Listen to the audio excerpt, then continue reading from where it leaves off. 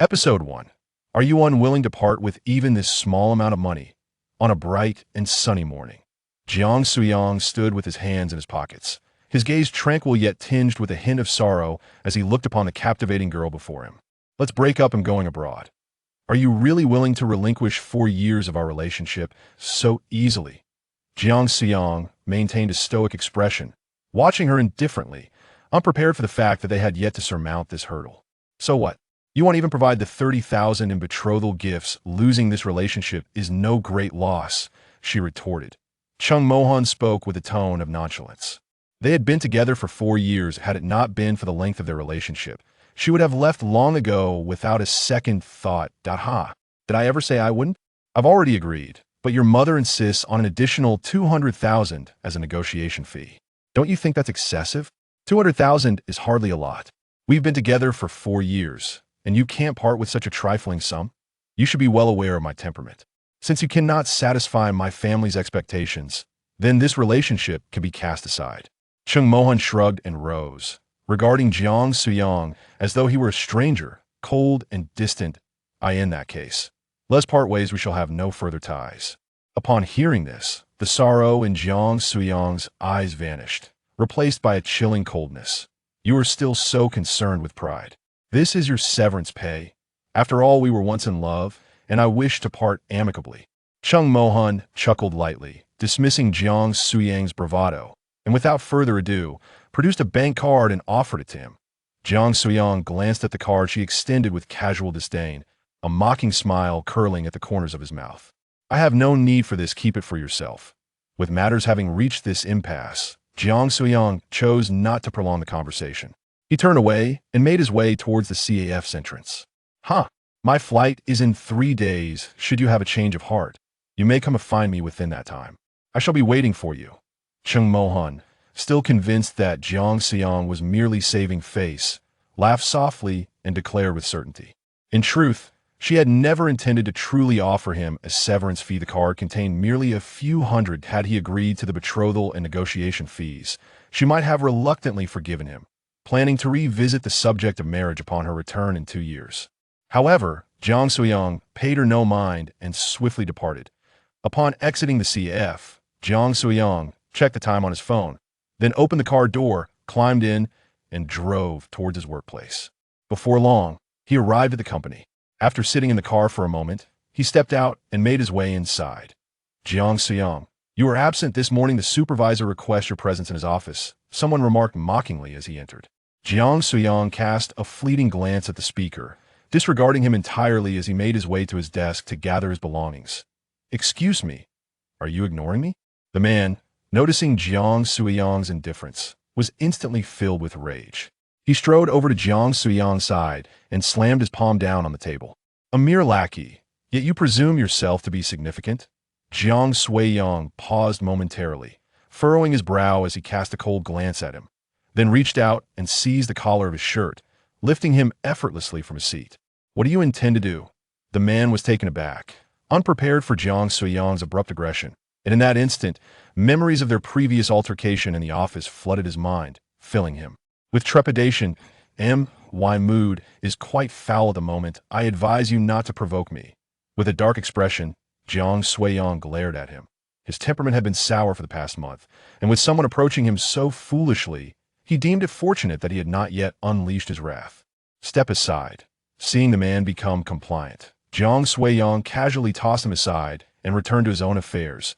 The bystanders in the office had been surreptitiously observing the spectacle, reveling in the drama unfolding before them. Unfazed by their stares, Jiang Suyang finished packing his belongings and departed with a sense of finality.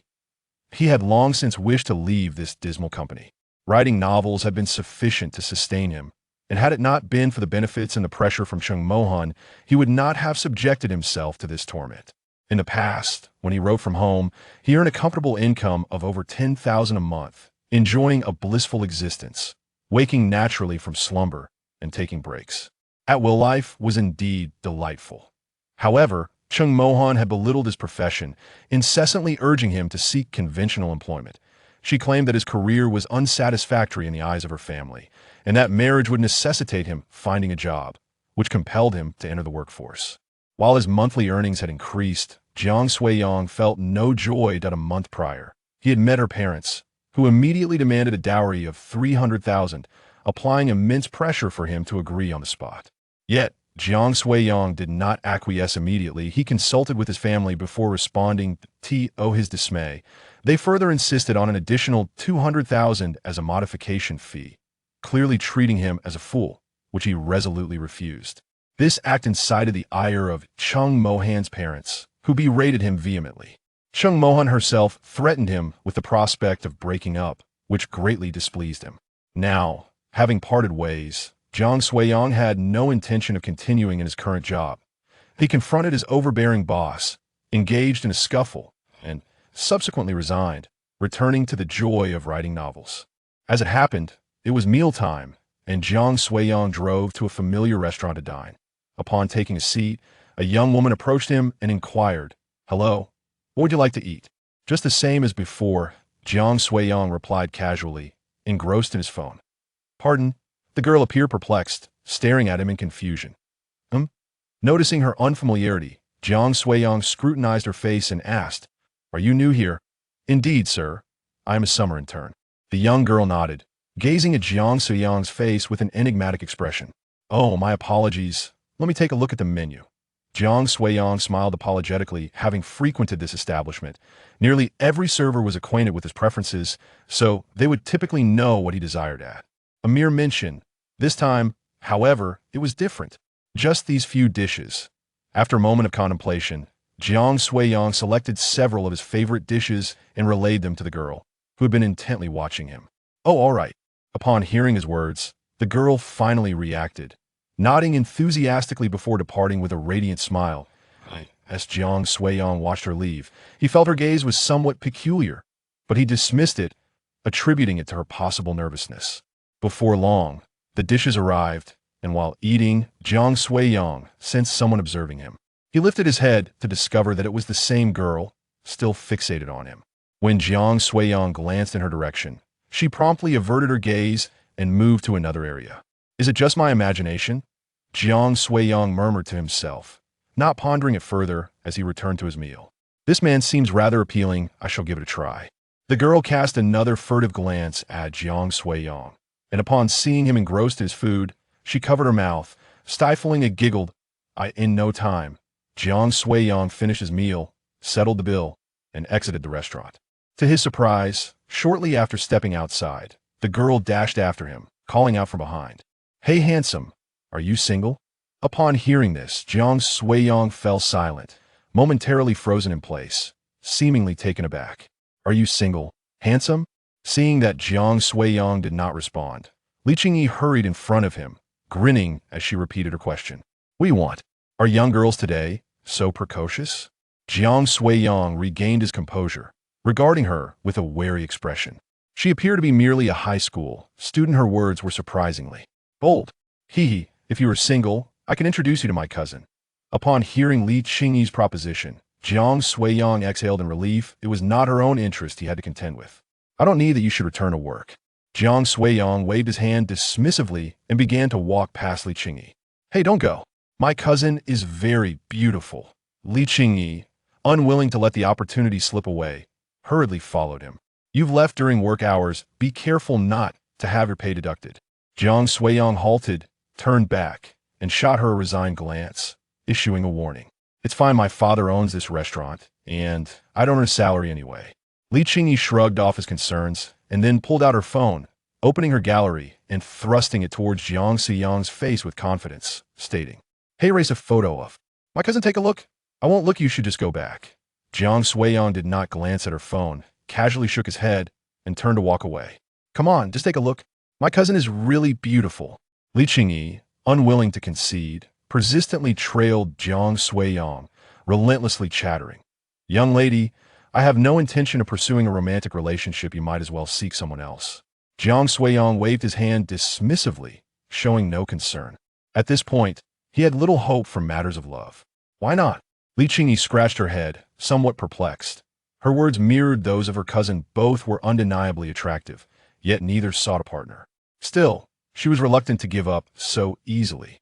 Jiang Sui-yong appeared to be quite handsome, A perfect match for her cousin. If they were to become involved, it would be a windfall for her. As she pondered this, Jiang Sui-yong had unknowingly distanced himself, and by the time Li Qingyi realized it, he was nowhere to be seen. Oh, what a pity. Seeing this, Li Qingyi stamped her foot, feeling somewhat helpless. What kind of man did her cousin truly prefer? It was indeed difficult to ascertain. Meanwhile, Jiang Sui-yong returned to his car, not dwelling on the earlier encounter, treating it merely as an amusing anecdote. If what the girl claimed were true that her cousin was exceptionally beautiful, finding a partner should be a trivial pursuit. It was merely a matter of her having high standards or some other reason. After resting in the car for a moment, he started the engine and drove towards home. Before long, Jiang Sui-yong arrived at his residence. After parking, he took his keys and strolled leisurely, lifting his gaze to the building before him. Though it was not particularly tall, it filled him with immense envy. This entire building housed many tenants like Jiang Sui-yong, all sharing a common landlord. How wonderful it would be to own an entire building to rent out. As he entered the elevator, he expressed his mix of envy and resentment.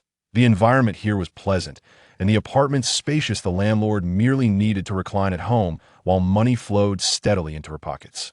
He too longed to experience such a life. Thus, with immense envy in his heart, Jiang Sui-yong arrived at his doorstep, unlocked the door, and stepped inside. Meow. Upon entering, his little cat, Tuanzi, rushed over, affectionately rubbing against Jiang Sui-yong's shoes. Oh, Tuanzi, it seems it will be just the two of us relying on each other from now on. You mustn't leave me. Jiang Sui-yong picked it up, gently stroking its head as he settled onto the sofa. He planned to devote himself entirely to writing novels at home. Escaping the frustrations of that wretched company, at least his mood would improve somewhat. After spending some time with Tuanzi, he set it down and retreated to his room, ready to begin typing. After an afternoon of incessantly tapping away at the keyboard, Jiang Sui-yong finally stretched languidly and exited his room. I'm utterly exhausted. I should treat myself to something delicious. He patted his stomach, feeling the pangs of hunger after a long day of work. Instead of ordering takeout, he decided to dine out. Before long, Jiang Sui-yong found himself carrying a bag of trash downstairs. After disposing of it, he stepped out of the community and enjoyed a meal at a nearby restaurant, leisurely making his way back afterward. As he re-entered the community and had taken only a few steps, he spotted the young girl from earlier that day, now appearing not far from him. Why is she here? Before Jiang Sui-yong could react, Li Qingyi noticed him, her face lighting up with joy as she rushed over. Hello. What a coincidence! Li Qingyi beamed at Jiang Sui-yong, expressing her delight. She had been lamenting earlier, but was pleasantly surprised to encounter him again. Why are you here again? You don't happen to live here, do you? Jiang Sui-yong rubbed his eyes, feeling somewhat exasperated. I don't live here. I came to visit my aunt. Li Qingyi replied, shaking her head before pulling out her phone to show Jiang Sui-yong a picture of her cousin. Upon hearing she did not reside there, Jiang Sui-yong felt a wave of relief wash over him. It was fortunate she didn't live here, or he would surely be inundated with her presence. Look, our meeting again signifies that you and my cousin are destined, doesn't it? Li Qingyi grinned at Jiang Sui-yong, her eyes sparkling with mischief. Episode 3. Your sister isn't here? I encountered you. So how does that imply a connection with your cousin? Jiang Sui-yong chuckled, feeling content after his meal. The spirited girl was quite amusing. Engaging in conversation with her was a pleasant diversion. I was about to introduce my sister to you at noon, but you left. Now that we've met again, doesn't that indicate a fateful connection between you and my sister? Li Qingyi spoke with an air of certainty, brandishing her phone, eager to present it to Jiang Sui-yong once more. That I believe it's more accurate to say that I share a stronger connection with you, Jiang Sui-yong replied, smiling as he took a step back, still avoiding her phone screen. Wow, I'm still in high school. What are you implying? Li Qingyi retreated a step, her expression turning wary, before awkwardly adding, though you are quite handsome and perfectly aligned with my aesthetic, it's simply not possible. Between us, Jiang Sui-yong was taken aback by her line of thought, feeling a mix of amusement and exasperation. However, while we may not be a match, you and my sister might be. What do you think? Li Qingyi giggled again, leaning in closer with her phone, her excitement palpable as she urged him to take a look. How old is your sister? Why the hurry? Even your cousin is involved. Jiang Sui-yong shook his head, still refusing to glance at her phone, instead posing a question. She's 27 this year, so she's likely around your age. Li Qingyi observed Jiang Suyang's face for a moment before responding. 27? That's not too much, is it? There shouldn't be any rush, right? Jiang Suiyang chuckled, feeling quite bored, and decided to indulge this girl in a conversation. Hee, she's not in a hurry, but my aunt is. They say if I introduce a partner to my cousin and it works out, I'll get 6,000 if they marry. There's an even grander gift, Li Qingyi said with a silly grin, her mind brimming with excitement at the thought if it truly happened. She would be rich. So that's how it is. Jiang Suiyang observed Li Qingyi's goofy smile and couldn't help but smile back. It's delightful to interact with a lively high school girl. Just look at the photos. My cousin is a stunning beauty. I guarantee you'll be satisfied.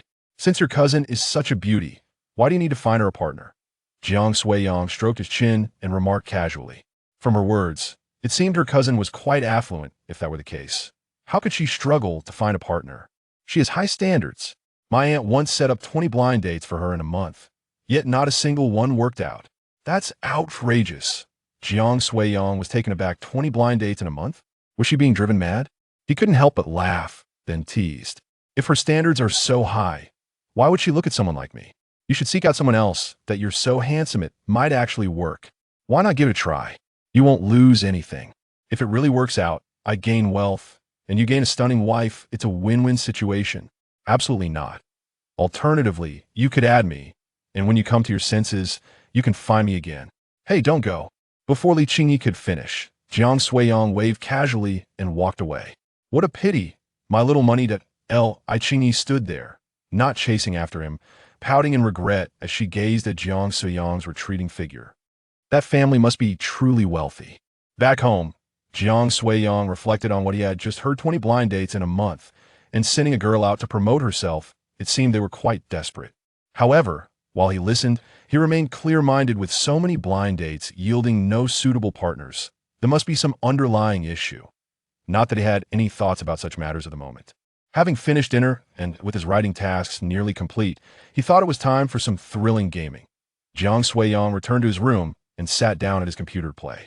After an unknown duration, he stepped out to get some water. Upon finishing, just as he was about to head back, a faint knock echoed at the door. The sound was so soft that he glanced at the door and dismissed it, intending to return to his room, when a youthful voice called out from the entrance. Sister, open the door. I'm here to play with you. Taken aback, Jiang Suiyang wondered where this little girl had come from. He walked over to the door, and upon opening it, he was greeted by a delicate little figure, perfectly chiseled like jade, standing at his doorstep. The little girl, seeing the door ajar, did not even lift her head but cheerfully stepped inside. Hey. Jiang Suiyang was taken aback by her boldness and hurriedly called out to her. Little sister, you must have come through the wrong door. He quickly approached her, crouching down to speak softly. The girl appeared adorably soft and sweet, probably around 3 or 4 years old, irresistibly cute, prompting Jiang Suiyang to gently pat her little head. Upon noticing the unfamiliar presence before her, the little girl became a bit frightened, quickly retreating behind the sofa. She peeked out, her tiny head emerging as she asked Jiang Suiyang, Who are you? Do not be afraid, I'm not a bad person. This is my home. You must have taken a wrong turn. Seeing her unease, Jiang Suiyang smiled and stepped back a little to ease her tension. No, my sister lives here. Upon hearing this, the little girl seemed to lose her fear and emerge from her hiding place, nibbling on her finger as she spoke. Which floor does your sister live on? Just as Jiang Suiyang posed a question, he heard the little girl's stomach grumble, indicating she was likely hungry. I'm hungry. She rubbed her little tummy with her hand, gazing at Jiang Suiyang with wide eyes. Have you eaten enough? Jiang Suiyang sat at the dining table, observing the satisfied expression on the little girl's face, and couldn't help but chuckle. I'm full. Thank you, big brother. Are you my sister's boyfriend? What? Jiang Suiyang rubbed his ears, convinced he must have misheard. How could this be happening again? I'm not your sister's boyfriend. Where do you live? Let me take you back. I don't want to go back. I came to find my sister. With that, the little girl jumped off the chair and scampered towards Jiang Suiyang's room, bouncing on her little feet. Hey, this is my house. Your sister is not here. Chapter 4. The woman in the mask. The little girl walked directly into Jiang Suiyang's room, and upon witnessing the scene within, which diverged from her expectations, she tilted her head and inquired of Jiang Suiyang, Brother, where is my sister's bed? This is not your sister's home. You have come to the wrong place. Jiang Suiyang replied, a hint of helplessness in his voice. After speaking, he took the little girl's hand and slowly led her out. Which floor do you live on? I will escort you home, he offered. I don't want to go home. I want to find my sister, the little girl insisted, shaking her head and slipping away to hide behind the sofa. All right, if you don't want to go home, how about I take you to find your sister? Jiang Suiyang said with a gentle smile. Okay, the little girl finally agreed, emerging slowly from her hiding spot. Which floor does your sister live on? Jiang Suiyang inquired, only to be met with a puzzled expression from the girl. She began counting on her little fingers, and after a moment, she opened her hand and gestured towards Jiang Suiyang. This, Jiang Suiyang chuckled at her gesture. So, the 5th floor then? Yes. However, this is the 6th floor. So you have made a mistake. I made a mistake. The little girl lowered her head, resembling a child who had misbehaved. Seeing her dejected demeanor, Jiang Suiyang crouched down, gazing at her cherubic face before lifting her into his arms. Shall I take you back then? Yes, thank you, brother. The girl beamed with joy upon hearing his words. Carrying her, Jiang Suiyang slowly exited the house and made his way towards the elevator. What is your name? He asked. My name is Annoyance. My parents and sister all call me that. Oh, Annoyance, did you come to find your sister by yourself? Jiang Suiyang continued, slightly concerned about the little girl venturing out alone. Yes. Aren't I impressive, brother? Annoyance giggled, wrapping her arms around Jiang Suiyang's neck. Where do your parents live? They live above my sister. Jiang Suiyang felt a sense of relief upon learning that her parents resided in the same building. At least she hadn't wandered in from outside. Brother, are you my sister's boyfriend? I do not know your sister. I am not her boyfriend, Jiang Suiyang responded, marveling at the maturity of children these days. This little girl, perhaps only 3 or 4 years old, already grasped the concept of romantic relationships. Can you be my sister's boyfriend? Then my sister won't be kicked out by our mother, Annoyance pouted, her eyes filled with hope as she gazed up at Jiang Suiyang. That won't do, he replied gently. Upon hearing his refusal, Annoyance's lips curled into a pout, and she lowered her head, muttering, all right. Jiang Suiyang playfully pinched Annoyance's chubby cheek, internally reflecting on how eager people have become. Having just encountered an older girl, now a younger one was presenting him with similar dilemmas. Judging by Annoyance's age, her sister could not be too much older, yet it was perplexing to think she might be driven away by her mother for lacking a partner. Soon, Jiang Suiyang cradled Annoyance and descended the stairs. Following Annoyance's directions, he approached a grand door and pressed the doorbell. After a moment, silence lingered, indicating that no one was home. Annoyance, it seems your sister is not at home. Shall I escort you back to your parents' house? No. I want to find my sister to play. Annoyance, fiercely obstinate, wriggled free from Jiang Suiyang's embrace and dashed to the door, spreading her arms wide and pressing her small frame against it. I want to go back. I want to find my sister to sleep. Seeing her stubbornness, Jiang Suiyang couldn't help but chuckle. He crouched down and gently patted her little head, saying, all right, big brother will wait with you, okay? Thank you, brother. Hold me. Upon hearing this, Annoyance's face lit up with joy. She turned and stretched her arms, eager for Jiang Suiyang to lift her. All right, brother will hold you.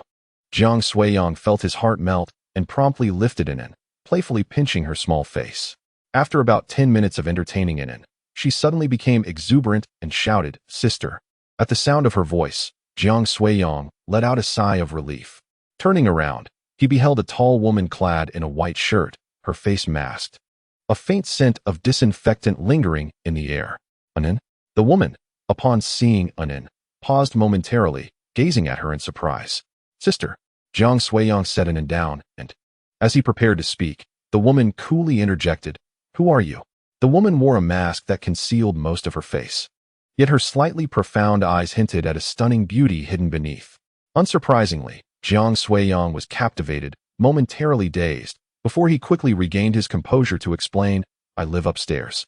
Your sister mistakenly came to the wrong floor, so I brought her here. Big brother can be your boyfriend. Then you can go home. Annoyance rushed forward to hug the woman's long legs, suddenly pointing at Jiang Suiyang with an innocent expression. Coughing, Jiang Suiyang was taken aback by Annoyance's unexpected remark. He cleared his throat, about to clarify, but the woman shot him a frosty glance, opened the door, and promptly carried Annoyance inside. With a resounding thud, the door slammed shut, leaving Jiang Suiyang standing there, momentarily stunned. Wasn't he that rather impolite? Once he regained his composure, a sense of frustration washed over him. How impolite. Not even a simple thank you. Jiang Suiyang shook his head in resignation. Not that he expected gratitude, but it left an unpleasant taste in his mouth. Perhaps she merely regarded him as one of those individuals attempting to approach her. As he walked home, he contemplated this possibility. After all, she was undeniably beautiful and must have endured countless similar encounters. And Anne's earlier comment likely stirred her thoughts in that direction, which was understandable. Nevertheless, Jiang Suiyang felt a flicker of anger. Yet, he reasoned, it would be absurd to knock on her door to clarify matters. Such an action would only complicate things further. In any case, their paths were unlikely to cross again, so he resolved to dismiss her thoughts entirely. Chapter 5. Swollen Hand. The following day, the first rays of morning sunlight streamed into Jiang Suiyang's room. He rubbed his eyes, barely cracking them open, and glanced at his phone for the time before tossing it aside, drifting back into slumber. Time slipped away, and only as noon approached did he slowly awaken, stretching luxuriously. The bliss of not having to work was refreshing. Jiang Suiyang exhaled a sigh of contentment before hastily rolling out of bed, grabbing his phone as he exited his room. After a quick wash and getting dressed, he opened the front door and stepped outside. What was going on? Upon reaching the elevator, he noticed a notice stating it was out of order and that workers had been summoned for repairs. It had been functioning perfectly well yesterday. How could it be broken today? Perplexed, he decided to take the stairs instead. Fortunately, he lived on the 6th floor, so it wouldn't be too exhausting. Just as he was relieved at not having to climb too high, his phone rang. He picked it up and saw that it was Chung Mohan calling. Without a second thought, he hung up.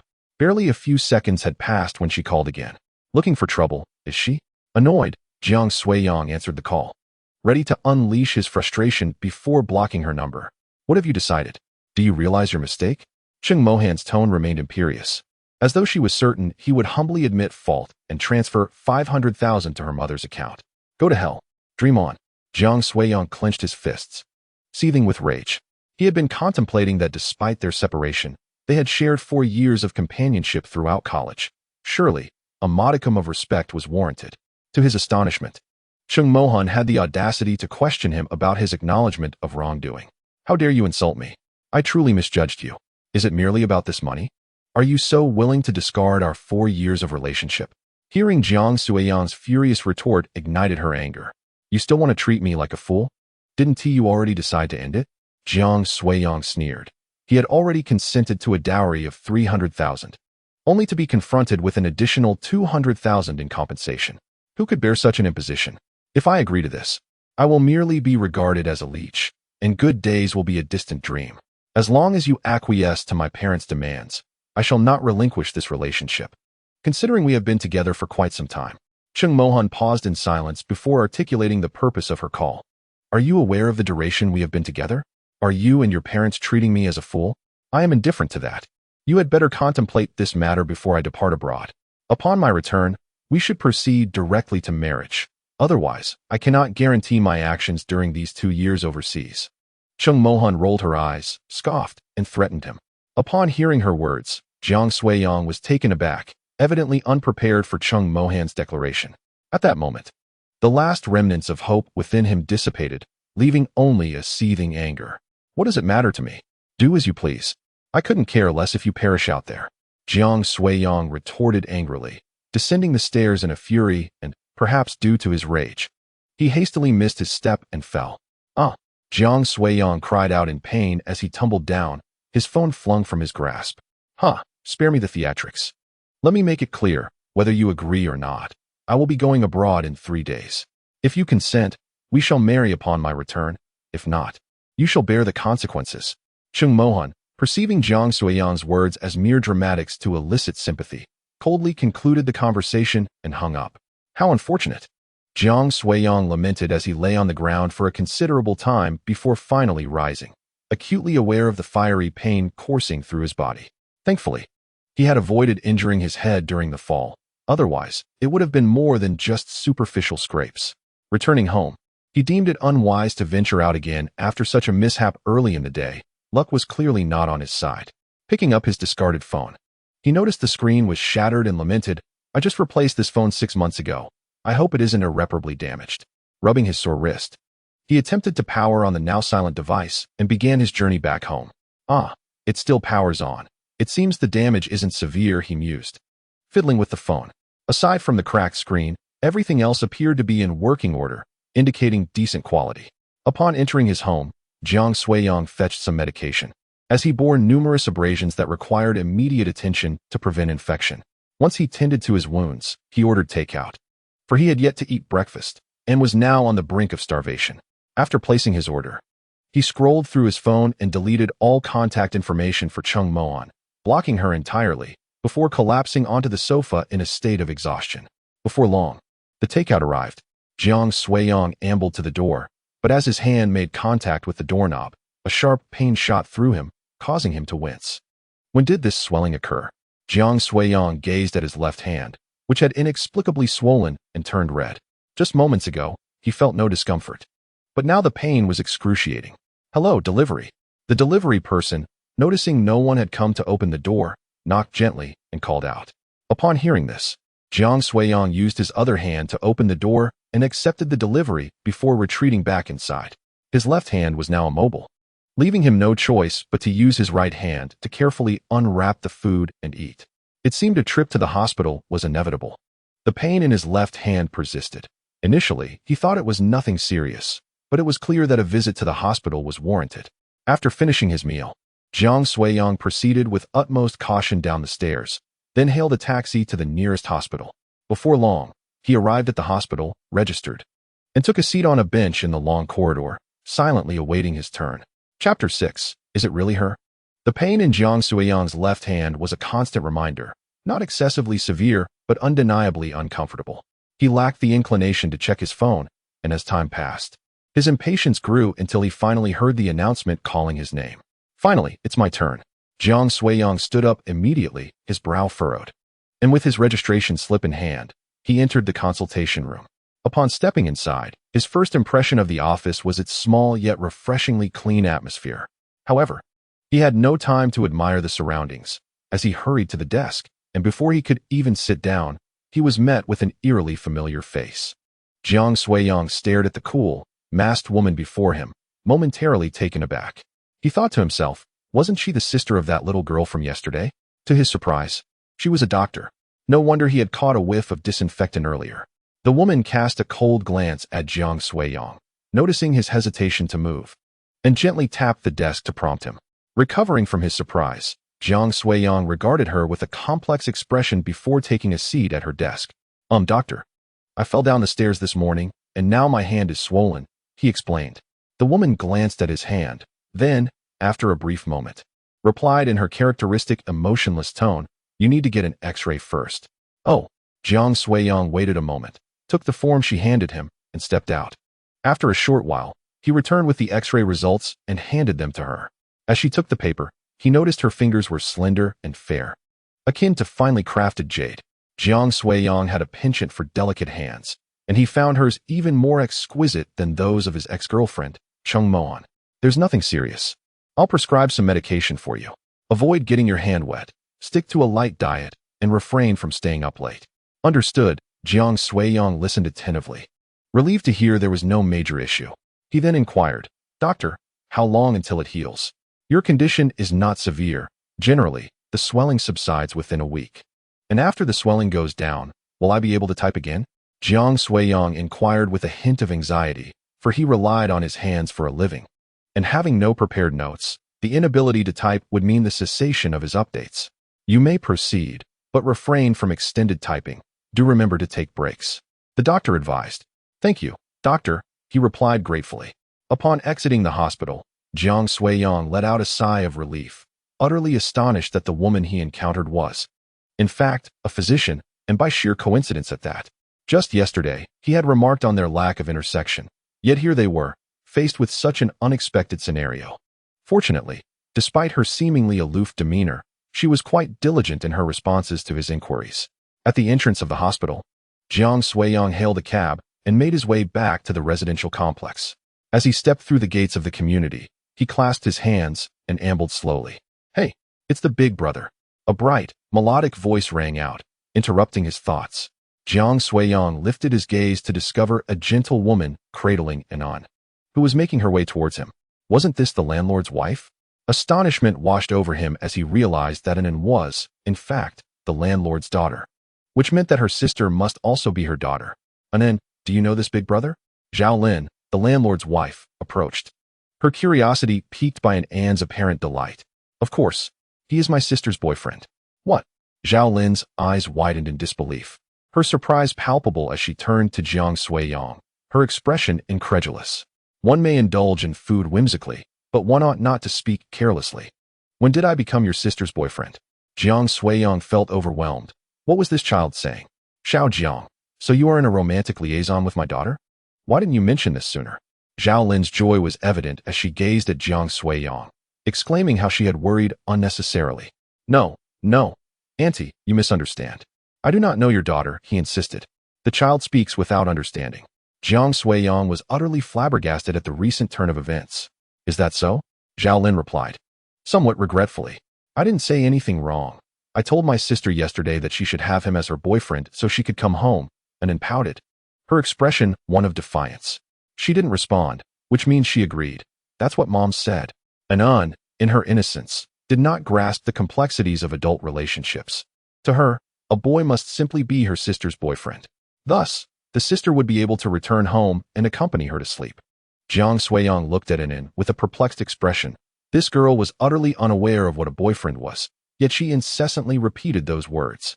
Anan struggled in Zhao Lin's embrace, requesting to be set down, and then dashed to Jiang Suiyang's feet, tugging at his trousers and sweetly stating, Anan wants brother to hold her. Jiang Suiyang crouched down, raising his swollen hand before her, and remarked, brother is injured and cannot hold Anan. Anan gazed at Jiang Suiyang's reddened palm, suddenly reaching out to gently tap it, then leaned in, blowing softly upon it. What are you doing? Jiang Suiyang asked, amused, somewhat baffled by her actions. Helping brother blow on it, so it won't hurt, Anan replied gently while blowing. Haha, brother doesn't hurt anymore.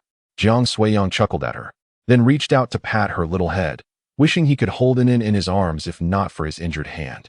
Zhao Lin stood before them, smiling as she observed their interaction, her attention fixated on Jiang Suiyang. If her daughter were truly dating, she wouldn't have to endure so many blind dates. This young man appeared quite decent, tall, handsome, and adored by children, seemingly a good match for her daughter. Ahem, Xiao Jiang, how old are you this year? 26. Perfect. Xiao Jiang, do you have a girlfriend? Zhao Lin inquired, her excitement rekindled.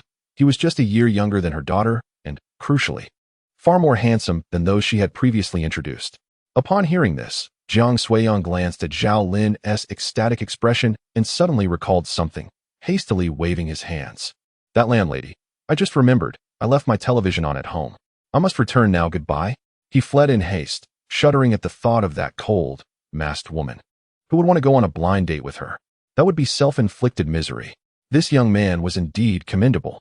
He should go back and discuss it with Lao Lu.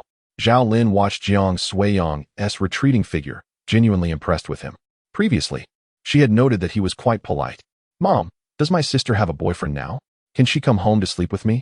Anan, seeing Jiang Suiyang leave, approached Zhao Lin, tugging at her pants and eagerly inquiring. Anan, who told you that your mother kicked your sister out? Zhao Lin replied, exasperated, as she crouched down to embrace Anan.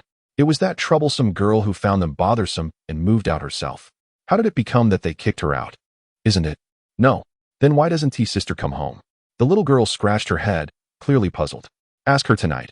Mother has something more important to discuss with you. Let us go home. Zhao Lin, filled with joy, carried Anan back home, eager to unravel the mystery behind this situation. If all was well, the next target would be him. Upon returning home, Jiang Suiyang glanced at the time. It was already noon. He felt no pangs of hunger and thus decided against ordering takeout, opting instead to recline on his bed, with his hand injured.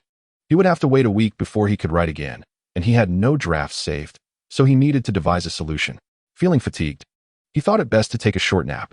After a moment's contemplation, Jiang Suiyang yawned, perhaps due to the medication he had taken, and soon found himself growing drowsy. He placed his phone on the table to charge and closed his eyes, slipping into slumber. He awoke slowly at 3 in the afternoon, gradually opening his eyes and sitting up in bed. Checking the time, he felt a strong hunger and decided to order takeout before sitting down at his computer. Lacking saved drafts and with his hand injured, he found himself unable to update properly. However, he did not wish to halt his updates completely. So he devised a strategy. He would change his schedule from 2 updates a day to 1. This way, it wouldn't be considered a complete interruption. Just as he finished notifying his readers, his takeout arrived, prompting him to step out for a meal. In the evening, Jiang Suiyang sat before his computer, typing with one hand. He had yet to complete his update for the day and felt pressed for time. After laboring for quite a while, he managed to type only 500 words. Just as he took out his phone to rest for a moment, he heard a series of knocks at the door. Could it be Annin again? He had few friends in this place, and the only one who would come knocking was probably her. Brother, open the door quickly. Annin is here to play. As he approached the door, he heard Annin's bright voice. Coming. He cheerfully opened the door, for he had a fondness for children, especially sweet little girls, provided they were well-behaved. Brother, I'm here. As soon as Jiang Suiyang opened the door, Annin dashed inside, scurrying about the room. What are you doing? He watched her with amusement, slightly perplexed by her antics. Hee, I'm exploring my brother's home, Annin declared, before promptly leaping onto the sofa, clapping her tiny hands and pointing at the television. Brother, I want to watch cartoons. All right, I'll turn it on for you. Jiang Suiyang joined her on the sofa, retrieving the remote control to switch on the television, inquiring what cartoon she wished to watch. Once he found the right show, he observed her rapt attention and chuckled helplessly. She claimed to be there to play, yet it seemed she had come solely for the cartoons. Did you come alone? He asked. My mom brought me. Oh. Reflecting on the landlord's face, Jiang Suiyang smiled wryly. How had she managed to raise a daughter who was a doctor while the other was not yet in kindergarten? It seemed Annin's father was quite extraordinary. Lost in thought, he couldn't help but chuckle, prompting Annin to curiously inquire, What are you laughing at, brother? Nothing much. Annin is so adorable, which brings joy to her brother. Jiang Suiyang touched his nose and chuckled awkwardly, realizing he had just misinterpreted the situation. He gently ruffled Annin's little head, shifted the topic, then stood up and hurried back to his room. After a while, Jiang Suiyang emerged to find Annin sitting quietly on the sofa, engrossed in a cartoon. Annin, still watching? He asked, grabbing some snacks and sitting beside her, offering them to her. Wow, thank you, brother, Annin exclaimed, her face lighting up with delight as she eagerly accepted the treats.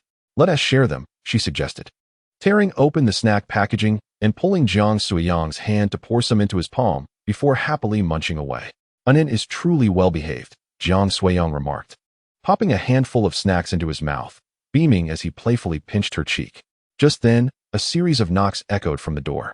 Annin, it seems your mother has come to find you, Jiang Suiyang said with a smile, standing up and walking towards the entrance. Hello, Auntie. He greeted as he opened the door, expecting to see the landlord, Aunt Zhaolin, but instead standing there was a woman wearing a mask, Annin's sister. Where's my sister?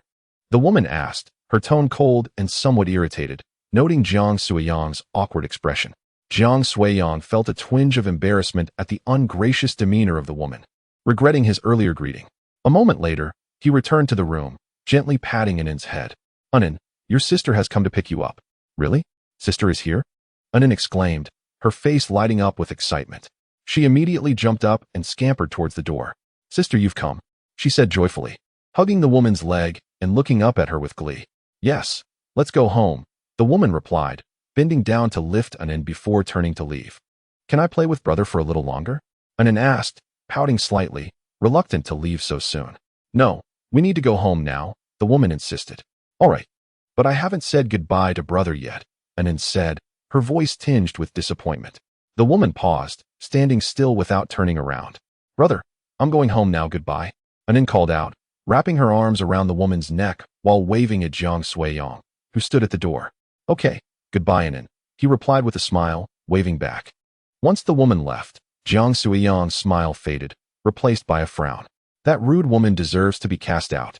Jiang Suiyang harbored a rather unfavorable impression of women, particularly this one, whose lack of courtesy was utterly appalling. She couldn't even muster a polite word. After all, she had benefited from his assistance in caring for her child. The woman returned home with Annin, placing her on the sofa before removing her mask, revealing a face that was both aesthetic and exquisitely beautiful. Did I not inform you of the floor? How could you still have gone to the wrong one? Hee, Annin wants to play with her brother, Annin replied. Sitting on the sofa, spreading her arms to embrace the woman's slender waist, playfully saying, Did mommy bring you here? Yes.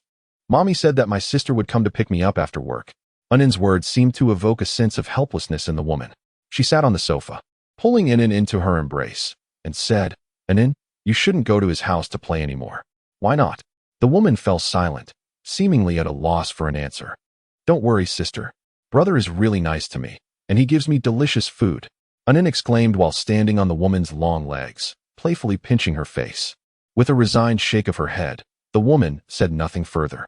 She set Anin down on the floor, loosened her hair tie, and walked into the room. Anin, observing the woman's departure, scampered after her, calling out, "Sister, Anin wants to take a bath." "Okay, wait for a moment," the woman replied. Meanwhile, Jiang Suiyang sat in his room, continuing to type slowly on the keyboard with his right hand. After what seemed like an eternity, he finally completed a chapter and sent it out, stretching lazily in his seat. Just then his phone chimed. Frowning slightly, his first thought was that Chung Mohan had called him again from a different number. He had already stumbled and fallen earlier that day due to her, which had left him quite disgruntled. If it were indeed her calling, he felt he would be justified in giving her a piece of his mind.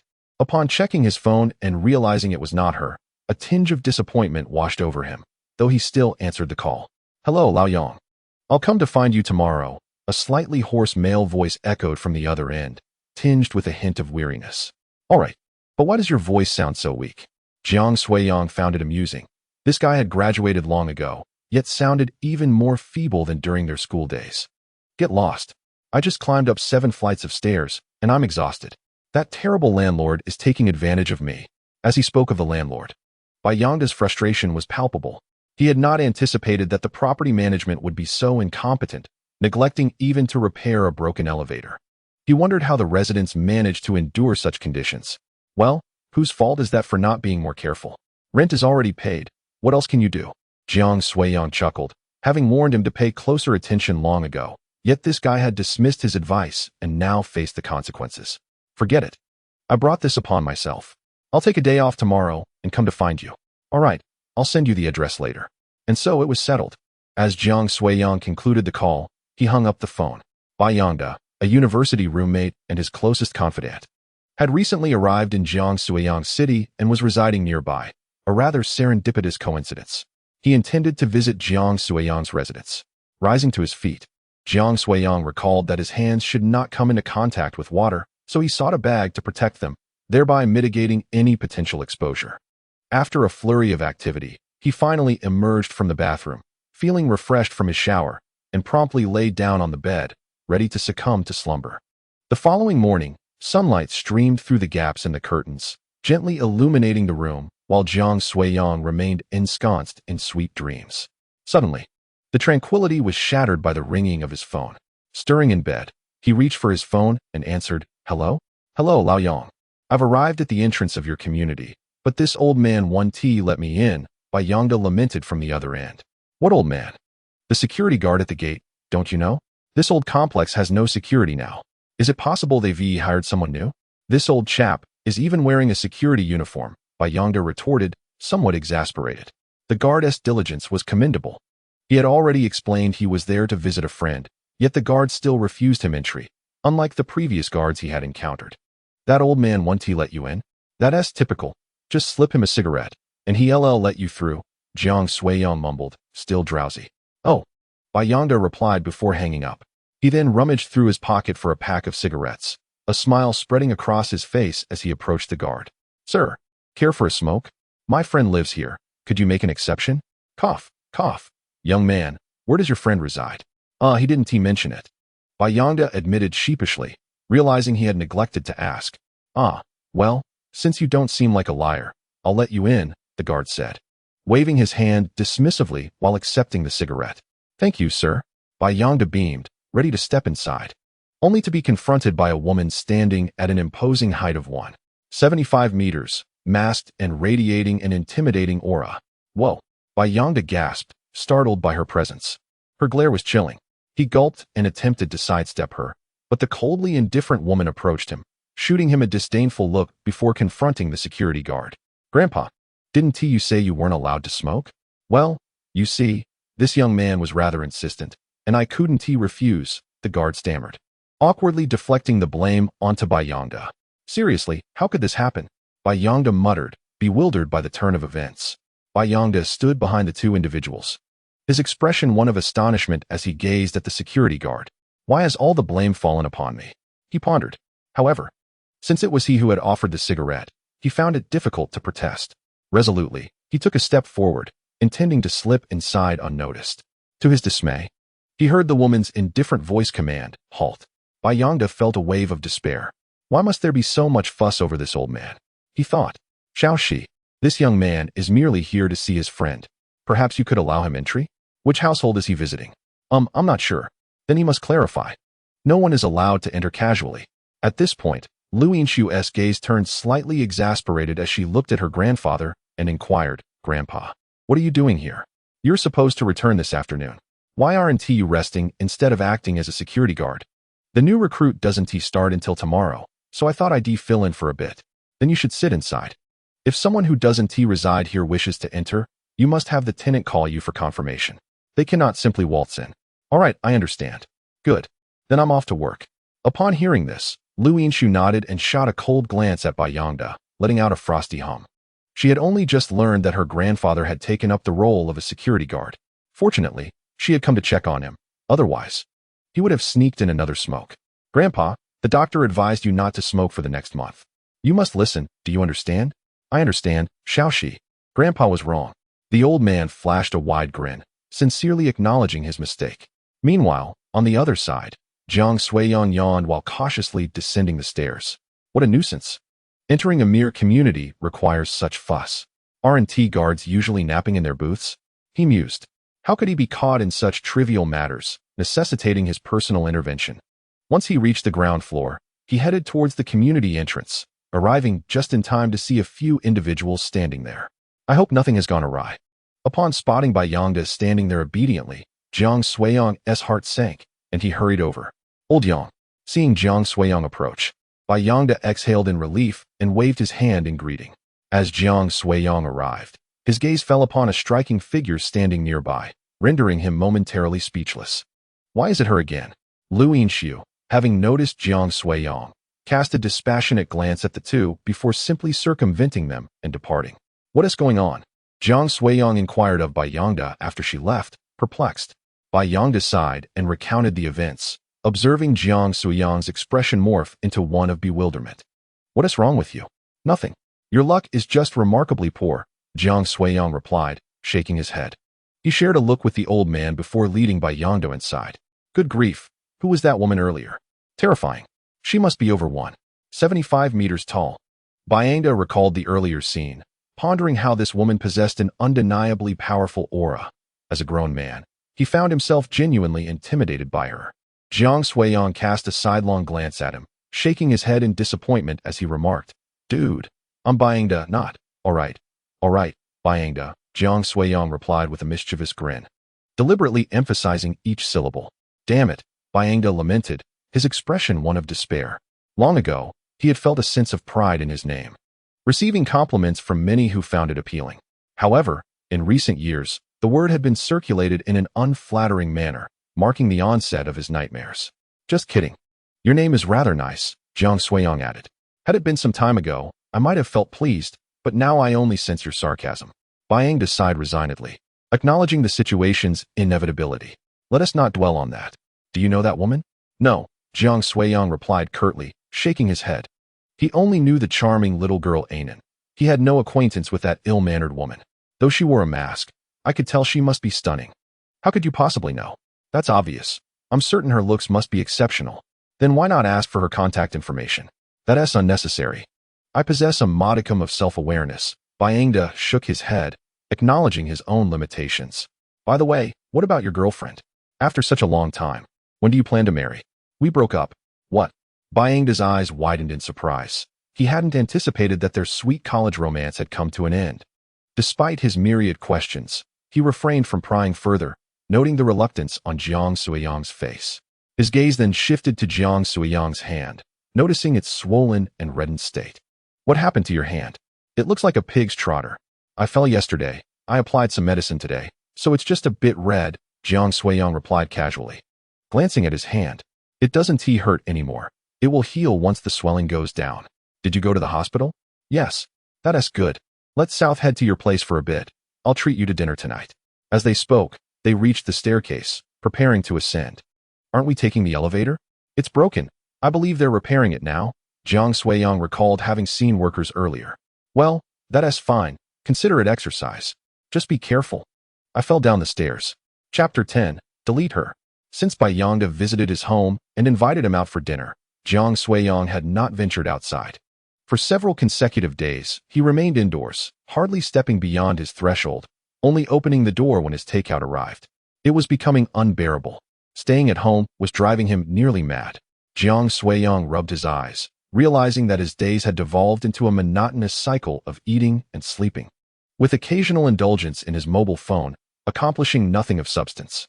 He had intended to update a chapter daily, but upon attempting to do so, he found typing with one hand excruciatingly uncomfortable and ultimately abandoned the endeavor, convinced that his readers would understand. Now, with his hand having healed and the pain subsiding, he resolved to resume his work starting today. He would draft some words first, and then take a leisurely stroll in the evening. Jiang Suiyang approached his computer, settling into his chair and powering on the machine that had lain dormant for a week. Half an hour later, the room resonated with the rhythmic clatter of keyboard strokes. He had finally commenced his writing. By nightfall, after a day of typing, Jiang Suiyang felt a twinge of soreness in his hands and opted against ordering takeout. Instead, he decided to dine out and take a walk. With this thought, he stood up, massaging his wrists, and leisurely stepped outside. The elevator had been repaired, so he took it down to the ground floor. As he emerged, just a few steps away, he heard a familiar and youthful voice.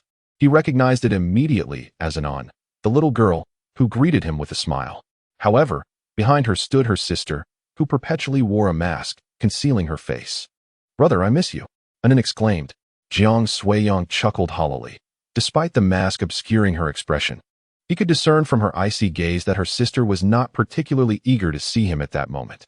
"Are you going out, brother?" "Yes, I'm going to eat." "Have you eaten, Annoyance?" "I've finished eating.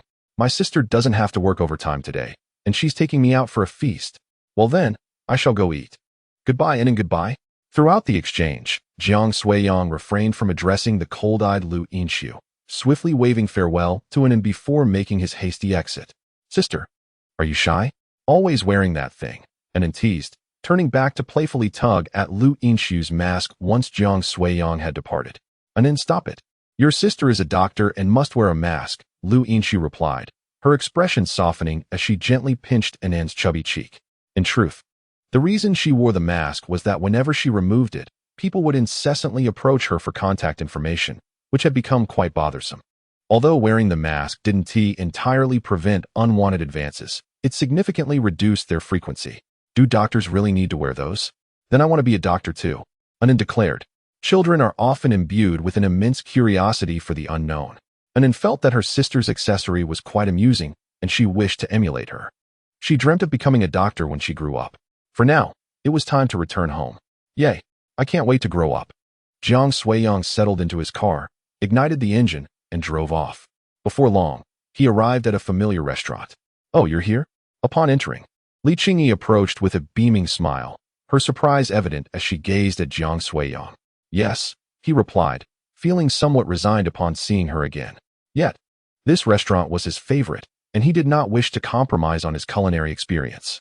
"The usual 3 dishes?" she inquired playfully. Jiang Suiyang, taken aback, responded. "You knew?" "Of course. I asked others and was just waiting for your return." She chuckled. "How thoughtful of you." Jiang Suiyang couldn't help but smile at her enthusiasm. "Well, you are a loyal customer, so I must put in some effort." "But, you know." Li Qingyi gazed at him with hopeful anticipation. "Still pursuing? All right. Let us add each other as friends, shall we? What if I refuse? Then each time you dine here, I will respectfully serve you until you agree." "Fine. Let us do it after the meal." Upon hearing this, Jiang Suiyang found her intriguing and couldn't help but smile in resignation before consenting. "Thank you," Li Qingyi exclaimed, her excitement palpable as she hummed a tune and strolled away. Her persistence had not been in vain. She had taken a small step closer to her goal of 6,000 yuan. Observing her buoyant demeanor, Jiang Suiyang shook his head, resigned to making the child happy.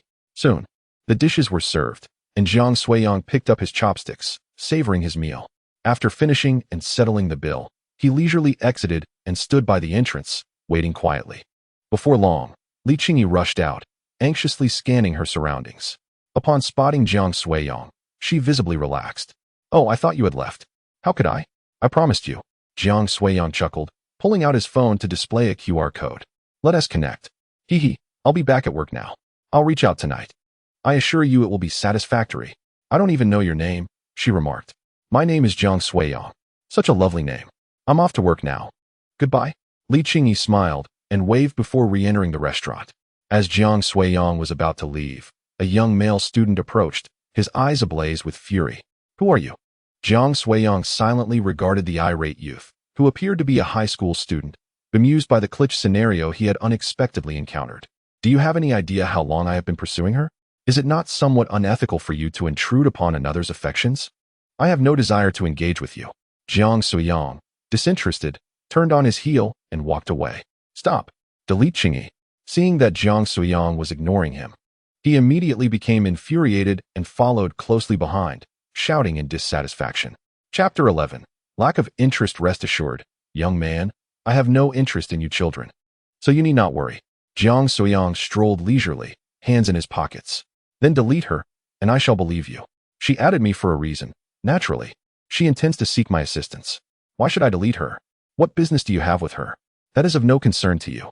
As Jiang Suiyang ambled along the sidewalk, he mused over this boy's absurdity. Instead of pursuing Li Qingyi, he was venting his frustrations on him. Given the circumstances, he felt justified in making light of the situation. Consider it a casual stroll to ease the tension. Why is it not my concern? You are a university student, after all. What could you possibly have to discuss with her? What do you think it might be? Jiang Suiyang replied, a wicked grin on his face. Gazing at the boy with an air of mystery, Chun Ming felt a chill at his words, but mustered the courage to respond. Is she seeking your help? Do enlighten me. I might be able to assist. Aren't you emotionally involved with her? Go ask her yourself. At this, Chun Ming scoffed, fixing his gaze intently on Jiang Suiyang. If you refuse to speak, it indicates your guilt. You claim it is uninteresting. Do you possess no sense of shame for so casually intruding upon another's relationship? Jiang Suiyang, hearing this, dug into his ear and sighed, feeling provoked. Do you have feelings for her? And yet you accuse me of intrusion? I am merely a good classmate of hers. Is that not a connection? Child, you are indeed invincible. Jiang Suiyang could no longer contain his laughter, erupting into a chuckle. Upon hearing his laughter, Chun Ming's face flushed with anger. His fists clenched as he glared furiously at Jiang Suiyang. What? Do you wish to strike me? Jiang Suiyang continued his stride, hands behind his neck, teasingly inquiring. Chun Ming remained silent, his eyes nearly ablaze with fury, yet he kept pace beside Jiang Suiyang. Come now, speak of your relationship with her. It cannot merely be that of classmates, can it? Chun Ming remained mute. Have you fallen silent? Then my assumption stands correct. Observing Chun Ming's continued silence, Jiang Suiyang nodded knowingly, then halted, positioning himself before Chun Ming, arms crossed, looking down at him coldly. If your connection with her is merely that of classmates, what gives you the right to come here and complain? If you lack the courage to approach her, why come here to assert your dominance? Who do you think you are? Jiang Suiyang towered over Chun Ming, who instinctively lowered his gaze, unwilling to meet his eyes. Out of words, Jiang Suiyang observed his demeanor, softening his tone slightly. Had this boy approached him with a better attitude, he might have offered a thoughtful explanation. However, being accused of unethical behavior right from the start was intolerable. I have pursued her for so long. Why should I yield to someone who arrives later? Chun Ming was momentarily lost in thought, then clenched his teeth, gazing at Jiang Suiyang with a look of unwillingness. Did you win her over? Isn't that what matters? You haven't succeeded, so on what grounds do you speak? He continued. Is it because you've pursued her for a long time that she belongs to you? How naive. If you're upset, go to her and have her delete me, rather than asking me to erase her. That would only make you appear foolish, you know? If she were your girlfriend, I'd gladly delete her, but alas, she is not. Jiang Suiyang shook his head, waving his hand in resignation, before stepping to the roadside and opening his car door. Chun Ming watched him with his fists clenched tightly. Rest assured, I won't compete with you. I wish you a swift victory in winning her heart, Jiang Suiyang replied with a smile, still too kind to let the young man crumble completely. Yet, despite his words, Jiang Suiyang felt the hope was dim. The eternal truth remained that a devoted admirer often becomes the fool in the end. Thank you, Chun Ming said after a moment of silence, exhaling in relief as he managed to squeeze out a word of gratitude. No need for thanks. Farewell. Jiang Suiyong rolled up the car window, unable to suppress a smile, and then drove away. Upon returning home, as soon as Jiang Suiyong sat down, a message from Li Qingyi arrived. "Can I call you Yongo?" "Sure," he replied, glancing at the time, puzzled as to why she had time to message him when she was supposed to be at work. Ding ding ding. Shortly after his reply, without further ado, Li Qingyi sent 3 photos. "These are pictures of my cousin. I guarantee they will satisfy you." Jiang Suiyong stared at his phone screen, feeling a mix of resignation and curiosity. Did she truly insist on this? He shook his head, but still opened the photos, eager to see just how beautiful she was. As Jiang Suiyong gazed at the frost-like visage of the woman in the image, he had to admit she was indeed stunning, even surpassing his ex-girlfriend in beauty. After a moment, he closed his phone and coughed lightly. He was undeniably impressed. It seemed Li Qingyi spoke the truth. Her cousin was indeed beautiful. However, such beauty, why was she still single? And why did she seem vaguely familiar? Just as Jiang Suiyong pondered this, another message from Li Qingyi appeared. "These photos were taken at my aunt's insistence, which explains her murderous expression. So did I deceive you? Isn't she incredibly beautiful?" Reading her words, Jiang Suiyong couldn't help but chuckle. She was indeed beautiful, but he had never indicated a desire to pursue her. What was with all the excitement? "Why are you silent? Have you been captivated by my cousin? Should I introduce you to her friends?" "That won't be necessary. Honestly, what do you think of the photos? Do you feel a spark?" "Not really. She seems somewhat familiar, though." "Is that so? You might have seen her before. She lives in your area." Jiang Suiyong gazed at the words before him, and suddenly, the image of that wretched woman flashed through his mind. Their gazes were strikingly similar. After pondering for a moment, Jiang Suiyong felt an increasing likelihood of connection, considering that both of their personas were remarkably alike, each struggling to find a partner while being urged by their families to marry. Never mind, it was best to disregard it. Yet, as this thought crossed his mind, Jiang Suiyong felt a shiver run down his spine. Why did it seem as though this person lingered like a haunting presence? What a coincidence to have encountered this. Chapter 12. It truly is her. How could you not notice my beautiful cousin? If I were a man, I would undoubtedly fall in love with her. Oh, come now. You've seen the photos. What more do you want?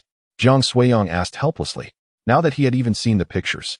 Surely Li Qingyi would believe he had no interest in romance. All right, just take a good look at these photos.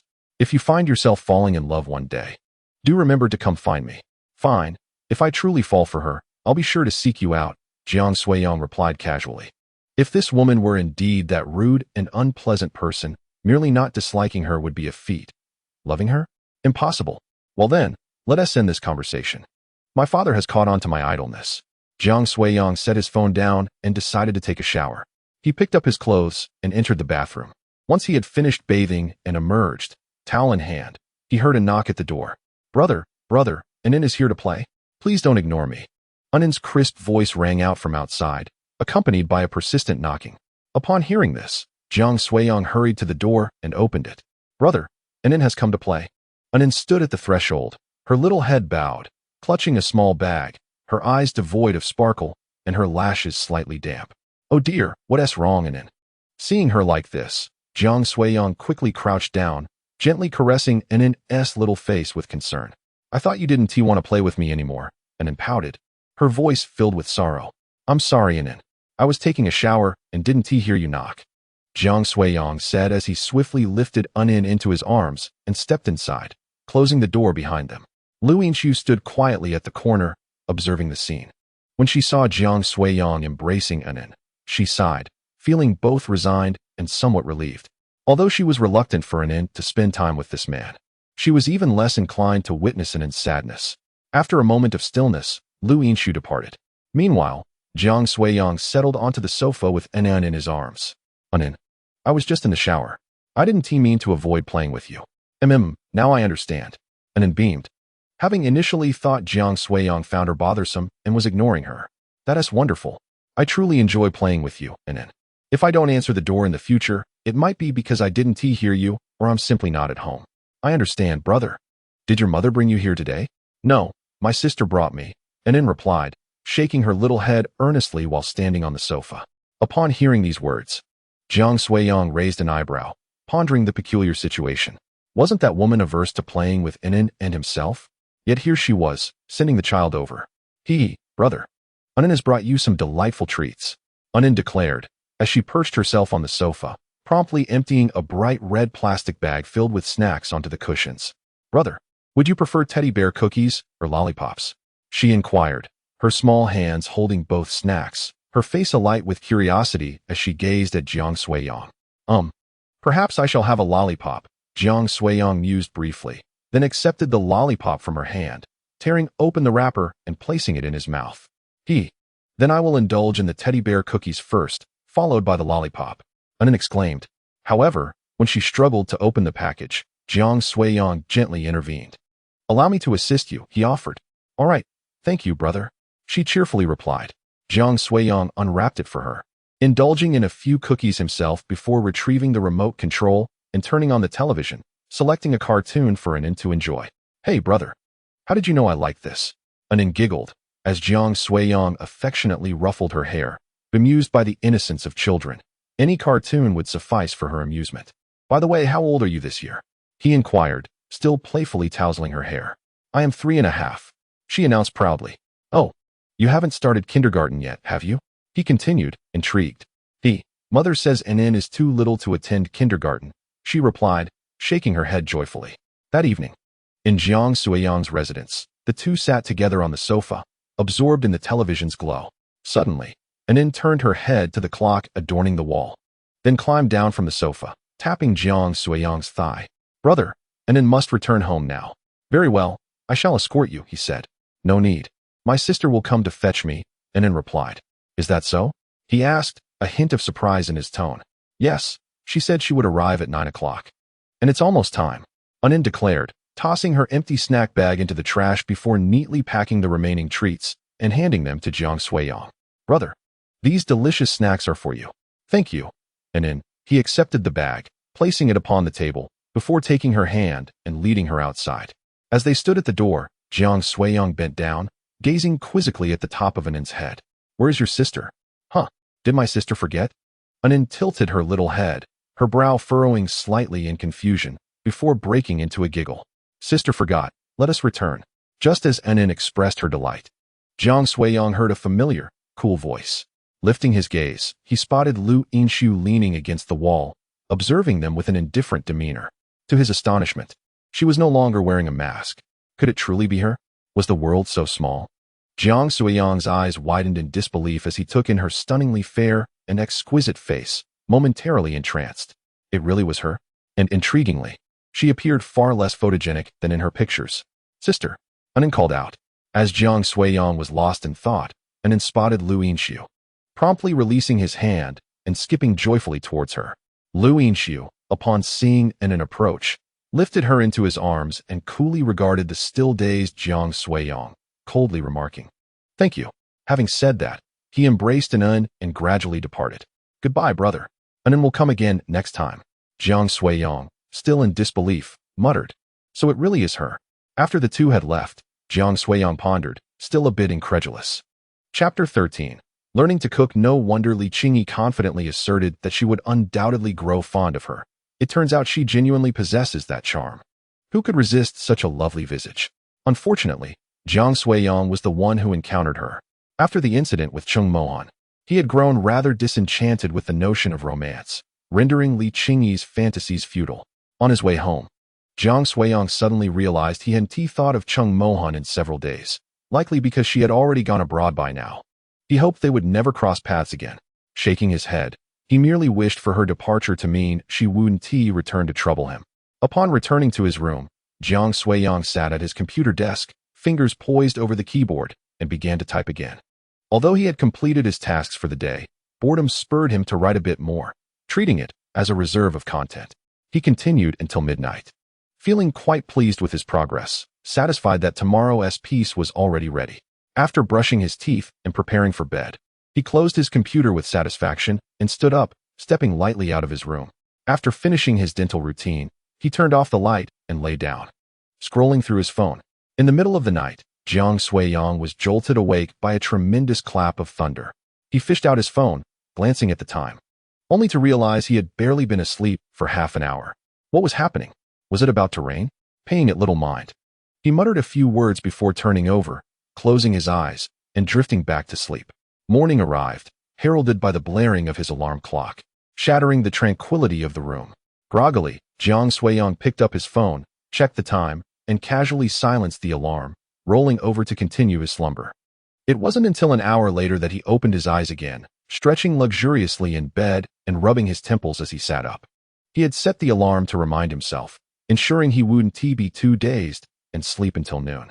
Now it was 9 o'clock. He had intended to take a stroll and grab breakfast, but upon seeing the rain pouring outside, his enthusiasm for venturing out evaporated. He casually consumed a piece of bread for breakfast and remained seated until noon before finally deciding to go out to buy some groceries and also have a meal.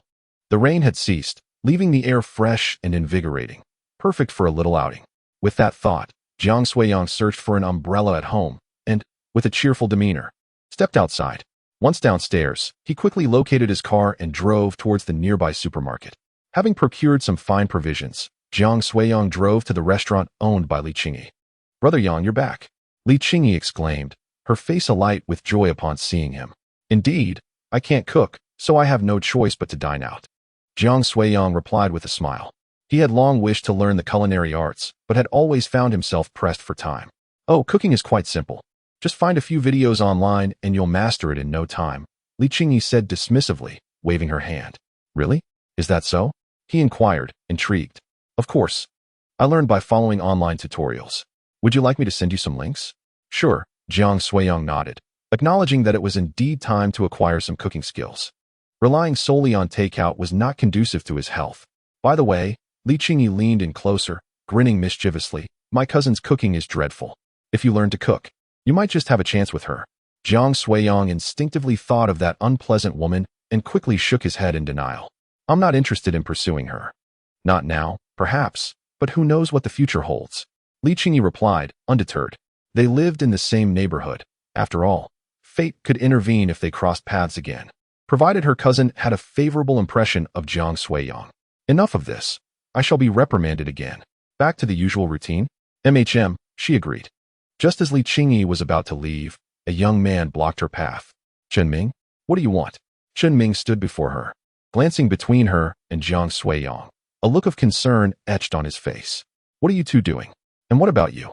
Li Qingyi retorted, puzzled by his demeanor. "Why are you so cheerful?" "It's obvious." Chenming clenched his fists, his gaze fixed intently on them.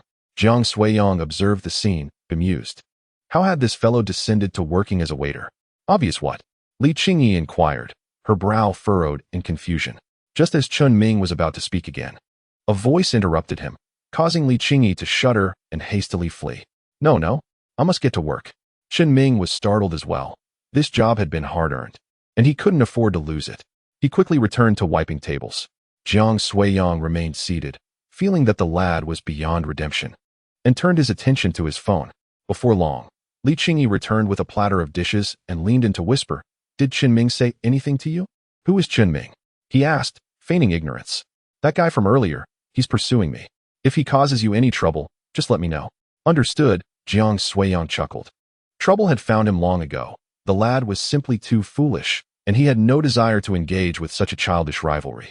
After finishing his meal, Jiang Suiyang received a plethora of videos from Li Qingyi, more than enough for him to begin his culinary journey. Stepping outside, he was about to enter his car when Chenming called out to him. "Need something?" "Nothing much. I merely wish to inquire. Do we not seem to be strangers? You have already troubled me twice." Jiang Suiyang cast a cold glance at him, disinterested in meddling in others' affairs, especially those wherein he was perceived as a rival. This notion vexed him greatly. "I simply wish to understand why your relationship is so amicable. Could you enlighten me? Is that what constitutes a close relationship?" "My dear brother, you have a significant misunderstanding. It would be prudent for you to study diligently." Jiang Suiyang shook his head in resignation, promptly opening the car door and taking his seat. Then departing. On the road, Jiang Suiyang could not refrain from sighing. This fellow was indeed peculiar, so young yet so obsequious. What would he become in the future? Chapter 14. Rent Increase.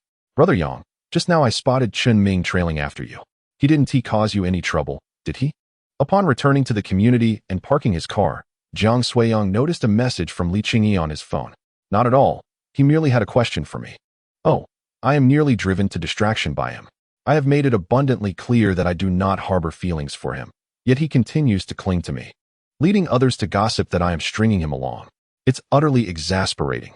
Glancing at Li Qingyi's message, Jiang Suiyong wished to avoid such discussions, casually replying with an emoji before putting away his phone and exiting the vehicle. He carried 2 large bags, meandering through the community, and soon encountered Zhao Lin, who was cradling in it. "Brother, it's you again." Upon seeing Jiang Suiyong, Annoyance joyfully clapped her hands and reached out for a hug. But upon noticing Jiang Suiyong's hands were occupied, she relinquished her request. "Xiao Jiang, what a coincidence to meet again." Zhao Lin regarded Jiang Suiyong with a warm smile. Ever since Annoyance confided in her about their encounter, she had increasingly found Jiang Suiyong to be quite a commendable young man. "Indeed, Auntie, are you heading out?" Jiang Suiyong inquired with a smile. "We are going to Grandma's house." Annoyance interjected before Zhao Lin could respond. "Well then, I shall take my leave." Jiang Suiyong nodded in acknowledgement and turned to depart. "Wait, Xiao Jiang, do you have a girlfriend?" "None."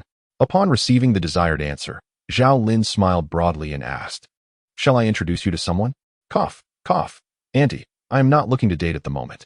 Hearing this, Jiang Suiyong could infer that Zhao Lin intended to introduce her daughter. The mere thought of that discourteous and pretentious woman sent a chill down his spine. "There's no harm in you two getting acquainted. She is quite beautiful. Who doesn't appreciate beauty?" Yet, Jiang Suiyong had long ceased to prioritize such superficial qualities. "Thank you, Auntie. But I just remembered that I left my television on at home. I must be on my way." Jiang Suiyong hastily waved his hand, uttering this in one breath before briskly walking away with his bags. "Mommy, you scared that brother away." Annoyance giggled, pointing at Jiang Suiyong's retreating figure. "Annoyance, do you like that brother?" "Yes, that is wonderful." Zhao Lin chuckled, playfully tapping Annoyance's little nose before lifting her up, saying, "Let us be on our way." Annoyance nodded joyfully, wrapping her arms around Zhao Lin's neck as she was carried forward, her gaze quietly fixed on Jiang Suiyong's retreating figure. Upon returning home, Jiang Suiyong neatly arranged his purchases before retreating to his room, where he powered on his computer and commenced his tasks for the day. He remained seated until the clock struck 6 in the evening, finally completing his assignments. Starving, he initially contemplated preparing a meal, but reconsidered, glancing at the time. He abandoned the idea of cooking, opting instead to order takeout via his phone before stepping out of his room. A thunderous roar reverberated through the air as Jiang Suiyong settled into the living room. Was another torrential downpour imminent?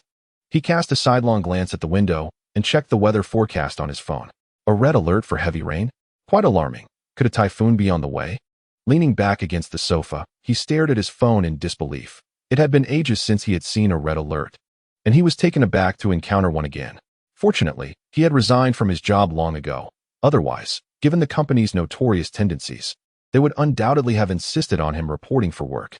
Before long, his takeout arrived. After finishing his meal, he waited for half an hour before grabbing his clothes and heading for a shower. Upon completing his shower and lounging on the sofa for a while, he realized he had not heard a knock at the door. Wasn't a knock coming today? Jiang Suiyong scratched his head in confusion, casting a quizzical glance at the front door. He had always been fond of children, and Annoyance's absence today left him somewhat disappointed. The following day, Jiang Suiyong rose early, having gone to bed at a reasonable hour the night before. As he descended from his bed, another round of thunder rumbled, prompting him to shake his head and exclaim, "Poor working class." Although the thunder was quite loud, it was a relief that it was not raining outside.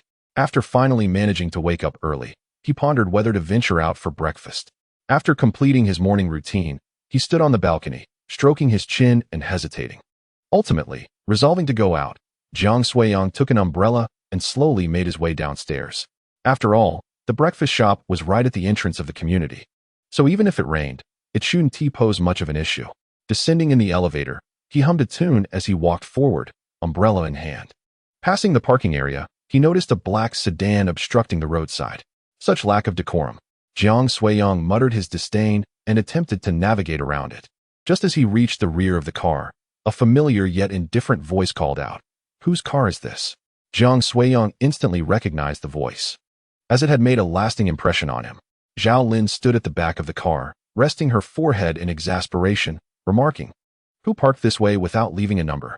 Lu Yinshu frowned, her demeanor cold as she checked the time on her phone before opening the car door and taking her seat in the driver's position. Hey, what are you doing?" Zhao Lin was startled by her sudden action and hurried over, knocking incessantly on her car window while shouting, "Let this person learn a lesson. There are so many like this every day. If you choose not to intervene, I shall do it for you," Lu Yinshu replied nonchalantly. Although there was no underground parking, ample parking spaces were available. It was evident that this was a deliberate act, and she was too apathetic to engage in further discussion, opting instead to simply push through. Jiang Suiyang stood nearby, momentarily taken aback. He had not anticipated such fierceness from this woman. "Xiaoxi, remain calm. Do you wish to go through this again?" Zhao Lin exclaimed, nearly frightened to death. She was puzzled about where Lu Yinshu's temperament originated, recalling a previous incident where she preferred to incur a loss rather than concede. "What kind of landlord are you? Every day, complaints about illegal parking arise, yet you have never taken action?" Lu Yinshu's face was cold, showing no mercy towards Zhao Lin. Her words blunt and unyielding. "You were busy with company matters before, right? Rest assured, I shall take charge this time. Anyone who parks carelessly will see their rent increased." Zhao Lin felt a bit embarrassed by her daughter's rebuke and responded earnestly. Chapter 15. Perhaps she dislikes me. A rumble of thunder startled Jiang Suiyang, prompting him to abandon the spectacle and rush off to buy breakfast. Upon hearing Zhao Lin's words, Lu Yinshu's expression softened slightly as she cast a fleeting glance at the retreating Jiang Suiyang, inquiring, "What now? I am going to be late and still cannot locate someone to move the car." "Do not fret. Let Xiao Jiang take you," Zhao Lin urged, spotting Jiang Suiyang and calling out to him. "Xiao Jiang." Jiang Suiyang halted at the sound of Zhao Lin's voice, turning around in confusion. "Did you call for me, Auntie?" Yes. Auntie needs your help with something," Zhao Lin replied. "What is it?" Jiang Suiyang glanced at Lu Yinshu, still seated in the car, before directing his attention back to Zhao Lin. "You saw that my daughter is running late for work. Could you please give her a ride?" Upon hearing this, Jiang Suiyang was at a loss for words. Why should he be involved? Had he known, he would have refrained from lingering. "I'm sorry, Auntie, but I suddenly have a stomach ache. It's best if you take her yourself," he insisted. "But Auntie's car isn't here, so I must trouble you," Zhao Lin persisted, unwilling to let this rare opportunity slip away. "Then I am afraid I cannot assist you. Goodbye," Jiang Suiyang said, turning away and making a swift exit. "Wait, take her, and your rent will be waived," Zhao Lin exclaimed. "Really?" Jiang Suiyang immediately halted, a surge of excitement coursing through him as he turned to her. "Absolutely. Oh, my stomach suddenly feels fine. Leave it to me." Jiang Suiyang grinned broadly, approaching her with enthusiasm, though he found the icy demeanor of Lu Yinshu somewhat off-putting. Who would willingly turn down an opportunity for financial gain? "Xiaoxi, let Xiao Jiang drive you," Zhao Lin suggested. "That would be troublesome. I prefer to push through directly," Lu Yinshu remarked, casting a glance at Jiang Suiyang, clearly reluctant to be driven and favoring a more direct approach. "Had I known earlier, I would not have conversed so extensively with Zhao Lin. Perhaps I could have taken a taxi and made it in time for him to drive me. This month, I will refrain from arranging any blind dates for you. Is that agreeable?" "Really?" "Indeed. If you continue to dawdle, you will undoubtedly be late." "Very well then." Lu Yingx opened the car door and exited, then approached Jiang Suiyang, casually remarking, "Please hurry. I cannot afford to be late." "Cannot afford to be late? Why did you tarry? You had ample time to take a taxi, yet you chose to dawdle, and now you realize the urgency?" Jiang Suiyang could not help but roll his eyes, suppressing the urge to scold her, and quietly walked ahead to his own car. He opened the door and took a seat, while Lu Yingx also entered, settling in the back seat. "Address? Do you not know it? Stay calm. Maintain your composure. This is a month's rent. Do not lash out." The journey was marked by silence, and although Jiang Suiyang harbored grievances, he refrained from retaliation. He drove swiftly to the hospital he had visited previously, finally stopping at the entrance. "Thank you." Upon arrival, Lu Yingx expressed her gratitude, opened the door, and hurriedly made her way toward the entrance. Impolite, bad-tempered, arrogant, and aloof. No wonder she struggles to find a partner. Jiang Suiyang rolled down the window, sighed dramatically, and raised both middle fingers at her departing figure. While Lu Yingx was indeed breathtakingly beautiful, Jiang Suiyang thought to himself that any man deceived by her looks would be most unfortunate. At noon, Lu Yingx collected her meal from the cafeteria and found a seat. After just a few bites, someone approached and sat down across from her. Lu Yingx glanced up briefly, remaining unfazed, and continued to eat her meal. "Hey, why are you acting as if you can't see me?" Xia Yushua said, visibly displeased. "I see you, and then what?" Lu Yingx replied, still focused on her food. indifferent to the interruption.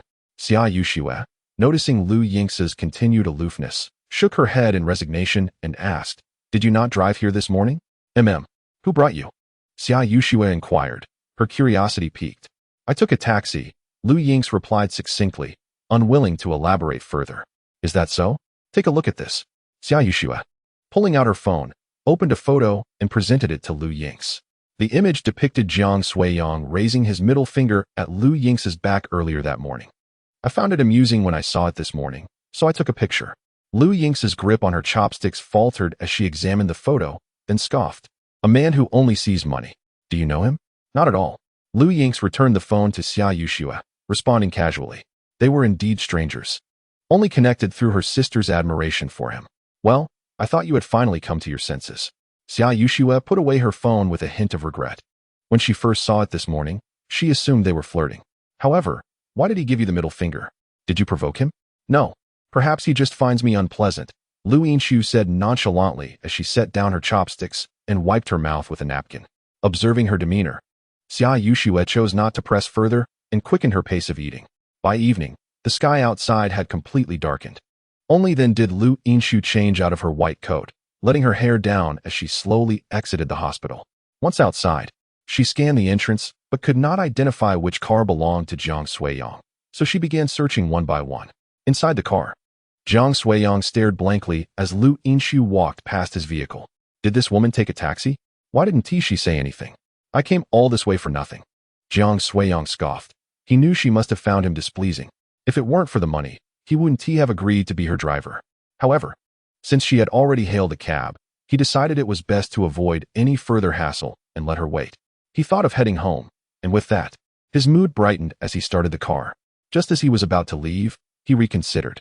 "Forget it, I'll wait a little longer." Although Jiang Suiyang was quite annoyed with Lu Yingxiu, he could never deny her beauty. A striking woman standing alone, especially at night, exuded a hint of danger. Chapter 16. A mix-up. Thus, Lu Yingxiu stood at the intersection waiting for Jiang Suiyang, while he sat in his car quietly observing her.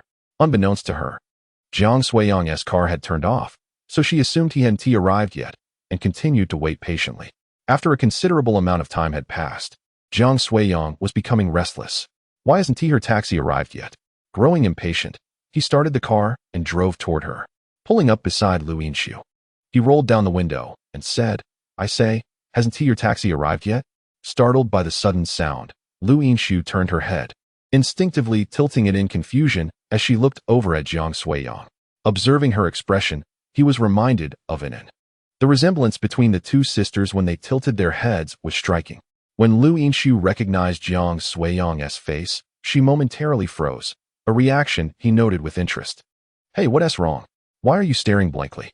At his words, Lu Yingxiu clenched her fists, fixing her gaze intently on Jiang Suiyang. After all this time, it turned out that this insufferable man was inside the car. This was the first time a man had managed to infuriate her to this extent. If she had known, she would have taken a taxi earlier.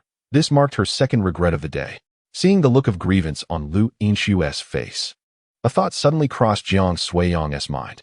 Could it be that this woman had never hailed a taxi and had been waiting for him all along? Upon reflection, Jiang Suiyang felt a twinge of embarrassment as he glanced at her. Just as he was about to speak, Lu Yingxiu approached, opened the car door, and settled inside. Noticing her silence and recognizing his own fault, Jiang Suiyang refrained from further conversation and instead drove in contemplative silence towards home. The atmosphere within the vehicle grew increasingly subdued, with Jiang Suiyang acutely aware of Lu Yingxiu's frosty demeanor. I apologize. I thought you had hailed a taxi," Jiang Suiyang finally ventured, acknowledging his lapse in judgment and opting to offer an apology. Lu Yingxiu remained unresponsive, which only heightened Jiang Suiyang's discomfort. After a considerable time of silence, when Jiang Suiyang assumed the tension would persist, Lu Yingxiu unexpectedly broke the stillness. "What led you to believe I had taken a taxi?" "You passed by me earlier without entering the car, so I naturally thought you had," he replied, realizing he had misjudged the situation. Her calm response left Jiang Suiyang momentarily speechless, surprised that the misunderstanding had arisen at all. Thankfully, he had not departed without clarifying. Yet, he couldn't help but ponder whether her eyesight was less than keen. The area where he parked was quite well lit. How could she have failed to recognize him?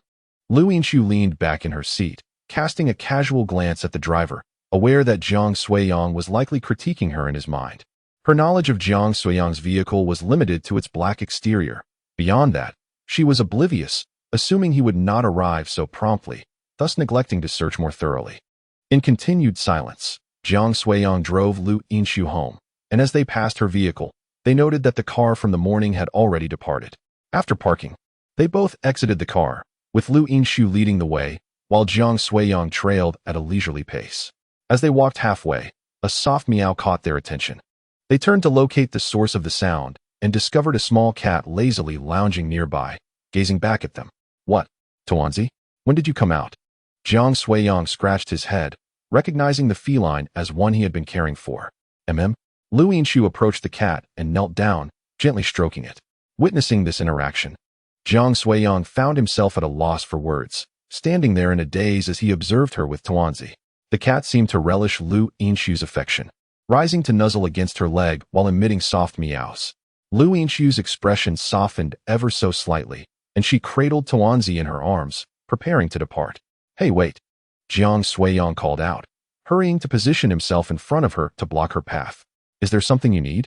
Lu Yinshu paused, casting a disinterested glance at Jiang Suiyang.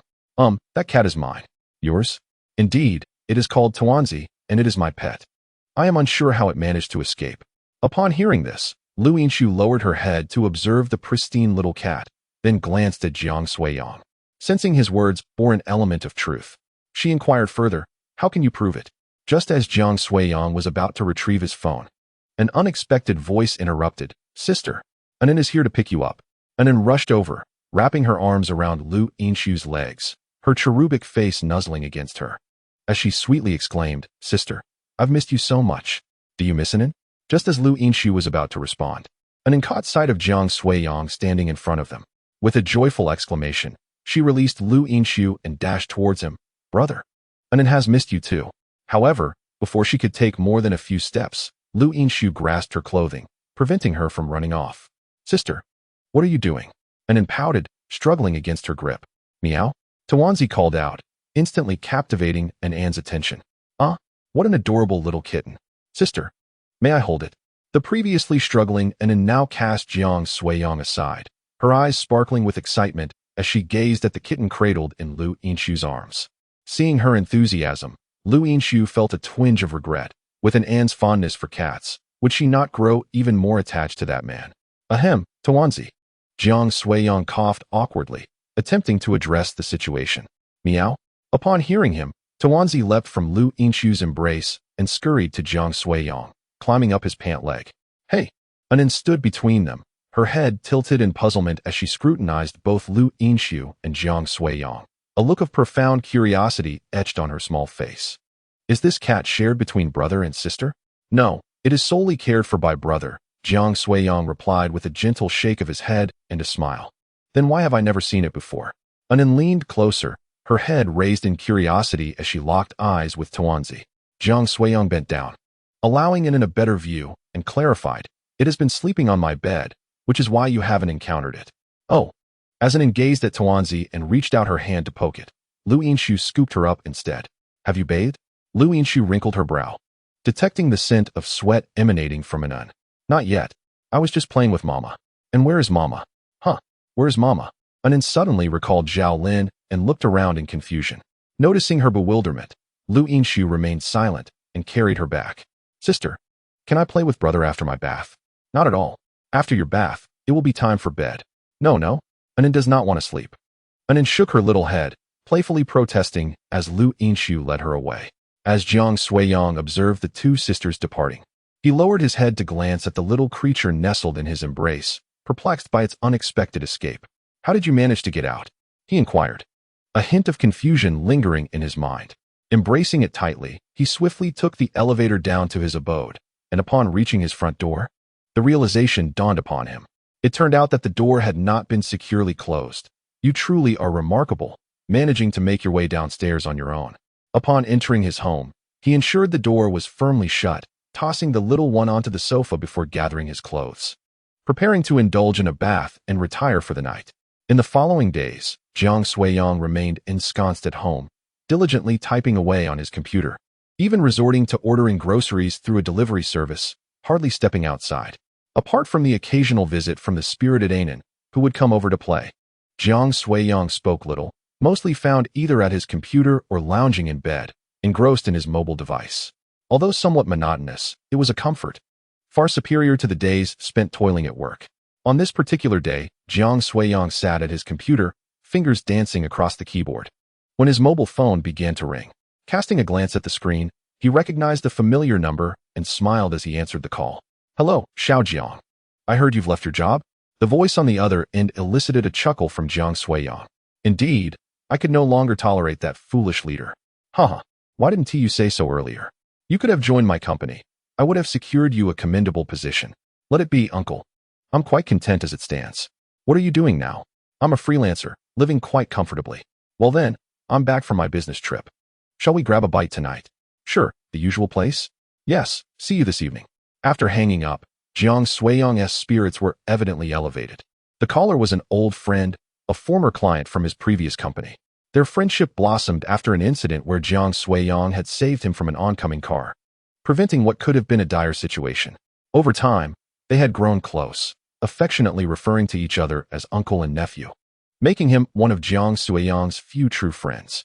As night fell, Jiang Suiyang remained at his computer, having just completed his writing. It was nearly time to set out. Rising from his seat, he stretched his limbs, then gathered his phone and car keys, stepping out of his room. Just as he reached the door, a knock resonated, prompting him to open it and reveal Anan, who stood eagerly at the threshold, her gaze filled with anticipation. "Brother, I'm here." Upon seeing her, Jiang Suiyang crouched down, a smile gracing his lips as he affectionately ruffled her hair, feeling a twinge of regret as he said, "I'm sorry, Anan. I have to go out tonight and won't be able to play with you."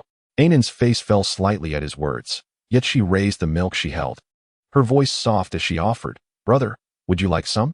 Better you drink it yourself. You're still growing," Jiang Suiyang replied, shaking his head. Unable to resist the sight of the little one holding the milk before him, he lifted her into his arms, cherishing the moment. Upon hearing this, Anan blinked her large eyes and, in a sweet and childish voice, replied, "Anan has already had some. I begged my sister for a long time before she finally agreed to give it to me." "All right then, brother will accept it." Jiang Suiyang felt a warm sensation in his heart and reached out to take it, smiling as he spoke. "Hee, brother. Can Anan play with the little kitten in the future?" "Of course, when you come next time, brother will let it play with you." Yay. While saying this, Jiang Suiyang closed the door and slowly walked towards the elevator, continuing, "Brother will take you home." Thank you, brother." Once inside the elevator, Jiang Suiyang pressed the button for the 7th floor. Anan noticed this and stretched out her hand, pointing at the button, saying, "Brother pressed it wrong. Sister is on the 5th floor. Are you going to find your sister?" Yes. "Isn't your sister working overtime?" "No need, sister is at home." It seemed she did not have to work that night. Jiang Suiyang nodded and pressed the button for the 5th floor. Looking at the satisfied Anan, he playfully pinched her small nose, chuckling. "Doesn't Anan like her sister very much?" "Yes." Seeing Anan's excited expression, Jiang Suiyang smiled as well and fell silent, allowing Anan to playfully pinch his face. Soon, the elevator doors opened on the 5th floor. Jiang Suiyang stepped out and arrived once more at Lu Yinxia's doorstep. He hoped that this time the unpleasant woman would exhibit a modicum of courtesy. Reflecting on his previous visit, he felt quite disgruntled. With that thought, he knocked on the door and, holding Anan, stood waiting for her to open it. A few seconds later, Lu Yinxia opened the door and, upon seeing Jiang Suiyang, was momentarily taken aback. "I need to step out for a bit and cannot play with Anan, so I brought her back." "Sister, Anan is back again." Anan wiggled her little bottom in Jiang Suiyang's arms and opened her arms towards Lu Yinxia, smiling broadly. Chapter 18. Lu Yinxia said nothing, stepping forward to take Anan from Jiang Suiyang's embrace. She glanced at him and, still in a cool tone, said, "Thank you." She was indeed a bit more polite than before. "No need to mention it." Jiang Suiyang returned her gaze, then looked at Anan, waving at her with a smile. "Goodbye, Anan." "Bye-bye, brother." Anan remained blissfully cheerful, and Jiang Suiyang, unsure of what made her so happy, playfully pinched her little face before turning to leave. After Jiang Suiyang departed, Anan shifted her attention back to Lu Yinxia, excitedly saying, "Sister, Anan wants to go out and play too. Can you take Anan with you?" Hearing this, Lu Yinxia kissed Anan's little face and, with sincere regret, replied, I'm sorry, Anon. Sister is very busy with work. Let's have your mother take you, all right? Anan pouted her lips and quietly gazed at Lu Yinxia. What's wrong? Lu Yinxia closed the door and, observing Ann's demeanor, questioned with a hint of confusion. Anan is very unhappy. I want sister to stay with me tonight. Though held by Lu Yinxia, Anan placed her hands on her small hips, pouting in protest. The embrace of a sister offers solace as she whispers sweet nothings. Meanwhile, after escorting Anan away, Jiang Suiyang descended in the elevator to the ground floor. Just as he stepped out, he noticed a middle-aged woman in a parking space. Berating someone unseen, Jiang Suiyang's car was parked nearby, and though he initially intended to ignore her, she initiated conversation. Excuse me, are you aware that the landlord plans to raise the rent? She inquired. Is that so? Jiang Suiyang replied, opening his car door, a hint of curiosity crossing his face. I was in a hurry and had to stop briefly, and now the landlord wants to increase my rent because of it? Oh, I recall now. You are the one frequently accused of improper parking, he remarked with a smirk. Has she mentioned the rent increase to you? Indeed. She warned that further infractions would lead to a rent hike. If you ceased parking chaotically, you wouldn't face such issues. I am aware. But who among us hasn't been in a rush at times? What is wrong with a temporary stop? The woman appeared disgruntled, clearly displeased with Zhao Lin's actions. Listening to her grievances, Jiang Suiyang couldn't help but smirk slightly before retorting. Where's your car parked now? Right beside me, she replied, furrowing her brow. Seemingly dissatisfied with his question. No urgent matters at hand. What do you mean? She responded, momentarily taken aback. I have a vague recollection of you. Many here have been inconvenienced by your vehicle, correct? With your myriad of urgent matters, how is it that now, upon the announcement of a rent increase, you find yourself without any concerns? And yet, here you are, complaining as if I share your lack of decorum? Having made his point, Jiang Suiyang grew weary of the exchange, climbed into his car, started the engine, and drove away, dismissing her further remarks. Such individuals lack decorum. Perhaps a rent increase would temper her attitude. Having lost a bit of time, Jiang Suiyang arrived to find someone awaiting him. Apologies, uncle, for my tardiness, he said as he entered a restaurant near his former workplace, addressing a robust man standing at the entrance. No worries, I just arrived as well. Lu Wenyuan replied with a hearty laugh, stepping forward to greet Jiang Suiyang. You look well. It appears life is treating you kindly, Lu Wenyuan noted, observing Jiang Suiyang's vibrant demeanor. Indeed, no laborious job to drain me. Spending my days at home has been quite pleasant. I wake naturally. Splitting my time between work and leisure, it is difficult not to appear well, though I must admit, my mental faculties are somewhat strained. And my hair is in a precarious state. Lu Wenyuan chuckled heartily, patting Jiang Suiyang on the shoulder. Let us celebrate, shall we? Uncle, we cannot drink and drive. Of course, we shall substitute tea for wine. Very well, Jiang Suiyang nodded in agreement and followed him into the restaurant. Suiyang, do visit my home in a few days. Your aunt is eager to meet you. Lu Wenyuan took a sip of tea and gazed at Jiang Suiyang, smiling as he spoke. Were it not for Jiang Suiyang's timely assistance back then, he would likely still be languishing in the hospital. Consequently, his wife had long wished to meet Jiang Suiyang in person to express her gratitude, but time had always eluded them. Of course, I can go at any time, he said. Let us plan for a couple of days from now, and I will inform you then. Very well. Your arm should be fine now, right? Lu Wenyuan glanced at Jiang Suiyang's arm and inquired. After so many examinations, it must be in good condition, Jiang Suiyang replied with a slight shake of his head, his tone tinged with resignation. Previously, in saving Lu Wenyuan, his arm had sustained a minor scrape, yet it was nothing serious. But Lu Wenyuan insisted on taking him to the hospital for checks no less than 3 times. That is good to hear. If you have any other health issues, remember to tell me. Don't keep anything from me, Lu Wenyuan urged. Understood, Jiang Suiyang nodded. The two conversed amicably like close relatives, and once their meal arrived, they began to eat. Later that evening, after their meal, they exited the restaurant together. Should you ever need anything, don't hesitate to reach out, Lu Wenyuan said with a warm smile, giving Jiang Suiyang's shoulder a gentle pat. Sure thing. If things get tough, I'll come looking for you, Jiang Suiyang replied, returning the smile.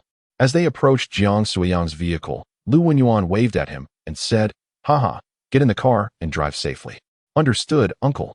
You drive safely as well, Jiang Suiyang nodded before opening the car door and taking a seat inside. Seeing this, Lu Wenyuan smiled, and walked towards his own car. Jiang Suiyang glanced at Lu Wenyuan's departing figure, chuckling softly before starting his vehicle towards home. Shortly thereafter, Jiang Suiyang and Lu Wenyuan encountered each other in the parking lot, both staring at one another in astonishment. Chapter 19. A convergence of thoughts. Standing in the parking lot, they exchanged wide-eyed glances. After a brief moment, Lu Wenyuan exclaimed in surprise, "Suiyang? What brings you here?" "Uncle, I live here," Jiang Suiyang replied, equally taken aback, never imagining that Lu Wenyuan resided in the same vicinity. "What a remarkable coincidence. What? Why have I never seen you before?" Lu Wenyuan queried, puzzled, as he had no recollection of Jiang Suiyang living there. "I just moved in not long ago, merely 2 months ago," Jiang Suiyang explained. "Oh, I see," Lu Wenyuan realized, recalling that he had been away on a business trip 2 months prior, which accounted for their lack of encounters. "Haha, that makes it even better. Come over to my place for a drink tonight," Lu Wenyuan suggested enthusiastically. "Absolutely. Just call me when you're done, and I'll come right over," Jiang Suiyang responded, smiling back at Lu Wenyuan. "All right, I'll call you tonight."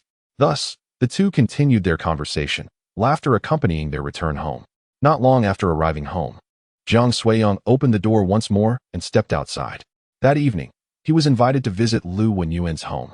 Feeling slightly embarrassed about arriving empty-handed, he decided to purchase some fruits to bring along. Soon after, Jiang Suiyang returned home with the fruits and sat down at his computer, eagerly awaiting a call from Lu Wenyuan. As night fell, while he was engrossed in typing, his phone rang. Upon hearing the sound, Jiang Suiyang immediately ceased his activity and answered the call. "Suiyang, do you have time now? Come over to my place." "Sure, uncle. Which floor do you live on?" "I'll head over now," Jiang Suiyang replied with a smile, promptly asking for the details. "7th floor. All right, I'll be there shortly." Without giving it much thought, Jiang Suiyang answered straightforwardly. However, after hanging up and preparing to leave with the fruits, a sudden realization struck him. What floor did he just hear? 7th floor? Isn't that where the landlady lives? Why is Uncle Lu residing there? Standing at the door, he appeared somewhat dazed, clearly processing the information. After a moment, his eyes widened in disbelief as he murmured, "No way. Could Uncle Lu be Ann's father?" The possibility sent a wave of unease through Jiang Suiyang. If that were the case, wouldn't it mean that the woman was also Uncle Lu's daughter? Oh dear, I suddenly don't feel like going anymore. The mere thought of that cold woman made him hesitate at the threshold, his foot retracting instinctively. Perhaps his initial impression of Lu Yinshu had not been favorable, causing an awkward discomfort at the thought of encountering her. Jiang Suiyang stood at the door, grappling with his thoughts for a while before concluding that he had promised Uncle Lu, and it would be impolite to back out. Besides, wasn't he that woman living on the 5th floor? There was a chance he wouldn't run into her. I should go. Even if I do see her, so what? We have no animosity. It might just be a bit awkward. After a brief moment, he took the elevator to the 7th floor and approached a door, knocking gently. The doors soon swung open, revealing Lu Wenyuan, who beamed with joy upon seeing Jiang Suiyang. "Uncle, I brought some fruits." "Really? You didn't need to buy anything. Just come over." Lu Wenyuan chuckled, playfully patting Jiang Suiyang's shoulder before ushering him inside. "Dear, I've brought him." As they entered, Lu Wenyuan called out to the kitchen, then gestured for Jiang Suiyang to sit down. Within seconds, Zhao Lin hurried out from the kitchen, her face radiant with a smile. Just as she was about to speak, she froze upon seeing Jiang Suiyang's face, instinctively exclaiming, "Xiao Jiang? What are you doing here?" Seeing Zhao Lin's astonishment, Lu Wenyuan was not particularly surprised. After all, Jiang Suiyang was one of their tenants, and it was expected that Zhao Lin would recognize him. "Haha, surprise. Suiyang has been living here, and we had no idea." Lu Wenyuan laughed, having been so busy telling Zhao Lin about how Jiang Suiyang had helped him that he had neglected to mention Jiang Suiyang's name, leading to this unexpected encounter. "Oh my, I can't believe it's you. How wonderful." Upon regaining her senses, Zhao Lin's expression of surprise intensified, and she hurried over to Jiang Suiyang, grasping his hand with heartfelt gratitude. "Xiao Jiang, I cannot thank you enough. If it weren't for you, Wenyuan would likely still be in the hospital." Jiang Suiyang, observing Zhao Lin's animated demeanor, felt a touch of awkwardness and managed a polite smile as he replied, "No need to thank me, Auntie." Releasing his hand, Zhao Lin's face remained radiant with joy, her satisfaction with Jiang Suiyang growing ever more profound. "Ah, brother." At that moment, Ann's delighted voice reached their ears. Upon hearing her, Jiang Suiyang glanced up just in time to see Annan sprinting towards him. joyfully wrapping her arms around his leg and exclaiming, "Brother, are you here to play with Anan? This is my little daughter, Lu Yinan." Affectionately known as Anan, Lu Wenyuan remarked, slightly taken aback by An's affectionate display towards Jiang Suiyang. "I've known my brother for a long time. Daddy, you're just finding out now," Anan proudly declared, still clinging to Jiang Suiyang's leg as she looked at Lu Wenyuan. "Come here, brother." Jiang Suiyang, smiling gently, lifted Anan into his arms. "Brother, come play in Anan's room." Anan urged enthusiastically, tapping Jiang Suiyang's shoulder and nudging him towards a room. "Why don't you play with Anan for a while? Once your aunt prepares the late-night snack, we can have a little something to drink together," Jiang Suiyang suggested, nodding in agreement. Sitting idly wasn't appealing, and it was perfect to spend some time with Anan. As Jiang Suiyang carried Anan into her room, Zhao Lin exchanged a glance with Lu Wenyuan in the living room, then leaned in closer to whisper, "What do you think of Xiao Jiang? He is truly wonderful." "If only he were our son," Lu Wenyuan replied, shaking his head with a hint of envy. He had known Jiang Suiyang for 6 months, evolving from gratitude to genuine fondness. "This young man is quite impressive, polite, of good character, and handsome. Don't you agree?" Zhao Lin inquired, settling beside Lu Wenyuan while cautiously probing. "Oh, it seems we are on the same wavelength. I had contemplated doing this long ago," Lu Wenyuan remarked, a tinge of regret in his voice. "I had always wanted to bring him back, but there never seemed to be the right moment. Now is as good a time as any. Why not seize this opportunity to introduce the two young people to each other?" Zhao Lin suggested, recognizing the potential for a delightful connection over a meal. "Indeed, it's perfect," Anan adores Suiyang. "If it blossoms into something more, that would be splendid." Lu Wenyuan chuckled, pulling out his phone to message Lu Yinxi, inviting her to come over after work. "Anan, are these toys fun?" In Anan's room, Jiang Suiyang sat beside her on a blanket, gazing curiously at the array of miniature kitchen utensils scattered on the floor. "How delightful!" Anan picked up the small spatula and, with a joyful exclamation, handed it to Jiang Suiyang, inviting him to join her in play. Jiang Suiyang, gazing at the spatula in his hand and then at the pink gas stove on the floor, found himself somewhat perplexed. Are children's toys this peculiar nowadays? After indulging in play with the gas stove for a while, he grew weary and set the spatula down, turning his attention to other toys. It must be said that there were indeed an abundance of oddities. After much effort, Jiang Suiyang remained at a loss as to how to engage with them, ultimately resorting to building with some blocks. Anan wants to play with this too." Seeing Jiang Suiyang begin to stack the blocks, Anan's eyes sparkled with excitement, and she hurried over. "Brother, let me help you build." In the room, the two enjoyed their playful antics, while 2 others sat in the living room, conspiring about certain matters. Not long after, the sound of the door opening reached those seated in the living room. "Is that you, Lu Shi, returning?" Upon recognizing the newcomer as Lu Yinxia, Lu Wenyuan stood up and greeted her with a smile. Lu Yinxia casually nodded, removed her mask, and inquired, "Why did you call me over?" "You silly child, this is your home. Why speak like that?" Lu Wenyuan sighed, somewhat exasperated by Lu Yinxia's indifferent demeanor, which he found rather troublesome. Lu Yinxia took a seat on the sofa, her tone remaining flat as she surveyed the surroundings and asked, "Is Anan asleep?" "She's playing in her room," Zhao Lin indicated toward Anan's room, just as she was about to mention that Jiang Suiyang was also inside. Lu Yinxia stood up and headed toward the room instead. This child, clearly fond of Anan, yet maintained such a cold demeanor, Zhao Lin reflected, puzzled by Lu Yinxia's swift departure, unable to convey her thoughts. With her attitude towards us, what can we expect her to show Anan? After all, that little girl adores her, so it matters not. Lu Wenyuan cast a glance at Zhao Lin before shifting his gaze to the door of Anan's room, feeling a twinge of concern. Soon, Lu Yinxia was likely to become upset once more. Unbeknownst to her, Jiang Suiyang was inside, and upon discovering this, she would likely chastise them for their haphazard arrangements. "Brother, Anan wants to play with the cat tomorrow. Is that all right?"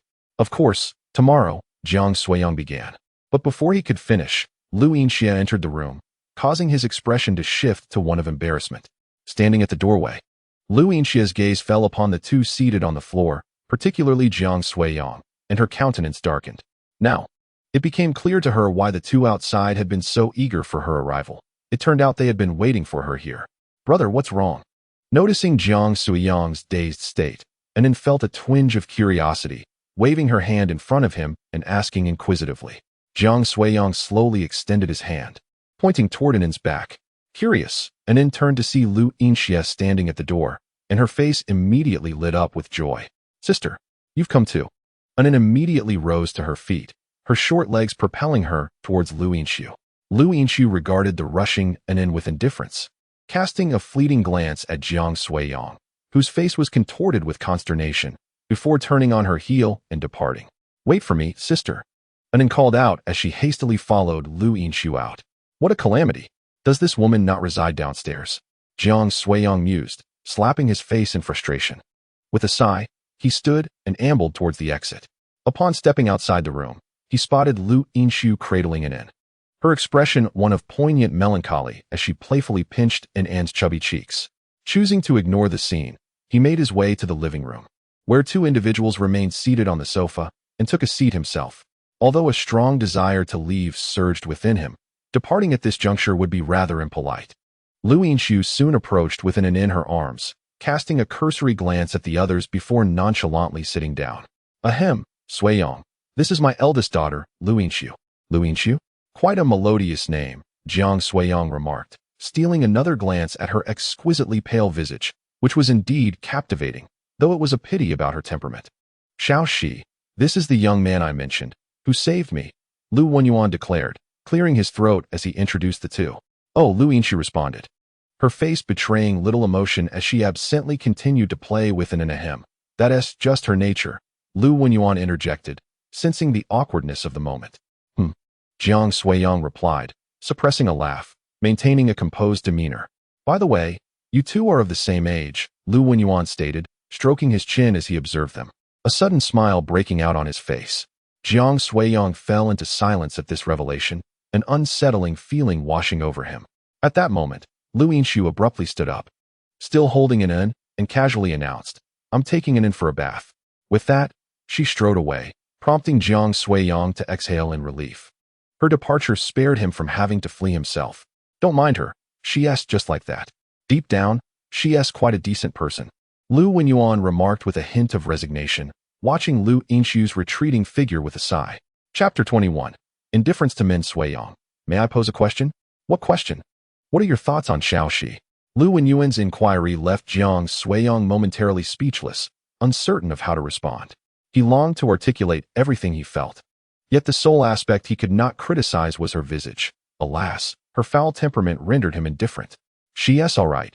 Jiang Suiyang finally opted to feign a positive response, mindful of Lu Wenyuan's parental ties. Do not be deceived by her frosty exterior. She is genuinely a good person, possessing a temperament that is cool on the outside, yet warm within. Jiang Suiyang listened silently, his thoughts racing. He yearned to ask Lu Wenyuan if he truly believed those words. A good person? Cool on the outside, warm on the inside. He had experienced her cold demeanor firsthand. And as for the warmth, he doubted it existed. Had he not been already aware, he might have believed it.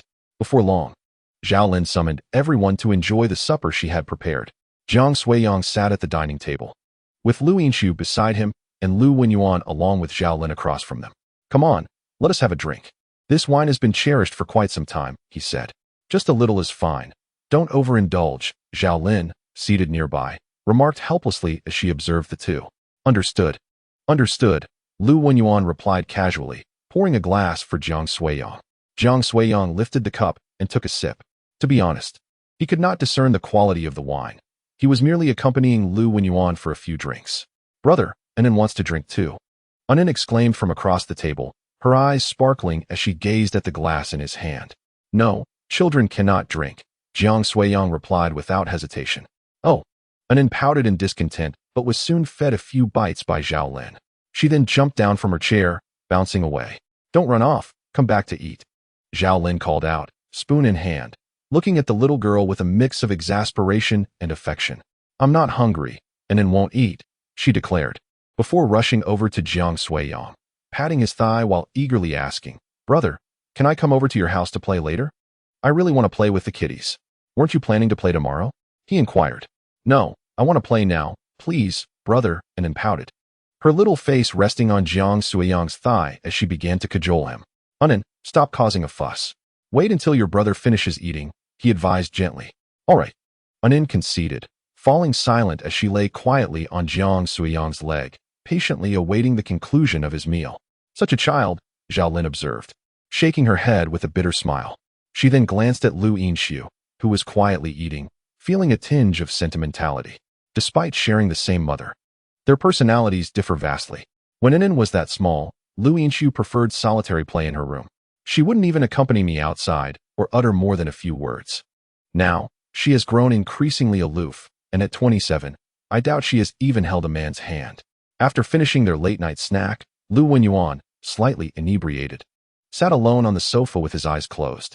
You can't handle your liquor yet you drink so much, Zhao Lin observed, shaking her head.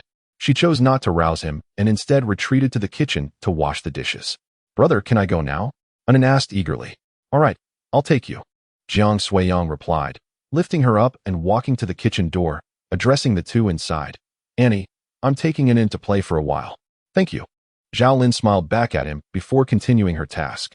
Once Jiang Suiyang departed, Zhao Lin turned to Lu Yinxiu, who continued washing dishes with a cold demeanor, and tentatively inquired, what do you think of him? The him Zhao Lin referred to was naturally Jiang Suiyang. Yes, just fine, Lu Yinxiu replied without looking up, her tone devoid of warmth. Mom thinks quite highly of him. Yes, of your age and lives nearby. What do you think? Weren't you the one who said you wouldn't arrange blind dates for me this month? Indeed, I am merely offering you a piece of advice. Xiao Jiang is quite a decent person. If you find him agreeable, perhaps you could consider spending some time together. But what if you feel otherwise? Would you compel me to go on a blind date with him? Lu Yinxiu halted her actions, turning to Zhao Lin with a calm inquiry. That would not be the case, at least not this month. Well, that is acceptable. I have no interest in him, so you and father need not concern yourselves. Aren't young people today quite enamored with the idea of a white moonlight? You seem disinterested in everyone. Could it be that you also have someone in mind? Zhao Lin pondered this, feeling there might indeed be some truth to it. After all, her daughter was exceptionally beautiful, pursued by many, yet still without a partner. What do you think? Lu Yinxiu refrained from looking at her, instead replying coolly. No? Then why not consider it? I shall not entertain such thoughts. I am resolute in my decision not to contemplate relationships until after I turn 30. Lu Yinxiu stated firmly, expressing her disinterest in men and the idea of dating. At least until she reaches that age. All right, fine. At 9:30 in the evening, Jiang Suiyang sat on the sofa, amusedly watching and Don't Run Away, Tuanzi. Let Anan hold you. Tuanzi dashed ahead while Anan chased after, the two of them frolicking joyously around the room, eliciting a chuckle from Jiang Suiyang. Brother, Tuanzi is missing. Not long after they had dashed into Jiang Suiyang's room, Anan re-emerged alone, calling out to him. Check under the bed. It's likely hiding there. Jiang Suiyang waved his hand dismissively, casually suggesting. Oh, Anan nodded eagerly, bouncing back into the room.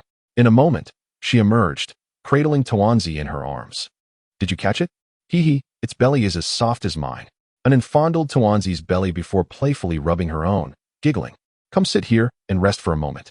Jiang Suiyang beckoned her over, urging her to sit beside him, preventing her from running about. After all, she had just bathed. And should she return home covered in sweat, Lu Yinxiu would likely be displeased. Very well. Anan complied obediently, nestling beside Jiang Suiyang while gently petting the cat. Meow? Tuanzi ceased its struggles, gazing at Jiang Suiyang and meowing incessantly, as if in protest. Chapter 22. Do you like your brother? Anan, it's quite late. You should head home. Jiang Suiyang smiled, affectionately patting An's head as a reminder. Brother, may I play a little longer, please? Anan gazed longingly at Tuanzi in her arms, blinking her large eyes and pouting cutely. All right, just a little longer. Upon seeing her adorable expression, Jiang Suiyang felt his heart melt, unable to resist pinching her cheek. Brother, come a bit closer. Upon hearing Jiang Suiyang's consent, Anan promptly set Tuanzi aside, standing on the sofa and moving closer to him, smiling brightly. What is the matter? Jiang Suiyang felt a hint of confusion, but nonetheless approached. Anan embraced Jiang Suiyang's head and leaned in, planting a heavy kiss on his cheek. Thank you, brother. After the kiss, Anan leaped off the sofa to chase after the little dumpling that had just scurried away. TSK. What an adorable child, Jiang Suiyang mused, touching his face and watching An's departing figure, suddenly struck by a thought. With such cuteness, she must never turn into her sister. After Anan played for a while longer, Jiang Suiyang glanced at the time and then walked into his room. Observing Anan giggling on the bed, he said, Anan, it's time to go home. All right. and then replied without protest this time. She released the dumpling and stood on the bed, extending her arms towards Jiang Suiyang. "Brother, hug." Jiang Suiyang approached, his face beaming with joy as he lifted her into his arms and exited the room. "Brother will take you to wash your face." He carried An into the bathroom, retrieved a fresh towel, and gently wiped her face before carrying her back out. "Brother, my shoes," she reminded him. "Got it." Jiang Suiyang set her down, and then quickly donned her shoes, then stretched out her hands again, her voice sweet and innocent. "Hug. Once more." Jiang Suiyang scooped her up and carried her out of the room, taking the elevator upstairs. "Brother, you pressed the wrong button again," Anan exclaimed upon noticing Jiang Suiyang had pressed the button for the 7th floor. "Huh, isn't your sister on the 7th floor? Surely she must be home now." Anan knows. She patted her little chest, her face radiating certainty. "Oh, then fine." Jiang Suiyang, swayed by her confidence, pressed the button for the 5th floor instead. During the ascent, Jiang Suiyang curiously inquired, "Why doesn't your sister live with your parents?" "Because sister doesn't have a boyfriend. If she goes home, Mom will scold her." The little girl replied, nibbling on her finger thoughtfully before continuing. "Oh," Jiang Suiyang nodded, understanding the reason. He felt a chuckle rising, but was quickly sobered by the thought of the substantial family fortune at stake. "I told Mom that my brother is sister's boyfriend. So sister can come home to accompany me." Anan giggled, her words rendering Jiang Suiyang momentarily speechless. "Is it you who orchestrated this?" Jiang Suiyang asked, exasperated yet amused. Realizing why Zhao Lin had suddenly sought to introduce him to Lu Yinxiu, it was all Anan's meddling. "Brother is not your sister's boyfriend. So don't say such things in the future, understand?" Jiang Suiyang stated earnestly, concerned that if he didn't clarify, this little girl might indiscriminately claim to be the girlfriend of that woman to anyone she met, thereby jeopardizing his own reputation. "But brother is a boy, right? Why isn't he sister's boyfriend?" Anan tilted her head in confusion, her expression adorably perplexed. It's hard to explain this to a little one. A boyfriend is a boy that your sister likes, and only then can he be called a boyfriend, understood? "Oh, the boy whom my sister likes is her boyfriend." Anan understood immediately, clapping her little hands and eagerly inquiring, "Does sister like brother?" "No, she does not," came the response. "Therefore brother is not your sister's boyfriend. You must refrain from saying such things in the future, do you understand?" "Really?" Anan tilted her head, clearly a bit skeptical. "Indeed, truly." "Oh, all right then." Seeing that the little one finally comprehended, Jiang Suiyang breathed a sigh of relief. As they returned to the 5th floor in the elevator, Jiang Suiyang carried in and out and arrived at Lu Yinxiu's doorstep, gently knocking on the door. "Will brother come to play with me tomorrow?" Anan, standing at the entrance, pinched Jiang Suiyang's face, finding it soft and squishy, and continued to squeeze while asking, "How about Anan comes to play at brother's house instead? There are many fun things there." Jiang Suiyang, feeling the pinch on his face, did not resist her, but upon hearing this suggestion, he swiftly declined without a second thought. "That's preposterous. That woman clearly does not appreciate Anan playing with me. How could I possibly go to her home to find Anan?" "Your sister is not home, is she?" "The door hasn't opened yet," Jiang Suiyang remarked, as he noticed Anan still wanted to continue speaking. Anan replied, "I don't know." After waiting a bit longer, Jiang Suiyang grew somewhat impatient and knocked a few more times on the door. "Doesn't this woman live here? It's already past 10 in the evening. Surely she isn't still on the 7th floor?" Just as Jiang Suiyang pondered this, the door swung open, revealing Lu Yinxiu with slightly damp hair standing at the entrance. "Hee, sister, Anan is back," Anan exclaimed joyfully upon seeing Lu Yinxiu, revealing her adorable little white teeth while opening her arms for a hug. Jiang Suiyang handed Anan over, glancing at Lu Yinxiu's wet hair, which explained the delay. She had been bathing. Still, it remained true that this woman's beauty was undeniable. Fresh from her bath, she appeared even more radiant than before. "Thank you," Lu Yinxiu said calmly, accepting Anan and then glancing at Jiang Suiyang with a neutral expression as she expressed her gratitude. "No need for that," Jiang Suiyang thought to himself, but upon hearing her words, he offered a wry smile before turning away swiftly, leaving without waiting for Anan to say anything. Once Jiang Suiyang departed, Lu Yinxiu closed the door and embraced Anan, leading her into the house. "Sister, do you like brother?" Anan immediately tugged on Lu Yinxiu's pants, eagerly asking as soon as she was set down. Did he ask you to inquire?" Lu Yinxiu, seemingly anticipating the question, asked blandly without any visible expression. Chapter 23. No way. Brother said he is not sister's boyfriend. Only those whom sister likes can be considered boyfriends. Anan climbed onto the sofa, blinking her big eyes at Lu Yinshu, then giggled and asked, "Does sister not like brother?" "No, I do not. Please do not mention it again." Hee hee. Then if Anan likes brother, he is Anan's boyfriend. After Lu Yinshu shook her head in denial, Anan's spirits lifted once more. If her sister did not like her brother, then he belonged to Anan. However, a boyfriend is not simply acquired in such a manner. Such statements should not be made in the future. Lu Yinshu extended a delicate finger and playfully tapped Anan's forehead, then, with a hint of exasperation, remarked that she needed to discuss Zhao Lin and Lu Wenyuan's behavior, as they frivolously spoke of boyfriends in front of the children, leading Anan astray. "Humph, sister is naughty," Anan pouted, covering her head with her hands. Standing up from the sofa with her hands placed firmly on her hips, clearly dissatisfied, Anan insisted that her brother must be her boyfriend. "Sit down." "Oh."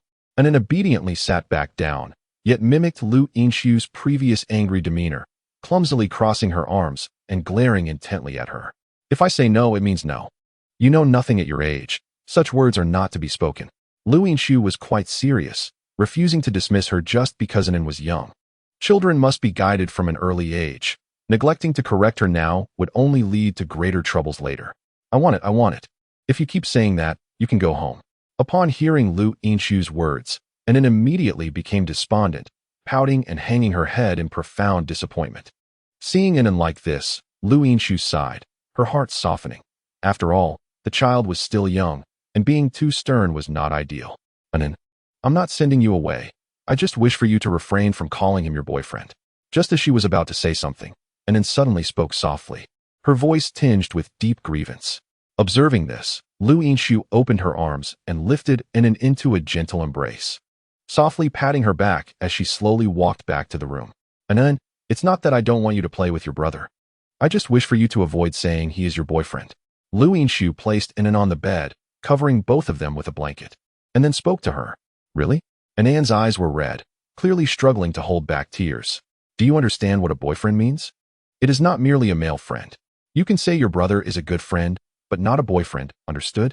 "Oh, can Anan still play with her brother?" "Yes." "Then sister, what does boyfriend mean? Why does mommy want you to find a boyfriend?" For half an hour, Lu Yinshu explained the concept of a boyfriend and answered Anan's barrage of questions. Children are quick to feel emotions, and just as swiftly as they come, they fade away. Once their questions were resolved, and Anne's joy returned, her little legs kicking beneath the blanket as she chuckled, "Sister, the food brother makes is so delicious. I want to eat it. Sister will cook for you tomorrow." "No, sister's cooking is too terrible." As it grew late, Lu Yinshu decided it was time to lull her to sleep. "Sister, Anan can't sleep. Sister will stay with you." Lu Yinshu turned off the lights in the room, holding Anan in her arms and patiently soothing her to sleep. Once Anan finally drifted off, Lu Yinshu quietly exited the room and settled down in the living room. After taking a seat, she picked up the phone resting on the table and noticed a message from Xia Yushu sent half an hour earlier. "Yinshi, Hoodie plans to confess his feelings to you tomorrow." Upon reading this message, Lu Yinshi furrowed her brow and quickly typed back, "Is that guy still not giving up?" Hoodie was a colleague from her department who had recently, for reasons unknown, begun to express his affection towards her, leaving her quite vexed. "Yes, I heard it from Xiaomei. Try to avoid him after work if you can." "All right, I understand." Meanwhile, in the apartment above Lu Yinshi, Jiang Suiyang was already lying in bed. He was engrossed in reading a novel on his phone, reveling in the narrative. For a novelist, immersing oneself in literature is part of the job, aimed at crafting better plots. He felt justified in his diligence, as it surely warranted his earnings. Before he realized it, the clock struck midnight. Jiang Suiyang was so absorbed that he lost track of time. It wasn't until his eyes began to feel a bit strained that he rubbed them, set down his phone, and decided to wash his face before heading to bed. Upon stepping out of his room and splashing water on his face, he suddenly felt a pang of hunger. "How strange," he thought. "Why am I so hungry so soon?" He picked up his phone, which had been carelessly tossed on the bed, and checked the time, only to be astounded to find it was already 2 a.m. He had been reading for over 3 hours. "Incredible," he muttered, at a loss for words. Before casually expressing a phrase in traditional Chinese culture, he then settled back onto his bed and ordered takeout. After all, one cannot sleep on an empty stomach, so it was better to have a meal. Once he placed the order, Jiang Suiyang felt a bit bored and opened his computer, preparing to write for a while. Late-night writing is a common experience for every author, and he often found his creativity thriving during these hours. After writing for some time, his takeout arrived. After satisfying his hunger, he lay in bed but found himself unable to sleep. After half an hour of tossing and turning without any sign of sleepiness, he resigned himself to an all-nighter. He alternated between writing and playing games, and before he knew it, dawn broke. Jiang Suiyang yawned, gazing out at the brightening sky, switched off the lights in his room, and collapsed onto his bed, as if lifeless. Days passed in this manner, and Jiang Suiyang found himself in a state of complete reversal in his sleep schedule. Eventually, he recognized the adverse effects of this lifestyle and resolved to restore his routine. In the afternoon, Anun, holding a plush toy, looked at Jiang Suiyang dozing off on the sofa and innocently asked, "Brother, do you want to sleep?" "I stayed up late last night, so I'm a bit tired," Jiang Suiyang yawned. "But I can't sleep now. If I do, I'll be awake all night again. And that would lead to another sleepless night." "Then does that mean you want to sleep, brother?" Anun inquired eagerly, placing her toy on the ground and approaching Jiang Suiyang. "No more, brother can't sleep. If he sleeps now, he won't be able to sleep tonight." Jiang Suiyang shook his head and said wearily, "Then when you can't sleep at night, you can come find Anun." Upon hearing her soft, childish words, Jiang Suiyang smiled and asked, "What would you want to find me for?" "To let sister lull you to sleep. Sister always manages to put Anun to sleep." "Well, let us skip that." The thought of Lu Yinshu's icy demeanor attempting to soothe him sent shivers down Jiang Suiyang's spine. It felt utterly incongruous. "Hee. What about Anun lulling you to sleep? Anun is quite capable too." Anun proudly lifted her chin, gazing at Jiang Suiyang, and then eagerly inquired, "Really? Can Anun also lull people to sleep?" "Indeed." Anun nodded affirmatively, then took Jiang Suiyang's hand and led him toward his room. "Brother, come and try it out." All right. Jiang Suiyang found it somewhat amusing and did not refuse the little girl's kind offer, bending slightly as she guided him into the room. "Brother, quickly lie down." Anun led Jiang Suiyang to the bedside and pointed expectantly at the bed, indicating for him to lie down. "Okay." Jiang Suiyang nodded and settled onto the bed, then smiled and asked Anun, "How will you lull brother to sleep?" Anun struggled up onto the bed, sitting beside Jiang Suiyang, tilting her head as she carefully recalled how Lu Yinshu had lulled her to sleep. Jiang Suiyang, not wanting to interrupt her thoughts, picked up his phone to browse. There was no helping it.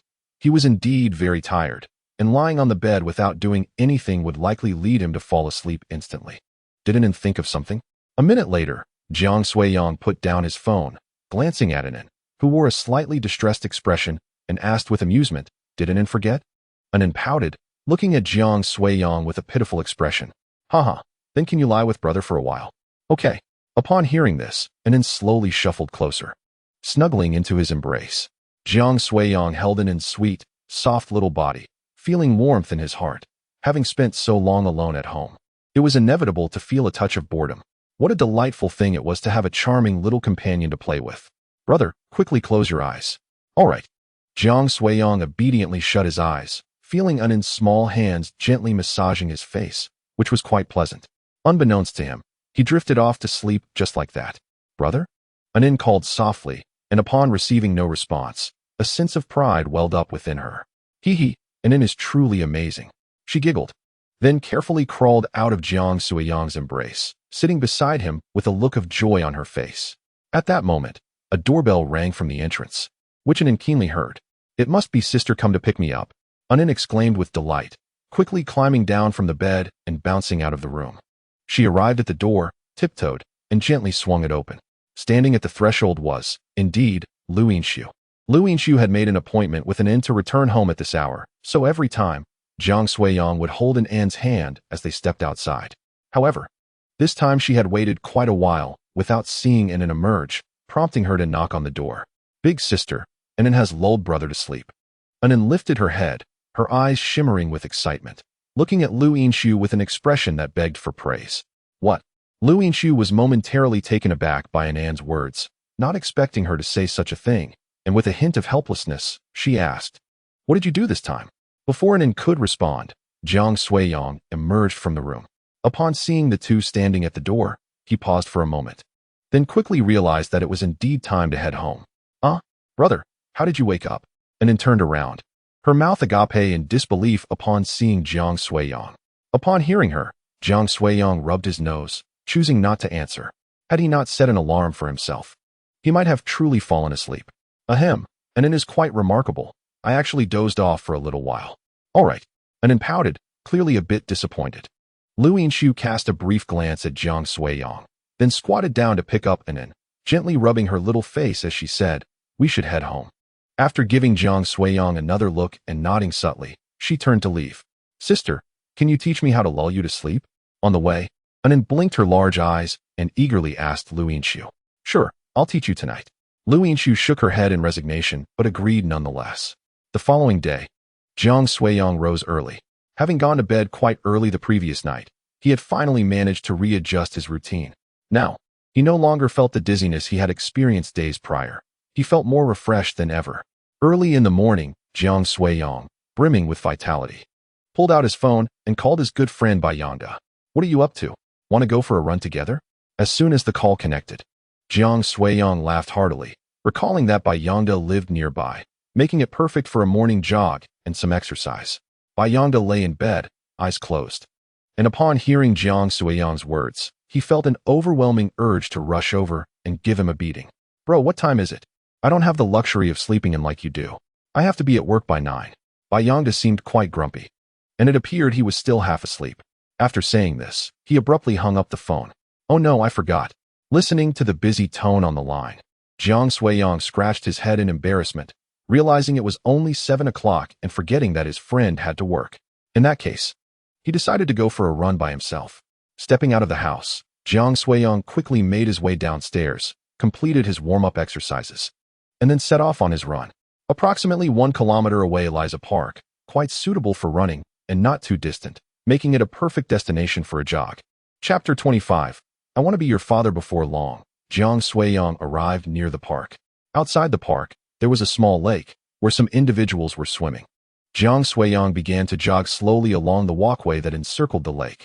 After completing a lap, he caught sight of a graceful figure ahead, adorned with a sports cap and dressed in athletic attire, also running. As he observed the woman's silhouette, a sense of familiarity washed over him. Driven by curiosity, he gradually approached her. Upon running alongside, he stole a glance and was astonished to recognize her as Lu Yinshu. How could he possibly encounter her here? Upon seeing her, Jiang Suiyang couldn't help but smirk inwardly, though his face remained expressionless, and he swiftly darted past her. Lu Yinshu also noticed Jiang Suiyang and was somewhat surprised to see him here. However, she maintained her composure, adjusting her headphones before continuing her own rhythm. Realizing that Lu Yinshu was also jogging, Jiang Suiyang intentionally slowed his pace, keeping a half-lap lead over her as he ran leisurely. However, since graduating from university, he had not run in years, and it was not long before fatigue set in. Why is this so exhausting? He thought, panting after about 2 kilometers. His speed significantly reduced. As he slowed down, Lu Yinshu, maintaining her previous pace, quickly caught up to him. When their eyes met, Jiang Suiyang turned his head just in time to lock gazes with her. In that fleeting moment, Lu Yinshu casually glanced at him before effortlessly gliding past. Continuing her leisurely run ahead, Jiang Suiyang perceived a hint of condescension in her gaze, igniting a spark of defiance within him, prompting him to grit his teeth and follow her. He persevered behind Lu Yinshu for 2 more laps, but ultimately, he could no longer endure, gasping for breath as he transitioned to walking. After strolling for 2 laps, Jiang Suiyang decided to leave and headed into the park to stretch. Once he finished stretching, he found a spot to sit and rest.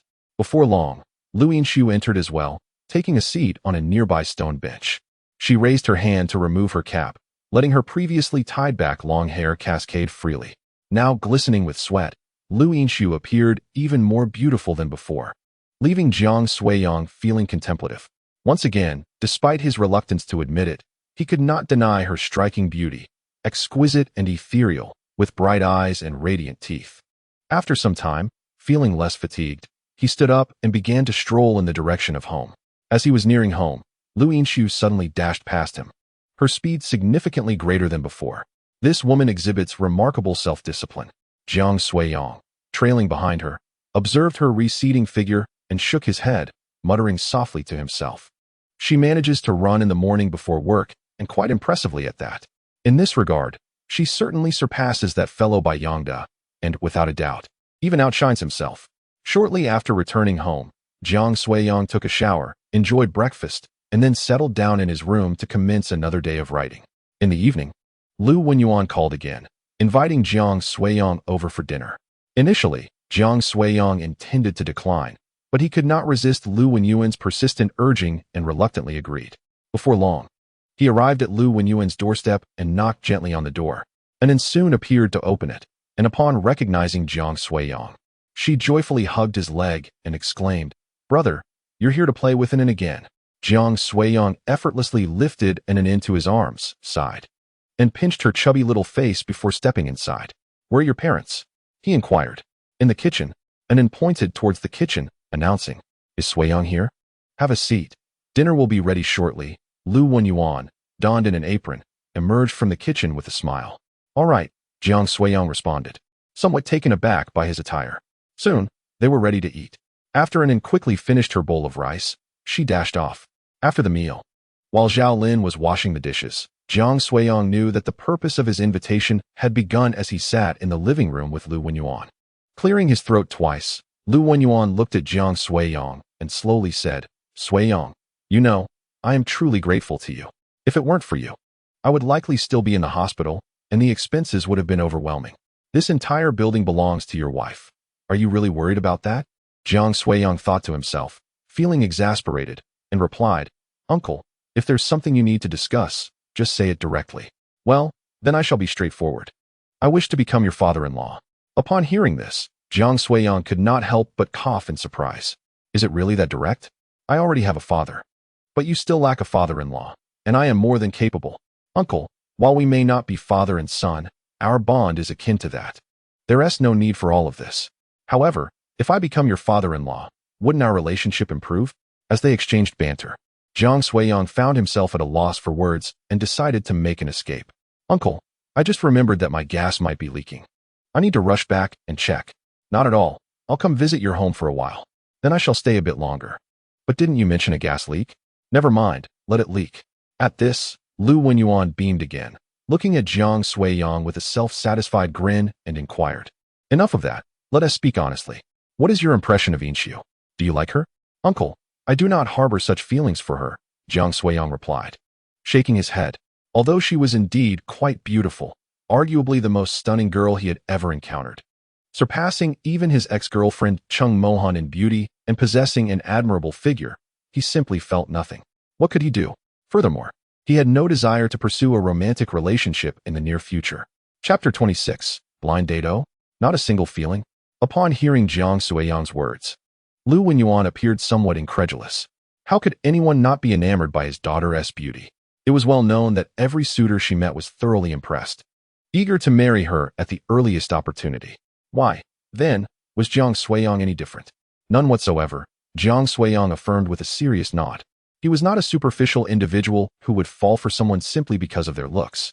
Lu Wenyuan grew anxious at this revelation. He couldn't let such a catch slip away. He hastily interjected, "Xiaoxi is a wonderful person, beautiful and kind-hearted, though perhaps a bit reserved." "Reserved? More than that. She seems perpetually aloof. I suspect she is equally frigid in temperament," Jiang Suiyang thought to himself as he shook his head, continuing to decline the proposition. "Uncle, I believe your daughter deserves someone far better than me. I shan't intrude." "How can you say it's mere intrusion? After all, I am here along with your Aunt Zhao. I have long envisioned you as my son-in-law." Lu Wenyuan, now standing, leaned in closer to Jiang Suiyang, his expression earnest. "Consider this, we have only one daughter. If you were to be together, wouldn't she become yours?" Driven to desperation, Lu Wenyuan resorted to persuasion. "Well, I believe that as a man, I should strive through my own efforts to attain happiness." Jiang Suiyang stood, his demeanor serious, resolutely asserting his stance. "Being with my daughter wouldn't hinder your pursuits." Lu Wenyuan sank back into his seat with a sigh, gazing at Jiang Suiyang with a sense of melancholy. "Do you perhaps think my daughter lacks beauty and is unworthy of your attention?" Contemplating for a moment, Lu Wenyuan realized there was a possibility that this could be the case. "Not at all. Your daughter is indeed the most beautiful I have ever seen. It must be her personality, then. Let me tell you, Xiaoxi may appear cold outwardly, but she is warm-hearted within. Once you grow familiar with her, you will discover her gentleness." Had Jiang Suiyang only just met her, he might have been swayed by Lu Wenyuan's words. However, How could one believe that someone who could devise a solution as reckless as ramming through a blockage was truly gentle? It was bewildering how their relationship had shifted from uncle and nephew to this awkward matchmaking scenario, especially with his own daughter. Marriage is a lifelong commitment. If one were to pursue a partner solely based on appearance without regard for temperament, even if successful, it would likely not endure. Let it be, uncle.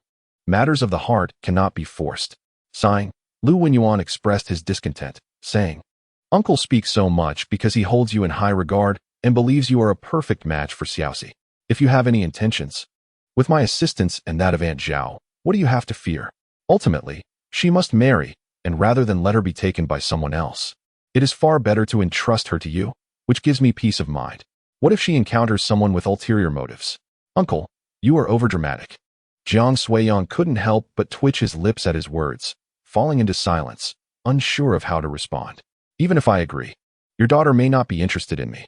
Seeing a glimmer of hope in Jiang Suiyang's demeanor, Lu Wenyuan's earlier disappointment vanished, and he cheerfully remarked, I simply think you are a good person and feel a connection. If it works out, that would be splendid.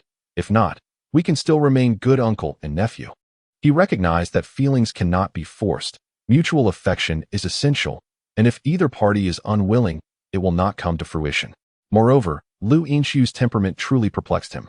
So he decided to approach the matter from Jiang Suiyang's side. If, after getting to know each other better, it still does not work out, he could always introduce her to other suitors until she finds someone suitable.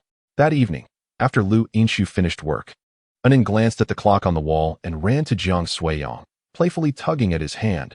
Brother, I'm off work. Let us go find her. Anin, Dad has already messaged your sister to come over. Lu Wenyuan chuckled, affectionately pinching her little face, clearly in high spirits. Shortly after, Lu Yinshu arrived, dressed casually, presumably just having taken a shower, entering the living room. She cast a glance at Jiang Suiyang sitting on the sofa before scooping up Anin and placing her on her long, fair legs. Ahem, Xiaoxi, there is something I need to discuss with you. What is it? Lu Yinshu inquired, playing with Anin. You and Suiyang are of the same age. Add each other as friends and interact more. Why? Of course, it's to encourage you two to get to know each other. You're nearing 30 and still haven't found a boyfriend. Suiyang is quite remarkable. You both seem well suited. Add him as a friend and chat. No, Lu Yinshu frowned, shooting a cold glance at Jiang Suiyang, who was feigning indifference. Regardless, I must insist. If you refuse, you'll have to continue with blind dates. Today is already the 1st, and I have fulfilled my promise to you. Zhao Lin, who had unbeknownst to them settled in the living room, timely reminded Lu Yinshu of her commitment. In the end, under the pressure of her elders, Lu Yinshu reluctantly added Jiang Suiyang as a friend. It's getting late. I should take my leave, Jiang Suiyang said, glancing at the time, relieved to have completed the task at hand and eager to depart. All right, Xiaoxi, you should see him off. Oh, Lu Yinshu stood up reluctantly and walked outside, prompting Jiang Suiyang to follow suit, albeit with a sense of resignation. In the elevator, Lu Yinshu stood expressionless beside Jiang Suiyang. Having just bathed, Jiang Suiyang could still detect the faint, refreshing fragrance lingering around her. The atmosphere felt somewhat awkward under normal circumstances. He would have been indifferent to such nuances, yet now, the silence seemed oddly uncomfortable. Just as he contemplated breaking the silence, Lu Yinshu spoke first, her cool voice echoing in the confined space. I am aware that my parents are quite fond of you and wish for us to meet, but at present, I have no such intentions. Therefore, I must apologize. Chapter 27. Hide and seek. Upon hearing her words, Jiang Suiyang felt a sudden wave of relief wash over him. Naturally, he thought, how could Lu Yinshu possibly harbor any feelings for him? With this realization, the pressure lifted. After all, she had no interest in him, and surely, Lu Wenyuan would abandon this notion henceforth. Hearing you say that reassures me. I share the same sentiment. I simply could not refuse given that Uncle Lu had mentioned it so explicitly. Lu Yinshu was taken aback by his response. She had always assumed Jiang Suiyang had feelings for her, but it seemed she had misunderstood. This revelation was indeed fortuitous. With a chime, the elevator door slid open. Jiang Suiyang turned to Lu Yinshu and said, This is my stop. You may return now. All right. She nodded, and the doors closed behind her. Upon returning, Lu Yinshu was promptly subjected to a barrage of inquiries. Trust your father. He is never wrong. In any case, you will eventually have to engage in blind dates. So why not take the opportunity to get to know him better? Will you still arrange blind dates for me during this time?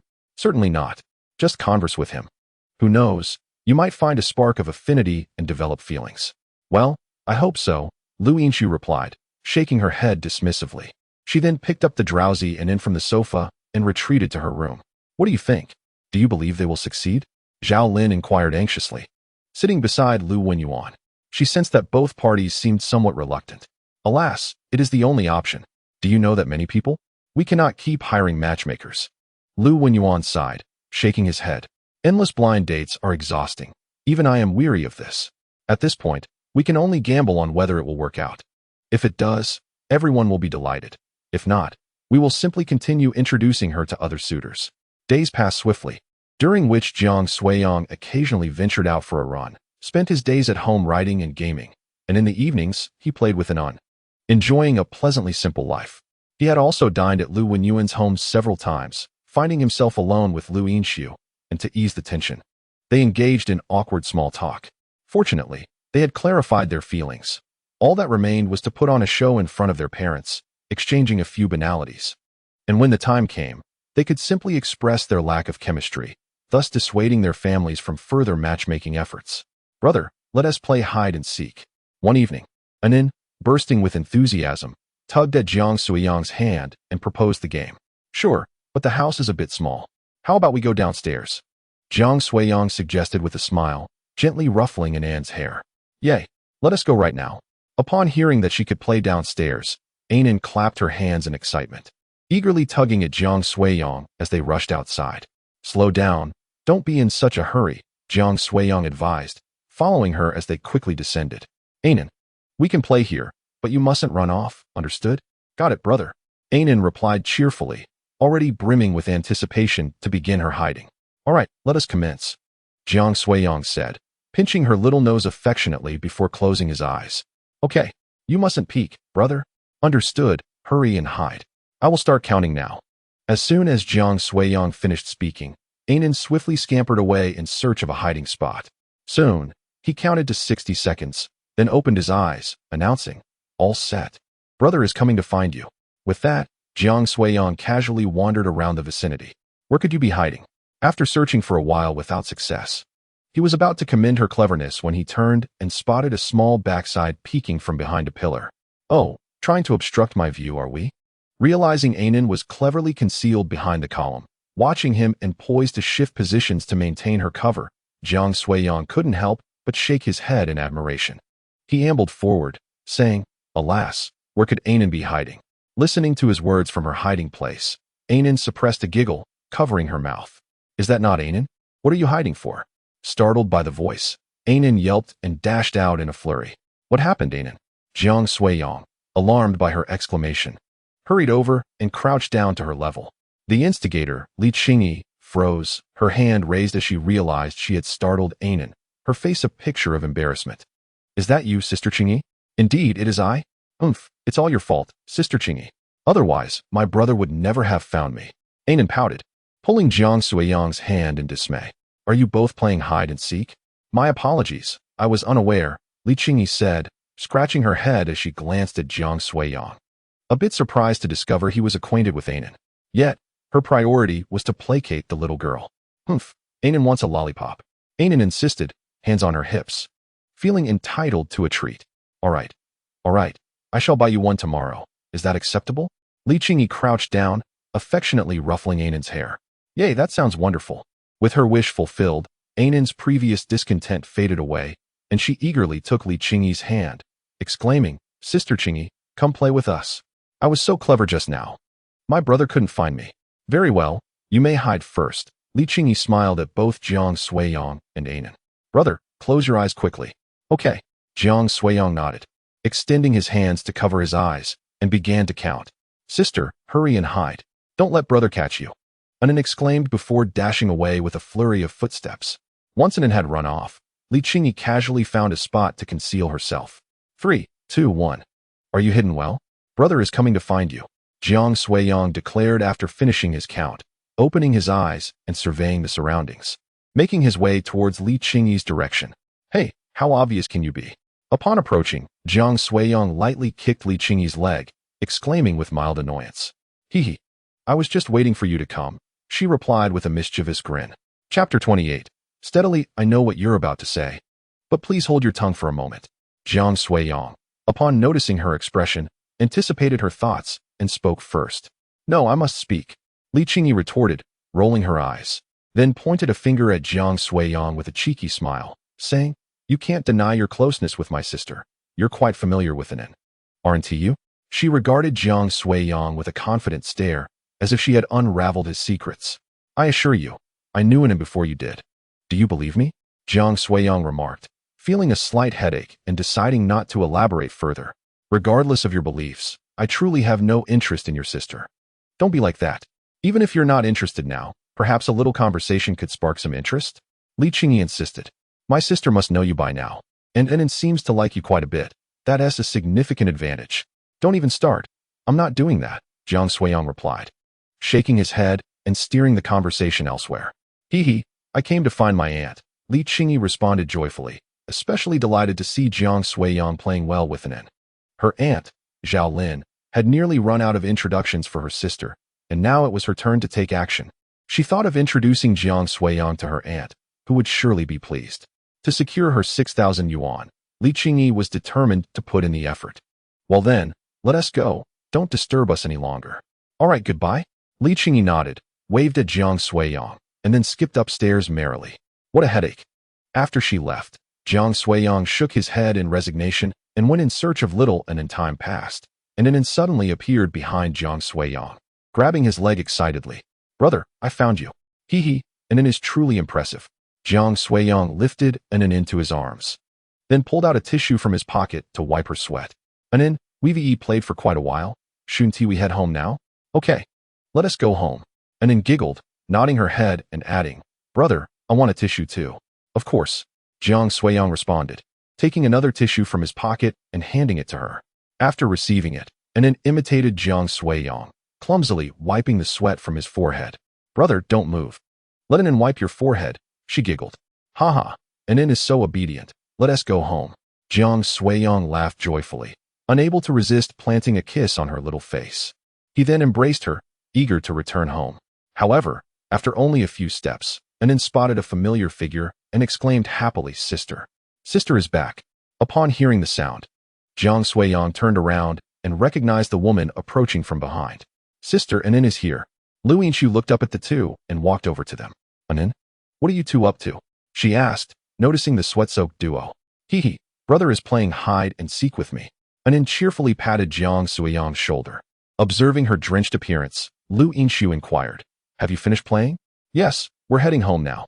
Upon hearing this, Lu Yinshu stepped closer to Jiang Suiyang, extending her arms to carry Anon, but the little girl evaded her grasp. Anon is really stinky right now.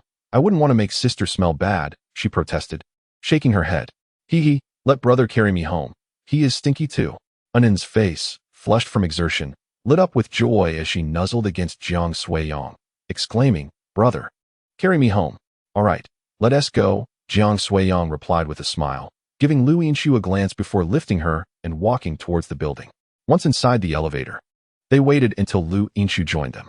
Upon reaching the floor where Lu Yinshu's home was located, Jiang Suiyang set Anon down at the door and affectionately ruffled her hair, saying, We've arrived. Go inside with your sister. Okay, goodbye, brother. Anon looked up at Jiang Suiyang with bright eyes, waving her hand before hopping into the house. Thank you, Lu Yinshu called out as she watched Anon's jubilant figure disappear, then turned to Jiang Suiyang. No need to thank me. I quite enjoy being around children. Jiang Suiyang casually replied, ready to take his leave. After he departed, Lu Yinshu entered her home and closed the door behind her. Upon returning home, Jiang Suiyang quickly gathered a change of clothes, preparing to take a relaxing bath. Just then, his phone buzzed with a notification. He took it out to check and discovered a message from Li Qingyi. I was chatting with my aunt and mentioned you. Surprisingly, they already know about you and have been trying to match you with my sister. Why not go for it? My sister is stunning and wealthy. You wouldn't be at a loss. Jiang Suiyang came across this message and casually replied, Feelings cannot be forced. Mere matchmaking is of no consequence. How can it be of no consequence? As long as you like him, the only hurdle left is my sister. With their assistance, it's a sure thing. Isn't it? You two are so well suited. It would indeed be a pity not to be together. Jiang Suiyang, upon reading this, swiftly typed back, candidly exposing her. There's nothing to regret. Neither of us harbors such intentions. You might as well seek someone else, or else your 6,000 yuan will be forfeit. Hee. You caught me. But I genuinely believe you two are quite compatible. After this remark, Jiang Suiyang chose not to respond further, placing her phone on the table to charge. She then took her clothes and entered the bathroom for a shower. Moments later, having finished her bath, Jiang Suiyang emerged, picked up her phone, and lay down on the bed, preparing to read a novel before drifting off to sleep. Chapter 29. Old habits. Several days passed, and during this time, Jiang Suiyang's life remained rather mundane, filled with work during the day and occasional evening tea sessions with Lu Wenyuan upstairs. Lu Yinshu would sometimes be invited over to join them, prompting Lu Wenyuan and Zhao Lin to deliberately create a space for the two, rendering Jiang Suiyang quite awkward. In contrast, Lu Yinshu seemed much more at ease, perhaps treating Jiang Suiyang as though she were invisible, thus avoiding any discomfort. Before long, a week had slipped by. One morning, Jiang Suiyang intended to go for a run, but upon glimpsing the gloomy weather outside, she decided against it. Previously, every time she went running, she would encounter Lu Yinshu doing the same. Upon discreetly observing her, Jiang Suiyang noted that Lu Yinshu was quite adept at running, completing 3 kilometers without breaking a sweat. And when combined with the return trip, it amounted to 5 kilometers. This ignited Jiang Suiyang's competitive spirit, and she found herself silently vying with Lu Yinshu, ultimately achieving an equal footing. Since she had no plans to run, Jiang Suiyang resolved to go out for breakfast instead. She placed some cat food and water in Tuanzi's bowl, then opened the door and stepped outside. Just a few steps down, Jiang Suiyang unexpectedly collided with Lu Yinshu, who had just returned from outside. Off work, Jiang Suiyang inquired casually, recognizing that she had just come back from the hospital. Lu Yinshu replied dully, her voice slightly hoarse, and her gait appeared somewhat peculiar.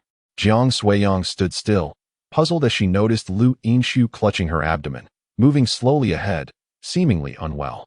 Hey, are you all right? Jiang Suiyang approached her with genuine concern. I'm fine. Lu Yinshu lifted her head, casting a laborious glance at Jiang Suiyang, pursing her lips to utter those 2 words. Jiang Suiyang, observing her pallid complexion, couldn't help but smirk. Did she truly seem fine with such a ghastly hue? Very well then, Jiang Suiyang remarked, noting the cold sweat on Lu Yinshu's forehead and her hunched posture, shaking her head in resignation as she prepared to leave.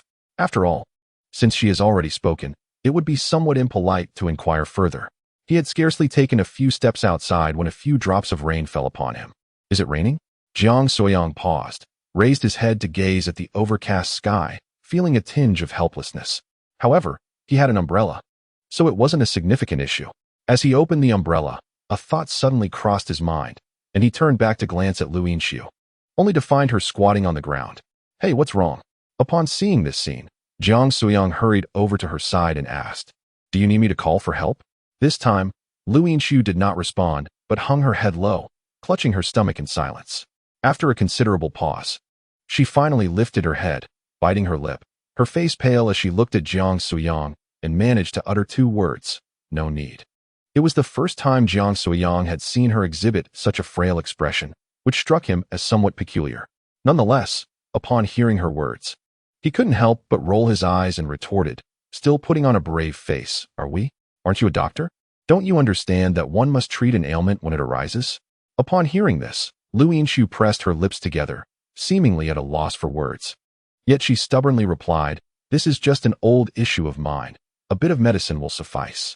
Well, I'm merely reminding you, in your current state. Can you even walk back? Jiang Suiyang shook his head and glanced at the distance between her and the building. It was still several dozen meters away. Lu Yinshu did not respond, perhaps because the pain in her abdomen had intensified, causing her to emit a soft groan and bow her head once more. Sighing at her condition, Jiang Suiyang felt it would be rather unkind to disregard her plight. So he squatted down and held the umbrella over her to shield her from the rain. How about I take you home? You don't seem capable of walking at all. It was merely a short distance, a 5-minute walk at most, but judging by Lu Yinshu's state, it seemed unlikely she could manage it. No, I just need a moment. Are you sure? Jiang Suiyang raised an eyebrow upon hearing this, moving the umbrella away.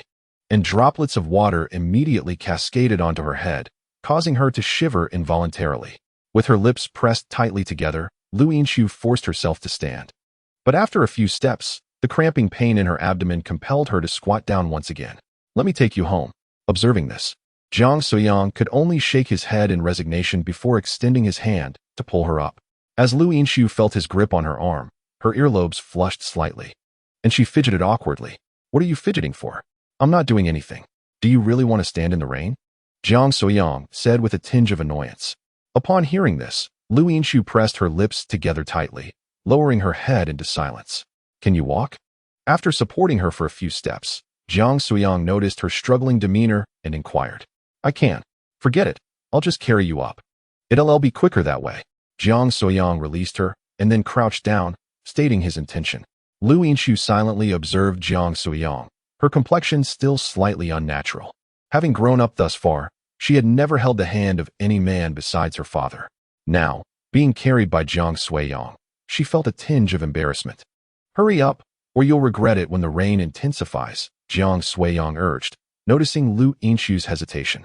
With a determined bite of her lip, Lu Yinshu stepped forward, allowing Jiang Suyang to lift her onto his back. "Hold the umbrella for me," she instructed.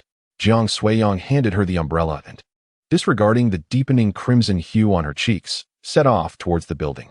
Just as they entered the building, the rain began to pour heavily outside, the sound resonating around them. "See, I told you, had you lingered there, you would be in trouble now," Jiang Suyang remarked. Lu Yinshu rested her hands on his shoulders, awkwardly turning her head away. Her earlobes flushed, a stark contrast to her usual aloof demeanor, making her appear quite endearing. However, Jiang Suyang could not see this. Once the elevator arrived, he stepped inside with Lu Yinshu still on his back. After a brief moment, the elevator doors opened, and Jiang Suyang carried Lu Yinshu to her doorstep. "The key," he said, glancing at the doorknob. Lu Yinshu rummaged through her pockets for a moment before finally producing a key and handing it to him. Jiang Suyang took the key, inserted it into the lock, and opened the door, carrying Lu Yinshu inside. The interior of her home was similar to Jiang Suyang's, though it appeared far more immaculate. Free of dust, a striking first impression for him. After placing Lu Yinshu on the sofa, he noticed her face, slightly pale from pain, and inquired, "Where are your medications?" "Allow me to assist you." Under the TV cabinet, Lu Yinshu replied, exhausted, lying back on the sofa and weakly gesturing ahead. "All right." Jiang Suyang nodded and approached the TV cabinet, pulling open a drawer to reveal an array of medications. "Wow, so many?" he exclaimed, casually glancing through, noticing that most were stomach-related and many containers were empty. "Are you sure you don't need to go to the hospital?" He searched further and retrieved a bag, presumably containing the medication she needed, and questioned, "With this many medications, it seems quite serious." Lu Yinshu, eyes closed and devoid of strength to speak, perhaps chose to ignore him. "Wait a moment. I'll boil some hot water," he said, placing the medications on the coffee table before preparing some water to heat. Then sitting down on the clean floor, as there was only one sofa in her home. After a short while, the hot water was ready. Jiang Suyang poured a cup and set it on the table, gently nudging Lu Yinshu's arm. "The hot water is ready. Remember to take your medicine." She murmured, immediately opening her eyes and responding with a slight nod. Having made the decision to leave, Jiang Suyang stood up and remarked, "After all, she is Uncle Lu's daughter. I have done all I can to assist her. As for whether to go to the hospital, she is a doctor and certainly knows better than I do. So I shall refrain from meddling." "Thank you," Lu Yinshu nodded appreciatively. This time, her gratitude felt genuine, unlike before when her words seemed merely a formality. "Not at all," Jiang Suyang replied with a shake of his head as he exited her home. "I'm starving. I haven't even had breakfast yet." Upon stepping outside, Jiang Suyang gazed at the torrential rain and lost all desire to venture out for breakfast, opting instead to return home and settle for a simple bowl of cereal. "I truly need to learn how to cook. Relying on takeout every day is neither palatable nor economical." By noon, Jiang Suyang had intended to attempt preparing a meal, but his refrigerator was utterly bare, containing only fruit and beverages, devoid of any vegetables. Left with no options, he resolved to order takeout once more, firmly deciding to replenish his refrigerator within the next 2 days. Before long, his takeout arrived. Just as he unwrapped it and took a few bites, a loud knock echoed at his door, accompanied by a heart-wrenching cry. "Brother!" Woo-woo. Startled, Jiang Suiyang dropped his chopsticks and rushed to the door, where he scooped up Anan in his arms. Don't cry. Anan, brother is here. As he gently patted her back, he sought to comfort her. Did you fall? He noticed a red mark on her forehead and a scrape on her knee, leading him to assume she had taken a tumble. Woo, Sister 1T, wake up.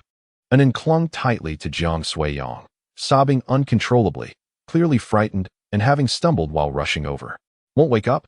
She hasn't fainted, has she? Frowning at Anan's words, Jiang Suiyang quickly dashed back inside, grabbed his phone, and hurried out again.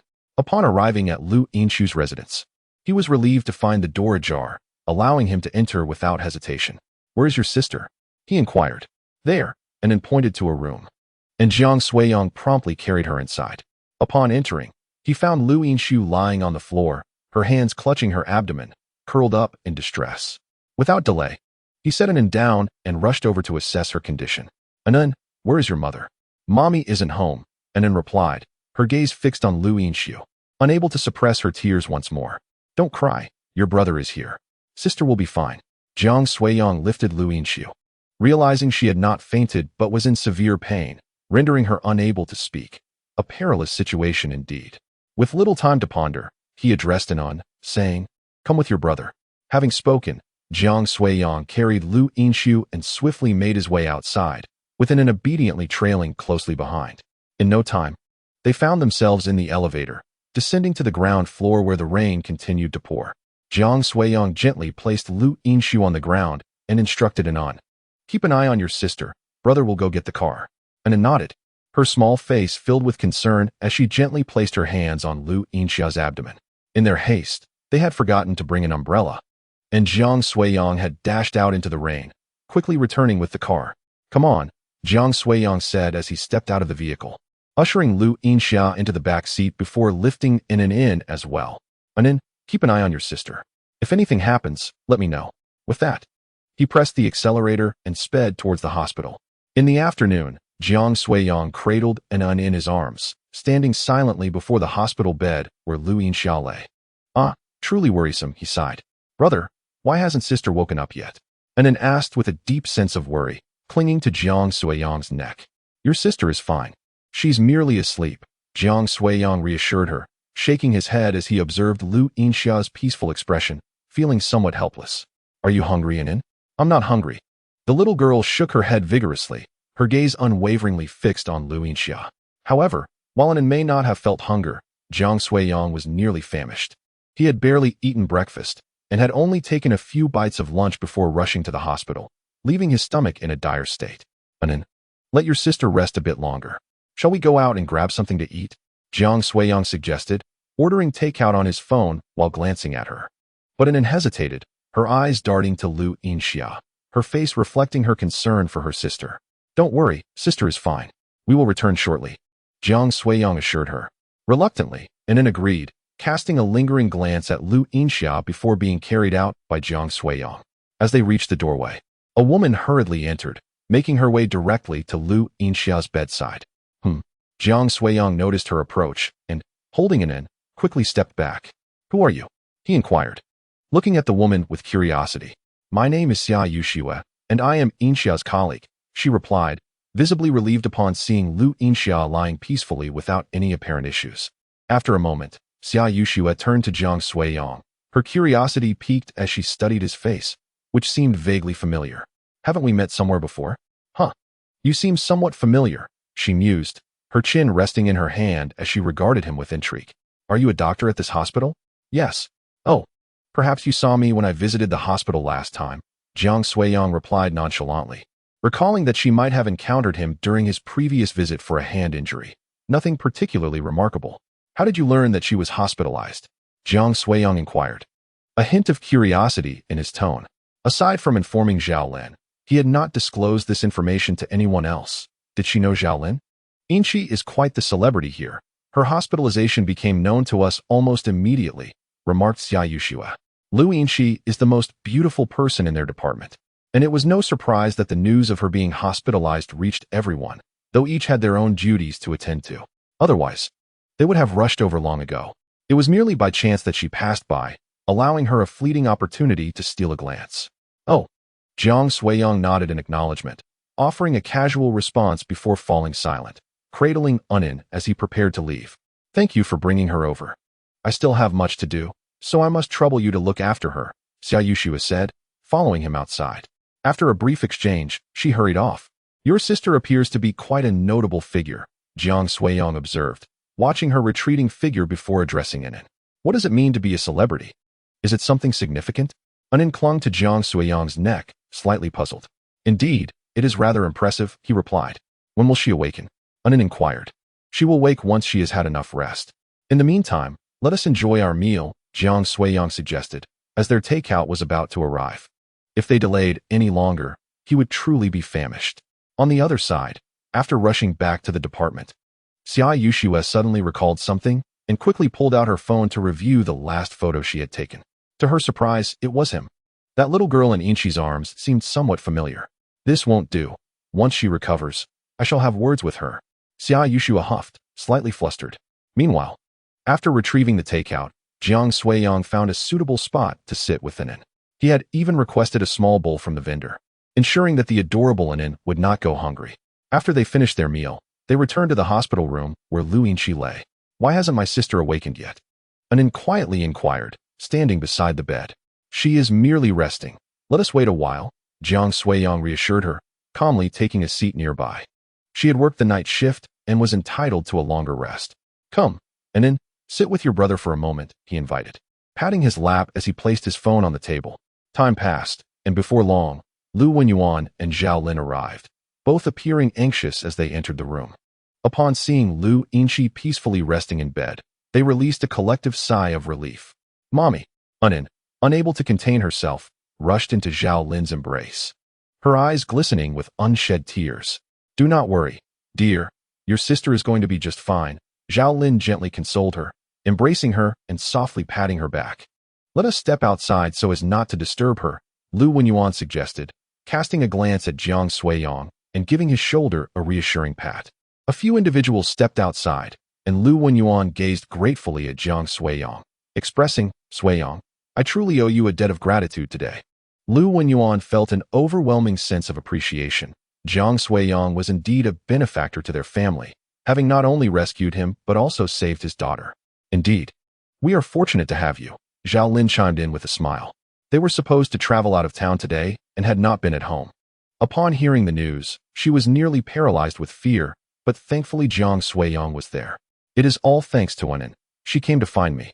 Jiang Suiyang replied with a smile, gently poking Anin's small face. They returned to the ward to check on Lu Yinxiu, who was still asleep. The room felt a bit cramped, prompting them to step outside to converse. This girl, Xiaoxi, has always had a delicate stomach. Since becoming a doctor, she often neglects her meals due to her busy schedule, Zhao Lin remarked. Jiang Suiyang nodded in agreement, recognizing that it seemed every doctor had some degree of gastrointestinal issues, as the demands of their profession often left little time for nourishment. She had a night shift yesterday. When I took Anin to see Xiaoxi in the morning, I assumed she was resting in her room and did not want to disturb her, Zhao Lin continued, shaking her head with a hint of regret. She specifically instructed Anin not to interrupt her sleep this morning. Thankfully, Anin went in to check, or none of us would have known. Thank goodness Anin was there. Zhao Lin expressed her relief, recalling how frightened she had been upon receiving the news that afternoon. Chapter 32. Her boyfriend in the midst of their conversation. Jiang Suiyang reached into his pocket only to realize his phone was still in the ward. He informed them briefly before returning inside. Upon entering, he picked up his phone from the table, but just as he was about to leave, Lu Yinxiu let out a soft hum. Hey, you're awake? Jiang Suiyang turned to her, surprised. Lu Yinxiu replied quietly, her head lowered. She was acutely aware that they were in a hospital, particularly her own workplace. Honestly, I told you to come to the hospital sooner, but you didn't listen. Look what happened. You scared Anin, and she even fell while rushing to find me. Jiang Suiyang lamented. Lu Yinxiu listened in silence, perhaps recognizing her fault, and chose not to respond. Seeing her demeanor, Jiang Suiyang shook his head and said nothing further, turning to call the others inside from the hallway. Upon hearing that Lu Yinxiu had awakened, Anin dashed towards her room with her little legs. Sister. Upon entering, Anin's face lit up with joy as she rushed to Lu Yinxiu, throwing herself into her embrace. Sister is fine, Lu Yinxiu gently patted Anin's head, offering a rare smile. Just then, Jiang Suiyang walked in and caught sight of the soft smile on Lu Yinshu's face, raising an eyebrow in surprise. Who would have thought this icy figure could smile? Xiaoxi, how are you feeling? Are you still unwell? Zhao Lin inquired with genuine concern, standing by. I am perfectly fine now, Lu Yinshu replied, shaking her head, her lips pressed together as she surveyed the room full of familiar faces. As the hour grew late, Jiang Suiyang decided it was time to take his leave. He glanced back at Lu Yinshu before making his way out, reassured by the presence of her parents. Knowing she would be safe in their care, he thought it better to return home and dedicate himself to writing, as he hadn't penned a single word that day and feared he would be up late finishing his manuscript. After bidding farewell to the others, Jiang Suiyang exited the hospital and drove towards home. Didn't it fall? Lu Yinshu inquired, observing Annon, who was gazing up at her expectantly. She reached out, gently brushing her hand across the girl's forehead. Yes, it hurt a lot, Annon replied, her face lighting up with a smile as she leaned affectionately against Lu Yinshu's palm. This time, you must sincerely thank Annon and Suiyang. Without them, no one would have noticed your situation, she added. Yes, yes. Did sister thank brother? Annon chirped. Sister must thank brother. He didn't eat anything today. His stomach was about to grumble. If sister doesn't thank brother, she'll be a naughty child, and sister can't be a naughty child. Annon continued, placing her hands on her hips, resembling a miniature adult as she chided Lu Yinshu. Zhao Lin and Lu Wenyuan, standing behind, couldn't help but chuckle at Lu Yinshu's obedient demeanor. Just then, the door swung open, and a man strode in. Upon seeing Lu Wenyuan and Zhao Lin, the smile on Hu Di's face faltered, and the rehearsed words he had prepared failed to come forth. Who are you? Lu Wenyuan asked, eyeing Hu Di with a furrowed brow, sensing he was not a good influence. Hello, uncle. I am Yinshu's colleague. I heard she was hospitalized, so I came to check on her, Hu Di replied. Lu Wenyuan raised an eyebrow, perceiving yet another man with an interest in his daughter, though this one made him feel distinctly uncomfortable. Lu Yinshu, hearing the exchange, lifted her gaze and cast a disdainful glance at Hu Di, her dislike unmistakable. She quickly turned her attention back to Annon, ignoring him. Understanding the unspoken tension, Zhao Lin stepped forward and said coolly, My daughter needs rest. Please do not disturb her. Hu Di, hearing this, forced a smile, feeling disgruntled but unable to express his displeasure. I'm a doctor as well. Upon learning of her hospitalization, I intended to come and care for her immediately, but I was unable to leave. Thankfully, it seems she is all right, he said. Hearing this, Zhao Lin nearly rolled her eyes, fully aware of Lu Yinshu's evident aversion to him. Do you think she needs your care? Just say that, haha. The little stream has us to take care of her, and her boyfriend will look after her too, so there's no need to trouble you. Upon hearing these words, Woody's expression froze, nearly betraying his composure. He had heard that Lu Yinshu was brought here by a man, but he was unaware of the man's exact relation to her. He had come this time to forge a closer relationship and to inquire discreetly. To his surprise, it turned out to be true, and it seemed that she had even received her parents' approval. Lu Yinshu paused momentarily at Zhao Lin's statement, instantly recalling who Zhao Lin was referring to. A hint of conflict crossed her features as she bit her lip, her complexion slightly unnatural. However, in an attempt to rid herself of this nuisance, she chose not to deny it. Is there anything else? Lu Wenyan noticed Woody's changing expression and glanced at Zhao Lin. After receiving her signal, he issued an eviction order to Woody. Haha, no. With the order given, Woody forced a smile before turning away, his demeanor darkening as he exited the hospital room. After his departure, Zhao Lin looked at Lu Yinshu, noticing her flushed earlobes, and couldn't he help but chuckle. Feeling shy? You're overthinking it. You must really dislike that guy, right? What I said was to help you. Otherwise, he will definitely continue to pester you. Zhao Lin moved closer and took a seat beside her. Lu Yinshu fell silent for a moment. Indeed, she despised Woody, but it seemed he was like a ghost, refusing to depart.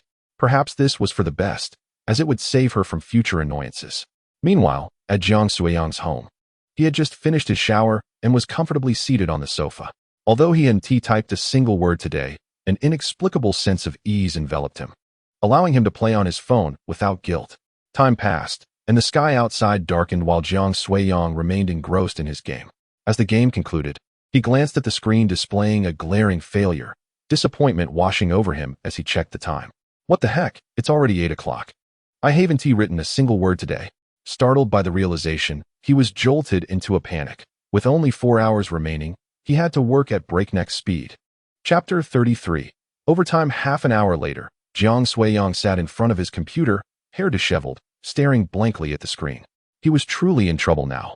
His daily writing quota was 8,000 words, but he had only managed a mere 1,000 and was stuck. It's all Lu Yinshu's fault. If she had listened to me and gone to see a doctor, would there have been so many complications? I would have completed my task long ago. As Jiang Suiyang vented his frustrations, the doorbell rang. Isn't in here? He checked the time and remembered that Annan often visited at this hour. However, with his current workload, he could only let her play with Tuanzi. He walked to the door, reached out, and opened it, surprised by the sight before him. Brother, Annan is here. Annan, cradled in Lu Yinshu's arms, waved her little hands joyfully upon seeing Jiang Suiyang open the door. He extended his arms, receiving Annan into his embrace. Lu Yinshu handed the umbrella in her hand to Jiang Suiyang and said, "This is the umbrella you left at my house this morning." Jiang Suiyang took the umbrella back, intending to say something, but he heard Lu Yinshu add, "Thank you for today. Hee, I was scolded by that doctor because of you." Jiang Suiyang felt somewhat innocent at this. When the doctor inquired about Lu Yinshu's condition and what she had consumed, he was left in the dark and received a few reprimands from the doctor. He did not dare to retort and could only listen to the doctor's admonitions while running back and forth in the hospital. "I'm sorry." Lu Yinshu seemed taken aback by this and paused for a moment before sincerely apologizing. "All right, as long as you're okay. Remember to reimburse me for the medical expenses." Jiang Suiyang replied. Lu Yinshu had covered her own medical expenses.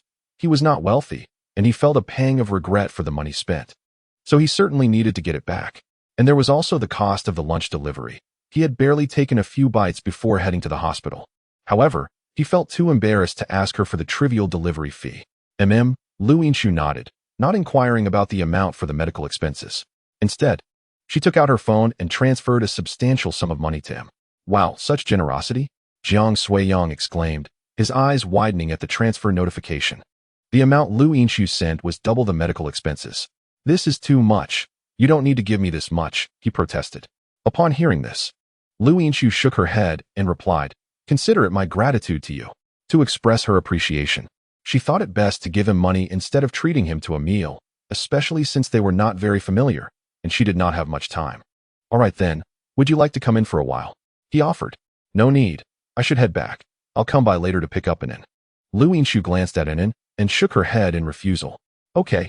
Jiang Suiyang understood that Lu Yinshu would not accept his invitation. It was merely a formality. After Lu Yinshu left, Jiang Suiyang stood at the door, waiting until her figure disappeared from Annan's sight before he pinched Annan's little face. Then closed the door and walked inside. Once inside, he set Annan down on the floor, and she suddenly shouted, "Brother, thank you." After expressing her gratitude, she deeply bowed, losing her balance and nearly toppling over. "Hey, what are you doing?" Jiang Suiyang exclaimed in surprise, quickly reaching out to steady her, then looked at her with a bemused expression. "Hee, brother saved sister, so Annan wants to thank you." Annan giggled. Her face lit up with joy as she looked at Jiang Suiyang. "It's not necessary to go that far. You almost fell again," he chuckled. "Hee. I saw it in an animated show, but Annan is too clumsy to do it right," she said, touching her head, a hint of blush gracing her cheeks. Feeling a bit shy, seeing Annan's earnest yet awkward demeanor, Jiang Suiyang couldn't help but laugh, lifting her up and seating her on the sofa. "Annan is not clumsy. You are just very young. When you grow up, you won't be like this anymore." "Really?" she asked, her eyes wide with curiosity. "Indeed." Annan sat on Jiang Suiyang's lap, nibbling her fingers and tilting her head in contemplation. After a moment, she lifted her gaze, her eyes sparkling with excitement as she proposed. "How about I give you a massage, brother? I know how to massage." "Really? You can massage?" Jiang Suiyang responded with a mixture of astonishment and skepticism. "Yes, I often help my sister with massages." Upon hearing his incredulous words, a hint of pride blossomed on Ann's small face. She nodded enthusiastically and declared, "Indeed, I am quite skilled." With that, she gently hopped off Jiang Suiyang's lap, climbed onto the sofa, and positioned herself behind him. She began to softly pound his shoulders with her tiny fists before using her chubby little palms to knead gently. Although her strength was lacking, the sensation was still quite pleasant. "Brother, is it comfortable?" "Very much so. Could you focus on this area?" "All right." Jiang Suiyang closed his eyes, his face displaying sheer enjoyment.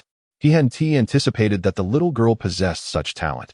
It was rather impressive, making him consider snatching her away from Lu Yinshu.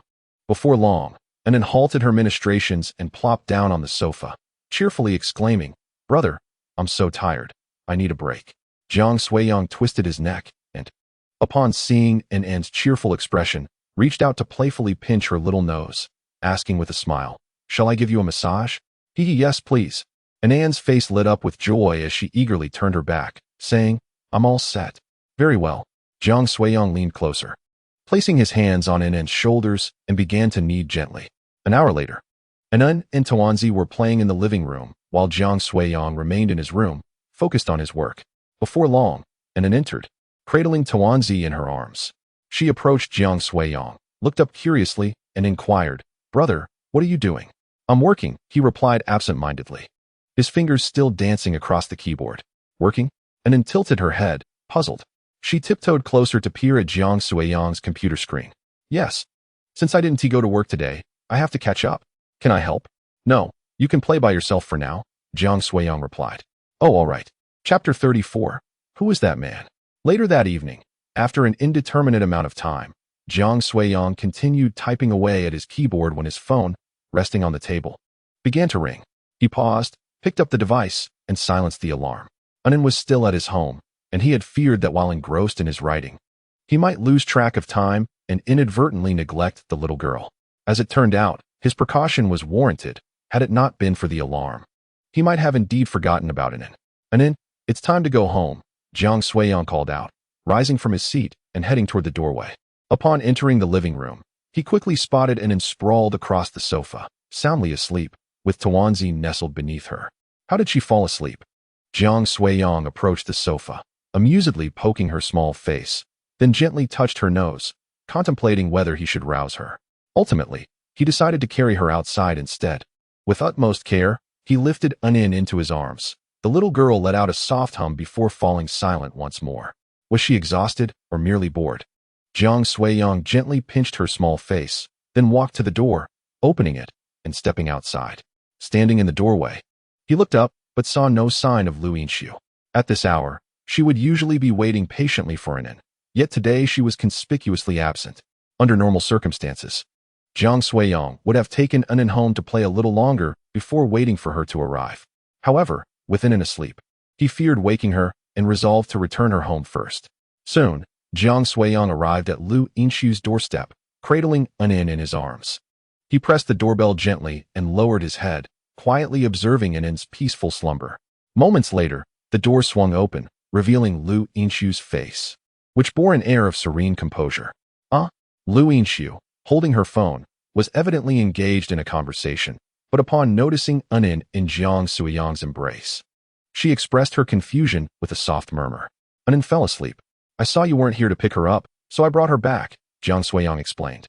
Looking at her, "Sorry for the trouble," Lu Yinshu replied, nodding while ignoring the animated chatter of Xia Yuxue on the other end of the line. She carefully took Annan from Jiang Suiyang's arms. She had indeed noted the time, but had intended to wait a while longer before fetching Annan, assuming the little girl would continue playing until she arrived. It was unexpected that she had fallen asleep. "It's fine," Jiang Suiyang said, glancing at the sleeping Annan in Lu Yinshu's arms, shaking his head slightly before turning to leave. At home, Lu Yinshu carried Annan into her room, gently placing her on the bed, then gazed at her with a hint of indecision. Annan had yet to take a bath, but now that she was asleep, should she let her continue resting or awaken her for a wash? Hey, are you still there? Say something." At that moment, her phone, tucked in her pocket, emitted Xia Yushue's voice from within, though Lu Yinshu seemed to have forgotten about it. After a prolonged silence without a response, Xia Yushue eventually hung up and called back. Ding ding ding. Just as Lu Yinshu was contemplating whether to waken in, the phone's ringtone interrupted her thoughts. Upon seeing the caller ID, she answered the call and stepped out of the room. "Goodness, you've forgotten about me while chatting with a man, haven't you?" Xia Yushue's voice, tinged with melancholy, came through as soon as the call connected. "Not at all. There wasn't. The last thing I heard was a man's voice, and then you ignored me. I waited so long, and you still didn't acknowledge me," Xia Yushue exclaimed in frustration, believing that Lu Yinshu had simply forgotten to end the call, and thought the latter might still wish to continue their conversation. To her surprise, silence ensued. No sound could be heard. "Apologies, I merely forgot to hang up," Lu Yinshu stated calmly from her perch on the sofa. "Confess, Who was the man who brought you to the hospital today? Just a friend. Don't think I'm unaware of your relationship. It's clearly more than that. Moreover, I recognized him. That handsome fellow is the same man who previously gestured rudely at you. You've deceived me. What have I deceived you about? Lu Yinxu replied, her expression remarkably composed as she responded to Xia Yushua's accusations. My dear sister, do enlighten me on your connection with that charming gentleman. He is the first man to ever be close to the aloof Lu Yinxu. I am simply dying of curiosity about whether the iron tree is finally blooming. We share no such relationship. I do not believe you. Believe what you will. Please tell me, or I shall be unable to sleep tonight. Xia Yushua pleaded, sensing Lu Yinshu's reluctance to divulge any information. Unmoved, Lu Yinshu was about to continue her discourse when she felt a small hand gently resting on her thigh. Glancing down, she discovered Anan had awakened at some point and was now quietly gazing at her. Enough. I have matters to attend to. Please don't. Xia Yushua's lament fell on deaf ears as Lu Yinshu promptly ended the call, turning her attention to Anan with a soft voice. Anan, you're awake? Anan appeared to be still in a drowsy state, lacking her usual vivacity. She lazily rested her head on Lu Yinshu's thigh. Then let us take a bath. It seemed the ringing phone had disturbed her slumber. However, now that she was awake, a bath would be refreshing before returning to sleep. Anan remained silent, allowing Lu Yinshu to lift her and carry her into the bathroom. Before long, Anan emerged with damp hair and bare feet, chattering excitedly as she bounced out. Come and put on your clothes. Lu Yinshu called out sternly, holding a small nightgown, noting Anan's bare shoulders. Hee. It's so warm. Can Anan sleep without clothes? Young ladies must not utter such things. I shall turn on the air conditioning. With a sigh, Lu Yinshu approached and dressed Anan in the garment. This little one had been lethargic during her bath, but now, after washing her hair, she was full of energy, splashing water everywhere and soaking Lu Yinshu in the process. Anan wants to watch television. Are you not going to sleep? I can't sleep. Chapter 35. Unseen Matters. Listening to her request, Lu Yinshu contemplated for a moment before acquiescing, as she too had just finished bathing and was not inclined to sleep yet. Forcing the little girl to sleep would likely result in a ruckus until she exhausted herself. Just a little while, then sleep, all right? Lu Yinshu approached, remote in hand, switching on the television and looking at her questioningly. Absolutely, Anan replied, confidently patting her small chest. Upon witnessing the scene, Lu Yinshu could only shake her head in resignation. She then placed her hands under Anan's arms, lifting her gently and setting her on the sofa. You can only sit on the sofa and watch. If you come down, I won't let you see it next time, she teased. Don't worry, sister. Anan is very well behaved. Anan obediently sat on the sofa, casually grabbing a nearby plush toy and hugging it tightly, beaming with delight. Lu Yinshu nodded, choosing to say nothing more as she went to find some clothes, preparing to take a bath. Moments later, she emerged from the bath clad in a delicate nightgown that revealed her fair and long legs, gracefully making her way to the sofa to sit down. Sister. As she settled in, Anan scooted closer, extending her small hand to pinch the soft flesh of Lu Yinshu's leg, her face radiating mischief. What is it? Lu Yinshu, puzzled by the girl's antics, rubbed her forehead and asked with a hint of exasperation. My shoes seem to be at brother's house, Anan replied, blinking innocently and adopting a slightly spoiled expression as she gazed at Lu Yinshu, her voice light and cheerful. She wiggled her little feet playfully, her toes curling in a whimsical manner. Upon hearing this, Lu Yinshu fell silent, her beautiful eyes lowering as she scrutinized Anan for a while, before finally speaking softly. Why didn't you say so earlier? Now that she had bathed and donned her nightgown, she was in no mood to go out. Lowering her gaze, she regarded her soft, comfortable nightgown that exposed her thighs, feeling somewhat hesitant. After all, she couldn't let Anan wander barefoot to find Jiang Suiyang. Anan can go get them. Alas. You stay here, sister will go get them. Lu Yinshu sighed and shook her head, chiding herself for not noticing earlier. Okay, sister, please help me take this to brother. I forgot to give it to him, Anan said, suddenly producing a small teddy bear from who knows where, her voice bright and clear. This is Anan's favorite toy. I want to give it to brother. She gently patted the toy's head with a hint of reluctance before placing it in Lu Yinshu's hands. If you like it, why give it to him? Because brother is An's good friend. Didn't sister say that good things are meant to be shared? All right then. Lu Yinshu nodded in agreement, taking the toy and heading towards the room. Upon entering the room, Lu Yinshu stood before the mirror, gazing at her snow-white nightgown, enveloped in silence. The mirror reflected her tall and well-proportioned figure, elegantly accentuated by the nightgown, rendering her particularly enchanting. The fluid lines and perfect cut of the nightgown clung to her curves, showcasing her delicate porcelain-like collarbone, her slender waist, and the graceful lines of her legs extending to her ankles. She felt satisfied with her figure, despite her typically aloof demeanor. Resembling an iceberg, she was still a girl at heart who cherished beauty. However, she was rather modest, rarely wearing short skirts outdoors and opting for long dresses instead. The somewhat revealing attire she wore was reserved solely for her home, a means to indulge herself. The notion of stepping outside in such garments was inconceivable. However, feeling too lazy to change, she draped a white lab coat over her outfit and buttoned it up before leaving her room. Anan recalled Lu Yinshu's admonition not to walk barefoot on the floor, so she obediently seated herself on the sofa, awaiting Lu Yinshu's emergence. Upon seeing her come out, Anan's eyes instantly brightened at the sight of her sister's ensemble. With a raised hand, she exclaimed with excitement, "Sister, you look stunning." The white lab coat not only concealed the more private aspects of the nightgown, but also unexpectedly lent an air of refreshing elegance to the overall appearance. "Stay put. I'll be right back," Lu Yinshu said, gently touching her hair and speaking to Anan before stepping out of the house. Moments later, she arrived at Jiang Suiyang's doorstep, tightening her grip on the lab coat, feeling an unexpected wave of nervousness. Beneath the coat lay the exceedingly revealing nightgown, and it was indeed her first time wearing such an outfit outside. A touch of anxiety was only natural. Taking a deep breath, Lu Yinshu delicately pressed the doorbell with her porcelain-like fingers and patiently awaited Jiang Suiyang's response. Meanwhile, Jiang Suiyang sat in his room, headphones on, fervently typing away, so engrossed in his work that he failed to hear the doorbell's chime. Suddenly, a wave of panic washed over Jiang Suiyang as he realized his keyboard had ceased to respond. "What the heck? No way," he exclaimed, frantically inspecting the keyboard, only to confirm that it had indeed malfunctioned. "No, I haven't finished yet. Keyboard, hold on a little longer," he lamented, his hands tangled in his hair.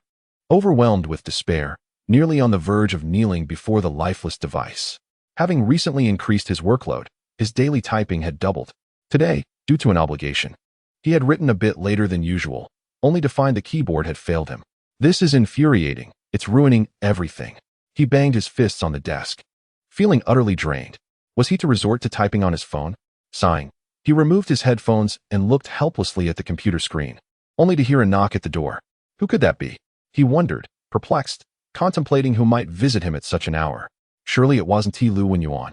At the same time, Lu Yinshu stood at the door, frowning in confusion, wondering why he had yet to answer. She had pressed the doorbell several times. Surely he wasn't asleep? As these thoughts crossed her mind, she turned to leave, just as Jiang Suiyang finally opened the door. Jiang Suiyang, still reeling from the loss of his keyboard, wore a somewhat disheveled expression that transformed into a look of bewilderment upon seeing Lu Yinshu's attire. What an odd outfit, he mused, noting how she was fully covered by the lab coat. Is there something hidden beneath? Perplexed, he rubbed his nose, attempting to mask his awkwardness, cleared his throat, and inquired, "Is there something you need?" Chapter 36. May I borrow it for 2 days? Due to a hint of anxiety, Lu Yinshu tightened her clothing, inadvertently revealing her exquisite curves before Jiang Suiyang. She realized she had forgotten to take Anan's shoes, and with her earlobes flushed crimson, she thought to herself that she should have simply changed her outfit to avoid this embarrassment. "Oh, good," Jiang Suiyang replied, momentarily taken aback. Once he regained his composure, he nodded quickly and returned indoors to retrieve Anan's little slippers from beneath the table. "Here you go." "Thank you," Lu Yinshu said as she accepted the shoes, then handed Jiang Suiyang the toy in her hand, adding, "Also, Anan asked me to give you this." "Oh, thanks," Jiang Suiyang responded, taking the toy from her delicate hand and playfully inspecting it before replying with a simple Upon seeing him accept the toy, Lu Yinshu turned to leave. "Wait." Just then, Jiang Suiyang suddenly recalled something and called out to her. "What is it?" Lu Yinshu, who had just relaxed, was startled by his voice and turned back, biting her lip in curiosity. "Do you have a keyboard? Could I borrow it for a moment?" he inquired. My keyboard is broken, and I haven't finished my work yet," Jiang Suiyang admitted, scratching the back of his head with a hint of embarrassment. Unfortunately, His keyboard was malfunctioning, and he could only type on his phone, which was inefficient for completing his tasks for the day, leaving him no choice but to seek her assistance. All right, I'll go get it for you, Lu Yinxia replied after a moment of contemplation, feeling that since she had already asked for his help today, she should extend a hand in return. Seeing her agreement, Jiang Suiyang felt relieved, realizing that she wasn't as difficult as he had initially thought. In fact, his impression of her had improved slightly. He cheerfully followed Lu Yinxia into the elevator, pressing the button for their floor and standing in front of her. He maintained a basic sense of decorum. Although she was dressed quite alluringly, Jiang Suiyang was not self-absorbed enough to think it was for his benefit. So he stood in front of her without stealing glances. Lu Yinxia, standing behind him, felt a sense of relief when Jiang Suiyang remained silent. Being exposed in such a manner outside made her somewhat uneasy. Had he stood beside her, it would have amplified her discomfort. The brief ride in the elevator proved to be rather excruciating for Lu Yinxia, and as soon as the doors opened, she dashed out, leaving Jiang Suiyang momentarily astonished. Did I do anything wrong? Why the panic? Jiang Suiyang shook his head in mild exasperation before stepping out and waiting at the door. He refrained from entering, respecting the fact that this was her home, and he hadn't received permission to intrude.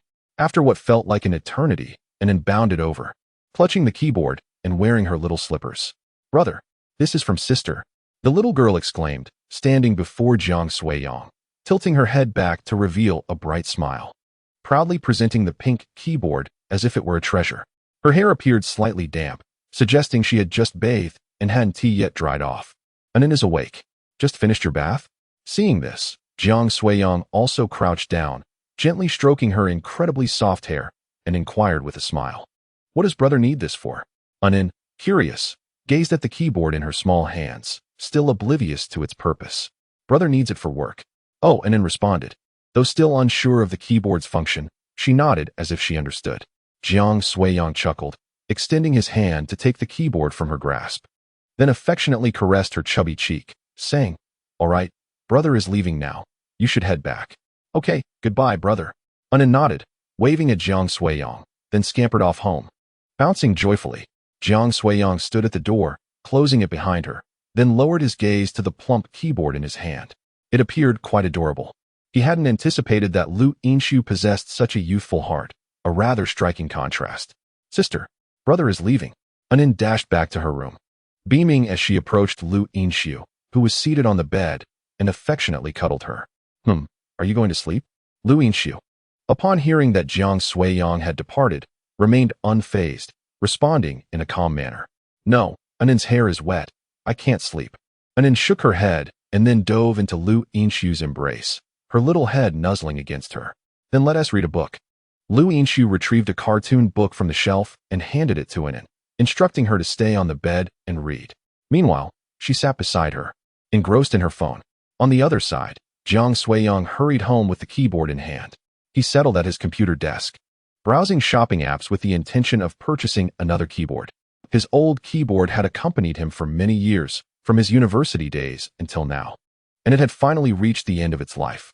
After browsing for a while, Jiang Suiyang bought 2 keyboards, spending several hundred yuan.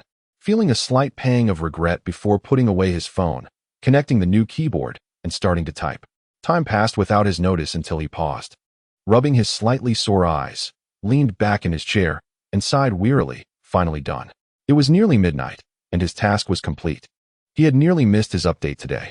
Jiang Suiyang stood up, stretched lazily, then stepped out to freshen up before returning to his room and lying on the bed. Without any drafts stored, it seemed he would have to work harder tomorrow. Lying on the bed, he reflected on the day's events. Indeed, not having any stored drafts was quite perilous. After pondering for a moment, Jiang Suiyang picked up his phone, glancing at the chat window with Lu Yinxia. Since they had added each other as friends, it seemed they had yet to exchange a single word. Knowing he needed to exert effort tomorrow, a keyboard was indispensable. So he composed a message. Will you need your keyboard tomorrow? If not, could I borrow it for a couple of days? Chapter 37. Auntie teaches you to cook. Just as Lu Yinxia was about to sleep, her phone vibrated, followed by a notification sound. She turned over in bed, picked up her phone, and soon noticed a message from Jiang Suiyang. After a brief moment of silence upon reading his message, Lu Yinxia quickly typed back 2 words. Okay. Thank you. Jiang Suiyang replied promptly, but Lu Yinshu merely glanced at the screen before switching off her phone and drifting back to sleep. The following day, at 7 o'clock, Jiang Suiyang's alarm rang. Without even opening his eyes, he silenced the alarm and returned to slumber. 5 minutes later, another alarm sounded, prompting him to reluctantly turn over in bed and slowly sit up.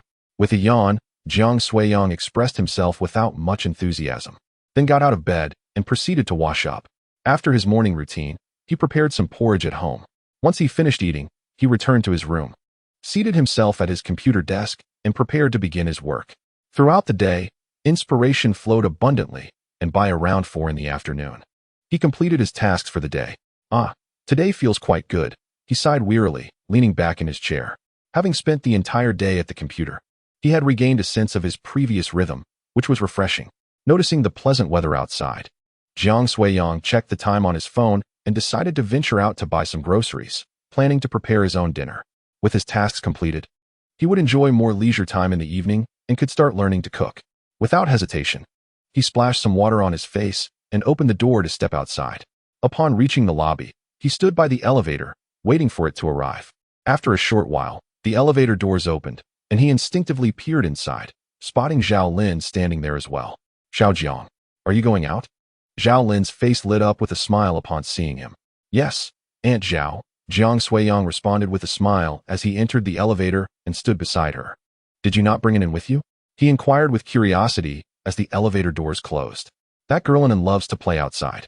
When I went out, she didn't follow me. She's with Xiao Shi," Zhao Lin replied, shaking her head in a mix of amusement and exasperation.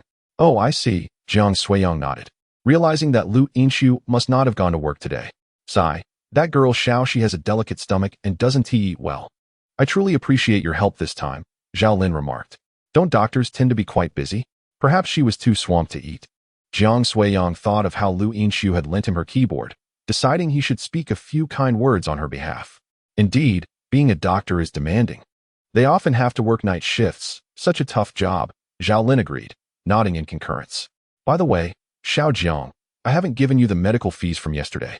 I completely forgot," Zhao Lin suddenly recalled, realizing they had yet to settle the payment with Jiang Suiyang. "The dear drinking stream has already provided me with insight." Upon hearing this, Jiang Suiyang awkwardly uttered the name of the stream. "That's good," Zhao Lin sighed in relief, recalling how hastily they had acted yesterday. Forgetting this matter entirely. "Where are you off to, Aunt Zhao?" Jiang Suiyang casually inquired. "Oh, I'm heading to the nearby vegetable market to pick up some groceries." "What a coincidence. I also need to buy some vegetables." Surprised, Zhao Lin gazed at him and exclaimed, "You can cook, Xiao Jiang?" "Not really. I was just about to start learning," Jiang Suiyang replied candidly. "That's wonderful. How about we go together? I can teach you how to shop wisely to avoid being overcharged." Zhao Lin enthusiastically invited him, fully supportive of Jiang Suiyang's culinary endeavors. After all, dear drinking stream was quite the simpleton, unable to even make fried rice. If Jiang Suiyang could cook, it would undoubtedly enhance his appeal in her eyes. There was hope yet. "All right, let us go together," Jiang Suiyang responded with delight, relieved to have Zhao Lin's seasoned guidance.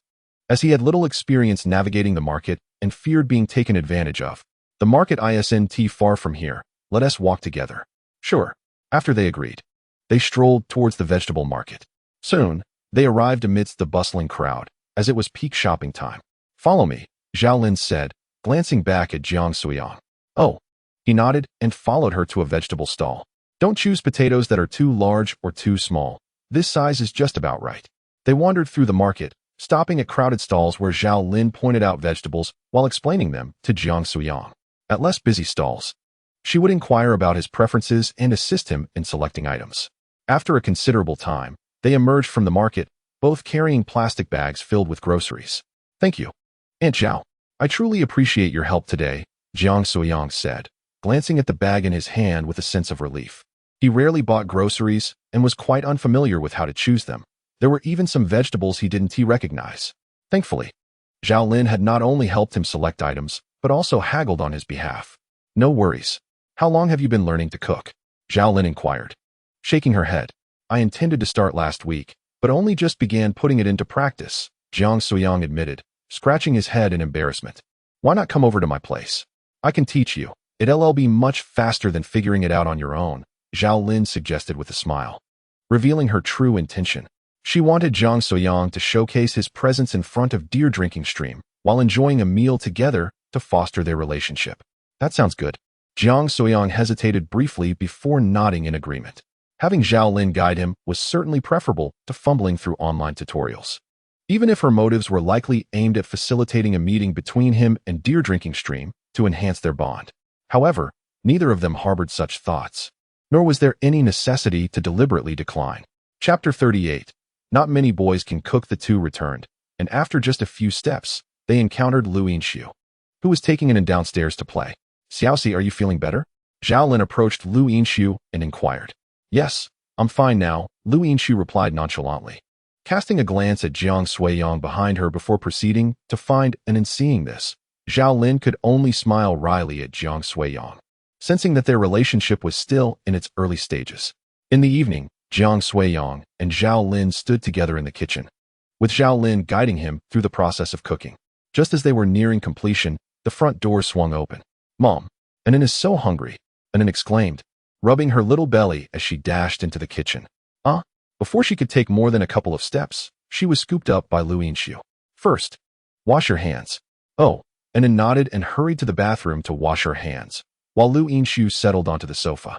Soon, Anon returned with clean hands and dashed into the kitchen. Hey, brother? Anon stood at the doorway, tilting her head in surprise as she gazed at Jiang Suiyang in the kitchen. Brother is cooking dinner for Anon tonight. Zhao Lin teased from the side. Yay, Anon loves the meals brother makes. Anon exclaimed. Have you eaten yet? Zhao Lin asked, amused by her enthusiasm. I have. Anon nodded vigorously, running over to Jiang Suiyang and wrapping her arms around his leg. Jiang Suiyang scratched his nose, feeling a bit awkward. He recalled how, seeing the little girl's pitiful expression of hunger, he had prepared a bowl of instant noodles for her. It was merely a packaged meal, but she had thought he had made it himself. What a delightful misunderstanding. Go wait outside. Once Dad is back, we can eat. Okay. Anon released her grip and skipped happily out of the room. Sister, brother is here. Anon ran to Lu Yinshu, raising her hands with uncontainable joy. What?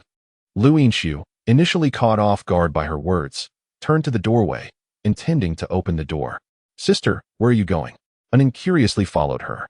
Lu Yinshu reached the door, opened it, and upon seeing nobody outside, closed it again, looking down at Anon and asking, where is he?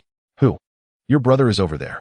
Lu Yinshu followed Anon's pointing finger towards the kitchen, falling momentarily silent. At that moment, the sound of keys unlocking the door echoed from the entrance, and then Lu Wenyan stepped inside.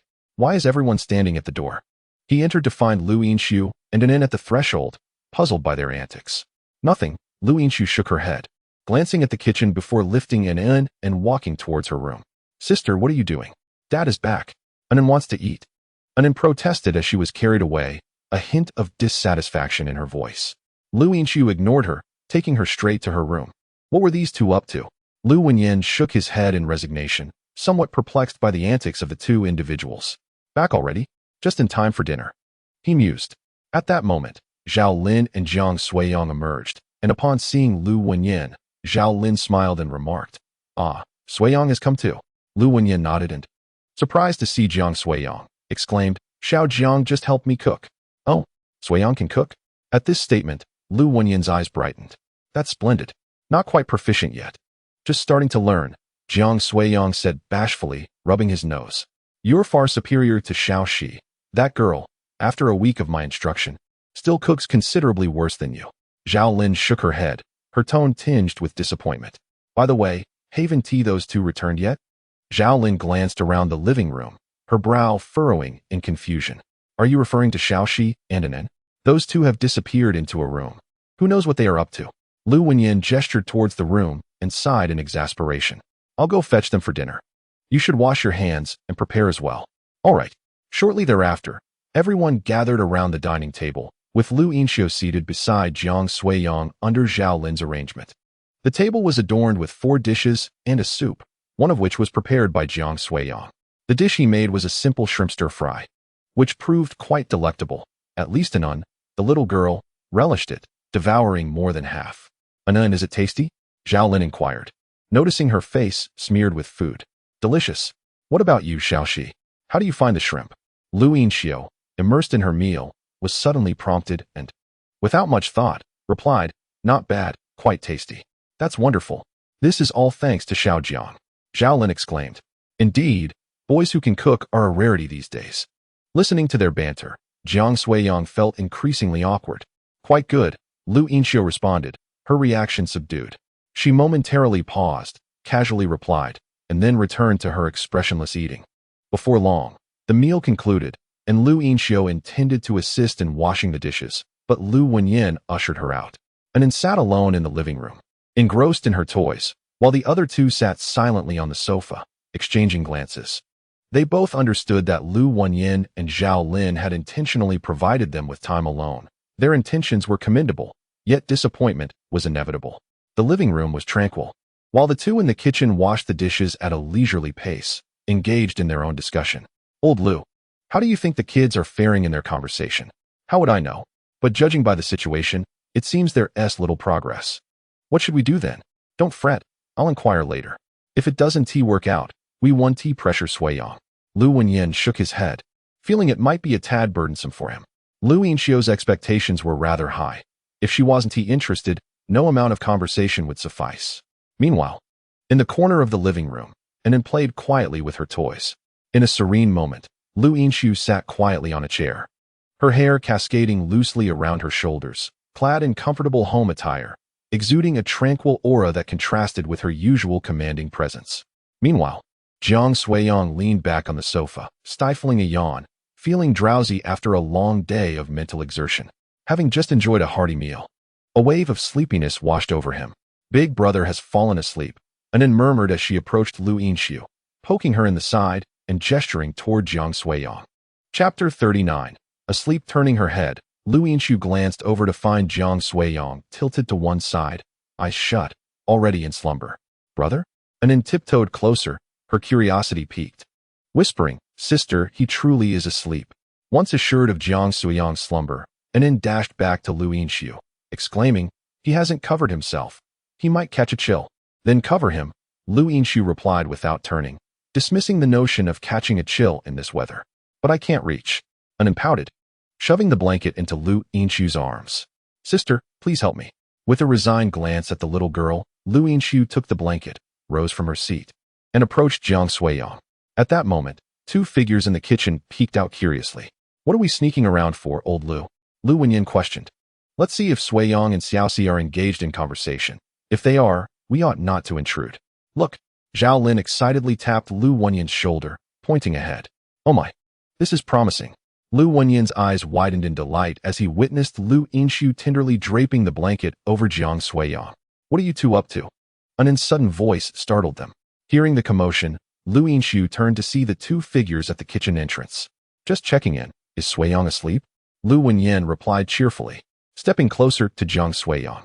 "Indeed, has he fallen asleep so quickly? He must be exhausted. Let him rest."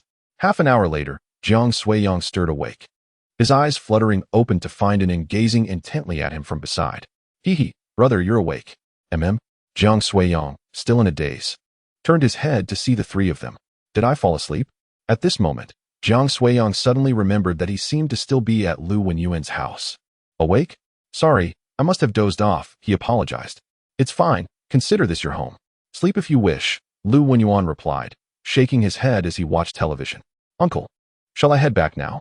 Jiang Suiyang inquired. "Heading back already? Let Xiaoxi see you off," Lu Wenyuan suggested. Upon hearing this, Lu Yinxiu, maintaining her usual stoic expression, stood up and walked out first. "I want to go too," Anan exclaimed excitedly, eager to follow Lu Yinxiu, but was abruptly pulled back by Zhao Lin. "Be good. Let your sister go. Mommy will take you for a bath." "All right."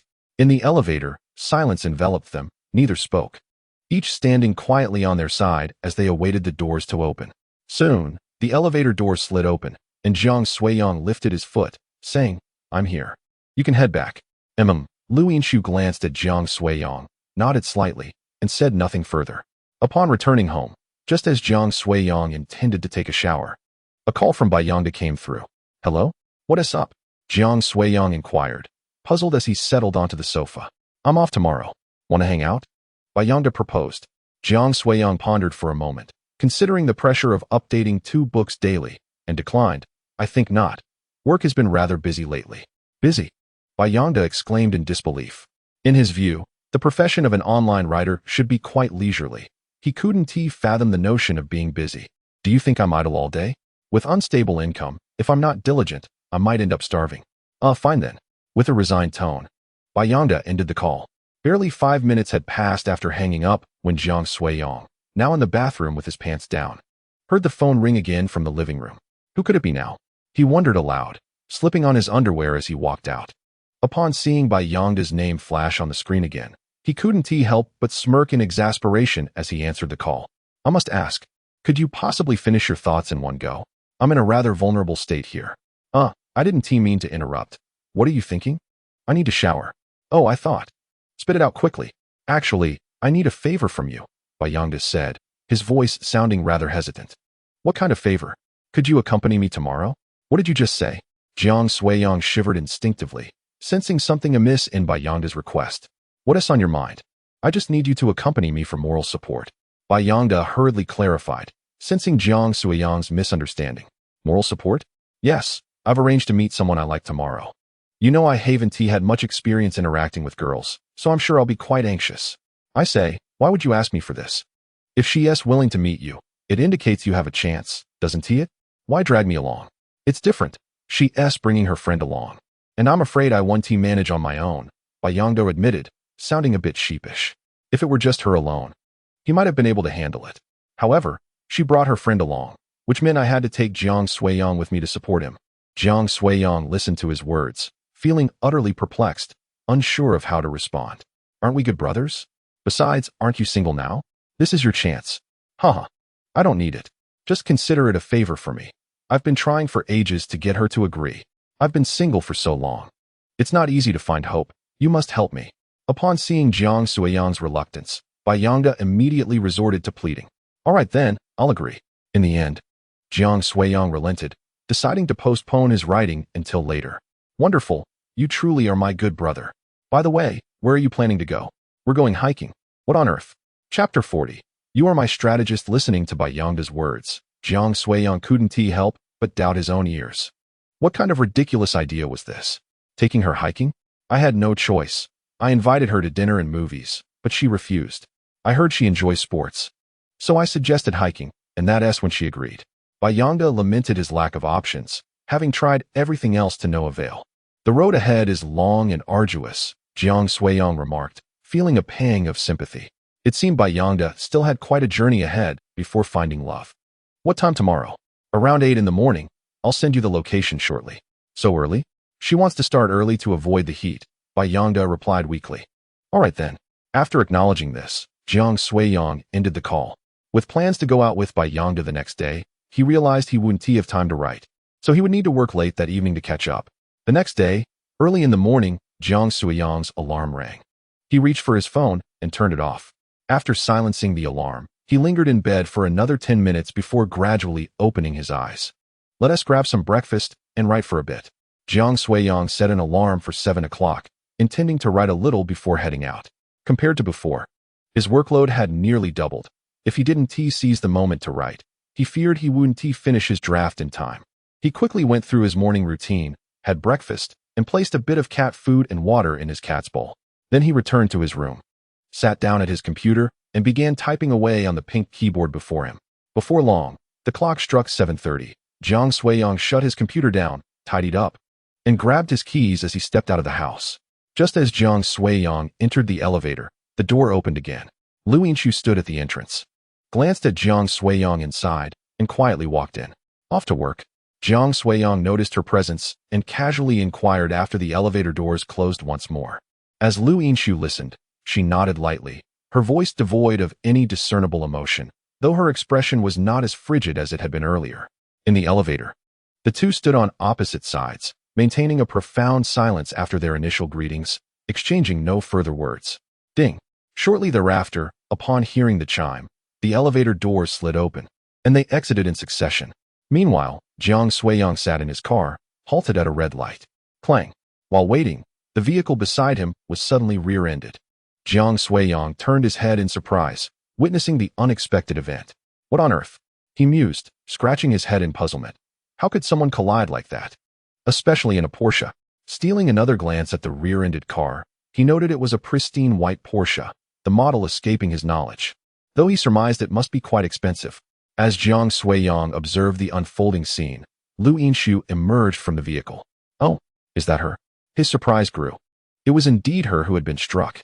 At that moment, the door of the Porsche swung open, revealing a seemingly innocent young woman. I'm so sorry. I just got my license, and I'm still not very adept, she exclaimed, bowing apologetically upon seeing Lu Yinshu's displeased expression. Lu Yinshu, already known for her aloof demeanor, appeared even colder at that moment, remaining silent in response to the girl's words. Before long, the light turned green.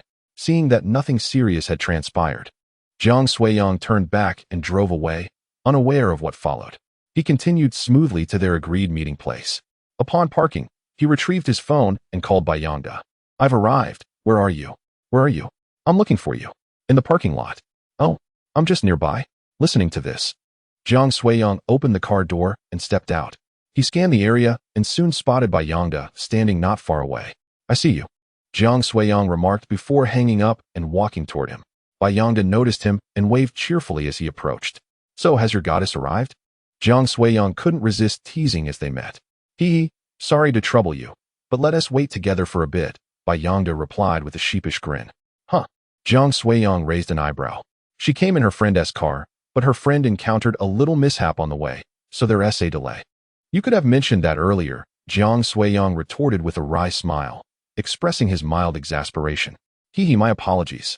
I promise to treat you to dinner next time. Bayangda chuckled, throwing an arm around Jiang Suiyang's shoulder with an apologetic expression. When did you start pursuing her? What sparked this sudden enlightenment? Jiang Suiyang was quite curious, for Bayangda was rather timid. Otherwise, he would not have remained single until now. His family was pressing him to marry. And considering his age, if he did not muster some boldness, he might remain unattached indefinitely. Bayangda shook his head, expressing a hint of bitterness. In this day and age, both the unattractive and the handsome have partners, yet the timid remain alone. Ah, so that is the case, Jiang Suiyang nodded upon hearing this, realizing that Bayangda was in a predicament. If you had awakened to this sooner, you might have found a partner during university, rather than being single until now. However, it was too late to lament. He had experience, and Jiang Suiyang would need to seek his assistance in the future. What can I help with? Bayangda replied.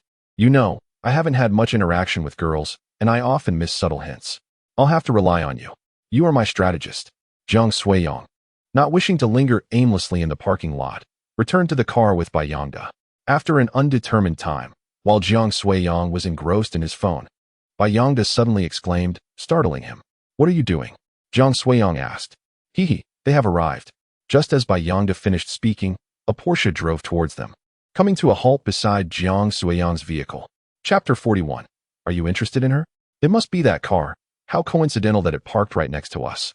Bayangda pointed at the Porsche, his voice tinged with surprise. I didn't expect her friend to drive a Porsche. She seems quite affluent. After saying this, Bayangda opened the car door and stepped out. Why does that car look somewhat familiar? Jiang Suiyang pondered, scratching his chin, puzzled by its resemblance to the car that had collided with Lu Yinshu earlier that morning. He quickly exited his car and stood behind Bayangda. Soon, two women, each with distinct styles, emerged from the vehicle. Ah, so it's her. Upon seeing the girl who appeared rather innocent from this morning, Jiang Suiyang felt a sense of certainty that she was indeed the one who had rear-ended Lu Yinshu. However, he was left wondering which of the two women was the object of Bayangda's affections. I'm truly sorry. We encountered some issues on the road and arrived a bit late.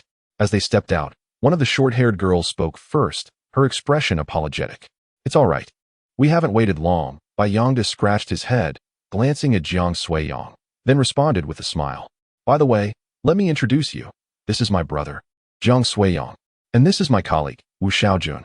Bayangda introduced them, and Jiang Suiyang quickly discerned that the short-haired woman was indeed the one Bayangda liked. Hello. Allow me to introduce my best friend, Huang Jinru.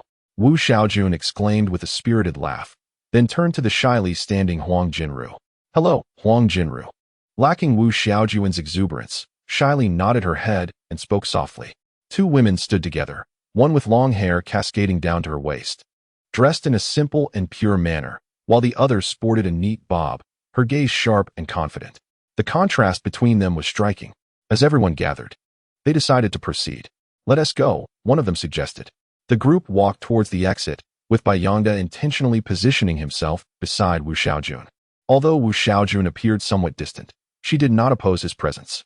Jiang Suiyang chose not to intrude upon their conversation, quietly trailing behind. Bayangda, eager to engage, sought topics of discussion, while Wu Xiaojun occasionally responded, though their exchange felt somewhat forced. Jiang Suiyang, walking behind them, listened intently, and after a while, couldn't help but shake his head, sensing that winning Wu Xiaojun's affection would not be an easy endeavor. Huang Jinru, likely sharing Jiang Suiyang's thoughts, walked silently beside him, refraining from interrupting the two in front. Soon, they reached the foot of the mountain and began to ascend the steps. "Shall we dine together after our hike?" Bayangda turned his head, cheerfully addressing the two behind him. His beaming smile revealed his good spirits, likely stemming from a prior discussion with Wu Xiaojun. "I have no objections," Jiang Suiyang replied with a nod. "Neither do I," Huang Jinru chimed in, her voice bright and melodic. Seeing the absence of dissent, Bayangda quietly exhaled in relief, then pulled out his phone to inquire about dining preferences from Wu Xiaojun. Jiang Suiyang couldn't help but smirk at his enthusiastic tone. This fellow had claimed to summon him for courage, but it seemed he had merely sought his presence to distract Huang Jinru, ensuring she would not disrupt their interaction.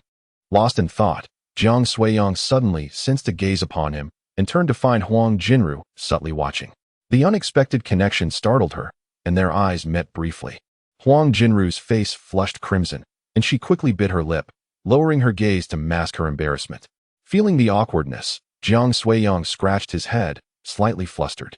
Yet, with his thicker skin, he maintained his composure, dismissing the moment as inconsequential and continuing his ascent up the mountain. Huang Jinru, head bowed and lips pressed tightly together, felt her earlobes growing warmer and instinctively quickened her pace. Suddenly, her foot caught on the step ahead, and she lost her balance, leaning forward. In that instant, Huang Jinru experienced a rush of weightlessness, fear prompting her to cry out. Jiang Suiyang, walking behind her, immediately witnessed her stumble and instinctively reached out, catching her just in time. "Xiao." The commotion drew the attention of Bayangda and Wu Xiaojun ahead, who turned to see Huang Jinru nearly topple. "I'm fine," Huang Jinru exclaimed, feeling the warmth of the hand on her arm, her fair complexion now flushed with color as she shook her head vigorously. With a sigh of relief, Wu Xiaojun felt a weight lift off her shoulders upon seeing that Huang Jinru was unharmed. She had summoned Huang Jinru to keep an eye on things, as any mishap would have been disastrous. "It was Jiang Suiyang who held me back just now," Huang Jinru murmured, her head bowed and her eyes brimming with uncontainable joy. "I truly appreciate your help," Wu Xiaojun expressed gratefully. "Not at all," Jiang Suiyang replied, releasing Huang Jinru without paying attention to her earlier address. Noticing that Huang Jinru nearly stumbled, Wu Xiaojun slowed her pace, intending to walk alongside her, but she felt a gentle poke on her arm. "You go ahead. I want to walk with him," Huang Jinru whispered. "Oh." Wu Xiaojun glanced at Huang Jinru in surprise before lifting her gaze to discreetly observe Jiang Suiyang trailing behind. "Have you taken a liking to him? Mind your own business. Hurry and find your romantic interest," Huang Jinru retorted softly. "I called you to help me keep watch, and yet here you are just go." "Fine," they whispered closely, lost in their hushed conversation. Bayangda felt a bit awkward watching the two chat incessantly and contemplated approaching Jiang Suiyang. However, to his astonishment, Wu Xiaojun quickened her steps to return to him, eagerly continuing their previous discussion. Witnessing this, Bayangda was filled with delight as he glanced at the two walking behind them, his heart racing with excitement. Indeed, summoning Lao Yang had proven to be the right choice. Chapter 42. The photograph. "Thank you," Huang Jinru said softly as Wu Xiaojun stepped forward, slowing her pace to speak with Jiang Suiyang. "No need for thanks," Jiang Suiyang replied, shaking his head. He caught her gaze and noticed the girl was intently watching him, her eyes filled with an emotion he could not quite decipher. Seeing Huang Jinru's expression, Jiang Suiyang was momentarily taken aback. There was something eerily familiar about her gaze. "What's wrong? Why are you staring blankly?" Huang Jinru asked, tilting her face slightly upward, her eyes clear and tender, a warm smile gracing her lips. In truth, she wished to say, "Why are you still so dazed?" just like before. Yet, she had yet to ascertain whether Jiang Suiyang was indeed that person, after all. They had not crossed paths in over a decade. A single glance could convey more than 1,000 words, and Jiang Suiyang, instead of responding, merely looked at her before averting his gaze. Huang Jinru observed him lost in thought, unable to suppress a quiet chuckle as she covered her mouth with her hand. "Have we met somewhere before?" she inquired after a lengthy pause. After a moment's hesitation, Jiang Suiyang admitted, "I still do not recall you." "Not sure. Have we met previously?" Huang Jinru replied, despite knowing the answer in her heart, shaking her head in denial. "Very well, perhaps I mistook you for someone else," Jiang Suiyang concluded, feeling it was his oversight, as he had felt nothing upon first encountering her. Yet a mere glance evoked an inexplicable sense of familiarity, leading to a suspicion that they might be acquainted, which seemed rather implausible. Time passed, and eventually, the group reached the summit. This mountain was not particularly high, yet it was bustling with visitors. By the time they ascended, a considerable number of people were already at the top, predominantly couples accompanied by their children. Taking a moment to rest with some oranges, the group found a spot to sit. Wu Xiaojun retrieved several oranges from her backpack and cheerfully distributed them among the others. Each person accepted an orange, and after enjoying the fruit, they discarded the peels into a nearby trash bin, then began to admire the scenery. Bayangda, ever exuberant, dashed over to Wu Xiaojun's side, captivated by the view. Jiang Suiyang, however, found little interest, opting instead to sit at the edge, enjoying the breeze while scrolling through his phone. "Are you a local?" Huang Jinru inquired, taking a seat beside him with a cheerful demeanor. Jiang Suiyang shot her a curious glance. Had this girl not been quite shy moments ago? How had she transformed so quickly? "No, I'm from Anqing," Jiang Suiyang replied casually, though puzzled by her sudden confidence. "Ah, we are fellow townsfolk then, for I too hail from Anqing." Huang Jinru responded as if she had anticipated his origin, her smile widening. "Really? You are also from Anqing?" Jiang Suiyang expressed his surprise, astonished by the coincidence. "Indeed. But I left for abroad quite some time ago, and my days there were fleeting." Huang Jinru's tone took on a wistful note, her gaze towards Jiang Suiyang becoming increasingly peculiar, imbued with a sense of yearning. "What troubles you?" Jiang Suiyang asked, noting her melancholy. After a brief hesitation, he decided to voice his concern. "Nothing much, just suddenly thought of an old friend, wondering how he is faring now." "Oh," Jiang Suiyang mused, noting her odd demeanor since earlier, as if she had become a different person altogether. He chose to remain silent, returning his attention to his phone. After a while, Wu Xiaojun and Bayangda returned, noticing the two sitting quietly together. Wu Xiaojun's gaze flitted back and forth between them inquisitively. "Why don't we take a group photo?" Bayangda suggested at that moment. "Sounds great." They all agreed eagerly. Bayangda pulled out his phone and approached a nearby passerby, requesting assistance in capturing their moment. "Move a little closer," he directed. The two girls stood at the center, while Jiang Suiyang and Bayangda positioned themselves beside Huang Jinru and Wu Xiaojun, all four wearing radiant smiles as they faced the camera. On 3, 1, 2, 3 snap. The shutter clicked, immortalizing their camaraderie. "How rare to have someone willing to take our photo. Should I capture a few more for you?" the passerby offered. "Certainly. Thank you, good sir," Bayangda replied gratefully, then draped an arm around Jiang Suiyang's shoulders, striking a playful peace sign for another shot. "Shall the two girls have a turn?" he inquired. "Absolutely. Xiaojun, this scenery is quite splendid. Why don't we take a picture together?" After the two women finished taking their photos, Bayangda hesitantly remarked, "All right then." Upon hearing this, Wu Xiaojun offered a faint smile and, without much hesitation, readily agreed. This fellow wasn't so bad. At least Wu Xiaojun didn't harbor any aversion towards him. So why not give it a try? "Thank you, big brother. It's no trouble at all. I adore photography," Jiang Suiyang, standing nearby, remarked, scratching his nose. It seemed he had misjudged the situation. Pursuing Wu Xiaojun didn't appear to be an insurmountable challenge for Bayangda after all. "All right, how about you two take a picture as well?"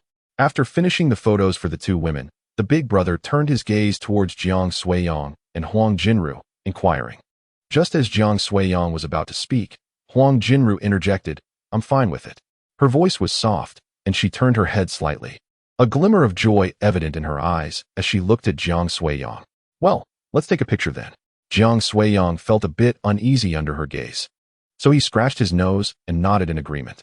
Seeing Jiang Suiyang consent, Huang Jinru smiled and leaned closer, tilting her head towards him, her face adorned with a smile as she gazed at the phone in front of them. Click. "All right. Thank you, big brother." After capturing the photo, The big brother returned the phone to Bayangda and then descended the mountain with his friends. Shall we head down as well? After sending the photos to Jiang Suiyang and Wu Xiaojun, Bayangda looked at the group and suggested, "Sure, I'm quite hungry. Let's go have a meal. Suiyang, can we add each other as friends? Please send me the photos." On their way down, Huang Jinru continued to walk beside Jiang Suiyang, smiling as she asked, "All right, would you like to scan my code, or should I scan yours?" "I'll scan yours," Huang Jinru replied, taking out her phone to add Jiang Suiyang as a friend. "Done. I've sent it to you." After accepting the friend request, Jiang Suiyang sent her the photos and casually remarked before quickening his pace, "Thank you." Huang Jinru, after saving the photo he sent, tucked her phone away and followed him with a bright smile. "Be careful. This path is a bit tricky." Halfway down, Bayangda suddenly turned back to remind the two. They were taking a different route down the mountain, which was slippery due to the rain from the previous night. "What kind of path is this? It's so narrow." As they walked, Bayangda continued to grumble, lamenting that he should have taken a different route, one that was wider and easier to navigate. "All right, stop complaining and just be careful," Jiang Suiyang replied irritably from behind. Just as he finished speaking, the stone step beneath him crumbled, and Jiang Suiyang felt his footing slip, instinctively exclaiming, "Whoa!" His body lost balance, leaning forward dangerously, nearly toppling over. "Watch out." In that split second, Huang Jinru reacted swiftly, reaching out to grasp Jiang Suiyang's arm tightly and pulling him back with force.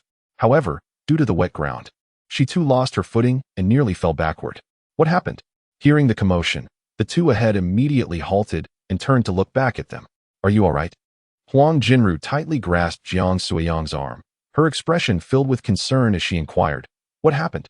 "Ah, it's nothing. Thanks to you," Jiang Suiyang sighed with relief, lowering his gaze to the shattered stone steps he had just stumbled upon, feeling somewhat exasperated. "What a terrible path. I nearly fell again." "What transpired?" Wu Xiaojun asked, puzzled, as she had been unaware of the incident while the two were walking ahead. "The steps broke. I almost fell, but fortunately, she caught me," Jiang Suiyang explained. "Glad to hear that." Bayangda scratched his head, slightly bewildered. "Why did both of you nearly fall?" "How would I know? It was the path you chose," Jiang Suiyang retorted, then turned to Huang Jinru, standing behind him. "Are you hurt?" "No," Huang Jinru replied, but just as she spoke, a wave of intense pain surged through her foot, causing her to gasp in discomfort. "What's wrong?" Upon hearing her sound of distress, Jiang Suiyang hurried over, his voice laced with concern. "I think I twisted my ankle," Huang Jinru admitted, feeling a fiery pain radiate from her foot. "I'm sorry. What happened to Xiao?"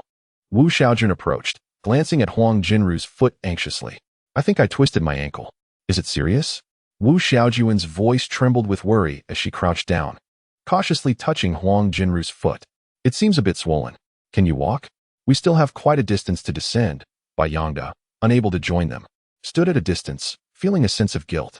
Huang Jinru wore shoes, making it difficult to determine the extent of her injury. But her pallor suggested it was quite serious. "It seems I can't walk anymore. I should carry you down," he offered, feeling it was only right since she had injured herself to help him. "Is that all right?"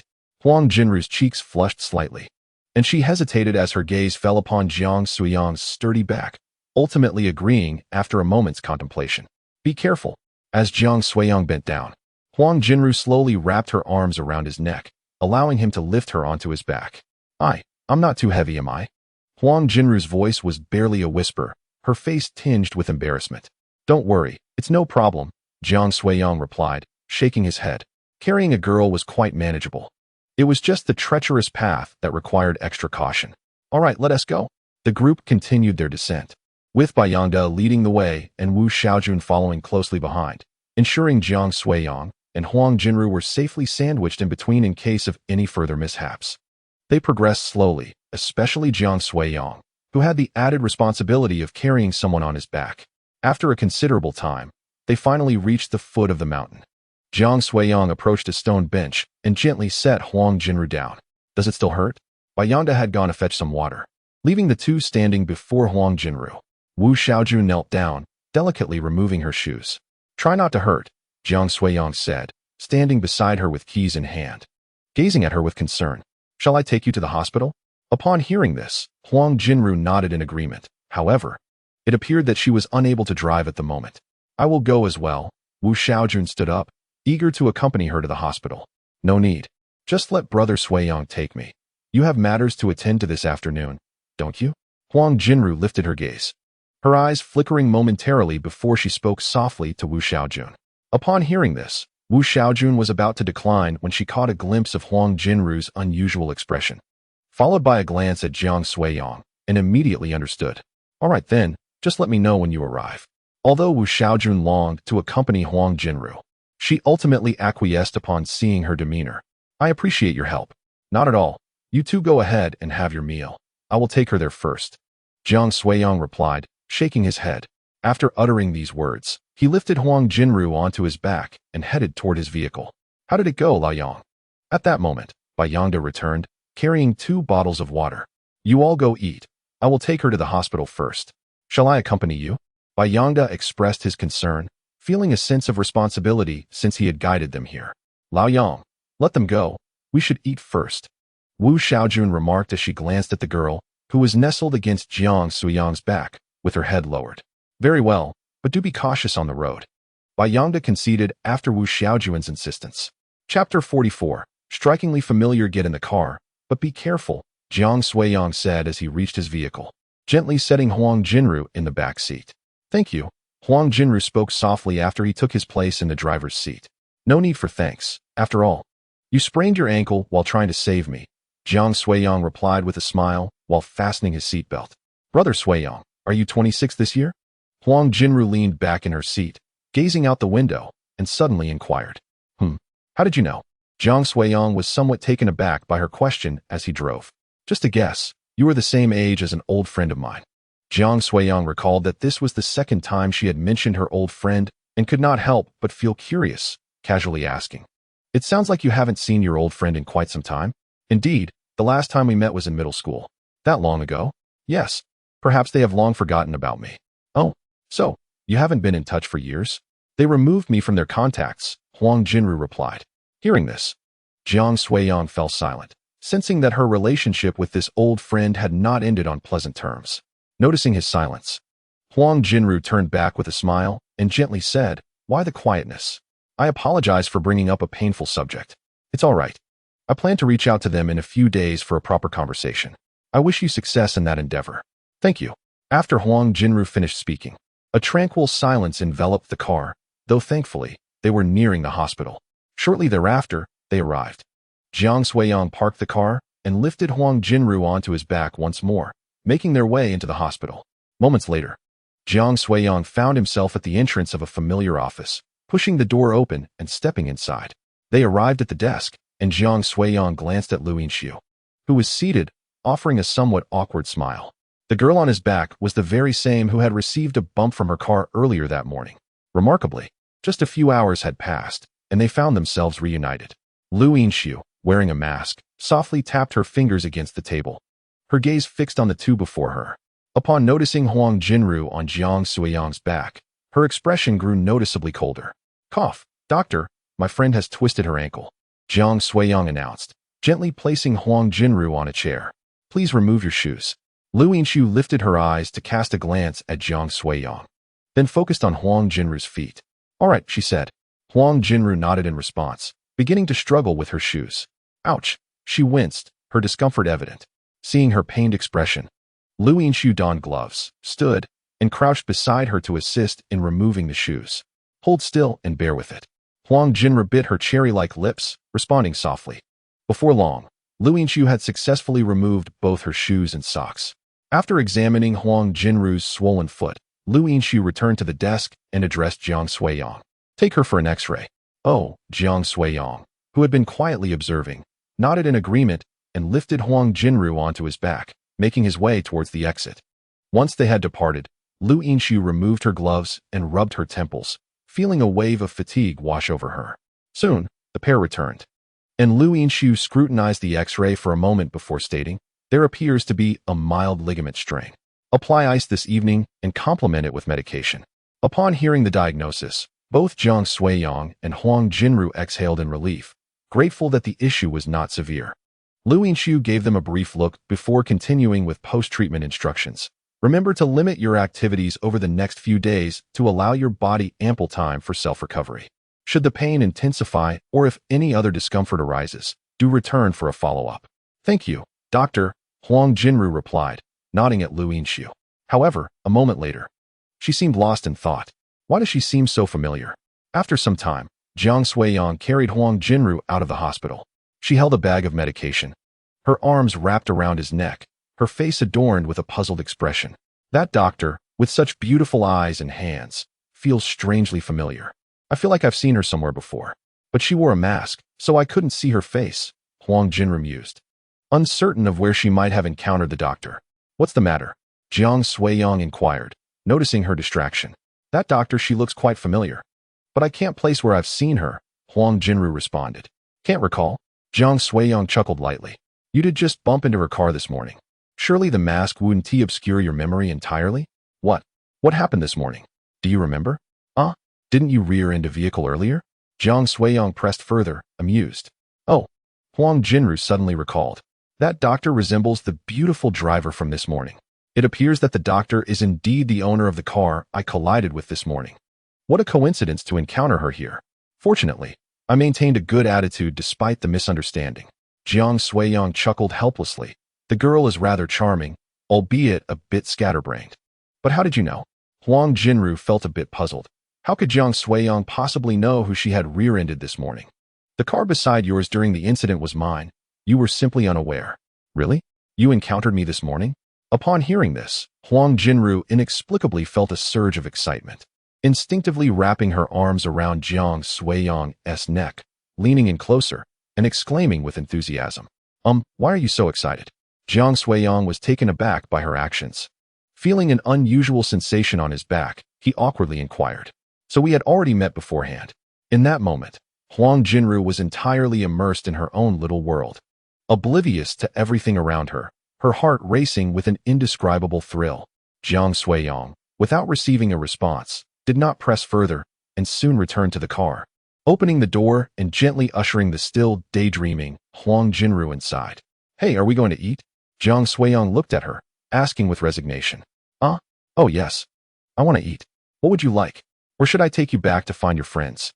Jiang Suiyang inquired while observing the rearview mirror. Let us go eat. All right, then what do you want? Anything is fine. Huang Jinru replied casually, then pondered for a moment before adding, whatever you like, I like too. As long as it's your favorite, I will enjoy it. Huang Jinru smiled brightly, speaking from the heart, though she was unaware if this fellow's taste had changed. Hearing this, Jiang Suiyang raised an eyebrow, finding her words rather peculiar. Could it be that this girl has genuinely taken a liking to him? With this thought, Jiang Suiyang quickly shook his head. Impossible. They had only known each other for less than a day. It must be a misconception. Jiang Suiyang drove in silence, while Huang Jinru sat in the back seat, neither checking her phone nor gazing out the window, but intently watching Jiang Suiyang's refined face in the rearview mirror. Before long, Jiang Suiyang brought her to a restaurant owned by Li Qingyi. He hadn't visited any other nearby eateries, uncertain of their culinary offerings. So he chose this one to ease his mind. Let us get out. After parking the car, Jiang Suiyang stepped out and opened the back door, looking at Huang Jinru. Huang Jinru nodded, supported by Jiang Suiyang as she exited the car, and together they walked into the restaurant. Upon entering, they found a corner table, and soon Li Qingyi approached them. Oh, Suiyang. Upon seeing Jiang Suiyang, Li Qingyi immediately smiled. Jiang Suiyang also smiled and nodded, then picked up the menu and handed it to Huang Jinru, saying, take a look at what you would like to eat. Hearing his words, Li Qingyi turned to look at Huang Jinru. So beautiful. It was evident that Huang Jinru's pure aura made even this high school girl feel a sense of inferiority. Is she your girlfriend? After her surprise subsided, Li Qingyi gazed at Jiang Suiyang in astonishment. It turned out he had a penchant for innocent, neighborly girls. No wonder he was indifferent to the icy beauty, Lu Yinxia. This realization seemed to hold some truth. Upon hearing Li Qingyi's remark, Huang Jinru instinctively lifted her head and quickly clarified, no, little sister, Suiyang and I are not a couple. With a smile gracing her lips, Huang Jinru explained. Yet her gaze remained fixated on Jiang Suiyang. Is that so? Li Qingyi noted the situation, fully aware that this older sister clearly harbored feelings for Jiang Suiyang. They simply had not yet become a couple. Jiang Suiyang looked a bit helplessly at the two women. Are we going to order, or what? I've placed my order. The rest is up to you, Suiyang. Huang Jinru chuckled softly, covering her mouth, and then handed the menu to Jiang Suiyang. Just these few dishes. Jiang Suiyang naturally selected the meals he frequently enjoyed and then passed the menu to Li Qingyi. All right, please wait a moment. Li Qingyi accepted the menu with a polite smile before stepping away. Before long, the two finished their meal, and Jiang Suiyang assisted Huang Jinru as they exited. By the way, I just realized I forgot to ask, didn't you drive here? Once seated in the car, Jiang Suiyang suddenly remembered that her vehicle seemed to still be parked there. It's fine, Xiaojun will drive me home, Huang Jinru replied, shaking her head nonchalantly. All right then. Shall I give you a ride home? Yes, thank you, Suiyang. I'll send you my address. A few moments later, Jiang Suiyang received the address from Huang Jinru. He stared at his phone, noting the villa area named Diamond Garden, and fell into silence. However, considering she drove a Porsche, it seemed quite reasonable. Half an hour later, Jiang Suiyang arrived at the so-called Diamond Garden. The car can't enter. Do you need me to carry you in? No need. I've called my family to come get me. Huang Jinru smiled and shook her head. Well then, I'll take my leave. Thank you. Be careful on your way. Jiang Suiyang nodded, climbed into his car, and soon drove away. Huang Jinru stood in place, watching his car disappear from sight before she slowly made her way back. Upon returning home, Jiang Suiyang closed the door and collapsed onto the sofa. Meow. The little fur ball, Tawanzi, curiously approached and leaped onto him, letting out a sound. So tired. Had I known, I wouldn't have gone out today, Jiang Suiyang lamented as he cradled Tawanzi in his arms, feeling somewhat drained. Meow. Tawanzi, unable to comprehend, could only respond with a few more calls. Dingling. Just as Jiang Suiyang continued his complaints, his phone rang. He picked it up, discovering it was Bai Yongda calling. Hello, Lao Yang, how did it go? Bai Yongda inquired with a hint of concern in his voice. It is now resolved. Phew, that is a relief. Upon hearing Jiang Suiyang's assurance, Bai Yongda finally exhaled in relief, then ended the call and promptly transferred some money to Jiang Suiyang. Jiang Suiyang gazed at the transaction notification on his phone, somewhat perplexed as to why this fellow was sending him money. I bear some responsibility in this matter. Had I not insisted on you coming out, it wouldn't have turned out this way. I'll cover part of her medical expenses. I'll treat you to a meal next time, Bai Yongda remarked. No need. She paid for it herself, Jiang Suiyang replied, shaking his head. Huang Jinru had sustained injuries for his sake, and although Jiang Suiyang initially intended to shoulder her medical costs, she adamantly refused to accept them, leading him to relent. Is that so? Then return the money to me, Bai Yongda insisted. Hey, you rascal. Alas, there is not much I can do. Finances are a bit tight lately. All right. How do you feel today? Is there a chance? It seems so. She even invited me to watch a movie next time. At this, Bai Yongda's spirits lifted. After numerous failed attempts to arrange outings with her, she had finally initiated a plan after their recent hike. That is splendid. I wish you the best of luck. With that, Jiang Suiyang placed his phone on the table, reclined back onto the sofa, closed his eyes, and murmured, I am utterly exhausted. I will rest a bit before writing. Chapter 46. Annan wants to sleep at her brother's house just 5 minutes after lying down. His phone, which he had set on the table, buzzed a few times. Jiang Suiyang, roused from a drowsy state, reached over to unlock the screen and check the notifications. Li Qingyi, my 6,000 yuan. Seeing this message, Jiang Suiyang felt a twinge of exasperation. Why was this girl still fixated on her 6,000 yuan? Jiang Suiyang, stop dwelling on it. There is no hope. Li Qingyi, when I saw that beautiful sister, I had already lost hope. Li Qingyi, though I'm a bit saddened now, I will still wish you well. I hope you find true love soon. Jiang Suiyang, all right, seek someone else. Gaining your aloof sister's favor is not so easy. Li Qingyi, sigh, money is truly hard to earn. Moments later, Jiang Suiyang stood up, stretched, and made his way back to his room. He sat down at his desk and glanced at the pink keyboard resting on the table, suddenly smacking his forehead and exclaiming, Ah, I forgot to pick up the package. The keyboard he had ordered days earlier had arrived that morning. He had intended to retrieve it after his hike, but had completely overlooked it. Never mind, I'll get it tonight. For now, I'll write a bit. Feeling too lazy to venture back downstairs, Jiang Suiyang simply sat down, opened his computer, and prepared to begin typing. A few hours later, he paused his relentless typing. Leaning back in his chair, the progress had been smooth. He had completed half of his writing task for the day, alleviating the urgency to rush through it later that evening. It was now 6:30, time to prepare a meal and then collect the delivery. Jiang Suiyang glanced at the clock. Realizing it was indeed 6:30, and exited his room to head to the kitchen. The refrigerator was now brimming, allowing him to prepare dinner for himself. Cooking for one. He didn't need to make much, just enough to satisfy his hunger. After finishing his meal and washing the dishes, he took his phone and descended downstairs for a leisurely stroll, intending to digest his food and collect a package. After meandering outside for a while, he prepared to return home with the parcel in hand.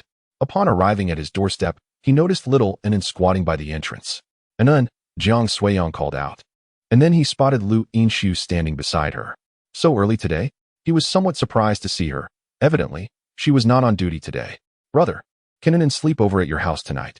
Anin immediately stood up upon seeing Jiang Suiyang, rushing over to him and affectionately hugging his leg, her eyes brimming with anticipation.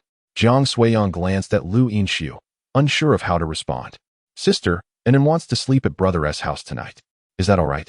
Observing Jiang Suiyang's apparent hesitation, Anin released him and turned to Lu Yinshu, pleading earnestly. No, Lu Yinshu said, looking down at her with a playful expression before firmly denying her request. Please, sister, Anin wants to spend the night at Brother S' house. Anin's face fell at Lu Yinshu's refusal, her little lips pouting as she clung to Lu Yinshu's pant leg, trying to charm her. Not possible. I will come to get you later, Lu Yinshu replied, gently ruffling Anin's hair before slowly walking away. Humph, bad sister. Anin huffed, her hands on her hips as she glared at Lu Yinshu's retreating figure. Jiang Suiyang couldn't help but chuckle at her indignant expression. He took her small hand and opened the door, guiding her inside. Brother, can Anin sleep with you? She asked. Well, as long as your sister agrees. I will say yes, Jiang Suiyang replied, leading her to the living room. He then walked over to the cozy spot of the cat, Tawanzi, and picked it up. Meow? Tawanzi, having been comfortably settled, was startled and let out a curious sound. Anin, play with Tawanzi for a while. I still have work to do, Jiang Suiyang said. Brother works so hard, Anin remarked, her tiny eyes filled with admiration. Hee, Jiang Suiyang chuckled awkwardly, thinking that if he hadn't gone out to play today, he would have finished his work long ago and wouldn't have to be considered hardworking. He returned to his room and resumed typing at his computer desk. Later that evening, at 9 o'clock, after completing his writing, Jiang Suiyang stood up upon seeing the successful upload notification on his screen and exited his room. Anin, it's time to go home, he said, approaching the sofa where Anin was engrossed in a cartoon. Brother, can Anin stay a little longer? She asked playfully. No, Anin must listen to her sister. It's time to go home. You can come back to play tomorrow, Jiang Suiyang replied. Is that really necessary? Anin pouted, reluctantly acknowledging his words. After that, she hopped off the sofa, put on her shoes, and took Jiang Suiyang's hand as they made their way to the door. Brother, how about you come to my house instead? She proposed, her voice filled with hope as they reached the entrance, before Jiang Suiyang could even open the door. No, Anin, you should return home, said Jiang Suiyang, shaking his head as he opened the door. Outside, Lu Yinshu was already waiting, and upon seeing the door ajar, she stepped forward. Upon reaching the two, Lu Yinshu extended her hand, offering a thermos box to Jiang Suiyang. What is this? Jiang Suiyang inquired, glancing down at the thermos box she presented, his face marked with curiosity. My mother asked me to give this to you, Lu Yinshu replied flatly, a hint of exasperation in her eyes. All right, please convey my thanks to Annie, Jiang Suiyang smiled, accepting the thermos box. Then, recalling something, he added, wait a moment, I will return your keyboard. With that, he hurriedly took the thermos box and turned back inside. As Jiang Suiyang stepped away, Anin immediately clung to Lu Yinshu's leg, rubbing her face against it and playfully begging. Sister, please let me sleep at my brother's house tonight, okay? No, you must come home with me, Lu Yinshu said, bending down to lift Anin, looking at her with a hint of helplessness. The girl had been persistently insisting on spending the night at Jiang Suiyang's house for reasons unknown. Before long, Jiang Suiyang emerged again, holding a pink keyboard, which he promptly handed to Lu Yinshu. Thank you for the keyboard. It has been a great help, he said. Lu Yinshu nodded casually, just as she was about to take it when Anin swiftly snatched it away. I got it, Anin exclaimed, cradling the keyboard with a beaming smile. Time to go home. Lu Yinshu glanced at her, allowing her to play, and casually remarked before departing. Brother, Anin will miss you. She called out, leaning against Lu Yinshu's shoulder. I will miss you too, Anin, Jiang Suiyang replied, scratching his nose. The little girl was quite the performer, he thought. shaking his head in mild resignation as he closed the door. Returning to the kitchen, Jiang Suiyang sat down at the dining table, glancing at the thermos box with a smile. Zhao Lin had prepared soup for him. It seemed she was quite convinced of him, hoping he might become her son-in-law. Yet, that notion might remain unfulfilled, as they had not exchanged a single word since becoming friends, aside from a few sentences when he picked up Annin, essentially treating each other as if they did not exist. Shaking his head, he decided not to dwell on it, reasoning that after some time, Lu Wenyin and Zhao Lin would naturally give up on the idea when they saw no progress between them. After finishing the soup and cleaning the thermos box, Jiang Suiyang checked the time. It was not too late, and he contemplated returning the container. Ding dong. As he held the thermos box and was about to step outside, the doorbell rang. Who could it be? Jiang Suiyang wondered, setting the thermos box back on the dining table before curiously walking towards the door. He approached the door, extended his hand to open it, and was met with the delightful sight of Annin. Haha, brother, I'm here again. Annin stood at the entrance, clad in a charming pink pajama set, clutching a small pillow and a tiny blanket, her face alight with joy as she gazed at Jiang Suiyang. Upon seeing her, Jiang Suiyang lifted his head and immediately spotted Lu Yinshu standing a short distance away. She leaned against the wall, her lips pursed, arms crossed, looking quite helpless as she observed the scene. Did your sister agree? Jiang Suiyang inquired, noticing her seemingly distressed expression. He couldn't help but chuckle, squatting down to pinch Annin's small face as he asked. Hee, I asked Mom, and she said as long as brother agrees, it's fine. Annin giggled, then trotted into Jiang Suiyang's room with her belongings. This girl, Jiang Suiyang thought, amused by her antics, then glanced back at Lu Yinshu, giving her a nod before closing the door. Lu Yinshu sighed as she watched the door shut. This little one truly was something. Earlier, she had been clamoring to find Zhao Lin, and Lu Yinshu had assumed she was upset, only to realize she was seeking support. Annin? After closing the door, Jiang Suiyang returned to the living room, but did not see Annin anywhere, so he called out, Brother, I'm here. Annin's voice quickly echoed from his room. She had dutifully made her way to his bed. Found a good spot. Jiang Suiyang entered the room, looking at her with a hint of exasperation. Annin is going to sleep now. Annin lay nestled under the small blanket, grinning broadly. All right, then sleep, Jiang Suiyang replied, moving closer to sit on the bed, adjusting her blanket before heading to turn off the light. After dimming the lights, Jiang Suiyang lay on the bed, his back to Annin as he scrolled through his phone. Before long, he felt a tickling sensation on his back, as if someone were playfully scratching him. What's wrong? Jiang Suiyang turned to look at Annin. I can't sleep, she confessed. He knew that this quirky little girl, so eager to share a bed with him, had something mischievous in mind. What does Annin need to fall asleep? I want to hear a story, then I can sleep. Not too demanding, Jiang Suiyang thought.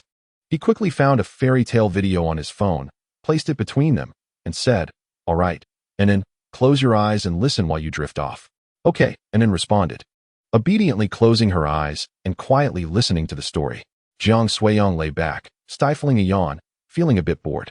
Time passed, and when all was still on Annin's side, he turned his head to sneak a look. Confirming that Annin had fallen asleep, he finally took his phone, rolled over, and resumed reading his novel. The next morning, Jiang Suiyang lay in bed, indulging in a deep slumber. Next to him, Annin opened her eyes and sat up. The little girl had just awakened, still somewhat dazed. As her eyes wandered around, she finally remembered that she had spent the night here upon noticing Jiang Suiyang sleeping beside her. She gazed at him and then gently sat up, rubbing her sleepy eyes with her small hands, remaining in a daze for a while. After 5 minutes, Annin finally regained her clarity and climbed onto Jiang Suiyang, intending to maneuver over him to reach the bathroom. Jiang Suiyang was roused as she pressed against his stomach. Annin, are you awake? Brother, I need to use the bathroom, Annin declared, and without hesitation, she carefully crawled down from the bed and dashed out. Her antics jolted Jiang Suiyang fully awake. He stretched lazily before sitting up. At 7 o'clock, he grabbed his phone from the table and checked the time, realizing it was still quite early. Brother, I can't reach. Annin's voice floated in from the doorway, just as he was engrossed in his phone. Annin is still a little shorty. Jiang Suiyang turned his head at her words and saw Annin standing at the door, on tiptoe, yet still a little distance from the doorknob. Annin is not a shorty. It's just that your door is too high. Annin retorted indignantly upon hearing Jiang Suiyang's teasing. Not being able to reach means you are a shorty. Jiang Suiyang chuckled, deliberately trying to tease her. Ah, I am not. Anan huffed, her little feet stomping as she ran to the bedside, shouting in displeasure, Brother is a big dummy. I can open the door at home. Chapter 48. Come have breakfast, oh? Then why can't you open it at your brother's house? Jiang Suiyang found her angry demeanor amusing and continued to tease her. I don't know, Anan pouted, laying her head on the bed in confusion. Haha, I won't tease you anymore. Jiang Suiyang laughed at her expression, then got off the bed and walked to the door, opening it. Go on, he said. Oh, Anan perked up when he opened the door, quickly standing up and bouncing out of the room after replying. Jiang Suiyang followed her out and took a seat on the sofa. Since Anan was present, Jiang Suiyang had not set an alarm the previous night and had skipped his morning run. Brother, I'm hungry, Anan soon emerged, coming to Jiang Suiyang's side and patting her belly. Feeling hungry? Shall I go out and buy you some breakfast? Jiang Suiyang stroked her head, realizing he hadn't prepared porridge that morning, and feared Anan might not be able to wait if he cooked now. I want to go too. All right. Jiang Suiyang stood up, intending to freshen up before heading out, but suddenly remembered something and turned to Anan. Anan, do you want to brush your teeth? Yes, but it seems there's no children's toothbrush at your house. Jiang Suiyang scratched his head. He certainly couldn't let her use an adult toothbrush, could he? Wouldn't that be too big? Then let's go find sister. Jiang Suiyang listened to her words, momentarily silent. After a brief contemplation, he finally replied, All right, let me brush my teeth. Moments later, having completed his morning routine, Jiang Suiyang emerged. Let's go, he said, taking Anan's hand as they stepped out of the house. As they arrived at the elevator, the doors opened, revealing Lu Yinshu emerging. Sister. Upon seeing Lu Yinshu, Anan immediately released Jiang Suiyang's hand and rushed into her embrace. Anan wants to brush her teeth. Yes, I have already prepared breakfast. Lu Yinshu nodded, aware that Anan was the type to be energetic early in the morning, which explained her decision to seek her out at this hour. Then you can take her back, Jiang Suiyang suggested, glancing at the two. Lu Yinshu's arrival at this time likely indicated she was there to escort Anan home for breakfast. Can my brother come too? Anan, clinging to Lu Yinshu's leg, looked up at Jiang Suiyang with hopeful eyes. Ah well. Jiang Suiyang hesitated, feeling a bit awkward. Just then, Anan turned her gaze to Lu Yinshu, pleading, Sister, can my brother join us for breakfast? All right, Lu Yinshu replied, casting a brief glance at Jiang Suiyang before nodding to Anan. Yay, brother, let us hurry. Anan cheered, her excitement palpable as she took Jiang Suiyang's hand and dashed into the elevator, disregarding his consent. Lu Yinshu stood there momentarily, sighing in resignation before following them inside. Soon, they arrived at Lu Yinshu's doorstep, waiting for her to retrieve the keys. I want to brush my teeth.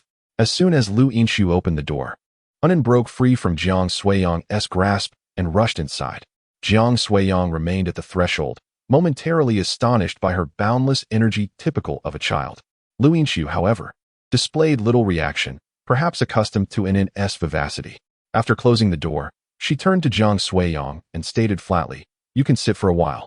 Okay. Jiang Suiyang replied as Lu Yinshu headed to the bathroom to assist Anan with her morning hygiene. He made his way to the living room, which remained impeccably clean, making him hesitant to sit for fear of dirtying it. As he settled onto the pristine sofa, he began to ponder, what just happened? How did I end up at Lu Yinshu's home? This unfolding scenario seems rather unusual. While Jiang Suiyang was lost in thought, Anan had already finished washing up. She bounded back to him and leapt into his arms, startling him. Brother, what's wrong? Cough, cough, nothing. Hee, it's time to eat. Anan paid no heed to his surprise, tugging at his hand and leading him towards the dining table. The table was adorned with several bags containing breakfast, clearly enough to serve multiple people. Lu Yinshu emerged from the bathroom and proceeded towards the kitchen. She left early to buy breakfast, naturally bringing a share for Jiang Suiyang, as he had been helping her with the child, and she felt a sense of gratitude towards him. Although it was merely a breakfast invitation, which felt somewhat perfunctory, Lu Yinshu truly could not think of a more suitable way to express her appreciation. Asking him out for a meal seemed daunting, especially since she had never dined alone with a man before. Brother, this bun is delicious. At the dining table, Anan stood atop her chair, holding a bun aloft while calling out to Jiang Suiyang. Indeed, Jiang Suiyang replied with a smile, taking the bun from her and taking a bite. It's quite tasty. It must be from that shop at the entrance, right? He mumbled as he chewed. Yes, that's the one. Lu Yinxiu happened to walk past Jiang Suiyang and overheard his murmurs. "Oh," Jiang Suiyang said. Noticing Lu Yinxiu's arrival, unsure of what to say, he offered a casual response. The two had little to discuss, so they continued to munch on their buns in silence. "Brother, can Anin spend the whole day at your house today?" Anin, her mouth full, looked at Jiang Suiyang and spoke indistinctly. "Of course, Anin can come over any time," Jiang Suiyang replied with a smile, readily agreeing. The invitation to his home was more about watching television, playing with toys, or simply sitting quietly, which was rather convenient. Thank you, brother." Lu Yinxiu, seated nearby and taking small bites of her breakfast, couldn't help but smile at their carefree conversation. Just then, a series of knocks echoed from the entrance, causing Lu Yinxiu to freeze momentarily, instinctively casting a furtive glance at Jiang Suiyang. Chapter 49. I thought it was settled. "Brother, come quickly.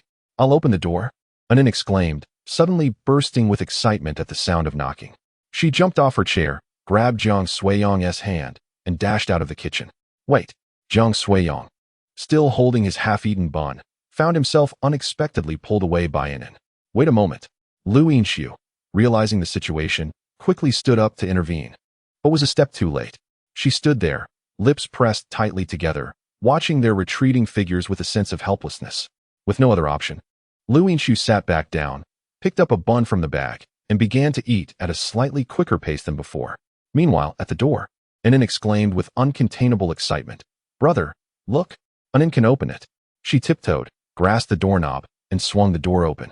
Upon entering, Zhao Lin paused upon seeing Jiang Suiyang's slightly awkward expression, momentarily caught off guard. Hello, Auntie," Jiang Suiyang said, licking his lips. His face flushed with an awkward smile as he waved at her, feeling uneasy. What was happening? How had it come to this? How awkward. "You know, I have something to attend to, so I must take my leave." At first, Zhao Lin was taken aback, but as realization dawned upon her, her face lit up with sheer joy. "Mom, what are you doing? I don't want to go." Anan, oblivious to the unfolding events, was suddenly scooped up by Zhao Lin and hastily carried out of the house, with the door firmly shut behind them. Jiang Suiyang stood in stunned silence, bewildered by the scene before him. Why had she just whisked the child away? At that moment, Lu Yinxiu emerged as well, casting a glance at him and casually inquiring, "Are you still eating?" "I am full," Jiang Suiyang replied. His appetite vanished. All he longed for now was to return home and quietly immerse himself in his writing. Lu Yinxiu, displaying little emotion, retreated to her room to tidy up the mess. Jiang Suiyang, uncertain of what to do next, decided to step into the kitchen to lend her a hand. "I can manage. You should head back. I need to go to work," Lu Yinxiu said briskly, gathering the items from the table without even looking up when she noticed Jiang Suiyang's presence. "All right." Jiang Suiyang nodded eagerly, keen to make his exit. "Mom, why are we just standing here?" At the entrance, Zhao Lin held Anin closely, straining to listen for any sounds from inside, hoping to catch a glimpse of what was happening. However, the interior remained hushed, devoid of any conversation. "Anin, why is your brother at your sister's house?" Zhao Lin, hearing no response, turned back with Anin in her arms, continuing to ask. "Brother came for dinner. Anin wants to play at brother's house all day?" Anin exclaimed joyfully, her face beaming at the thought of spending the entire day with her friend. "Oh, did your sister invite him?" It was Anin who asked. Upon hearing this, a trace of regret crossed Zhao Lin's face. She had momentarily entertained the notion that the two might have developed something more. Nonetheless, this situation was still promising. She understood Lu Yinxiu's character well, and if she was willing to entertain Jiang Suiyang, it indicated a genuine consideration for their relationship. Just as they had taken a few steps, Jiang Suiyang suddenly swung open the door. "Brother," Anan's eyes lit up upon spotting Jiang Suiyang, and she eagerly reached out for a hug. "Are you heading back?" Zhao Lin turned around, a smile gracing her face as she warmly addressed Jiang Suiyang. "Yes." Jiang Suiyang felt an oddity in Zhao Lin's smile, scratching his nose awkwardly. "Brother, hug." Anan pouted, squirming in Zhao Lin's embrace, stretching her arms out and calling out. "She said she wants to play at your house for a whole day. Will it bother you?" Zhao Lin was aware that Jiang Suiyang worked as a freelancer, yet she was unaware of the specifics of his occupation, concerned that they might intrude upon his work. "Not at all, and it is very well behaved," Jiang Suiyang chuckled, shaking his head as he reached out to take Anin from Zhao Lin's arms. Anin, cradled in Jiang Suiyang's embrace, radiated pure joy. wrapping her arms around his neck and tilting her head in laughter. A few individuals lingered at the entrance when Lu Yinxia stepped out once more. Sister. Upon seeing her, Anan joyfully called out to her. Lu Yinxia raised her eyes, her expression inscrutable. After casting a fleeting glance at the group, she proceeded forward. Are you heading to work? Zhao Lin inquired, following behind with a cheerful demeanor. You'll be on duty again tonight, right? Indeed. Please pick up and in the evening, Lu Yinxia replied with a nod, her words casual. All right. The two walked further away, leaving Jiang Suiyang, and in exchanging wide-eyed glances. Brother, where are we going? Of course, we're going home. Your brother still has work to do. Jiang Suiyang chuckled, playfully tapping her little upturned nose, before slowly making his way back home. After a while, Jiang Suiyang returned home with Anan in tow. Anan, can I play with Tuanzi for a bit? Your brother has a meeting. He gently placed her on the sofa, ruffling her hair with a smile. But how can you work at home, brother? Anan, perched on the sofa with her head tilted, innocently inquired as her fingers unconsciously found their way to her mouth. Jiang Suiyang, noticing this, gently pulled her fingers away and scooped her up, carrying her into his room. Look, I work by sitting right there. He pointed to the chair at his computer desk, speaking softly. Oh, you're better than sister. Anan exclaimed, her eyes sparkling as she gazed ahead. In what way am I better than your sister?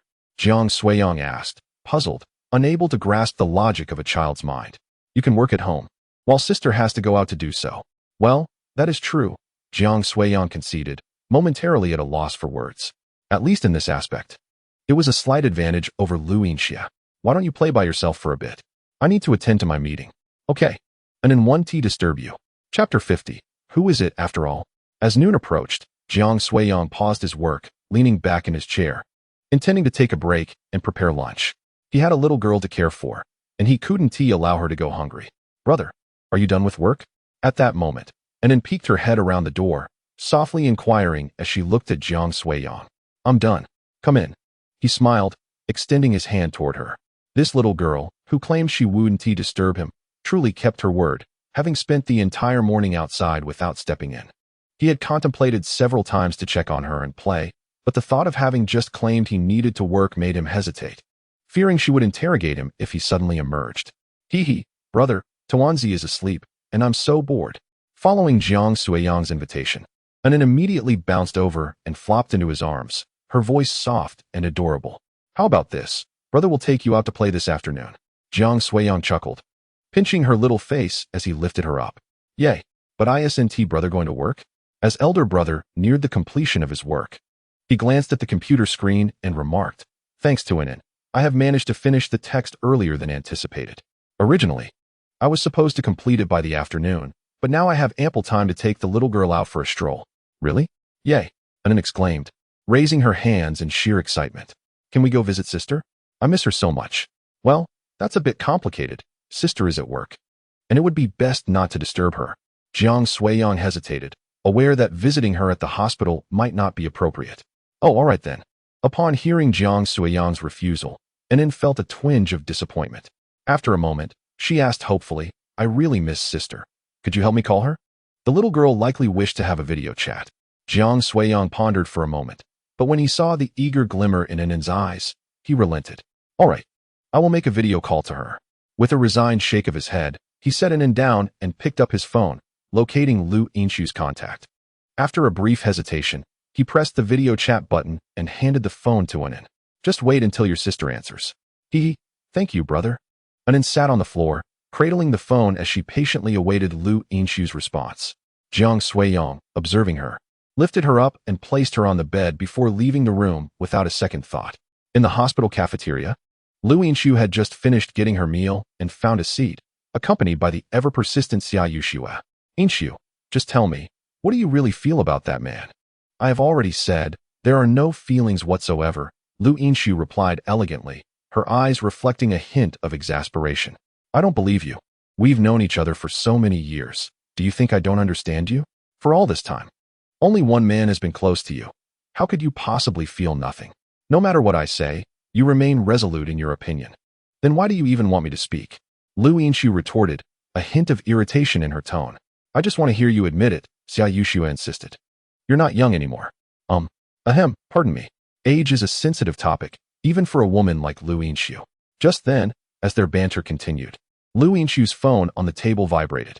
She paused her meal, picked up the phone, and upon realizing it was a video call from Jiang Suiyang, she froze momentarily. Caught off guard. What's wrong? Xia Yushue inquired, noticing Lu Yinshu's dazed expression as she leaned in to see the phone screen. Oh, it seems to be a man. Xia Yushue observed, noting the male figure's icon on Lu Yinshu's phone, her expression shifting to one of intrigue and mild envy. Though she did not know the identity of this man, it was likely he was indeed that man. Humph. Xia Yushue let out a cold snort, then distanced herself a little from Lu Yinshu, lowering her head to begin her meal. Lu Yinshu pressed her lips together, hesitating for a moment before answering the call. Sister. The moment the video call connected, an N's cheerful face appeared on the screen, grinning widely. And upon seeing her, Lu Yinshu felt an inexplicable sense of relief wash over her. Sister, Anan misses you. Anan exclaimed, cradling the phone with both hands and beaming. Is this your sister? At that moment, Xia Yushue, who had been secretly watching, leaned in curiously upon seeing the adorable little girl on the screen. Yes. Lu Yinshu shot her a glance and nodded casually before asking, have you eaten? Not yet. Anan shook her head, then looked up, but didn't see Jiang Suiyang. Huh, where's brother? Unable to contain her curiosity, Anan nibbled on her finger and casually tossed the phone aside as she slowly climbed off the bed. Once on the floor, she tiptoed, grabbed the phone again, and bounced out of the room. Brother, where are you? Anan ran to the living room, but still didn't see Jiang Suiyang.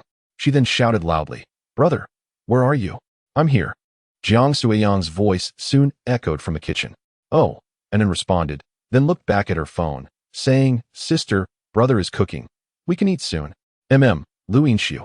Observing the scene, wasn't he quite sure what to say, so she placed the phone on the table and continued to eat her meal leisurely. Sister, brother is amazing. He can work from home. Anan, with her bubbly nature, darted back to the room and excitedly pointed at the spot where Jiang Suiyang had sat that morning. Lu Yinshu remained expressionless, eating her meal while listening to an chatter away on the other end of the line. Chapter 51. Ordinary friends. Your sister is so adorable. In stark contrast to Lu Yinshu's indifference, Xia Yushue's eyes sparkled at the sight of Anan's cuteness. How can you be so indifferent to such a cute sister? Xia Yushue pouted, casting an exasperated look at Lu Yinshu. Let me take over, she said, snatching Lu Yinshu's phone and gazing at Anan on the screen with a warm, maternal smile. Hello, little sister. What's your name? Hello, sister. I'm Anan. Anan responded cheerfully, unbothered by the attention as she held the phone. So it's Anan. How adorable. Xia Yushue felt her heart melting, marveling at how such a charming little person could be the sister of the icy Lu Yinshu. Yet, she couldn't shake the feeling that Anan looked somewhat familiar. Frowning, she rubbed her chin, trying to recall. Anan, it's time to eat. Just as Xia Yushue was lost in thought, Jiang Suiyang's voice came through the call. Coming. Anan exclaimed, her feet eager as she joyfully dashed out. The voice felt somewhat familiar. Xia Yushue furrowed her brows deeper, lost in thought, oblivious to the presence of a man's voice. Are you still eating? Unbeknownst to her, Lu Yinshu had already finished her meal and was wiping her mouth with a napkin. Of course, I am eating. Upon hearing this, Xia Yushue scratched her head, intending to return her phone, but as she glanced down, she caught sight of Jiang Suiyang's face on the screen. Wait a moment. It's you. At this realization, Xia Yushue immediately recalled that this was the man who had brought Lu Yinshu to the hospital last time. What are you doing here?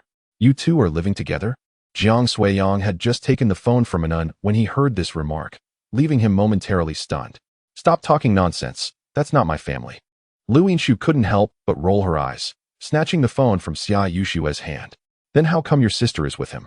Of course. She went to his house to hang out. Are you silly? Oh, so you admit it. Even your sister knows him, yet you claim there's no connection. Jiang Suiyang listened, utterly baffled by their conversation, still trying to comprehend what was happening. Brother, what are they talking about? I don't understand. I don't know either. Let's just go eat. Jiang Suiyang shook his head, intending to end the call when Xia Yushue's voice chimed in again. Handsome, are you and Yinshu dating? Just go eat your meal. You can keep lying. I know everything. Xia Yushue made a face at her and then took a large mouthful of rice. While the two were chatting, Hudi unexpectedly appeared from nowhere, standing directly behind Lu Yinshu, speaking softly. Yinshu, have you finished eating? Upon hearing that obnoxious voice, Both Lu Yinshu and Xia Yushue furrowed their brows simultaneously. Before Lu Yinshu could respond, Xia Yushue sneered coldly, addressing him. My little creek is on the phone with her boyfriend. What are you doing here? Xia Yushue clearly held Hu Di in disdain, and her words were unapologetically blunt. Lu Yinshu tightened her grip on the phone instinctively upon hearing Xia Yushue's words, yet her expression remained impassive, seemingly acquiescing to her statement. I've never heard you mention this before. He must be your brother, right? Hu Di's lips twitched at this remark. Although he had heard this before, he still found it hard to believe. After observing for so long, he was convinced that Lu Yinshu could not suddenly have a boyfriend. Who are you? Why would she tell you if she has a boyfriend? Xia Yushue, taking on the role of Lu Yinshu's spokesperson, became increasingly unrestrained in her remarks. As Hu Di's expression darkened, Lu Yinshu finally turned to face him, her eyes filled with disdain, and said, I don't have a brother. Though unspoken, her meaning was unmistakable.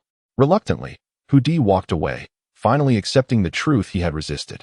After he left, Xia Yushue turned back to Lu Yinshu, her face apologetic. I'm sorry, I simply couldn't hold back. No worries, this is fine. I hope you won't bother me again.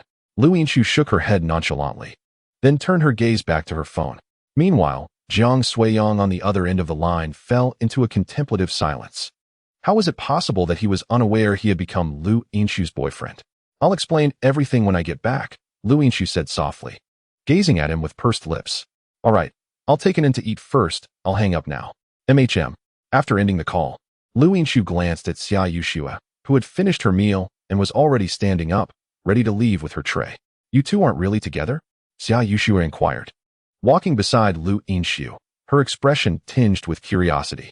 It seemed that indeed, they were not in a relationship. What do you think? Sorry, should I help clarify things?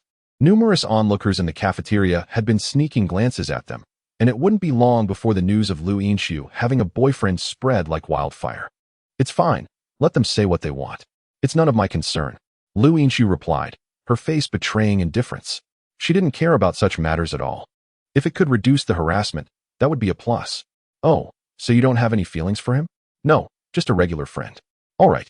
Xia Yushue remained somewhat unconvinced.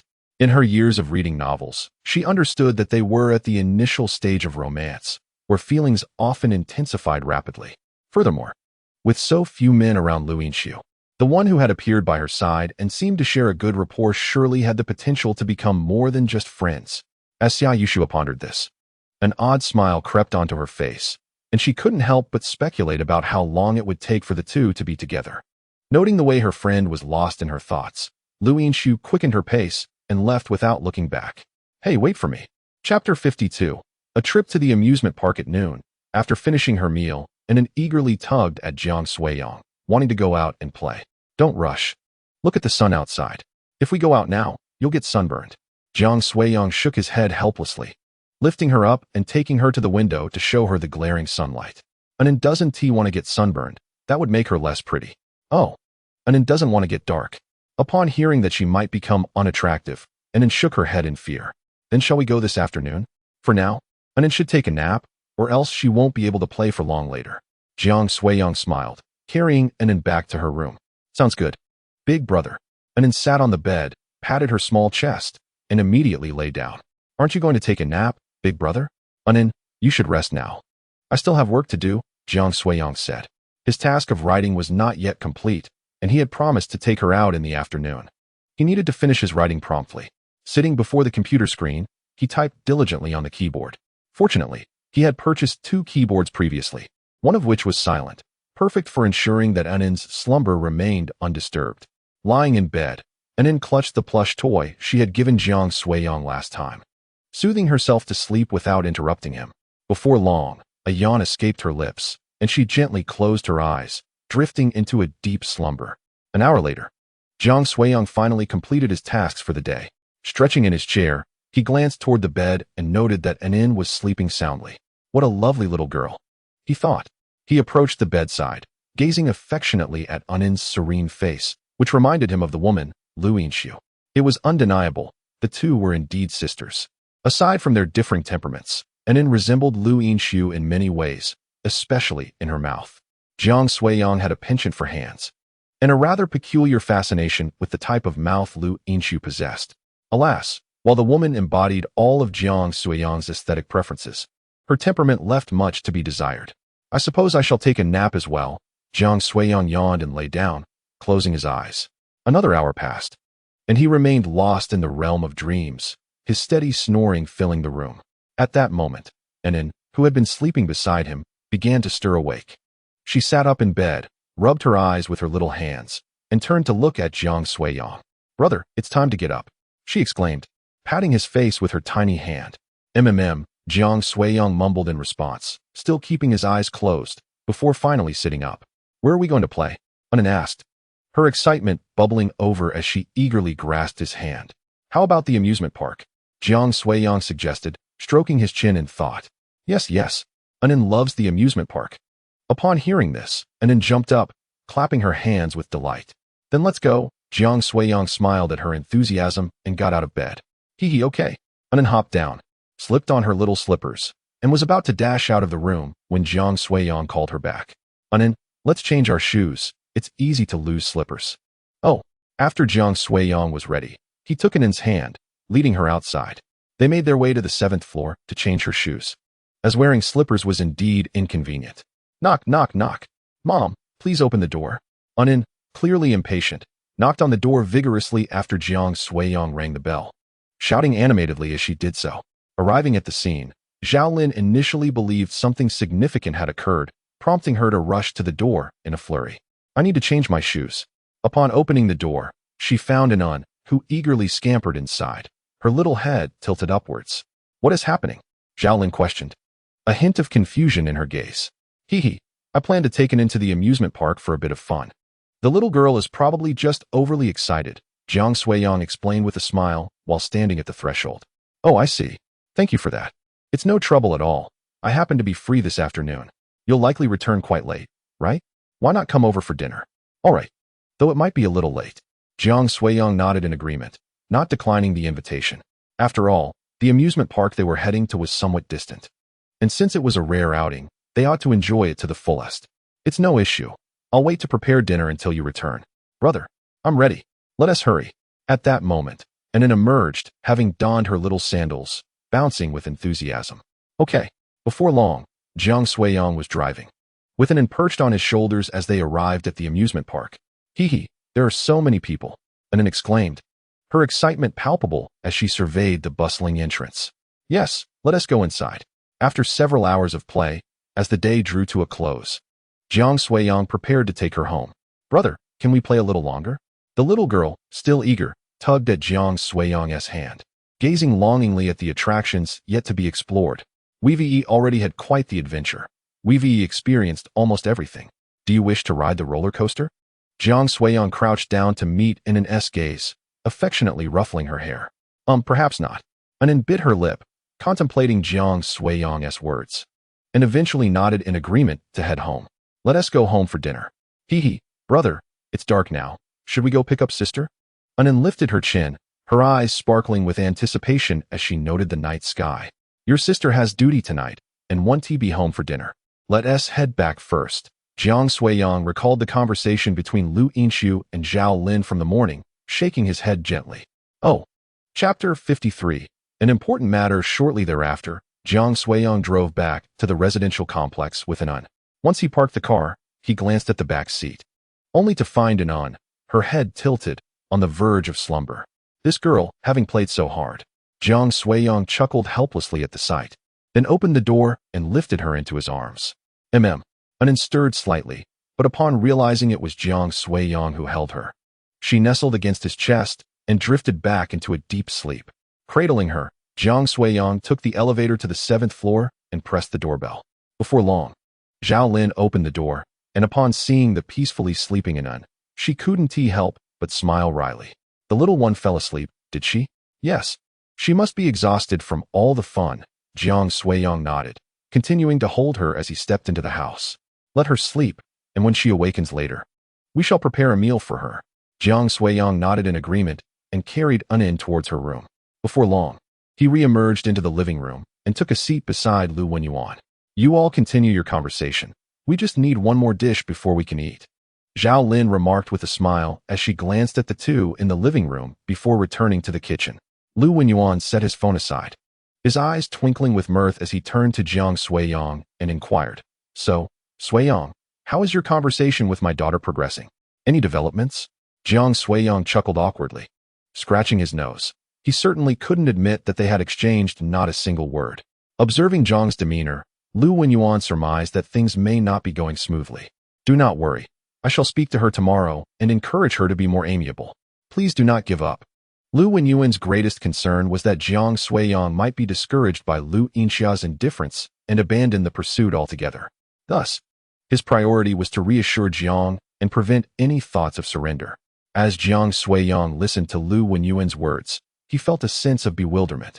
There was something peculiarly off about that statement. Just as he was about to respond, the sound of a key turning in the lock interrupted him, and the door swung open. Both Jiang Suiyang and Lu Wenyuan turned their gazes toward the source of the noise. Slowly, Lu Yinxia entered, pausing momentarily upon spotting Jiang Suiyang in the living room. She quickly regained her composure, nodded at the two, and proceeded to the bathroom. "How strange. I thought she was on duty tonight. Why has she returned so early?" Lu Wenyuan shared Jiang's confusion at the unexpected sight. "Who just arrived?" Zhao Lin emerged from the kitchen, having just finished preparing the meal.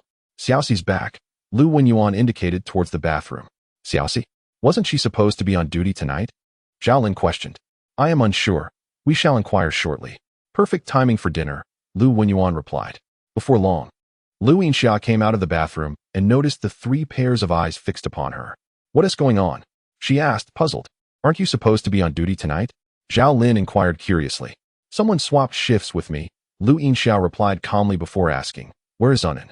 "That little girl played too hard this afternoon and is now fast asleep," Jiang Suiyang shrugged, expressing his helplessness. "Oh, perfect timing for dinner. Go wash your hands and prepare to eat," Zhao Lin urged. "You all go ahead. I already had my meal in the cafeteria," Lu Yinxia said, though a hint of confusion lingered over the late dinner hour. Without further questioning, she casually took a seat. "Then let us eat," Lu Wenyuan suggested upon hearing that Lu Yinxia had already dined. As the others rushed into the kitchen, Lu Yinxia sat alone in the living room for a brief moment before deciding to leave. She originally came to find an inn, but since she had already fallen asleep, there was little purpose in lingering here. Perhaps she might even be bothered by the chirping of crickets. It would be wiser to leave sooner. With this thought, she rose and approached the kitchen door, gazing at the few individuals seated inside enjoying their meal. She said softly, "I'm heading back. Why leave so early? It's a rare occasion that Suiyang is here. Why not stay a while and chat once we finish eating?" "No need. I still have some writing to do." "Very well." Lu Wenyuan looked at her with a hint of resignation, refraining from insisting she stay, and simply waved her off. After the meal, Jiang Suiyang, having played with An all day, felt a bit fatigued and decided not to linger any longer. "You should go home and rest well." Lu Wenyuan patted Jiang Suiyang on the shoulder, genuinely pleased with the bond between him and Anan. Once Jiang Suiyang departed, Lu Wenyuan settled onto the sofa and, taking out his phone, transferred some money to Jiang Suiyang. "Don't refuse, accept it. You'll need to spend money taking care of Anan." After sending the message, he didn't wait for a response and set his phone down to watch the news on television. When Jiang Suiyang returned home, he noticed Lu Wenyuan's message and smiled with a hint of exasperation before accepting the money. That night, after taking a shower, he lay comfortably in bed, scrolling through his phone, content with the tasks he had completed. Suddenly, his phone chimed. Someone had sent him a message. He opened it to find Huang Jinru. "Suiyang, do you have time tomorrow night?" Jiang Suiyang, "What's up?" Huang Jinru, "I'd like to treat you to dinner and tell you something." Jiang Suiyang, "What is it?" Huang Jinru, "It's something very important. I must tell you in person."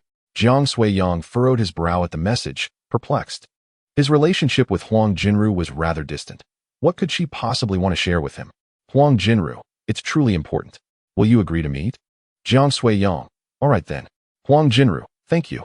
Let us meet at 6 in the afternoon. I'll send you the location. Do you need me to pick you up?" Jiang Suiyang, "No, that won't be necessary." With her insistence, Jiang Suiyang's curiosity was piqued. What could be so vital that it required a face-to-face discussion? Chapter 54. Long time no see. The next day, Jiang Suiyang spent the entire day in his room, toiling away at his writing, yet the task remained incomplete.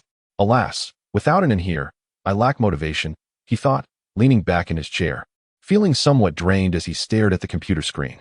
Having sat there all day, he had only managed to write half. He kept getting distracted by his phone, completely missing the productivity he had felt the day before. Forget it, I'll write this evening instead. He shook his head, since he wasn't inclined to write. He decided to wait until later. As evening approached, he recalled his dinner appointment with Huang Jinru and knew it was time to set out. After washing his face, he grabbed his phone and stepped out of the house. Following the address provided by Huang Jinru, Jiang Suiyang drove his car and soon arrived at the destination. Just as he parked and prepared to call Huang Jinru, her call came in. I have arrived and am currently in the parking lot, Jiang Suiyang answered promptly. I am also at the parking lot. Let us meet at the entrance. Huang Jinru's gentle voice resonated through the phone, which made Jiang Suiyang feel a tad peculiar. Yet he dismissed the thought and quickly ended the call. Upon reaching the entrance, he immediately spotted the young lady standing amidst the crowd. Suiyang Gij, I am here. Huang Jinru had been watching the entrance, and as soon as Jiang Suiyang emerged, she recognized him instantly. Jiang Suiyang approached her, standing before her in awe.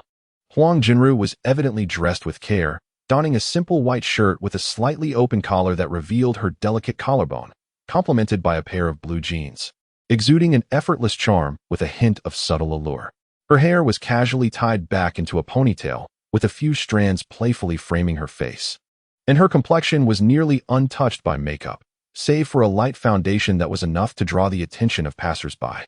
Standing before her, Jiang Suiyang suddenly felt all eyes in the vicinity were upon him, the piercing gazes making him feel somewhat uneasy. Shall we go? I have made a reservation, Huang Jinru said, gently lifting her head, her crystalline eyes fixed on Jiang Suiyang with utmost warmth. Jiang Suiyang replied, rubbing his nose, disregarding the scrutinizing stares around him, and calmly followed her. Huang Jinru led him to an elegantly designed restaurant, and as they entered the foyer, a subtle fragrance lingered in the air. Miss.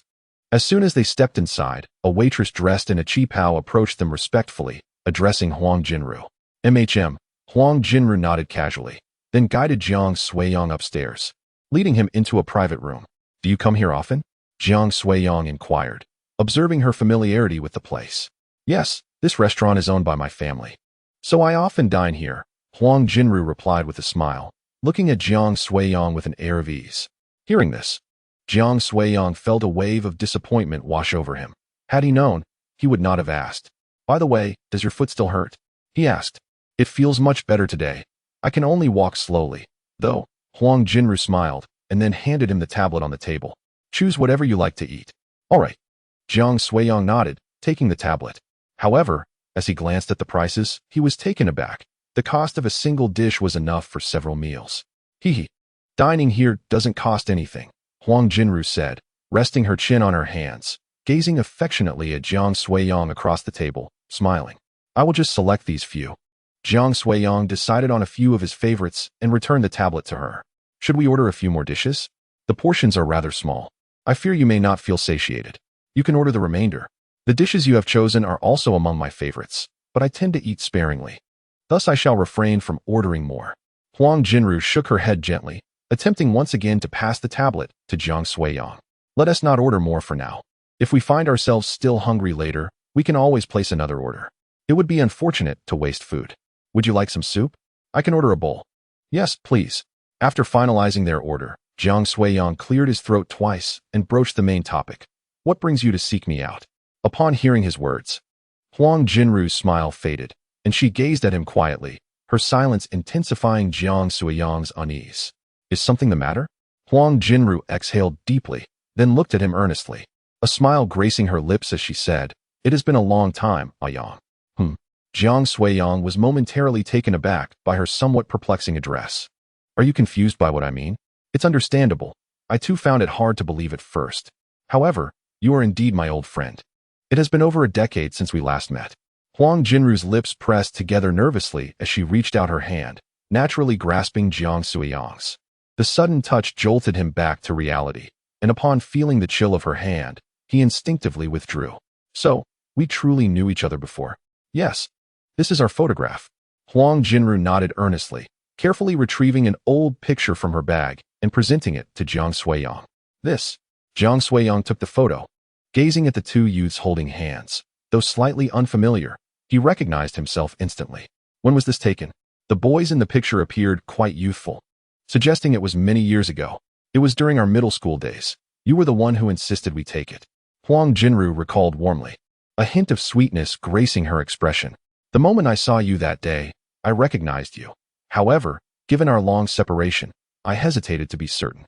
Thus, I returned home and confirmed it was indeed you before daring to invite you out. As she spoke, her gaze remained fixed on Jiang Suiyang. After listening to her, he fell into silence, caught in her expectant stare, uncertain of how to respond. The passage of time had dulled his memories of middle school, making it challenging to recall those days. Huang Jinru, noticing his silence, remained patient, waiting for him to reminisce. At that moment, the waiter entered, bringing forth the dishes they had ordered. Once the table was laden with food, Jiang Suiyang continued to scrutinize the photograph, his mind racing to recall his middle school experiences.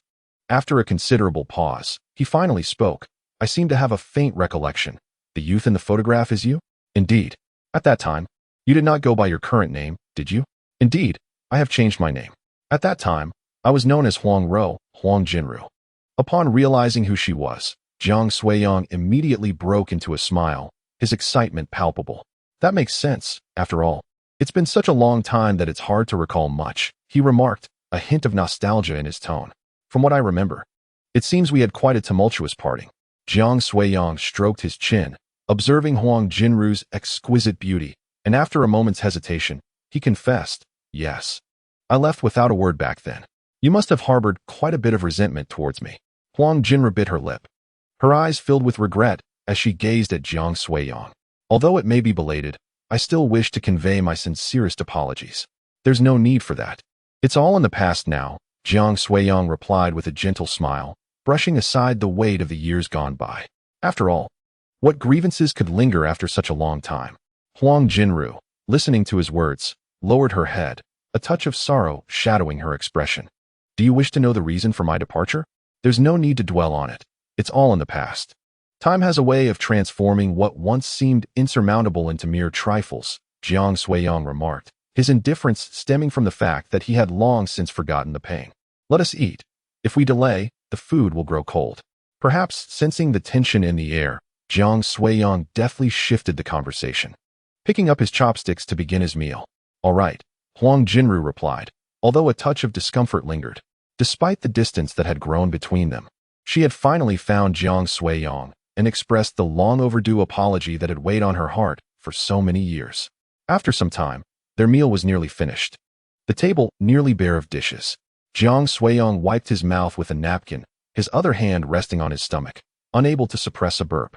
Having consumed nearly everything on the table, Huang Jinru, perhaps feeling downcast, had only taken a few bites, quietly observing Jiang Suiyang as he ate. Are you full? Would you like to order more? No, I truly can't eat another bite. Jiang Suiyang quickly waved his hand, knowing that if they ordered more, they would be unable to finish it. Very well, shall we sit and rest for a moment? There's no need for that. Let us leave. Jiang Suiyang preferred not to linger in the awkward silence, as their conversation had dwindled. All right, then let us go, Huang Jinru acquiesced, following him outside. As they reached the entrance of the restaurant, Jiang Suiyang opened his mouth to speak, only to unexpectedly run into Lu Yinshu. Accompanying her was Xia Yushua. They appeared to have come for a meal, and the coincidence was striking. Lu Yinshu noticed him as well, and, out of politeness, offered a slight nod in greeting. Here for a meal? Jiang Suiyang asked, smiling at the sight of her. Lu Yinshu nodded, his gaze shifting to Huang Jinru, who stood beside him with a complex expression. Xia Yushua, standing next to Lu Yinshu, seemed to relish the moment, her eyes darting between the two women. Soon, Lu Yinshu averted his gaze, lifted his foot, and slowly glided past them. After they entered, Huang Jinru stood behind Jiang Suiyang, fixated on his silhouette, her voice laced with complexity as she inquired, Do you know her? Yes, a friend, Jiang Suiyang replied with a nod, offering no further elaboration. Could you accompany me for a walk? Huang Jinru bit her lip, casting her gaze toward the dimming sky, her voice tinged with anticipation. All right, Jiang Suiyang acquiesced, as he felt quite satiated and deemed it inappropriate to drive. A leisurely stroll would suffice to aid digestion. He held no particular sentiments toward Huang Jinru. Regardless of their prior familiarity, time had diminished their connection. Thank you, Huang Jinru expressed, a faint smile breaking through as she stepped beside him, walking shoulder to shoulder. They ambled for half an hour, and the sky had completely darkened. Jiang Suiyang glanced at the time. It was indeed time to depart. It's getting late. I should head back, he announced. Here, take this, Huang Jinru nodded, suddenly retrieving a small object resembling a badge from her pocket and extending it to Jiang Suiyang. What is this? He asked, puzzled. This is something we used to buy together. You probably discarded yours, so I thought I'd give this to you, she replied.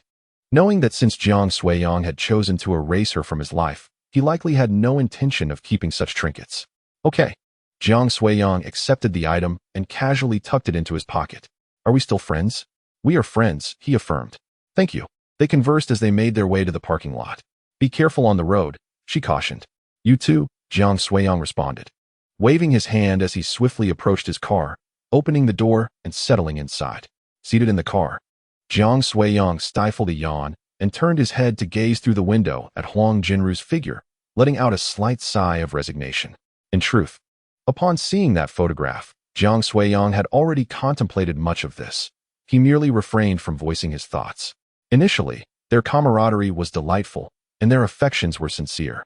Had she not gone abroad, their relationship might have flourished further, perhaps even advancing to a more profound connection. Chapter 56. Just old classmates. Jiang Suiyang knew the reason for her departure. She was to pursue her studies overseas. At that time, he was merely in middle school, still somewhat sensitive about appearances. When she left without a word, embarking on her journey, he couldn't help but feel a twinge of anger. After enduring a week without any explanation from Huang Jinru, he, in a fit of frustration, chose to sever ties by deleting her contact. It was not a matter of great consequence. They were just middle schoolers, and even with their bond, the depth of their feelings was not particularly profound. She likely felt no obligation to inform him, which he understood. Yet, he decided to dismiss the matter, treating her as just another old classmate. Shaking his head to clear his thoughts, Jiang Suiyang started the car and drove out of the parking lot. Meanwhile, Huang Jinru sat in her vehicle, observing as Jiang Suiyang's car pulled away. After a considerable pause, she exhaled softly and smiled. It was her fault initially. She had felt that they were parting ways and that they would not meet again, hence her silence. However, shortly after her departure, a sense of guilt had washed over her, prompting her desire to reach out to Jiang Suiyang to apologize and bid him farewell. To her dismay, she discovered she had already been deleted from his contacts. Her visit to Jiang Suiyang this time held no particular significance. She merely wished to express her apologies. Later that evening, after dining at a restaurant, Lu Yinshu and Xia Yuxue exited in succession. Yinshu, Xia Yuxue called out hesitantly, intertwining her fingers, her expression fraught with concern. What is it? Lu Yinshu replied, intrigued by Xia Yuxue's tone. I meant to ask, does your ordinary friend have a girlfriend? Xia Yuxue recalled the woman who had stood behind Jiang Suiyang earlier, noting that she appeared equally impressive, possessing a charming demeanor akin to that of a friendly neighbor. Not sure, Lu Yinshu responded nonchalantly, her expression unchanged as she continued walking with her hands in her pockets. Heading back then? Yes. Be careful on your way. Lu Yinshu drove back to her neighborhood. Upon parking and stepping out, she spotted Anan waiting for her downstairs. Anan, Lu Yinshu called as she approached, squatting down to embrace her. Hee, sister, you're finally back. Yes, why are you standing here all alone? I was waiting for you. I felt so bored. Anan pouted softly. What about your brother and mother? Lu Yinxia instinctively wanted to call out Jiang Suiyang's name, but as the words lingered on the tip of her tongue, she quickly corrected herself. Mom is behind. Let us head home. All right. Meanwhile, Jiang Suiyang had already returned home, freshly bathed, and was sitting before his computer, typing away. Just moments after settling down, his phone rang. He initially thought it was Huang Jinru calling, but upon glancing at the screen, he discovered it was by Yangda. Hello. Lao Yang. What is up? I have something I'd like to ask you. Bai Yangda chuckled awkwardly, his voice sounding somewhat peculiar. What is it? Did you go out for dinner with Xiaojuan's best friend tonight? How do you know? Jiang Suiyang raised an eyebrow, perplexed by the inquiry. Hee. We were dining at the same restaurant tonight, and I saw you. How could I not know? You didn't see me, so of course, you wouldn't know. Who would have thought? Lao Yang, you moved quickly. You've only known her for a short while before asking her out to dinner. Bai Yangda's tone was teasing, clearly misunderstanding the situation. What are you talking about? I'm just catching up with an old classmate from middle school. Jiang Suiyang tossed his phone onto the table, continuing to type while speaking with irritation. 5 minutes later, after Jiang Suiyang elucidated the matter, Bai Yongda was left dumbfounded. You certainly have a way with women. Bai Yongda lay on his bed, a frown etched across his face, scratching his head in frustration. To pursue a girl, I have to expend so much effort. Yet you effortlessly reconnect with an old classmate, and she is stunning too. It's infuriating how some have all the luck. So, does this mean your fates are not yet fulfilled, and you should rekindle that connection? What fate? We merely had dinner together. It's not as deep as you think. Jiang Suiyang retorted, exasperated. After all these years, where could any lingering feelings possibly reside? Even if there were, it was merely the exhilaration of reuniting with a long-lost friend. Then go for it. She's so beautiful, and you share that connection. I guarantee if you pursue her, it will succeed. Why pursue? Just because I met a woman. Does it mean I should chase after her? I'm merely offering you advice. Isn't your family pressuring you about marriage? At Bai Yongda's words, Jiang Suiyang fell silent. For he was indeed feeling the pressure. Recently, when he called home, his mother's first question was whether he had a girlfriend, leaving Jiang Suiyang momentarily speechless. At that time, his relationship with Chung Mohan had just hit a rough patch, and receiving such a blow made him feel utterly disheartened. After exchanging a few words, he hastily ended the call. Am I right? With that connection, you should pursue her. Wouldn't a delightful girlfriend be wonderful? I'm not interested. I'll think about it in a few years. In a few years, it may be too late. I can find a girlfriend. I don't need to rush like you do, understand? You old rascal. Bai Yongda was hurt by this remark and couldn't help but scold Jiang Suiyang. All right. The main reason I called you wasn't to discuss this. Then what was the main topic? What is that incessant clattering on your end? Typing away, are you? Oh, I seem to be on the verge of a breakthrough. What breakthrough, you ask? My love. Remarkably, she has taken the initiative to invite me out for dinner this evening. And her demeanor has softened considerably. Furthermore, she has proposed that we go running together this weekend. Bai Yongda chuckled incessantly, clearly eager to boast to Jiang Suiyang. Enough. We understand your delight. She just messaged me. Farewell. With that, Bai Yongda abruptly terminated the call. Upon witnessing this, Jiang Suiyang could only smile helplessly, simultaneously recalling a rather pressing concern. Will I be subjected to even greater pressure upon my next return home? Will I become like that fellow Luinshu? Never mind. Why ponder such matters? It is far more prudent to focus on my writing. Accumulating wealth is of paramount importance. Chapter 57. Let us continue the blind dates before long. A month slipped by quietly. Throughout this month, Jiang Suiyang primarily remained at home, diligently writing, rarely venturing outside, and then occasionally visited, injecting a modicum of joy into Jiang Suiyang's otherwise monotonous existence. Knock, knock, knock. As evening descended, the familiar sound of knocking echoed through his home. Jiang Suiyang instantly recognized that it was the little girl, Annoyance, returning once more. She's here. Jiang Suiyang promptly set aside his work, a broad smile adorning his face as he made his way to the door. Upon opening it, he was greeted by the sight of Lu Wenyuan and Annan standing at the threshold. Brother, I'm here, Annan cheerfully announced as she entered, making herself at home. Uncle, you are here too? Jiang Suiyang observed the girl with a hint of exasperation, yet he turned his attention to Lu Wenyuan. Indeed, Lu Wenyuan replied, hesitantly nodding, his gaze fixed on Jiang Suiyang, as if he had something to convey. Jiang Suiyang discerned his unease and welcomed him inside. Once settled on the sofa, Jiang Suiyang playfully ruffled Annan's hair, waiting for Lu Wenyuan to break the silence. Ahem, Suiyang, a month has passed. How have your conversations progressed? Lu Wenyuan inquired, a hint of trepidation in his voice. Uncle, to speak candidly, we truly are not suited for one another, Jiang Suiyang replied, hesitating momentarily before shaking his head. What are you and Dad discussing? Annan, perched on Jiang Suiyang's lap, tilted her head, her large, innocent eyes blinking curiously at him. Adults are conversing. Little ones should refrain from interrupting. Go play with your toys. Jiang Suiyang gently patted her head, offering a dismissive response. Humph, bad brother, I won't play with you anymore. Annan retorted, her displeasure evident as she hopped off his lap, pouting and scampering away. Sigh, is it truly impossible? Listening to these words, Lu Wenyuan, despite already knowing the outcome, could not help but sigh. You know, emotions cannot be forced. Since it truly is inappropriate, I shall not impose upon you any further. If we cannot become in-laws, let us at least be uncle and nephew.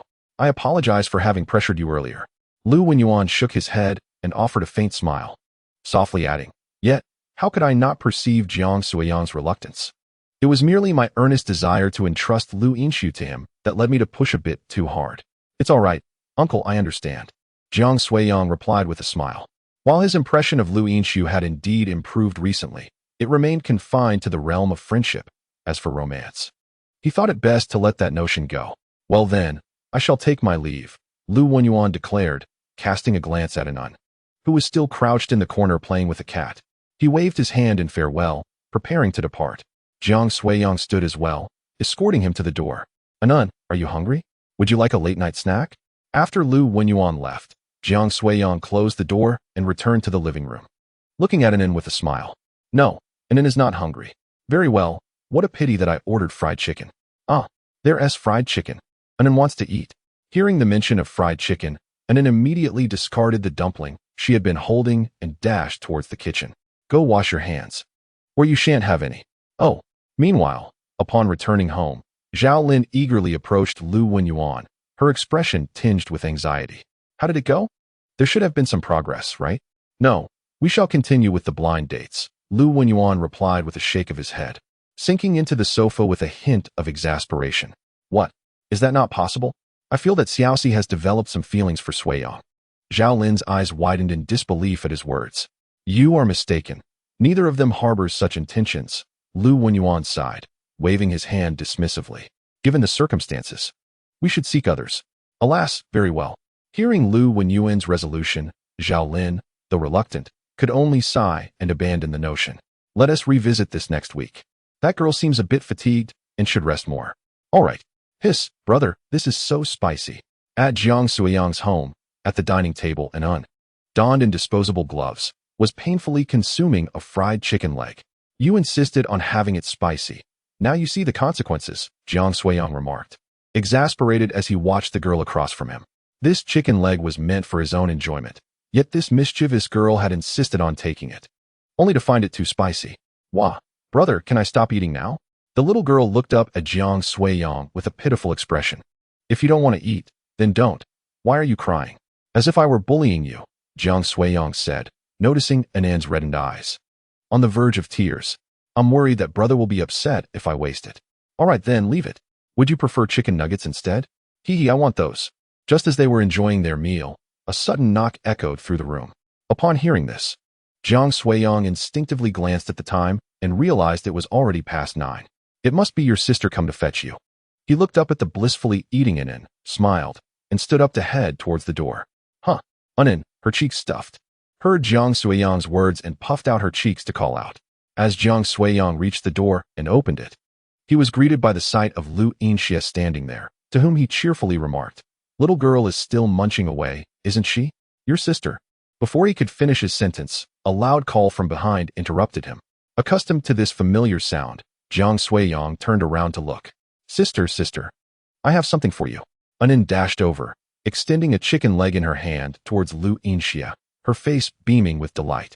Lu Yinxia, gazing down at the half-eaten chicken leg in Anun's hand, fell into a moment of silence. "Anun, you," Jiang Suiyang, taken aback by her boldness, couldn't help but rub his forehead, amused and exasperated. "Hee, Anun can't eat this, but it would be a shame to waste it, so I'll have my sister help me." Chapter 58. A favor to ask Anun. "This has gotten cold on the table. It's not tasty anymore. Let your sister have the warm one." Jiang Suiyang squatted down behind Anun, took the half-eaten chicken leg from her hand, and affectionately ruffled her hair. "Oh, Anun understands." Anun nodded obediently, then turned to Lu Yinxia and asked, "Sister, would you prefer a chicken leg or a big chicken nugget?" "Brother bought a lot." Before Lu Yinxia could respond, Jiang Suiyang interjected, "Anun hasn't finished eating yet. Why not come in and sit for a while until she has done?" Hearing this, Lu Yinxia glanced at Anun, who was still chewing eagerly, hesitated for a moment, but eventually nodded. "Brother, Anun wants chicken nuggets." Once they all stepped inside, Anun hurried back to the dining table, reaching out for the chicken nuggets. "They're all gone. Let your sister have some." Jiang Suiyang pinched her chubby little face, then retrieved the last piece of chicken nugget and handed it to Lu Yinxia. "Would you like some?" "Thank you." Lu Yinxiu did not refuse this time. She reached out and accepted the small bag, then sat beside Anun's sister and then looked eagerly at the chicken nuggets in her hand. her big eyes sparkling with cuteness. Can I have a piece? Hee hee. Thank you, sister. After they finished eating, Lu Yinshu planned to take Anin home. Goodbye, brother. Anin waved her small hand, wrapping her arms around Lu Yinshu's neck, continually waving at Jiang Suiyang. Goodbye, and in time passed swiftly. And another week had gone by. During this week, nothing particularly special occurred, though Lu Yinshu seemed to be feeling rather down. She had reportedly begun going on blind dates again. A few days prior, while Jiang Suiyang was out buying breakfast, he happened to run into Lu Wenyuan, who casually mentioned that as of today, it seemed she had already gone on 3 dates, which startled Jiang Suiyang, as if he were catching a glimpse of his own future. In the evening, Jiang Suiyang visited Lu Wenyuan's home for tea, and the two sat in the living room, chatting and laughing. Suiyang, you're not young anymore. Why haven't you found a girlfriend? Lu Wenyuan suddenly asked after taking a sip of tea. It's fine. I'm not in a hurry. You two have the same excuse. While you're not anxious. We parents are terribly anxious. That's only natural. Many young people's perspectives have changed. Finding a partner is no longer a pressing matter. Jiang Suiyang chuckled. It wasn't that he intended to stop seeking a partner altogether, but rather that most people no longer placed great importance on it. At that moment, the sound of the door opening echoed from the entrance, and then Anin came running in with her little backpack. Anin, you're back from school? Jiang Suiyang couldn't help but smile at her appearance, grinning as he asked. Hee hee, kindergarten is so much fun. Once Anin entered the living room, she plopped down on the floor and began rummaging through her backpack. Now you think it's fun? Who was crying nonstop this morning? Zhao Lin followed her in and couldn't help but tease. This little girl had reached the age for kindergarten, and when Zhao Lin dropped her off that morning, she had truly endured a torment.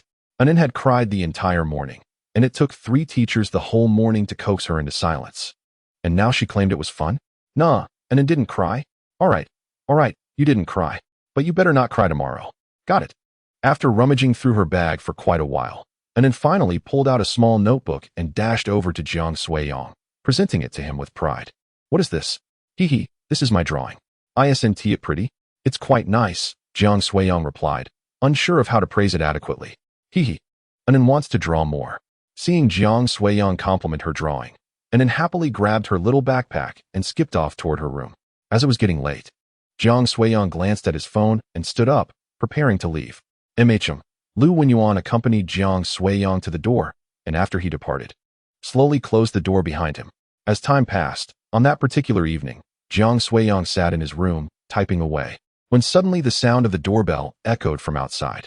Recognizing it to be Anin come to visit, he rose to his feet and made his way to the door.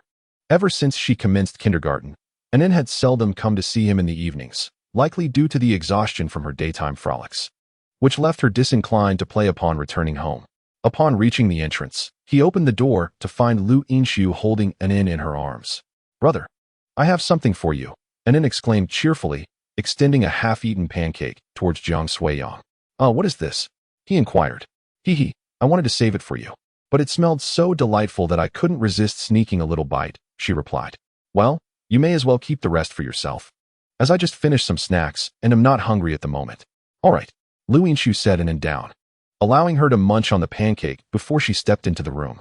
Would you like to come in and sit for a while? Jiang Suiyang asked Lu Yinshu, casually extending the invitation as per usual. Sure, she responded, surprisingly without any hesitation, nodding in agreement after hearing his words. Huh. Jiang Suiyang, instinctively taken aback, questioned whether he had misheard or if Lu Yinshu had misspoken. Hadn't she always declined before? Why the sudden acceptance now? Is there a problem? Lu Yinshu discerned the reluctance in Jiang Suiyang, her expression remaining inscrutable as she inquired with calmness. No problem, he replied, absent-mindedly touching his nose before stepping aside to let her enter.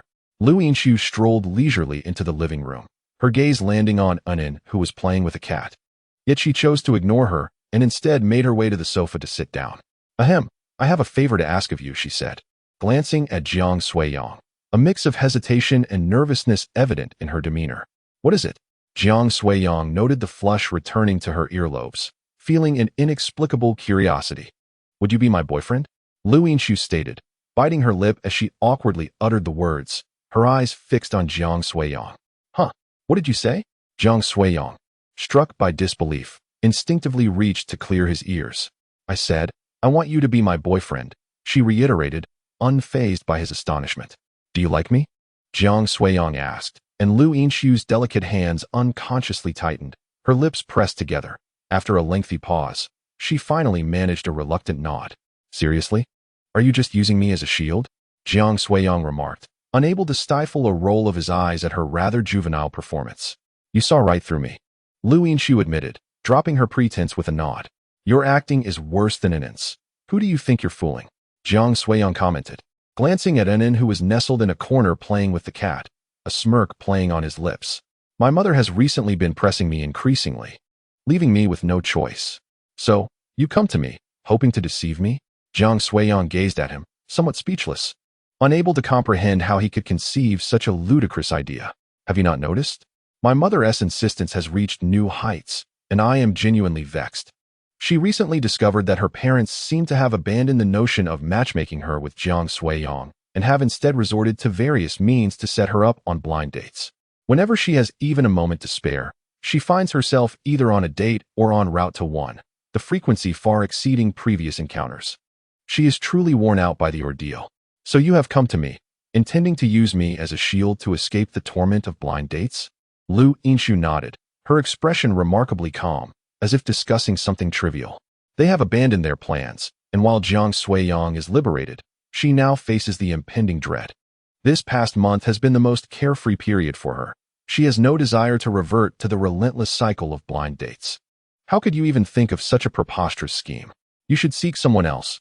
I have no interest in playing along." Jiang Suiyang waved his hand dismissively, rejecting the idea without a second thought. "It is merely a fade, not genuine." Seeing Jiang Suiyang's refusal, Lu Yinshu was not surprised, for he appeared to be someone who detests complications. "I am not that idle. You ought to find others." It is absurd. Even if it were true, he would decline, let alone a mere pretense.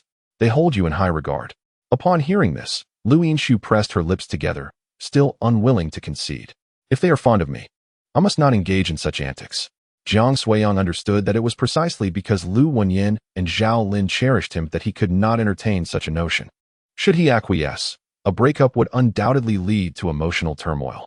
While he shared a good rapport with Lu Wenyin, Lu Yinshu was merely his daughter, and they were not intimately acquainted. It was unnecessary to wade into this quagmire.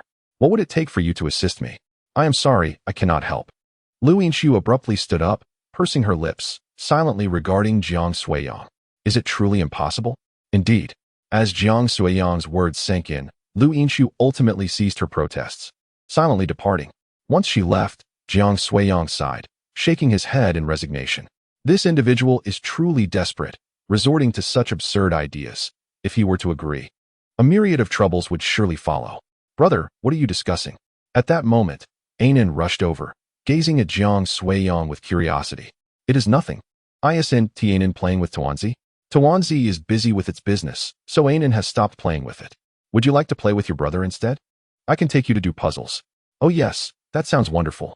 The following morning, Jiang Suiyang rose early, completed his morning routine, and set out for a run. The running location remains the same park as before, where Jiang Suiyang encounters Lu Yinshu, who is also there to jog. She is currently warming up on the side, and upon seeing Jiang Suiyang approach, her expression becomes slightly awkward. Jiang Suiyang casually greets her, and then, without further ado, finds a spot to warm up himself. Lu Yinshu stands not far from him, quietly observing him. After a considerable time, she approaches him and softly inquires, "What must I do for you to agree?" "Apologies. I do not deceive," Jiang Suiyang replies. At these words, Lu Yinshu refrains from saying anything further and directly begins to run. This time she should be disheartened, right? Jiang Suiyang muses to himself, stretching as he watches her retreating figure, shaking his head in resignation. After completing his run, Jiang Suiyang strolls homeward.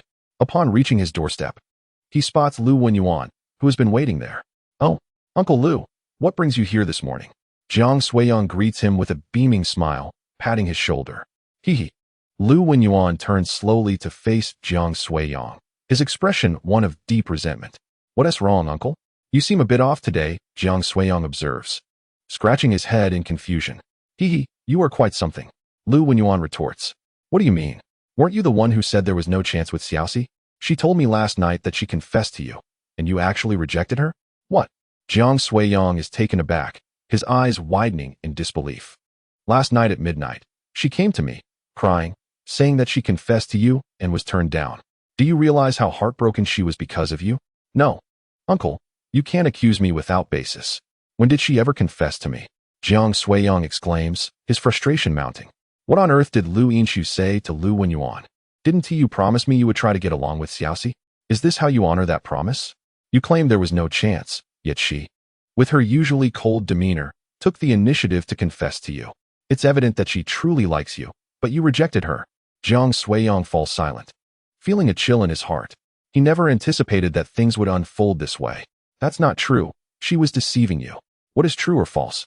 I know only that you rejected my daughter. Lu Wenyuan stares at Jiang Suiyang with indignation. His daughter, who has been single for so long, finally finds someone she cares for, only to be turned down. It's truly a misunderstanding. She approached me merely to appease you. Impossible. I know my daughter well. If she didn't like you, why would she confess? Come, let us have a proper discussion, Lu Wenyuan says as he steps closer, placing an arm around Jiang Suiyang's shoulder, leading him outside. Where are you taking me? Visiting his uncle's house, Jiang Suiyang found himself engaged in a heartfelt conversation. Oh, I just finished my run and haven't had a meal yet, he remarked. No worries, I haven't eaten either. Come to my house and join me for a meal. Lu Wenyuan replied, pulling Jiang Suiyang along to his home. Before long, they arrived at Lu Wenyuan's residence, only to discover that Zhao Lin had just returned and was about to unlock the door. Dear Suiyang is here. Upon seeing Jiang Suiyang, Zhao Lin's face instantly lit up with joy. Little Jiang has come? Please, come in and make yourself comfortable. As they entered, Zhao Lin, upon learning that Jiang Suiyang had yet to have breakfast, cheerfully went to prepare a meal. In the meantime, the living room was left with only Jiang Suiyang and Lu Wenyuan. Jiang Suiyang scratched his head and spoke first. Uncle, the truth is, she really doesn't like me. She merely wants to use me as a shield to avoid blind dates. Impossible. Absolutely impossible. I know my daughter well. Just look at the sorrowful expression she wore yesterday. It's clear she has developed feelings for you. Jiang Suiyang was taken aback, bewildered by what Lu Wenyuan had been led to believe. My daughter is so beautiful. If she has fallen for you, you would not be at a loss. Noticing Jiang Suiyang's apparent speechlessness, Lu Wenyuan continued, that's not the issue. Well, let me clarify things with her later. Jiang Suiyang, realizing that his explanations were futile, decided to confront her directly at noon. All right, when Xiaoxi returns tonight, you two should have a proper discussion, Lu Wenyuan suggested. I thought there would be no opportunity, yet here I am with such a delightful surprise. You must not disappoint your uncle. He stood up, solemnly patting Jiang Suiyang on the shoulder, his eyes filled with anticipation. Later that afternoon, after finishing his meal, Jiang Suiyang settled on the sofa and dialed Lu Yinshu's number. After a few rings, the call was abruptly disconnected. What the heck? Is she really not answering? Jiang Suiyang raised an eyebrow and tried again, but once more, the call was cut off. There's no way I'm giving up, he muttered, his frustration mounting as he dialed her number for the third time. This time, Lu Yinshu answered after a brief pause. Playing hard to get. Don't you think that's a bit low? Jiang Suiyang scoffed as the call connected. Speak, she replied coldly. I'm sorry. If you're truly sorry, then go and clarify things with Uncle Lu and Aunt Zhao. They've already approached me. No. What? I have to get to work, goodbye? Without allowing Jiang Suiyang a chance to respond, Lu Yinshu hung up the phone. This insufferable woman. Jiang Suiyang sighed in exasperation at the busy tone. Realizing that no matter how he explained, Lu Wenyuan would not be convinced, he resolved to confront her that evening. In the afternoon, while Jiang Suiyang was busy typing in his room, his mother, Xiao Manru, called him. Hello, Mom. Suiyang, do you have a moment? I hope I'm not interrupting anything. No, not at all. What's up? I wish to inform you that the daughter of Aunt Zhang next door has returned, still single, and has taken up a teaching position at the elementary school. If you have the time, perhaps you could visit home.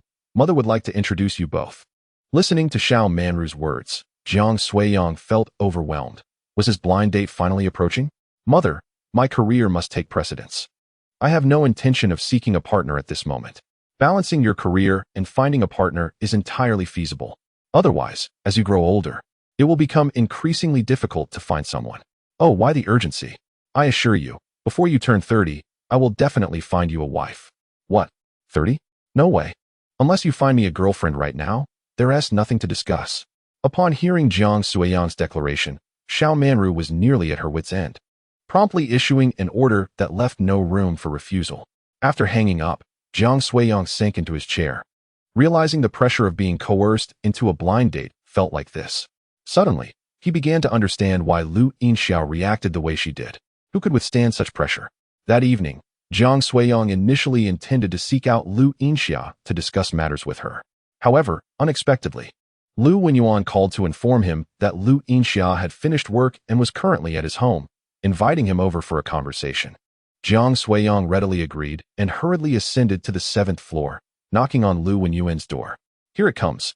Zhao Lin opened the door, and upon seeing Jiang Suiyang, her face lit up with joy, clearly pleased with him. Little Jiang, come in, come in. Once inside, Jiang Suiyang immediately spotted Lu Yinxia sitting on the sofa, playing with an in. Ahem, little she, Suiyang has arrived. Lu Wenyuan coughed lightly to draw her attention. At the sound of his voice, Lu Yinxia glanced up.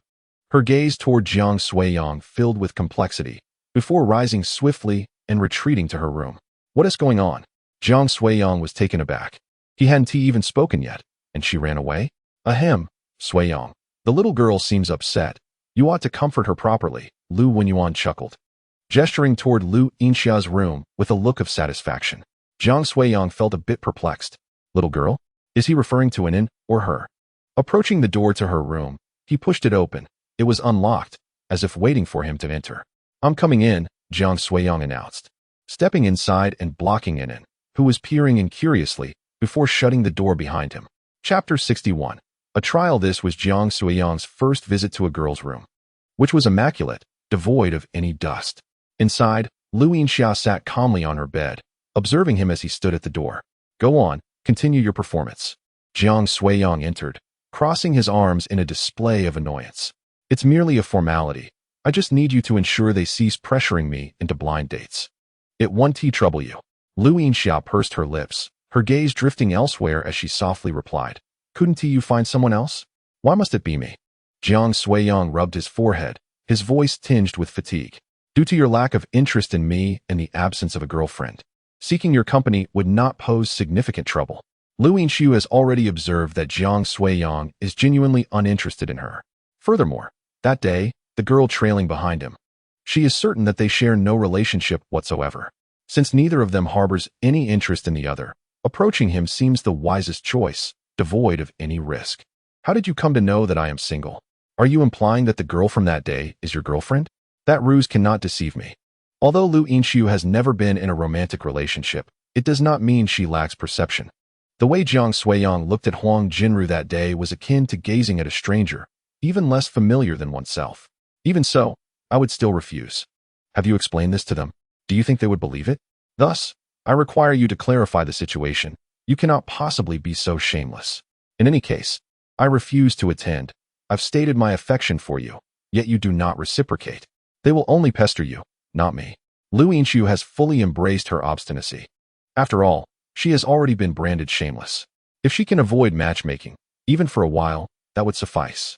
As Jiang Suiyang listened to her words and observed her nonchalant demeanor, an impulse surged within him, a desire to strike her. Moreover, this situation is not entirely adverse. Given our similar ages, if I am being pressured, why would you not be? Lu Yinxiu continued, locking her gaze onto Jiang Suiyang's face. Upon finishing her statement, she noticed a peculiar expression on his face, confirming her intuition. If we feign a relationship, it would not only appease my parents but also assist you in managing yours, an arrangement beneficial to both parties.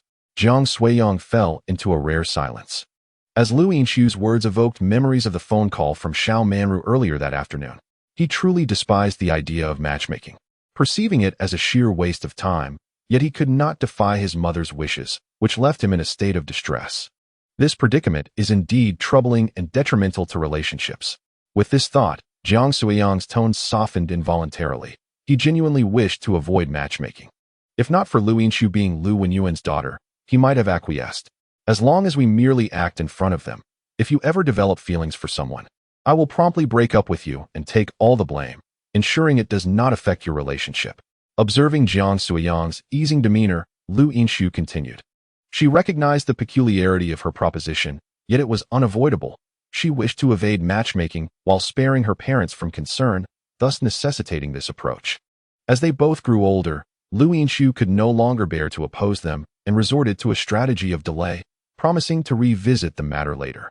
I can agree to this, but we must not interfere with each other's lives, and when I require your assistance, you cannot refuse. After much contemplation, Jiang Suiyong ultimately realized that this arrangement might not be so bad and nodded in agreement. In the tranquil setting, Lu Yinshui finally acquiesced, exhaling deeply before rising to stand before him. In a soft voice, she remarked, "Let us celebrate our collaboration. By the way, how are those two children faring? I have no idea. We can't exactly eavesdrop, can we? I mentioned before that Xiaoxi has developed a bit of a fondness for Xiaojiang. You didn't believe me then, did you? Now you see. Indeed, it was my oversight." Lu Wenyuan chuckled heartily, playfully kneading Zhao Lin's shoulders in a bid for her favor. "Anin, why are you lying there?" Zhao Lin turned to Anin, who was perched with her little bottom in the air, her ear pressed against the door. "Brother and sister are whispering secrets. Anin wants to listen." Anin pouted, adjusting her position with a hint of displeasure. "Did you hear anything?"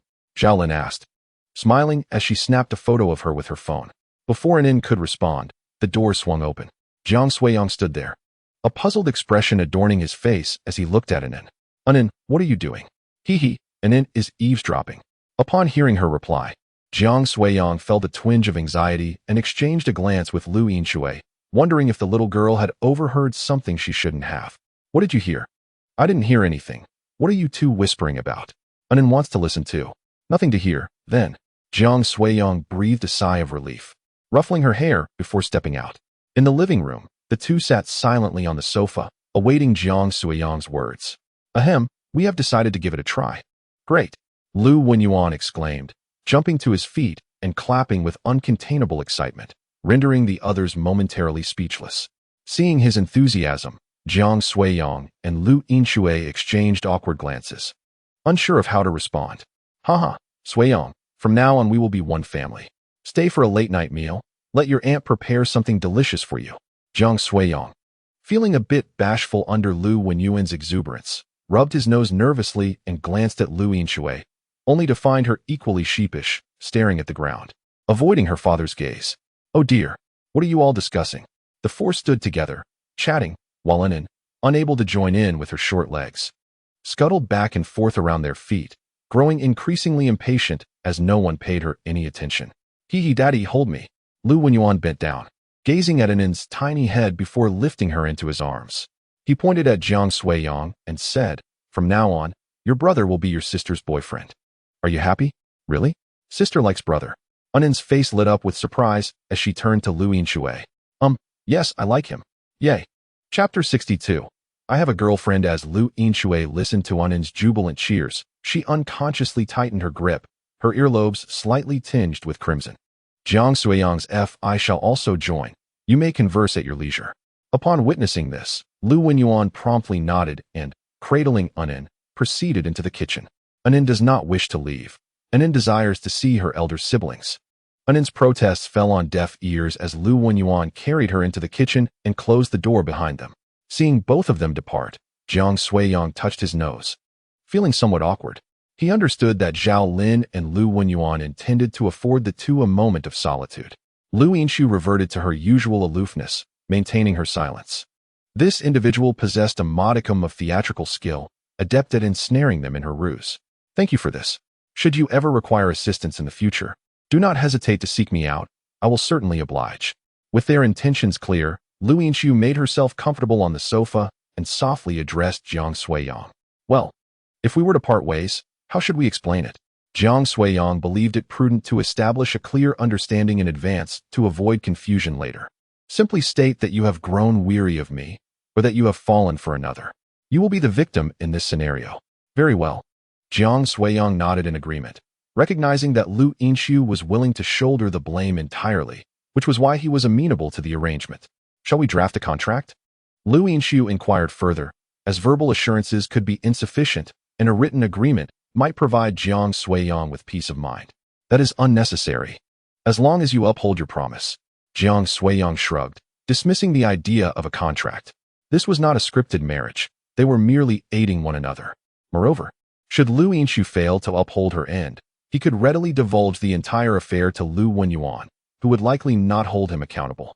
Silence enveloped them as the others remained in the kitchen, and they settled onto the sofa, awaiting their late-night snack. Before long, the kitchen door swung open, and Annoyance, with her little legs, bounded out joyfully.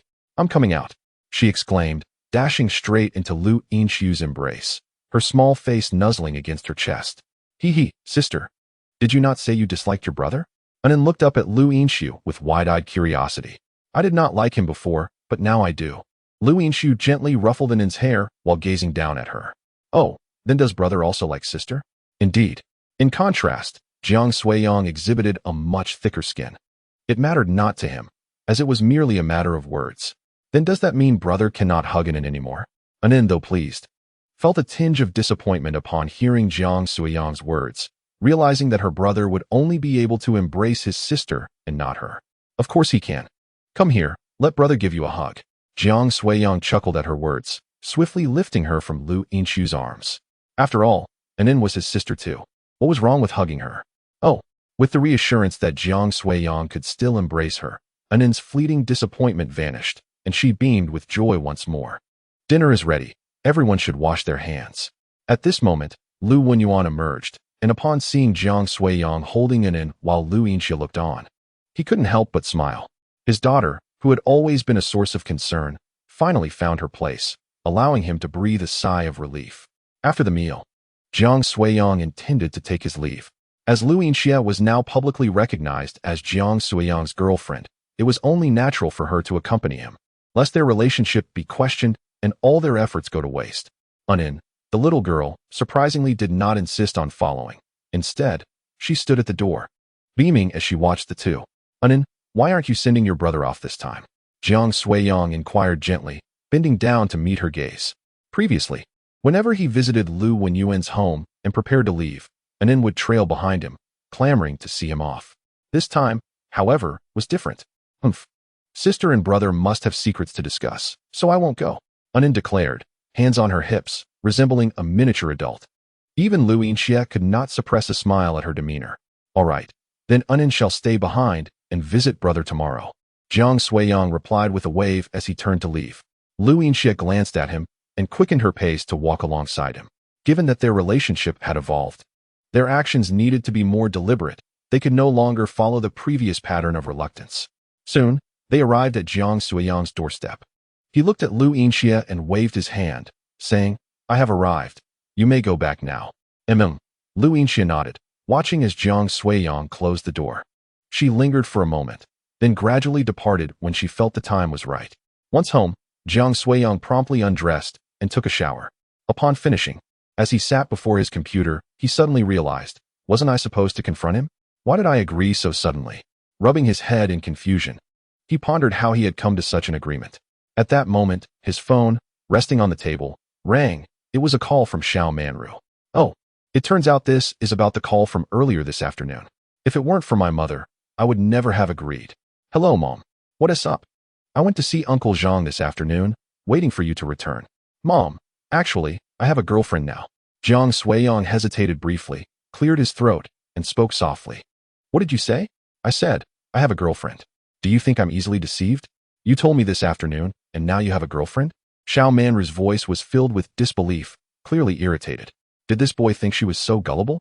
"I'm serious. She has been pursuing me, and I just agreed." Jiang Suiyang lied nonchalantly, his heart steady. After all, Lu Yinshu had already cast aside her modesty. What harm was there in him doing the same? "Is that true? You aren't fooling me, are you?"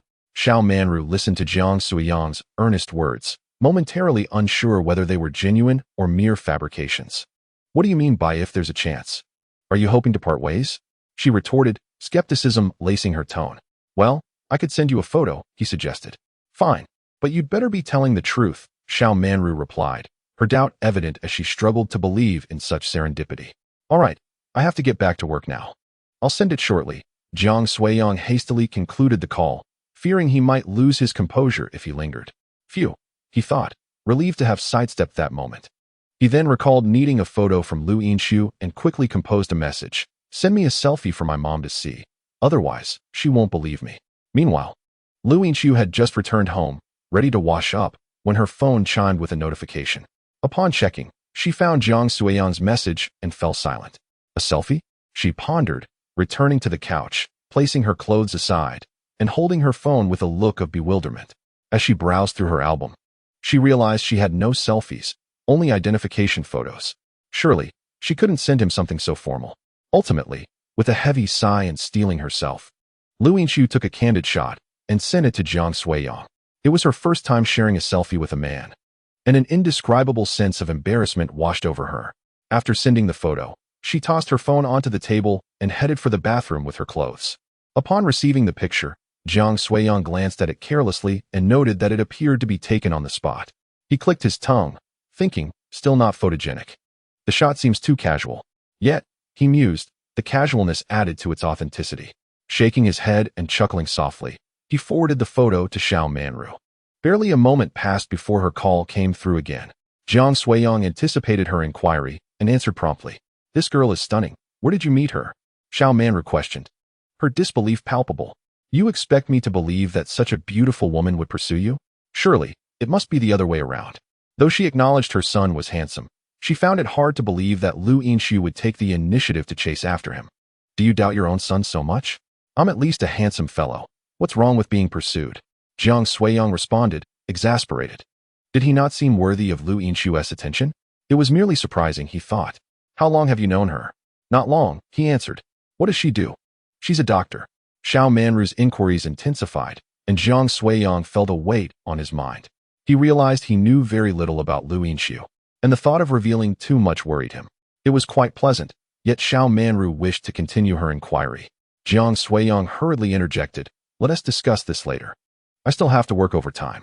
Very well then, since she has chosen you, treat her well and ensure she does not feel wronged. Understood? I understand. Do you still not know me? Just a reminder, today's youth can be quite reckless. You must not be led astray. Rest assured, I am committed to pure love. What is pure love? Well, it simply means something good. All right, you may attend to your duties. After hanging up, Jiang Suiyang exhaled heavily, relieved to have navigated that conversation. However, this was merely a temporary reprieve. He would inevitably need to bring Lu Yinxiu home eventually, lest suspicions arise over time. The following day, before Jiang Suiyang had fully awakened, he was jolted by the incessant ringing of his phone. He clicked his tongue, squinting as he answered the call. Have you risen, Lu Yinxiu? Upon hearing that familiar voice, Jiang Suiyang instinctively uttered her name. It seems you have yet to get up. What is the matter? My mother prepared breakfast for you. What? Jiang Suiyang was taken aback. Why had Zhao Lin made him breakfast? She knows you wake up early to run. So she prepared it and sent me to deliver it to you. I'm currently at your doorstep. Please come and open the door. Oh, after concluding the call, Jiang Suiyang yawned and got out of bed, making his way to the door. Upon opening it, he was greeted by the sight of Lu Yinxiu, who stood there, glistening with perspiration, evidently having just returned from a run. Please thank Annie for me. Jiang Suiyang reached out to accept the thermos she offered, which he presumed contained porridge. Still warm to the touch. Mom thought we would run together, so she asked me to bring this to you, Lu Yinxiu commented, glancing at Jiang Suiyang's disheveled hair. You're resting today, didn't he go for a run? Don't you get tired running every day? Jiang Suiyang shook his head, gazing at her damp visage. Feeling somewhat nostalgic. I don't run every day. I simply don't rest as much as you do. As Lu Yinxiu turned to leave, Jiang Suiyang called out to her. What is the matter?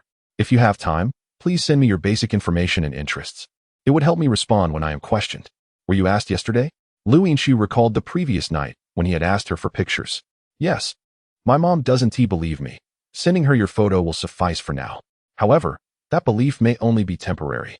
If she inquires about you later and I am left in the dark, it could lead to trouble. Jiang Suiyang shrugged, feeling somewhat helpless. All right, I'll find a time to send it to you. Lu Yinxiu did not decline. Having chosen to cooperate, it was her duty to do so. By the way, you are invited to dinner at my house tonight. Be prepared. Lu Yinxiu nearly forgot, looking at Jiang Suiyang as she spoke. This preparation naturally pertains to the inquiries that the elders might pose, and one must ensure that these do not become evident. Acknowledging this, Jiang Suiyang nodded. He often visited Lu Wenyuan's home, and now that he was with Lu Yinxiu, his visits would naturally become more frequent. As long as he maintained a calm demeanor and refrained from revealing any conspicuous flaws, there should be no issues. Chapter 64, A Hug at Noon. Jiang Suiyang received a message from Lu Yinxiu. He gazed at the screen of his phone, shaking his head with a hint of exasperation. This fellow was quite remarkable. So how could he possibly be without a partner? After a few clicks of his tongue, he tucked his phone away and prepared to cook, as he still had to write later in the afternoon. By afternoon, Jiang Suiyang had been writing for several hours when he decided to take a break, only to be interrupted by the sound of the doorbell. He walked over to open the door and was greeted by Zhao Lin and Anon. Hasn't it finished school? Jiang Suiyang smiled, playfully pinching her cheek. Yes. Today, the teacher praised me. Anon replied proudly, her small backpack slung over her shoulder. Hands on her hips. Is that so? Anon is truly impressive. Hee, I brought treats for Tuanzi. Anon exclaimed, her small steps carrying her eagerly toward Tuanzi's nook. Xiaojiang, I'm heading out to buy groceries now. Is there anything you'd like to eat? Zhao Lin asked with a cheerful smile after Anon had entered. I don't have any particular cravings. You can choose freely, Auntie, Jiang Suiyang replied, shaking his head. He had no strict demands regarding food. Anything would suffice. All right, I'll go buy the groceries. Remember to come over for dinner. Xiao Su will be back after work. Okay. After bidding Zhao Lin farewell, Jiang Suiyang closed the door and returned to find the little girl, Anon. What are you doing? He saw Anon squatting in the corner, seemingly preoccupied, and he knelt down beside her. I'm feeding Tuanzi. It looks very happy, Anon replied, joyfully offering Tuanzi a cat treat she had acquired from somewhere. Where did you get that? Jiang Suiyang inquired, curiosity etched on his face. I asked Mommy to buy it. I see. Well, take your time feeding it. I'm going to work for a bit, all right? Sure. You can go to work, and then we'll take good care of Tuanzi. Anon mimicked Jiang Suiyang from earlier, waving him off casually. All right. Jiang Suiyang affectionately ruffled her hair, then stood up and returned to his room. Before long, evening descended. Jiang Suiyang sat in his room, fingers dancing over the keyboard. At that moment, Anon peeked in, cradling Tuanzi. She glanced at Jiang Suiyang, sitting before the computer, and stifled a giggle. Shoo, be quiet. Don't disturb your brother, Anon whispered to Tuanzi, tiptoeing inside. What are you up to? As soon as she entered, Jiang Suiyang noticed her and paused his work, watching her with amusement. I have been discovered. Upon realizing she was caught, Anon decided to abandon her pretense. With a playful chuckle, she embraced the plush toy and leaped onto his bed. Feeling bored, Anon yearned for her brother's company. Shall I accompany you and play? She inquired eagerly. Of course. As dusk approached, Jiang Suiyang spent a delightful time playing with Anon until the sound of the doorbell echoed from the entrance. It is about time, Anon. We must return home, he remarked. Hearing this, Jiang Suiyang glanced at the clock and lifted Anon into his arms, preparing to take her home. Why are you back so early today, brother? Anon inquired, a hint of reluctance in her voice at the thought of leaving so soon. Did you not forget that you have yet to eat? I shall take you home for dinner. Are you coming too? She asked.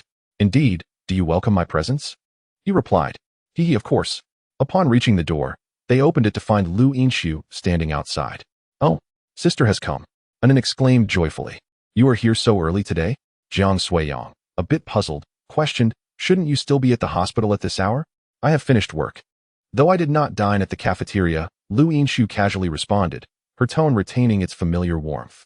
After speaking, she reached out to pick up Anon and wait. Sister should embrace brother instead. Anon suddenly had a clever idea and quickly wriggled free, pointing at Jiang Suiyang and exclaiming, What? Both were taken aback by her words, exchanging confused glances. Sister cannot be biased.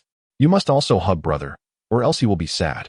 Anon insisted, slipping down from Jiang Suiyang's arms, her eyes sparkling with anticipation as she looked at them. Upon hearing this, Lu Yinxiu froze momentarily, unsure of how to respond. Well, Anon, perhaps we should skip the hugs and head for dinner instead, Jiang Suiyang interjected, quickly attempting to alleviate the tension. No, Anon wants to see. She pouted, tugging at Lu Yinxiu's clothing, her large eyes pleading for affection. Seeing Anon in such a state, Lu Yinxiu felt a pang of sympathy and glanced at Jiang Suiyang. Her lips pressed tightly together in silence. Why are you looking at me? You cannot seriously wish to hug her, can you? Jiang Suiyang questioned, his eyes widening in disbelief. Yes, I want a hug. After a prolonged pause, Lu Yinxiu took a deep breath, as if overcoming a significant hurdle. She approached Jiang Suiyang, extending her hands to grasp the fabric of his shirt. Jiang Suiyang was startled by her sudden closeness, and as he regained his composure, he caught a whiff of a delicate fragrance mingled with a trace of disinfectant. Unable to meet Lu Yinshu's gaze, he slightly turned his head, his breathing becoming a touch heavier. All right. Sister embraces brother. Anun, being a mere child, fails to perceive the peculiar atmosphere between the two and excitedly exclaims, all right. I've hugged him, let us head home. Upon hearing her words, Lu Yinshu instinctively takes a step back. Although their physical interaction was minimal, her cheeks flush with a deep crimson. She dares not glance at Jiang Suiyang, instead lifting Anun into her arms and hastily fleeing. Phew, that terrified me. It was somewhat overwhelming. Observing Lu Yinshu's sudden retreat, Jiang Suiyang lets out a sigh of relief. This woman, truly, does not communicate her intentions. He was hardly prepared for this. Chapter 65. Sister bullying me. Sister, you're running too fast. I can't catch up. Anun, held in Lu Yinshu's embrace, keeps glancing back, anxious at not seeing Jiang Suiyang's figure, and taps her gently on the neck. We shall return first. He will catch up on his own. Lu Yinshu disregards her words, unable to suppress her irritation at being outmaneuvered by the child, and playfully swats Anun behind. Ouch! Sister, why did you hit my bottom? Anun protests innocently, pouting at the sensation. Just because. Lu Yinshu mimics her, slightly pouting and feigning indignation. Humph. I will tell brother that you hit me. You are my sister, not his sister. It won't matter. How can that not matter? Brother says I am also his sister, and he will protect me. Anun beams with pride, only to receive another playful tap on her backside. Though it doesn't hurt, she feigns victimhood, burying her head into Lu Yinshu's neck and whining, bad sister, always bullying me. Before long, they arrive home. Lu Yinshu, taking out her keys, unlocks the door. Where is Suiyang? Did he not come back with you? Lu Wenyuan, who had finished work, inquires upon seeing Lu Yinshu enter with Anun, noticing Jiang Suiyang's absence. He is behind us. Lu Yinshu gently sets Anun down, who immediately retaliates by pinching her leg before scampering off. Xiaoxi, you finally caught his attention. You must adjust your demeanor. Otherwise, he won't perceive your affections. And that would be unfortunate, Lu Wenyuan advises, shaking his head in dismay. Understood, Lu Yinshu nods, typically intending to dismiss his concern with a few casual remarks and then retreating to a corner. However, to avoid raising Lu Wenyuan's suspicions, she deliberately turns and steps outside to meet Jiang Suiyang. Daddy, sister is bullying me. Once Lu Yinshu departs, Anun, who had been hiding behind the sofa, rushes out and, with a pout, approaches Lu Wenyuan to complain. In what way did your sister bully you? She hit my bottom. Oh, why did sister hit your bottom? Were you misbehaving? Lu Wenyuan bursts into laughter at An's innocent words, scooping her into his arms and teasingly asking. Not at all. An is very well behaved. Is that so? Then when brother arrives, you should have him stand up for you. With a playful giggle, Jiang Suiyang strolled leisurely towards Lu Wenyuan's residence after a brief, urgent visit to the restroom. Upon arriving at the elevator, he encountered her, and with a hint of curiosity, inquired, Where are you headed? Nowhere in particular. Just taking a stroll, she replied. Jiang Suiyang's expression turned peculiar as he pondered the oddity of wandering about one's own doorstep. Lu Yinshu, sensing his judgmental gaze, immediately discerned his internal musings and felt her spirits dampen. I'm heading back, she stated coldly, though Jiang Suiyang remained oblivious to the subtle shift in her tone. As her voice was perpetually frosty, who could discern any variation? As they returned to the house, Lu Yinshu opened the door, and they stepped inside. Just then, Anun bounded forth, hands on her hips, playfully accusing, Brother, sister bullied me. Quickly, teach her a lesson. Amused by An's spirited demeanor, Jiang Suiyang chuckled. What are you playing at, Anun? He scooped her up and pinched her cheek affectionately. I'm not playing. Sister just spanked me. Anun pouted, clearly displeased when Jiang Suiyang remained unfazed. Your sister was merely teasing you. How could she bear to harm someone as lovely as you? Really? Indeed. If you don't believe me, just ask her. With a giggle, Anun glanced back at Lu Yinshu, only to find her deliberately ignoring her and striding towards her room. Sister, wait for me. Seeing Lu Yinshu walk away, Anun skipped after her, leaving Jiang Suiyang behind, watching them fondly. Have they arrived? Lu Wenyuan appeared, casting a bemused glance at the two sisters before turning to Jiang Suiyang with a smile.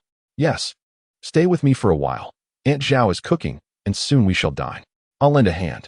No need. Upon your arrival, she insisted I vacate the kitchen. Very well.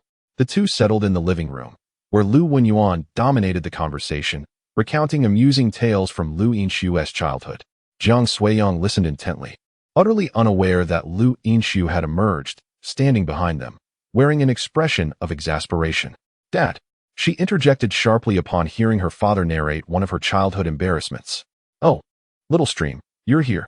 Did you manage to pacify Anin? Lu Wenyuan, noticing Lu Yinshu, continued cheerfully without missing a beat. Why are you sharing these stories? She retorted, casting a glance at Jiang Suiyang. To enlighten Suiyang about your past. Although you were equally aloof as a child, you were far more endearing than now. Indeed, Lu Wenyuan added, producing an album filled with childhood photographs.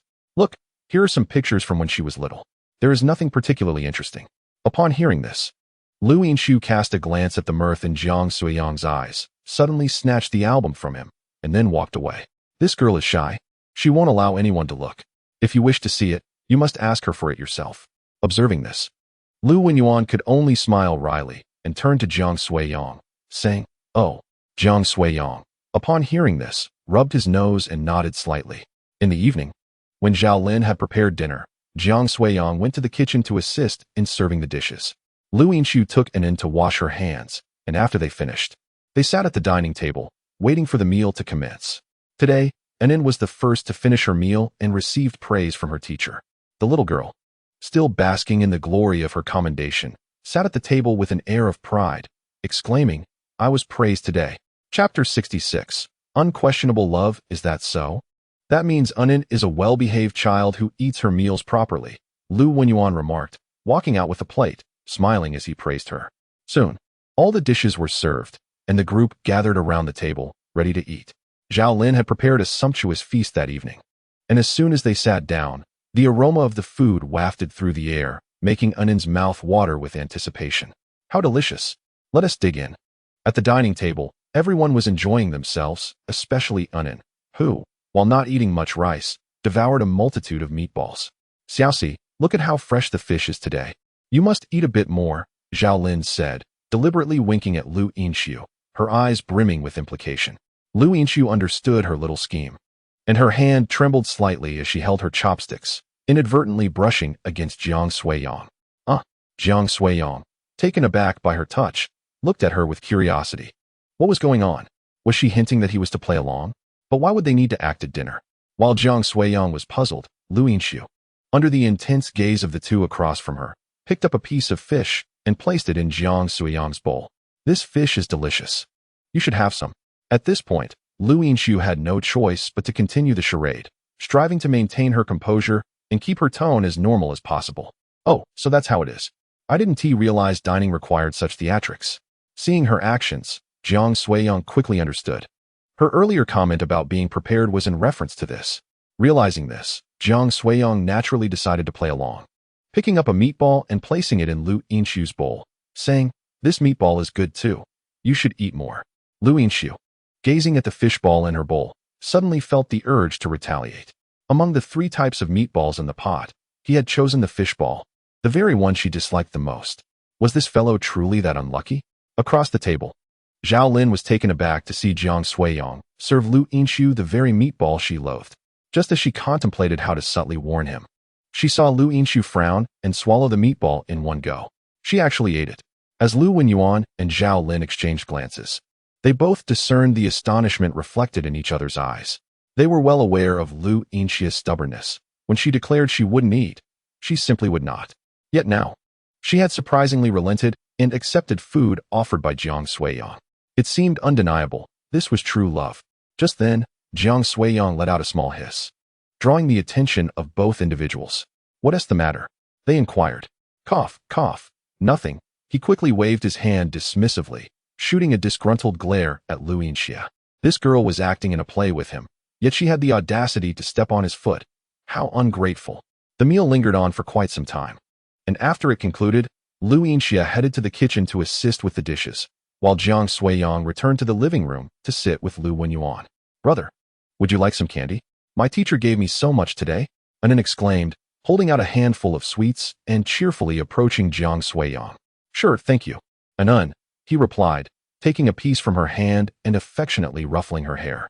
Anin is so adorable, far better than that insufferable Lu Yinshu.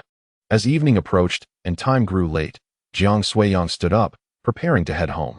Once again, Lu Yinxia accompanied him. After bidding farewell to Annoyance, he and Lu Yinxia strolled out side by side, continuing their charade as a couple, which had now been ongoing for some time. That night, while Jiang Suiyang was busy typing in his room, his phone rang. What is this? He muttered, glancing at the screen in surprise. Why was Lu Yinxia calling him via video? What is going on? He asked, accepting the call and gazing at her exquisite face, puzzled. Cough. What are you doing? Lu Yinxia asked, her gaze slightly wandering. After clearing her throat, she inquired nonchalantly. Oh, I'm just writing. Why don't you come over? With that, Jiang Suiyang realized she was once again putting on an act, likely with Lu Wenyuan and Zhao Lin nearby. All right, I'll come find you now. At his words, Lu Yinxia's eyes sparkled momentarily as she nodded and promptly ended the call. Before long, she arrived, and Jiang Suiyang opened the door for her to enter. What is the story? Did your uncle and aunt pressure you into this? He asked curiously upon seeing her. Not really. They just keep teaching me about dating skills. And it's giving me a headache. I thought I'd decall you for a video, which is perfect for our little performance. And it gives me an excuse to escape, Lu Yinxia replied, shaking her head, her tone still flat. Oh, then feel free to sit for a while. I still have some typing to do. Jiang Suiyang chuckled at the thought of her seeking refuge and shrugged before heading back to his room. Is typing your job?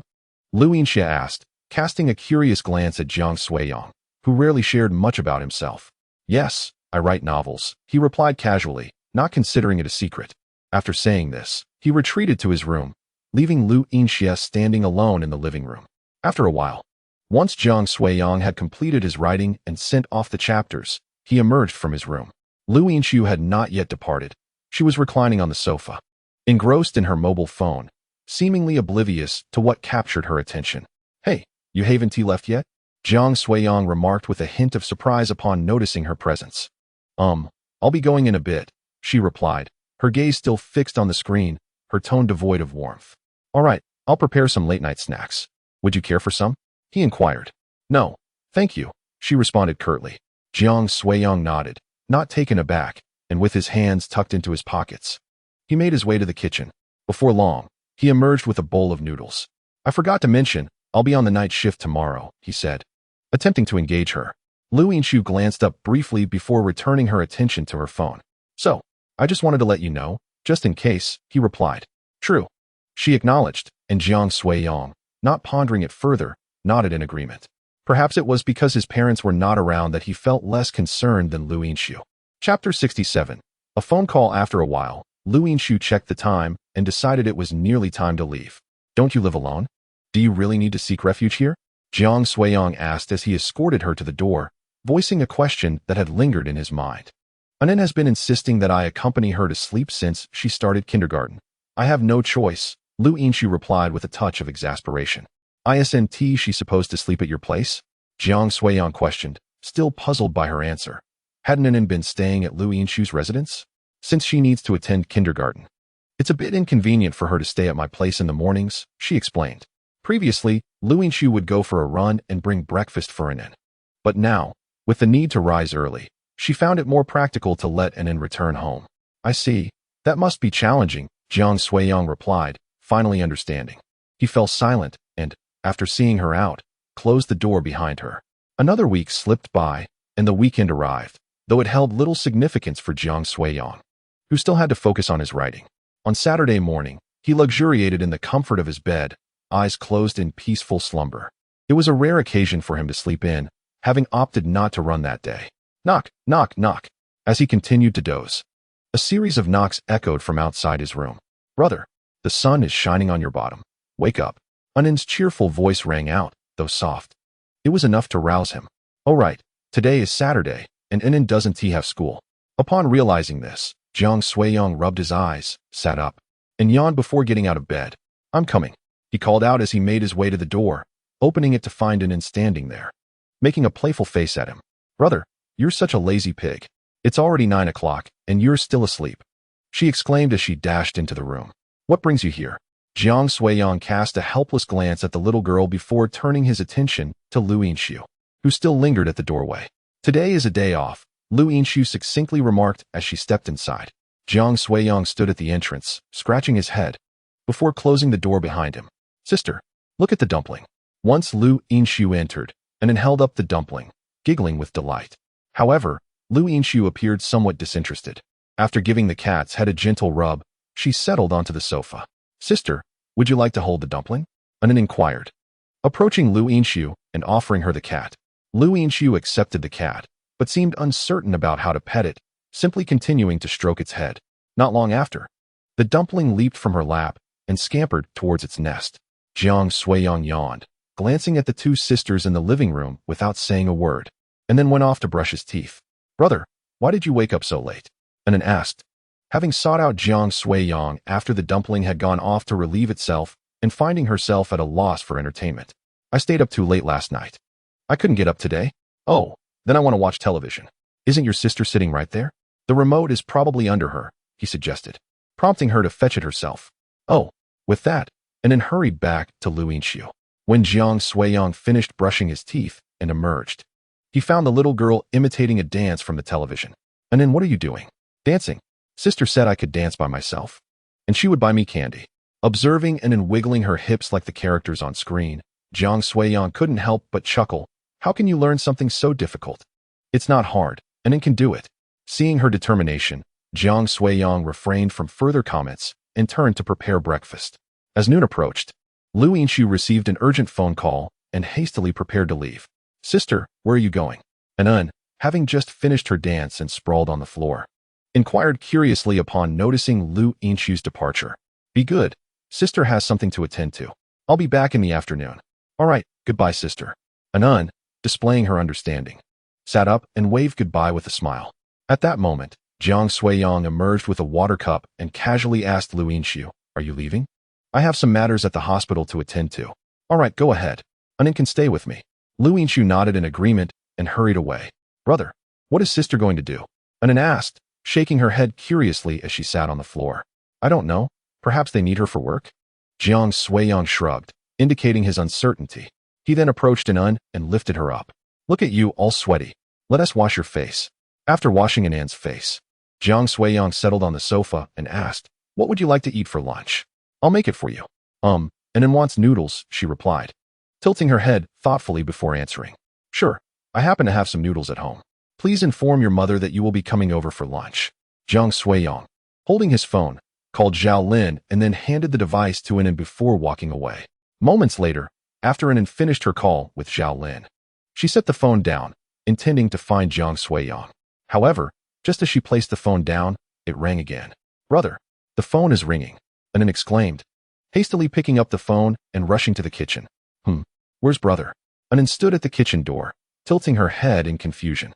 After emerging from the kitchen, she dashed into the room but found no sign of Jiang Suiyang. She then hurried to the bathroom door, calling out, Brother, there's a phone call. Who is it from? Indeed, Jiang Suiyang was inside, and upon hearing Anan's voice, he inquired.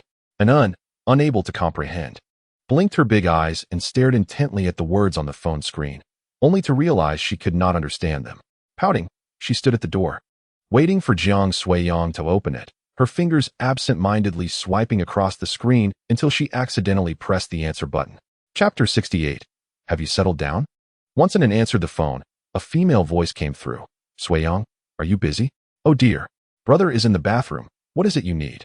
Anan replied cheerfully upon realizing the call had been connected. Brother? Suiyang has a sister? At that moment, Jiang Suiyang finally opened the door and took the phone from her. He glanced at the caller ID. Puzzled, was Huang Jinru trying to invite him out for a meal again? What is up? Jiang Suiyang asked directly upon hearing Huang Jinru's voice. Is that your sister I just heard? Huang Jinru inquired curiously. Yes. What do you need from me? Jiang Suiyang responded casually, cutting to the chase. Since it's the weekend, how about we catch a movie together? Huang Jinru unabashedly expressed her intentions, inviting Jiang Suiyang to the cinema. Why don't you ask someone else? I'm not fond of watching movies, he replied. Oh really? We could do something else instead, she suggested. No, I prefer to stay in, he declined firmly. All right then, Huang Jinru pouted, rolling over on her bed, visibly disappointed. As adults, Jiang Suiyang certainly understood her intentions, yet he remained resolute in his refusal, the implications clear. Give it a shot, if it doesn't work out. We can just be friends, Huang Jinru mumbled, resting her chin on her hands. She was aware the chances were slim but wished to try nonetheless. If that failed, being friends would suffice. After ending the call, Jiang Suiyang had barely tucked his phone away when Anan followed closely behind. Her curiosity piqued. Brother, did someone invite you out? Yes, but I don't want to go, he replied. Then can you accompany Anan tonight? She asked eagerly. Of course. Where would you like to go? That evening, elder brother decided to take you out for a stroll. After ensuring Anan was comfortably settled on the sofa, Jiang Suiyang proceeded to the kitchen to prepare dinner. Once they finished their meal, Jiang Suiyang began washing the dishes while Anan sat quietly in the living room, cradling a plush toy and watching television, when suddenly the doorbell rang. Could it be sister returning? Anan's face lit up at the sound, and she promptly leaped off the sofa, bouncing eagerly toward the door, eager to open it. Alas, she could not reach the doorknob. Pouting, Anan jumped up, grasping the doorknob and pulling it down. With a cheerful click, the door swung open, revealing Lu Yinshu, who upon seeing Anan, asked, Have you eaten? Yes. Elder brother made noodles, Anan replied. Hearing this, Lu Yinshu nodded. She had yet to eat and could now order takeout. Just then, Jiang Suiyang emerged from the kitchen, having finished washing the dishes. Are you done? He casually inquired upon noticing Lu Yinshu's presence. Yes, I'm heading back now. What? Sister is leaving already? Anan, feeling a bit disappointed that Lu Yinshu was leaving so soon, tugged at her pant leg and blinked innocently. Would you like to come with me? All right. Anan will go home now. Anan nodded, then turned to Jiang Suiyang, waving goodbye as she exclaimed, Goodbye, brother. Anan is going home. Okay, goodbye. After bidding farewell to Anan, Jiang Suiyang took a short nap. He awoke around 2 in the afternoon and began typing. He was engrossed in his writing until nearly 5 o'clock when the doorbell rang again. Upon opening the door, he was unsurprised to find Lu Yinshu and Anan once more. Brother, let us hurry. Anan, dressed and ready, appeared quite excited as she pulled Jiang Suiyang's hand, eager to head outside. Where are we going? Jiang Suiyang was still trying to grasp the situation as Anan tugged him along. Anan, don't rush. We need to wait a little longer before we leave. Oh, Lu Yinshu, observing An's impatience, sighed softly before turning to Jiang Suiyang, explaining, My parents want to visit the mall this evening and asked me to bring you along. All right. Jiang Suiyang considered this for a moment before readily agreeing. Since he had already promised Anan an outing, this was quite convenient.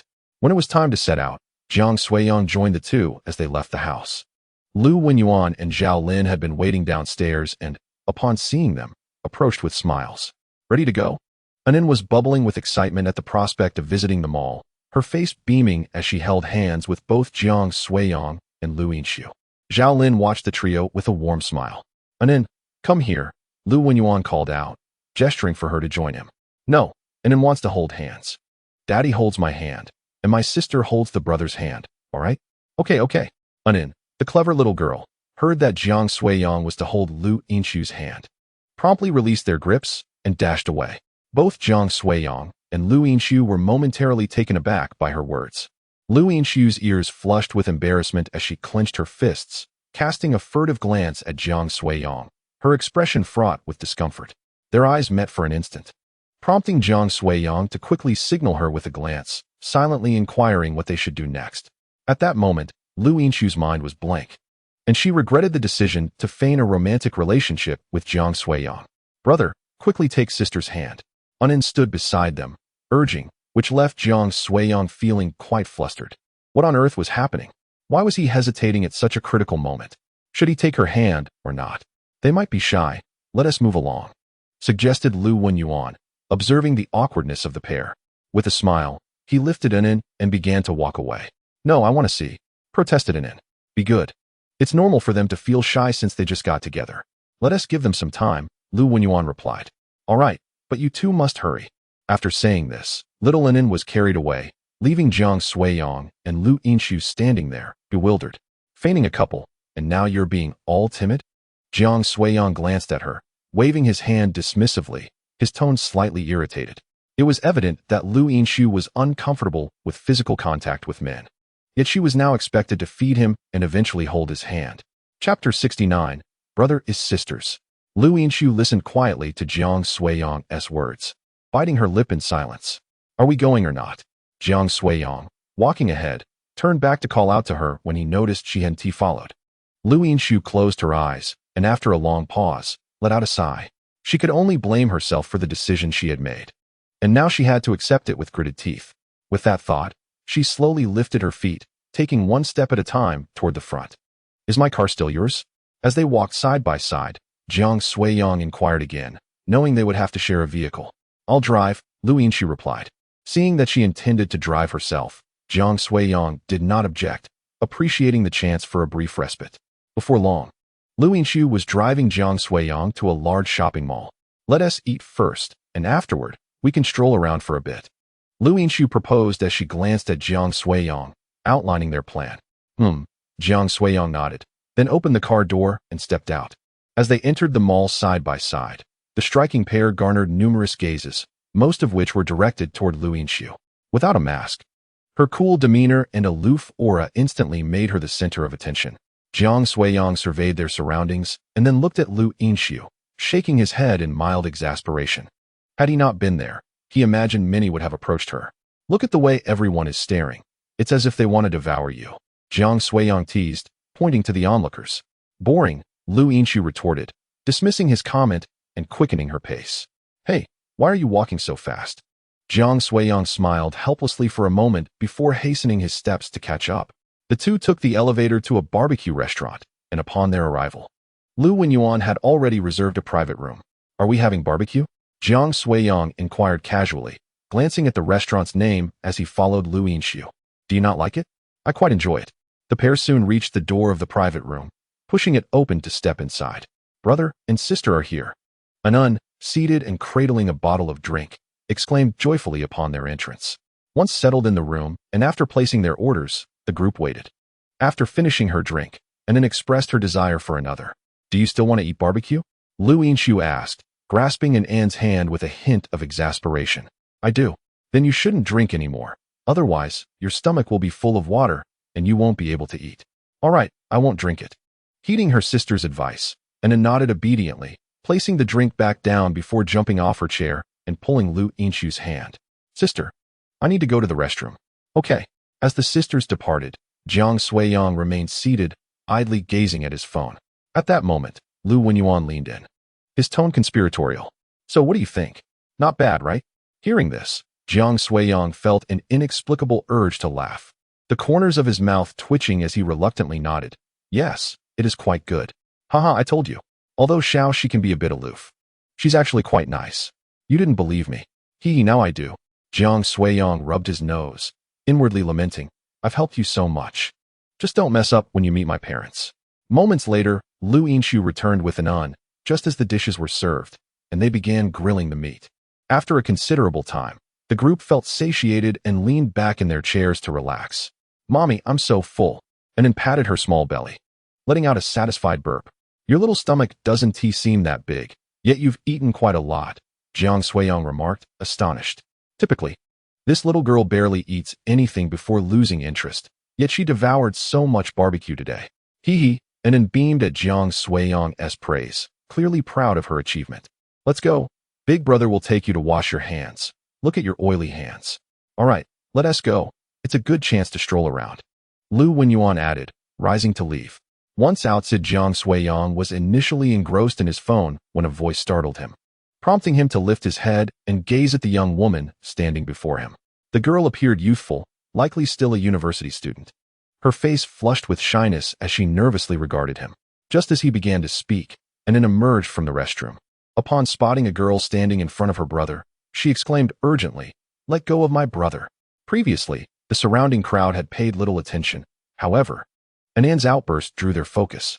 The girl, noticing the sudden attention, felt an overwhelming sense of anxiety, swallowing hard as her cheeks reddened. Anan rushed over, wrapping her arms around Jiang Suiyang's leg, her expression filled with hostility as she glared at the woman, puffing up her cheeks and declaring, "My brother is my sister's. You can't take him away." The girl's eyes sparkled at the sight of the fierce little one, and she couldn't resist reaching out to pinch Anan's chubby cheeks. "Humph, don't touch me." Anan swatted her hand away with a huff, indignantly stating, "I'm not stealing your brother. Can I just touch your face?" "Really? Indeed. Well, all right then." After a moment's contemplation, Anan glanced up at Jiang Suiyang before reluctantly agreeing. The girl, having momentarily forgotten Jiang Suiyang, was now thoroughly enchanted as she delightedly caressed Anan's face. "All right, thank you, little one. I won't take your brother," the girl said. rising to her feet and waving goodbye, departing with a sense of reluctance. "Brother, let's go." Anan rubbed her cheeks and tugged at Jiang Suiyang's hand, urging him to leave. "Slow down. There's no need to hurry," he remarked, feeling exasperated as she pulled him along. "No way. You almost got taken away. And I must take you to find my sister." Anan, unusually serious, maintained a stern expression. "Are you planning to report me? I haven't done anything." Jiang Suiyang's eyes widened in shock, realizing that the little girl was indeed intent on seeking justice. Before long, they arrived before Lu Yinshu. Anan released Jiang Suiyang and, hands on her hips, addressed Lu Yinshu with utmost seriousness. "Sister, quickly take hold of my brother." "What?" Lu Yinshu was momentarily taken aback, instinctively asking for clarification. "Humph. If I hadn't been there just now, my brother would have been taken away." The little girl's earnestness elicited laughter from Lu Wenyuan and Zhao Lin, who stood nearby. "Anan, who tried to take your brother?" "A wicked sister. She gently caressed my face while Anan spoke, her expression one of innocent grievance as she covered her face, blinking her large, adorably naive eyes with a look of pitiful longing directed at Lu Yinshu. After a moment of silence, Lu Yinshu crouched down, intending to lift Anan into her arms. "Sister needs to hold brother's hand, otherwise, brother might get taken away." Anan firmly rejected Lu Yinshu's embrace, insisting instead that Lu Yinshu hold Jiang Suiyang's hand. This was troublesome. Jiang Suiyang stood behind her, feeling a chill in his heart, and he glanced at Lu Yinshu, silently urging her to decide what to do. Faced with Anan's unwavering determination, Lu Yinshu felt equally helpless and turned her gaze to Jiang Suiyang, her eyes reflecting her inner turmoil. "Since you two are together now, what is the harm in holding hands?" Lu Wenyuan approached and lifted Anan into his arms, then looked at the two of them, his tone slightly puzzled. As soon as the words left his lips, Lu Yinshu realized she could no longer refuse. To do so would surely raise suspicion. She let out a quiet breath, striving to appear as natural as possible, and then walked over to Jiang Suiyang. In the midst of his astonished gaze, she reached out and took his hand. "All right, brother and sister are holding hands now. Can we go?" "Good." Anan finally nodded in satisfaction at the sight of their clasped hands, and then she was carried forward by Lu Wenyuan. "Cough. This has nothing to do with me." Jiang Suiyang felt the chilling sensation in his palm, hesitant to move, and hastily spoke up. "Be quiet." Lu Yinshu bit her lip, her heartbeat quickening, hearing Jiang Suiyang's words. She felt both embarrassed and irritated, responding coldly. "If you don't want to talk, then don't. This is your own doing." Jiang Suiyang, hearing her retort, smirked slightly and playfully squeezed her icy little hand in a rather vindictive manner. Lu Yinshu was startled by his action and found herself at a loss for words, feeling a surge of grievance. It was her first time, apart from her father, being held by another man. At that moment, Jiang Suiyang didn't share her multitude of thoughts. After all, he had a thick skin. Holding hands was just a trivial matter. After all, it was her idea to pretend to be a couple. Yet, her hand was so beautiful, delicate, and fair. And the coolness of her touch was irresistible to someone who adored hands. "Daddy, I want to buy a toy." Anan, being carried ahead, was now completely captivated by the dazzling array of merchandise, utterly oblivious to the pair behind her. Unfortunately, the two of them dared not let go of each other's hands, fearing that Lu Wenyuan and Zhao Lin might notice. "All right, what do you want to buy, Anan?" Lu Wenyuan smiled and asked, leading Anan into the toy store. "They're going to buy toys. Shall we go look at clothes?" Zhao Lin remarked with a smile, glancing at the couple holding hands behind her. All right. The two had no objections and followed Zhao Lin into a clothing store. Once inside, Lu Yinshu finally felt free to release Jiang Suiyang's hand. "Why don't you two buy matching outfits? I hear it's quite the trend among young people these days." Just as they let go, Zhao Lin's voice rang out. Jiang Suiyang instinctively cast a glance at Lu Yinshu, only to find her turned away, seemingly engrossed in something. "Hey, the ant is asking a question. Will you respond?" Jiang Suiyang leaned closer, standing beside her, and whispered. It appeared that Lu Yinshu had not heard him, as she did not acknowledge his presence at all. "Oh, come on, is it really that serious?" It was just a light pinch, he thought, scratching his head in confusion at her reaction, suspecting that she was indeed upset. "Let us pick something first. The little stream is just feeling shy." Zhao Lin interjected with a smile, just as Jiang Suiyang was about to say something to avoid detection. "Shy?" Jiang Suiyang echoed, bewildered. "Indeed, look at her ears. They're as red as can be. Though she appears quite mature, deep down, she is merely a little girl, especially when it comes to matters of the heart.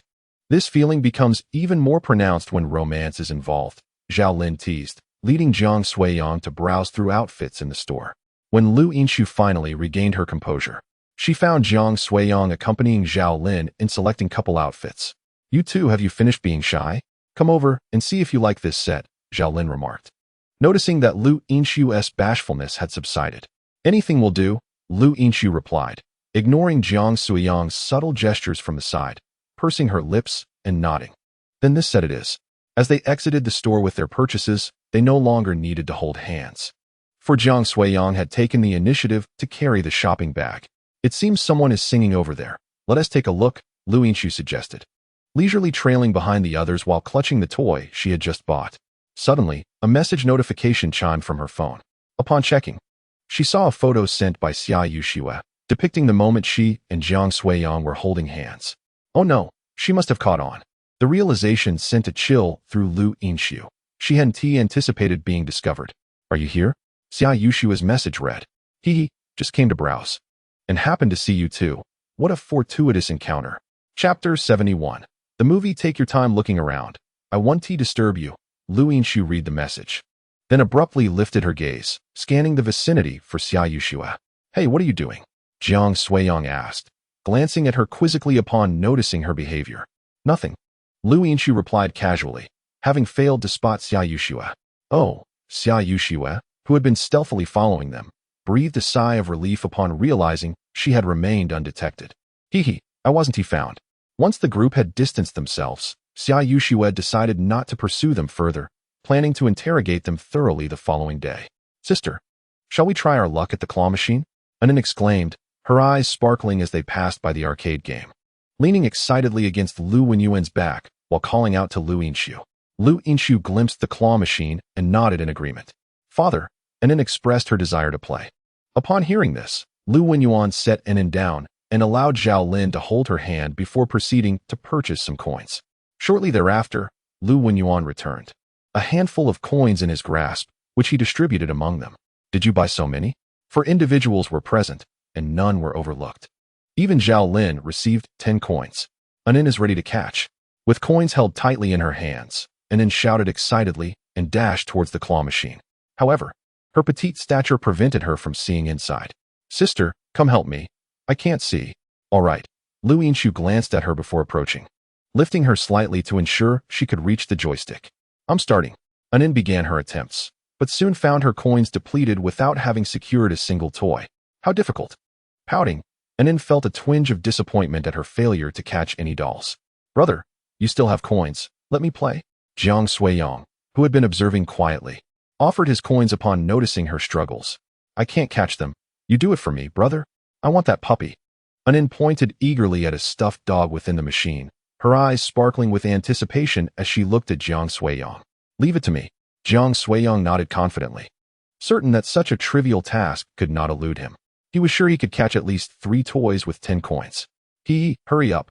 Anin, buoyed by Jiang Suiyang's self-assured demeanor, urged him on. Lu Yinshu cradled Anin and stepped aside to give Jiang Suiyang room, watching him with a calm demeanor. Is this contraption truly capable of delivering toys? Meanwhile, Zhao Lin had also exhausted her coins without success. Mama is just like me. Before Lu Yinshu could attempt to catch anything, she handed Anin to Zhao Lin for a moment and moved beside Jiang Suiyang to try her hand at the game. A minute passed, and Jiang Suiyang stood before the claw machine, perspiration beginning to bead on his brow. He had made 4 attempts, all unsuccessful, and with only one chance remaining, he felt a flicker of trepidation. Oh no, even brother can't catch anything. Anin watched from behind, her spirits sinking further upon witnessing Jiang Suiyang's failures. Here you go. Just as her mood plummeted, Lu Yinshu approached, presenting 2 toys to Anin. Wow, did you catch them, sister? Anin exclaimed in delight as she received the toys, her surprise palpable.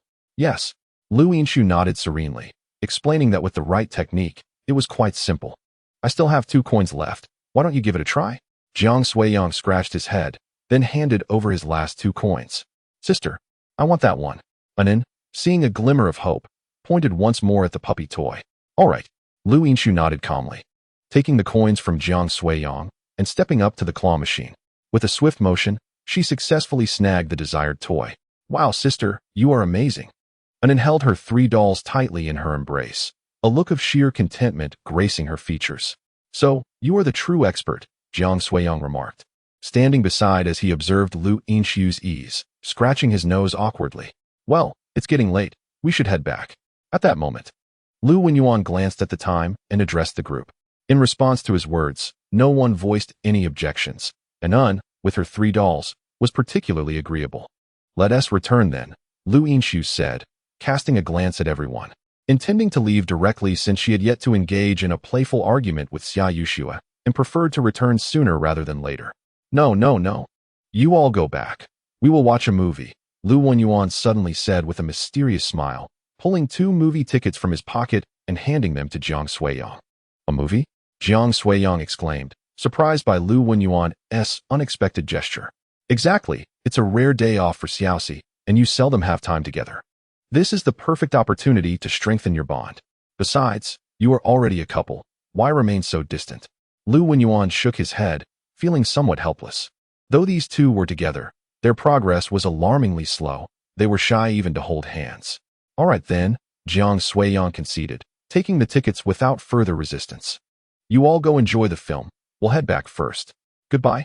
Once they departed, Jiang Suiyang and Lu Yinshu stood still, gazing at one another. So, shall we go watch it? Jiang Suiyang inquired, glancing at the tickets, intrigued by the film's positive reception. Do you wish to see it? Lu Yinshu countered, not providing a direct answer. I do wish to see it. If you're not interested, we could simply wander around instead. Then let us go. Lu Yinshu finally nodded after a moment of contemplation. After all, there was no point in returning just yet. They couldn't spend 2 hours idly outside. Besides, without Jiang Suiyang near her, the men who might approach her would likely become quite bothersome. Chapter 72. Purchasing books. The pair arrived at the cinema in the shopping mall, where Jiang Suiyang thoughtfully purchased cola and popcorn, as no movie experience is complete without them. Would you like some?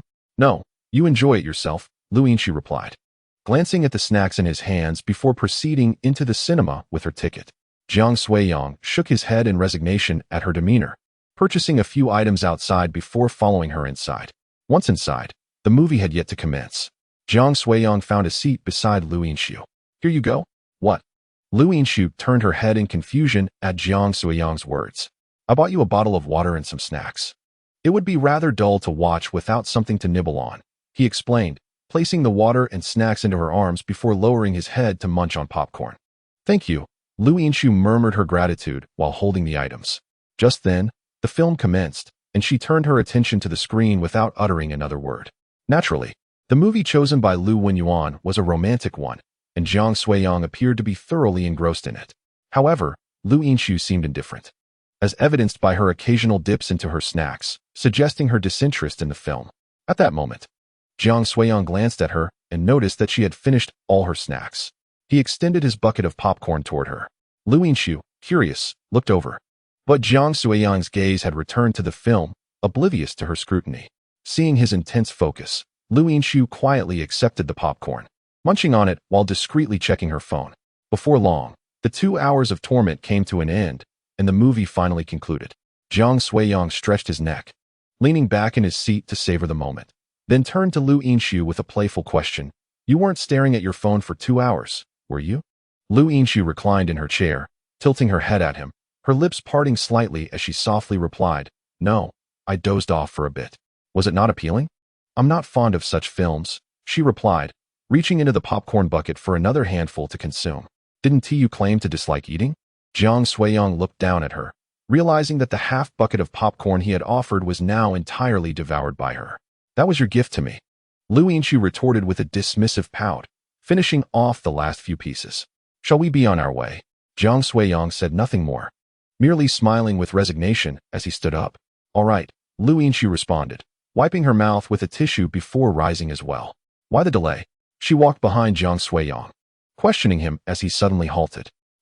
Jiang Suiyang turned back, a peculiar expression on his face as he pointed to the side.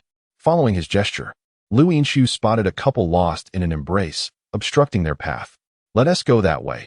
Jiang Suiyang coughed awkwardly, swiftly urging Lu Yinshu to turn back.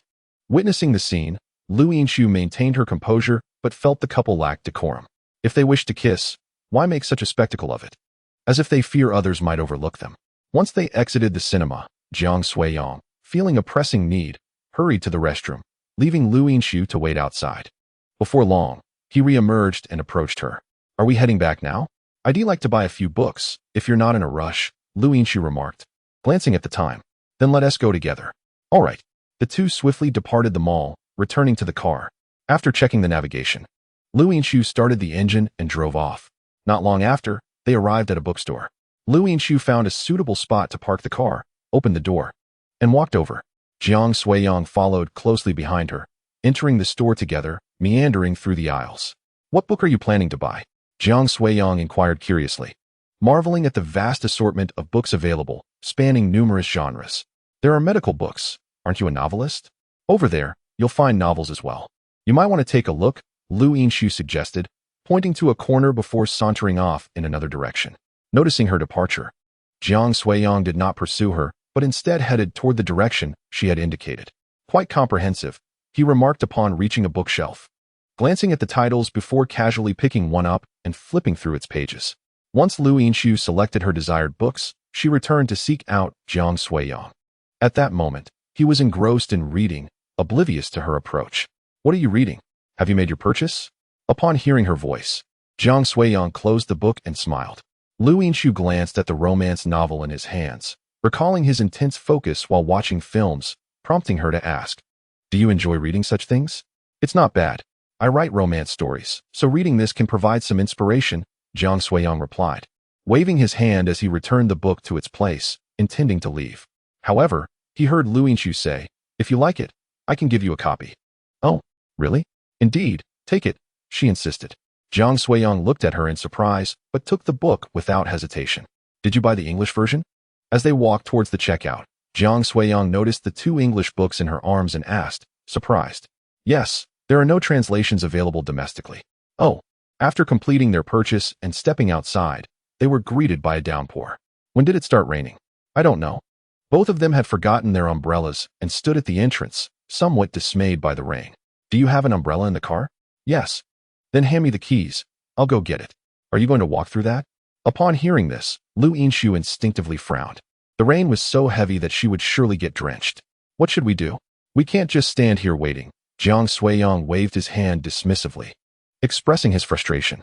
They had no umbrellas, and waiting for the rain to cease was not a viable option. Chapter 73. Rain standing at the bookstore's entrance.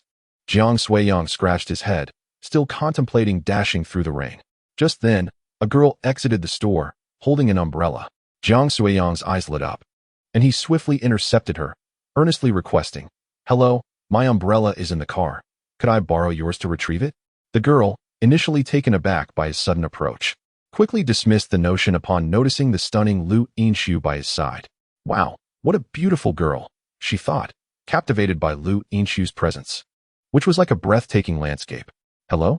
May I borrow your umbrella for a moment? As Jiang Suiyang observed the girl before him, her attention remained fixated on Lu Yinshu. He inquired once more, may I? Upon her affirmative response, the girl handed her umbrella to Jiang Suiyang. Thank you. I shall return shortly, he said joyfully, accepting the umbrella, then turned his gaze towards Lu Yinshu, extending his hand. Please, the car keys. Yes, you are familiar with my vehicle, correct? He continued. Indeed, Lu Yinshu replied.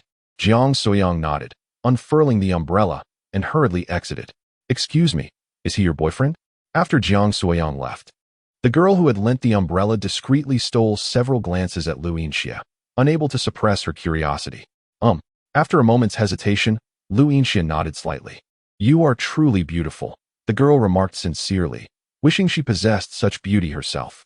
Thank you, Lu Yinshu responded, clearly lacking the desire for conversation, offering only a few casual replies before standing silently, awaiting Jiang Suiyang's return. Before long, Jiang Suiyang reappeared, holding another umbrella.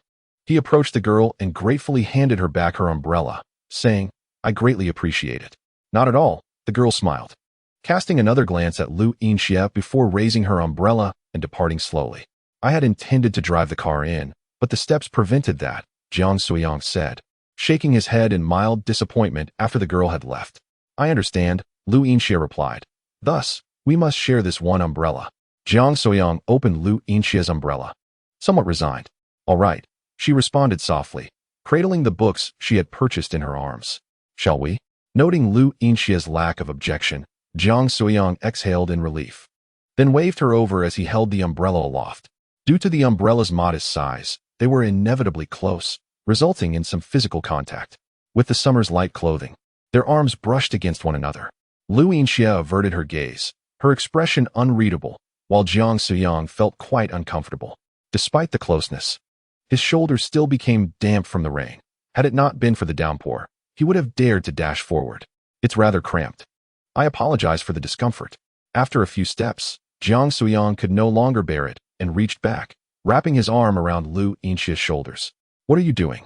Startled by the sudden touch, Lu Yinxia turned her head, her earlobes flushing red, her tone softening involuntarily. Oh, it's so crowded. This feels better, Jiang Soyang replied, urging her to move faster. Accelerating their pace, he guided Lu Yinxia swiftly to the car. See, we've arrived. Hop in. He opened the car door and gently ushered Lu Yinxia inside before circling around to enter himself. Once settled in the car, Jiang Soyang felt the dampness of his shirt against his shoulder, making him quite uncomfortable. Here, dry off a bit, Lu Yinxia said, offering him some tissues before tossing her books into the back seat and starting the engine.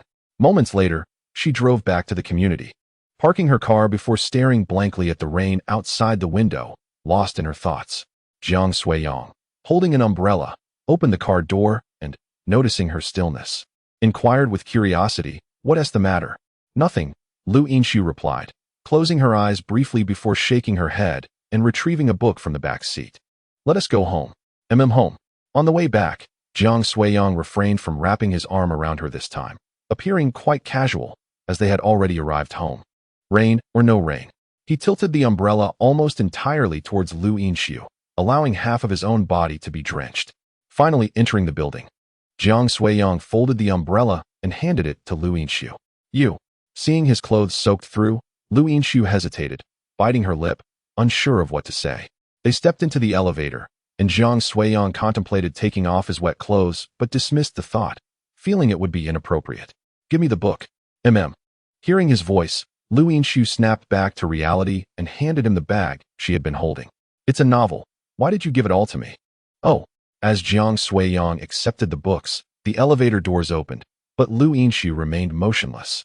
"You've arrived home." Noticing her daze, Jiang Soyang reminded her gently. "Oh." That evening, Lu Yinxiu lay in bed, staring at her phone, contemplating sending a message to Xia Yuxia to share details about her relationship with Jiang Soyang.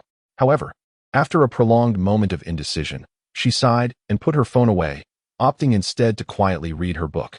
It wasn't until her phone rang that she paused her reading to answer the call. "Xiaoxi, we just noticed it's raining. You two didn't get soaked, did you?" Zhao Lin's voice came through the line, accompanied by the sounds of an playful laughter. "No, that's good then. How do you feel? Has your relationship with Xiao Jiang progressed?" "What?" Lu Yinxiu didn't quite grasp her meaning and asked in confusion. "I've always sensed something peculiar between you two. Both you and Xiao Jiang seem a bit reserved. Wasn't it you who confessed first? Be a bit more proactive. It's not easy to find someone you like. So why hold back?" Listening to her words, Lu Yinxiu tightly pressed her lips together and after a long pause, responded in a muffled tone, "I understand. All right, rest early." After hanging up, Lu Yinxiu rubbed her eyes, feeling a slight headache. It seemed that pretending to be a couple was indeed quite challenging. Chapter 74. Quite normal the next day. After rising, Lu Yinxiu tidied herself up and prepared to go for a run. Dressed in her athletic gear, she opened the door and stepped outside, taking the elevator down. Just as she exited, she encountered Jiang Soyang returning from outside. "Heading to work this early?" he asked, a hint of curiosity in his voice as he observed her sporting attire. "Going for a run. Are you sure?"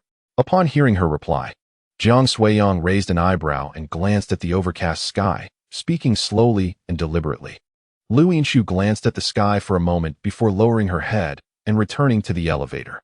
A few seconds later, the doors closed once more, and Jiang Soyang stood beside her, regarding her with a puzzled expression as he inquired, "Are you feeling unwell?" Since yesterday, he had sensed something unusual about her.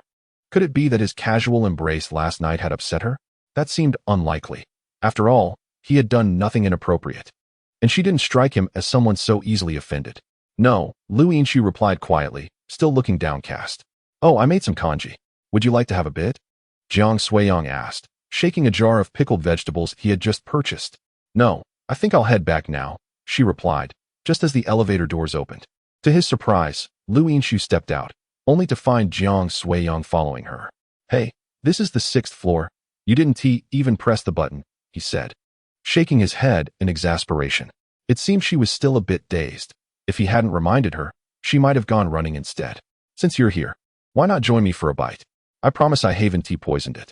As he spoke, he walked to his apartment door, unlocked it, and stepped inside. Lu Yinshu stood still for a moment, biting her lip, before letting out a sigh and following him inside. Upon entering Jiang Suiyang's home, she noticed him bustling about in the kitchen and approached him, asking, "Is there anything I can help with?" "No need. Just grab a bowl and serve yourself," he replied, ladling congee into his own bowl before sitting down at the table, enjoying it alongside the pickled vegetables. Seeing this, Lu Yinshu also helped herself to a bowl and took a seat across from him. About halfway through their meal, she glanced at Jiang Suiyang and hesitated before speaking. "Well, yesterday my mother called, and it seems she picked up on something. What do we do about that?" Jiang Suiyang inquired, pausing mid-bite and scratching his head. "She mentioned that we both seemed a bit reserved and suggested I should take more initiative," Lu Yinshu explained. Hearing this, Jiang Suiyang breathed a sigh of relief. He had feared she might have been found out. "Oh, that is not so bad. Your persona is that of a cool and aloof goddess, so this seems quite normal. If you engage with me more openly in front of them and soften your tone, they'll never suspect a thing.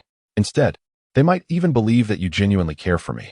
Jiang Suiyang continued to analyze the situation while sipping his congee. "Is that so?" Lu Yinshu pondered his insights. Her head bowed deep in thought. "Of course, your parents are well aware of your reserved nature, so simply acting this way should suffice. And if you're comfortable, we could occasionally hold hands in their presence. That would add to the credibility. All right, if you think we should hold hands, just go ahead. It's a bit challenging for me to take the initiative," Lu Yinshu conceded with a nod. "Are you sure?" Jiang Suiyang cast a surprised glance at Lu Yinshu. He had merely spoken casually, never anticipating her agreement. Well, this minor sacrifice is indeed necessary. Lu Yinshu, surprisingly composed this time, reasoned that having held hands once, a few more instances would be inconsequential. "Hey, don't act as if you're the one wronged. Do you think I enjoy holding your hand?" Jiang Suiyang could not help but roll his eyes at her words and retorted with a hint of annoyance. "I know you're not one to take advantage of others, which is precisely why I chose you," Lu Yinshu replied, her tone relaxing, the corners of her mouth curving slightly, rendering her remarkably charming. "Humph, it's good that you understand. However, you look quite lovely when you smile. Why do you always wear such a sour expression? No wonder you can't find a partner."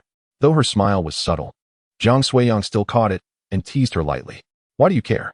Lu Yinshu finished her porridge, set down the bowl, raised her chin, and shot Jiang Suiyang a glare before standing up and exiting the kitchen.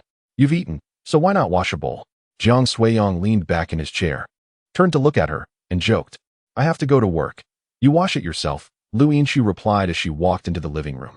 Upon seeing Tuanzi lying on the sofa, she approached and sat beside it. "Meow?" Tuanzi, noticing Lu Yinshu's presence, instinctively attempted to leap from the sofa, but was swiftly caught by her. When Jiang Suiyang finished breakfast and washed the dishes, he exited the kitchen to find Lu Yinshu playing with the cat on the sofa. "Hey, weren't you supposed to go to work?" he inquired. "It's not time yet. I'll sit for a while," Lu Yinshu replied dismissively, engrossed in petting the cat, not sparing him a glance. "Fine, I won't press the issue. Just remember to close the door when you leave." "Understood." After receiving her response, Jiang Suiyang returned to his room to begin typing. Lu Yinshu lingered in the living room for a while longer, playing with Tuanzi before glancing at the time and standing up to head to the door. Moments later, she stood at the elevator, waiting for it to arrive. Before long, the elevator doors opened, and as Lu Yinshu was about to step inside, she spotted Zhao Lin and Anan standing within. Anan, wearing a small backpack and happily sipping from a bottle of milk, looked up and exclaimed upon seeing Lu Yinshu. "Wow, sister!" The little girl joyfully called out, abandoning her milk to rush over and affectionately hug Lu Yinshu's leg. "Good morning." Anan Lu Yinshu scooped her up, playfully pinching her small nose, and smiled gently. "Did you just come from Xiaozhang's place?" Zhao Lin inquired curiously, noting that her presence on the 6th floor indicated a visit to Jiang Suiyang. "Yes, I went to have breakfast with him. How nice. Noticing her cheerful demeanor, Zhao couldn't help but smile as well. Chapter 75. The proud Sundara Jiang Suiyang, still in his room and yet to begin typing, received a message from Li Qingyi. Li Qingyi, you're together with my cousin. Jiang Suiyang, yes. Li Qingyi, wow, so you're at Sundara too. Despite professing disinterest, one cannot help but be astounded by the silent, yet significant undertakings. Li Qingyi remarked, it seems you possess quite the prowess. My sister, that rare bloom, has indeed been plucked by you. Jiang Suiyang, upon perusing these messages, felt a sudden weight upon his mind. He was hardly the epitome of arrogance, merely burdened by unspoken grievances. Jiang Suiyang inquired, how did you come to know? Li Qingyi responded, naturally, my aunt informed me. I have already received my 6,000. Jiang Suiyang chuckled, aren't you delighted? Of course. I shall treat you to dinner tomorrow. You must come. She insisted. Moments after sending her message, she added, wait. We must avoid any misunderstandings. Tell me what you desire to eat, and I shall bring it along to share with my sister. Whatever it may be, I'm fine with anything. With a playful tone, Jiang Suiyang set his phone aside, leaned back in his chair, and cradled his head while gazing at the computer screen before him, suddenly feeling a disinclination to write. That vexatious Lu Yinshu had tarnished his reputation and bestowed upon him the title of the proud and aloof. Meanwhile, the instigator, Lu Yinshu, had arrived at the hospital and fortuitously encountered Xia Yushua outside. Did you just arrive? Lu Yinshu casually asked, casting a glance at Xia Yushua. Of course. I've been waiting for you. Xia Yushua replied cheerfully. Waiting for me? For what purpose? Do not feign ignorance. Confess at once. When did you two become an item? We are not together. Do you take me for a fool? I witnessed it with my own eyes. How could it be false? The situation is rather intricate. I shall explain at noon, Lu Yinshu sighed, rubbing her eyes in exasperation. Very well, I shall await noon. Do not evade me, Xia Yushua declared. Throughout the morning, Xia Yushua pondered this matter until noon arrived. As they made their way to the cafeteria, she could no longer contain her curiosity. Spill the beans. I crave the gossip. We are not together. What? Are you jesting? Xia Yushua exclaimed, her eyes widening in disbelief. I am not joking. We are not in a relationship. Then what of your hand-holding? Are you still the Lu Yinshu I know? Thus, I mentioned the complexity of the matter. Why the rush? Lu Yinshu retorted, casting a sidelong glance at Xia Yushua before proceeding to get her meal. Pray tell, what is going on? Xia Yushua questioned, perplexed and scratching her head in confusion. Once they had acquired their meals and found a secluded corner to sit, Xia Yushua regarded Lu Yinshu with a look of eager inquiry. We are merely pretending to be together to appease my parents, Lu Yinshu explained, taking a bite of her food in a leisurely manner. What? Pretending to be together? Is this some plot from a novel? Xia Yushua gasped, astonished that such a far-fetched idea could manifest in reality. I do not read novels. I simply grew weary of the situation and sought someone to stand in, Lu Yinshu clarified. And so you are holding hands and strolling about together? No. My parents are also present. It is merely under pressure that I am holding hands with him. Upon her inquiry, Lu Yinshu involuntarily recalled the moment she held hands with Jiang Suiyang that day, her grip tightening slightly, yet her demeanor remained composed. Oh, then why not seek someone else? Why him? Is it merely a trivial feeling? Xia Yushua found it hard to believe that Lu Yinshu harbored no feelings for that man, even if it were feigned. The fact that she allowed him to touch her indicated a level of acceptance, which was indeed rare. Because my entire family adores him. It was only natural that I would gravitate towards him. Do you like him? I do not. You hesitated. It signifies you have feelings for him. I merely paused. Do not confuse hesitation with a mere pause.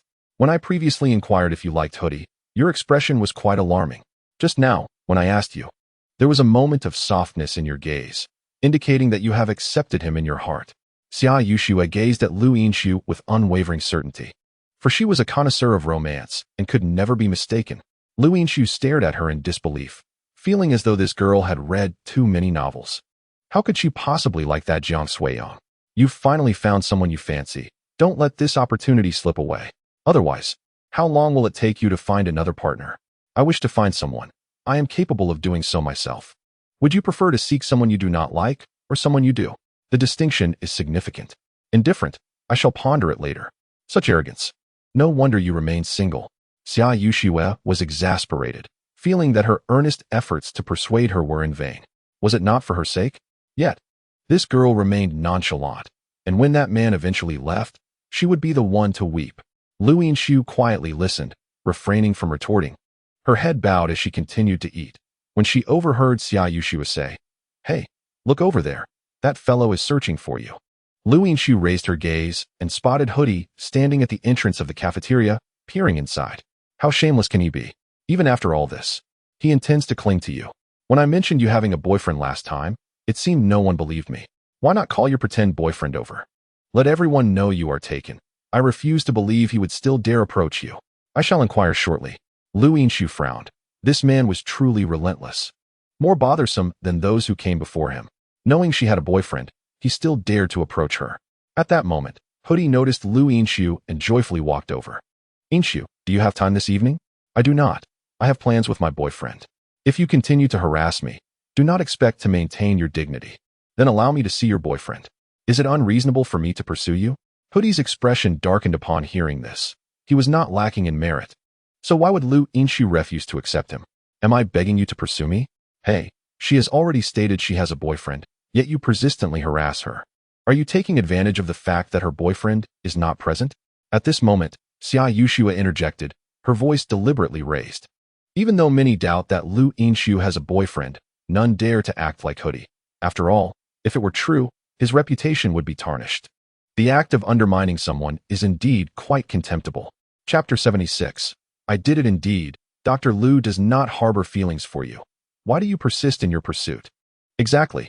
Even if she were single, she has rejected you, yet you shamelessly continue to cling to her daily. I can hardly bear to witness it. In the hospital, where the atmosphere is generally quite oppressive, such amusing incidents are a welcome distraction. Hoodie, listening to the rising chorus around him, suddenly turned pale.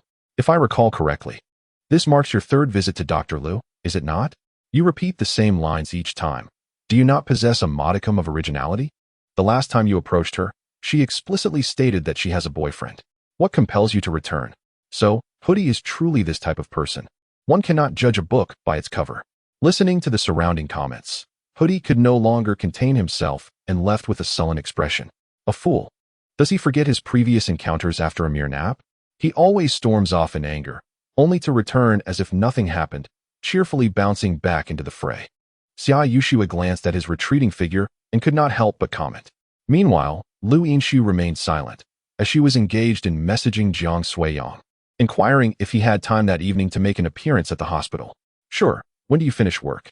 Jiang Suiyang did not elaborate further, merely inquiring about her schedule. "Are you not curious why?" Lu Yinshu questioned, noticing his unhesitating agreement felt a bit odd, prompting her to ask again. "Just a wild guess. Has someone been harassing you at the hospital, and you want me to come and put on a show? How did you know?" Surprised that Jiang Suiyang had accurately guessed, Lu Yinshu felt an inexplicable sense of relief and asked once more. "The last time you video called in, did someone not harass you then?" "Yes, I finish at 6. Remember to come." "All right." Putting her phone away, Lu Yinshu intended to resume her meal. Upon lifting her head, she caught Xia Yushua staring at her with a peculiar expression. After a brief glance, she returned to her food, inadvertently aggravating Xia Yushua. "Hey, why don't you ask me why I'm looking at you like that?" "Not interested." "Humph, you're so proud. No wonder you're single. Do you have one?" "I don't, but that doesn't stop me from commenting on you." After bantering for a while, they finally finished their meal and exited the cafeteria. At that moment, Jiang Suiyang had also just finished eating and was about to take a nap when a phone call abruptly interrupted him. Old Yang, I did it." As soon as Jiang Suiyang answered the call, Bai Yongda's wailing voice echoed through, startling him. "You confessed successfully?" Yes. I confessed to her at noon today. And she accepted." Bai Yongda chuckled gleefully, clearly in high spirits. He finally considered himself a man with a girlfriend. "Congratulations. When will you treat us to a meal?" Jiang Suiyang felt genuine joy upon hearing the news. "Let us go out together this weekend," he suggested. After hanging up the phone, he shook his head with a sense of nostalgia. After all these years, that lad had finally found a partner, evoking a paternal sense of satisfaction within him. He lay on his bed, turned over, and found himself wide awake, prompting him to rise and begin typing once more. As evening approached, Jiang Suiyang sat before his computer, sensing that the time was ripe to venture out. He grabbed his keys and made his way downstairs, where he coincidentally encountered Zhao Lin, who was picking up an in from school. The little girl was happily munching on a chicken leg and immediately ran over to Jiang Suiyang, beaming as she exclaimed, "Brother, have some chicken leg." "No, you can enjoy it yourself," he replied, squatting down to affectionately ruffle her hair before gently inquiring, "Did you have fun at kindergarten, Anin?" "Not really. Someone tried to take my bun." Anin pouted, her small face scrunched up in distress at the memory. "Did you tell the teacher?" he asked. "Humph. It was the teacher who wanted to take it." Jiang Suiyang was momentarily perplexed by her response and turned to Zhao Lin for clarification. "Well, this little girl insisted on bringing a bun to school this morning. When the teacher saw that it had gotten cold, she kindly offered to warm it up. But Anin thought she was trying to take it from her, and she stuffed it into her mouth, nearly choking in the process." Hearing Zhao Lin's explanation, Jiang Suiyang couldn't help but chuckle and shake his head. This little one was indeed a handful. He stood up, preparing to leave, when Anin curiously asked, "Where are you going, brother?" "I'm going to find your sister. Do you want to come?" "No, I want to eat fried chicken legs." To his surprise, Anin shook her head and firmly refused. "But aren't you eating one now?" "This one isn't good. Mom's is the best," she declared, continuing to gnaw on the chicken leg while poking at the bag in Zhao Lin's hand, her voice crisp and clear. "Very well then, goodbye, Anin." "Okay, all right. I'll take my leave now." As Jiang Suiyang reached his car, he noted the time was nearing 6 o'clock and hurriedly started the engine, heading towards the hospital. Shortly thereafter, he arrived at the hospital, the clock striking just past 6. After stepping out of the vehicle, he messaged Lu Yinxiu to inquire about her whereabouts. Upon receiving a response, he made his way over. Before long, he stood at the entrance of the hospital, where Lu Yinxiu, wearing a mask, stood quietly, accompanied by another girl. "Lu Yinxiu," Jiang Suiyang called out as he approached, noticing her absorbed in her phone. His voice was neither too loud nor too soft, just perfect for the two women to hear, and he sensed several onlookers casting discreet glances his way. "Hey, your man is here," Xia Yushu quipped, glancing at Jiang Suiyang before playfully poking Lu Yinxiu in the side with a mischievous grin. Lu Yinxiu, uninterested in her banter, removed her mask to reveal her stunning visage and gracefully walked towards him. Xia Yushu stood still, surveying her surroundings until she recognized a few familiar faces. Then she smiled softly. "I apologize for the delay," Jiang Suiyang said with a hint of regret as Lu Yinxiu approached. "It's fine, thank you. Shall we go?" "Oh, no need for any pretense. Just holding hands will suffice. They will spread the word themselves," Lu Yinxiu remarked casually, standing in place, awaiting Jiang Suiyang to take her hand. "All right then." Chapter 77. In good spirits, Jiang Suiyang swallowed hard, lowering his gaze, unable to resist the allure of her porcelain-like hand. "Wow, this hand is exquisite. I wish I could capture it and admire it slowly," he mused, lost in thought, staring at Lu Yinxiu's hand, his imagination wandering. "What are you doing?" Lu Yinxiu inquired, noticing Jiang Suiyang's reluctance to take her hand. She glanced up, catching his dazed expression, which instantly flushed her ears crimson. "Cough. Nothing," Jiang Suiyang stammered, his heart racing, hastily shaking his head to conceal his embarrassment. He stepped closer to Lu Yinxiu, gently grasping her delicate, cool hand. Lu Yinxiu allowed Jiang Suiyang to hold her hand without resistance, her fingers remaining still as she lowered her head, concealing her expression. "Let's go," Jiang Suiyang suggested, glancing at her before quickly averting his gaze, leading her forward. This hand-holding felt entirely different from the last. His heart raced inexplicably. Wow, holding hands again. Xia Yushu, standing behind, was astonished to see them entwined. This woman, just hours ago, claimed to feel nothing, yet now she behaves like a lovesick girl, led by that man. Having known Lu Yinxiu for over a decade, Xia Yushu had never witnessed such a side of her. How frustrating. I must see when you reveal your true self. Xia Yushu pouted in indignation, silently observing the couple's retreating figures, convinced they were mere pretenders. As they continued to hold hands, they arrived beside Jiang Suiyang's car. However, he remained in a daze, unwilling to release Lu Yinxiu's hand. Lu Yinxiu stood by the car, noticing his distraction, and gently reminded him, "You're forgetting to open the door?" "Oh, my apologies," Jiang Suiyang said, shaking himself from his reverie, quickly letting go of her hand to apologize. "It's fine, thank you," Lu Yinxiu replied, slipping her hand into her pocket, where she gently clasped it, expressing her gratitude once more. "We're helping each other. Today I assist you, and tomorrow you shall help me." Indeed, mutual assistance, Lu Yinxiu nodded, offering a faint smile before she walked around to the other side, opening her car door and settling inside. Jiang Suiyang stood still for a moment, touching his nose and chuckling softly before he too entered the vehicle. "Shall we head home?" he asked, seated within the car, messaging her on his phone. Lu Yinxia, also in the car, glanced at Jiang Suiyang's message, then turned her head slightly before replying, "Let's go out to eat. It's my treat." "All right, where to?" "Search for it, as I haven't dined out much." "Do you enjoy noodles?" Jiang Suiyang suddenly felt a craving for noodles and casually inquired. "Yes, then come with me." Upon receiving an affirmative response, Jiang Suiyang smiled, started the car, and drove out of the hospital. After a while, he arrived at their destination, parked the vehicle, and opened the door to exit. Lu Yinxiu followed closely, parking her car and stepping out as well. "The ramen here is quite delightful. I used to frequent this place during my university days," he remarked, leading the way while Lu Yinxiu trailed behind. Later that evening, after they finished dining, they returned to the residential complex together. "By the way, your cousin is coming over tomorrow night to treat us to dinner." "My cousin?" Lu Yinxiu instinctively paused at Jiang Suiyang's words, wondering how he knew her cousin. "Oh right, I forgot to mention." Jiang Suiyang scratched his head, realizing she was unaware of his connection with Li Qingyi. "Before we even met, your cousin approached me, hoping I would facilitate a match between you two." "How did she approach you?" "Because your mother promised her that if she successfully introduced you to someone, she would receive 6,000 yuan. Is that so?"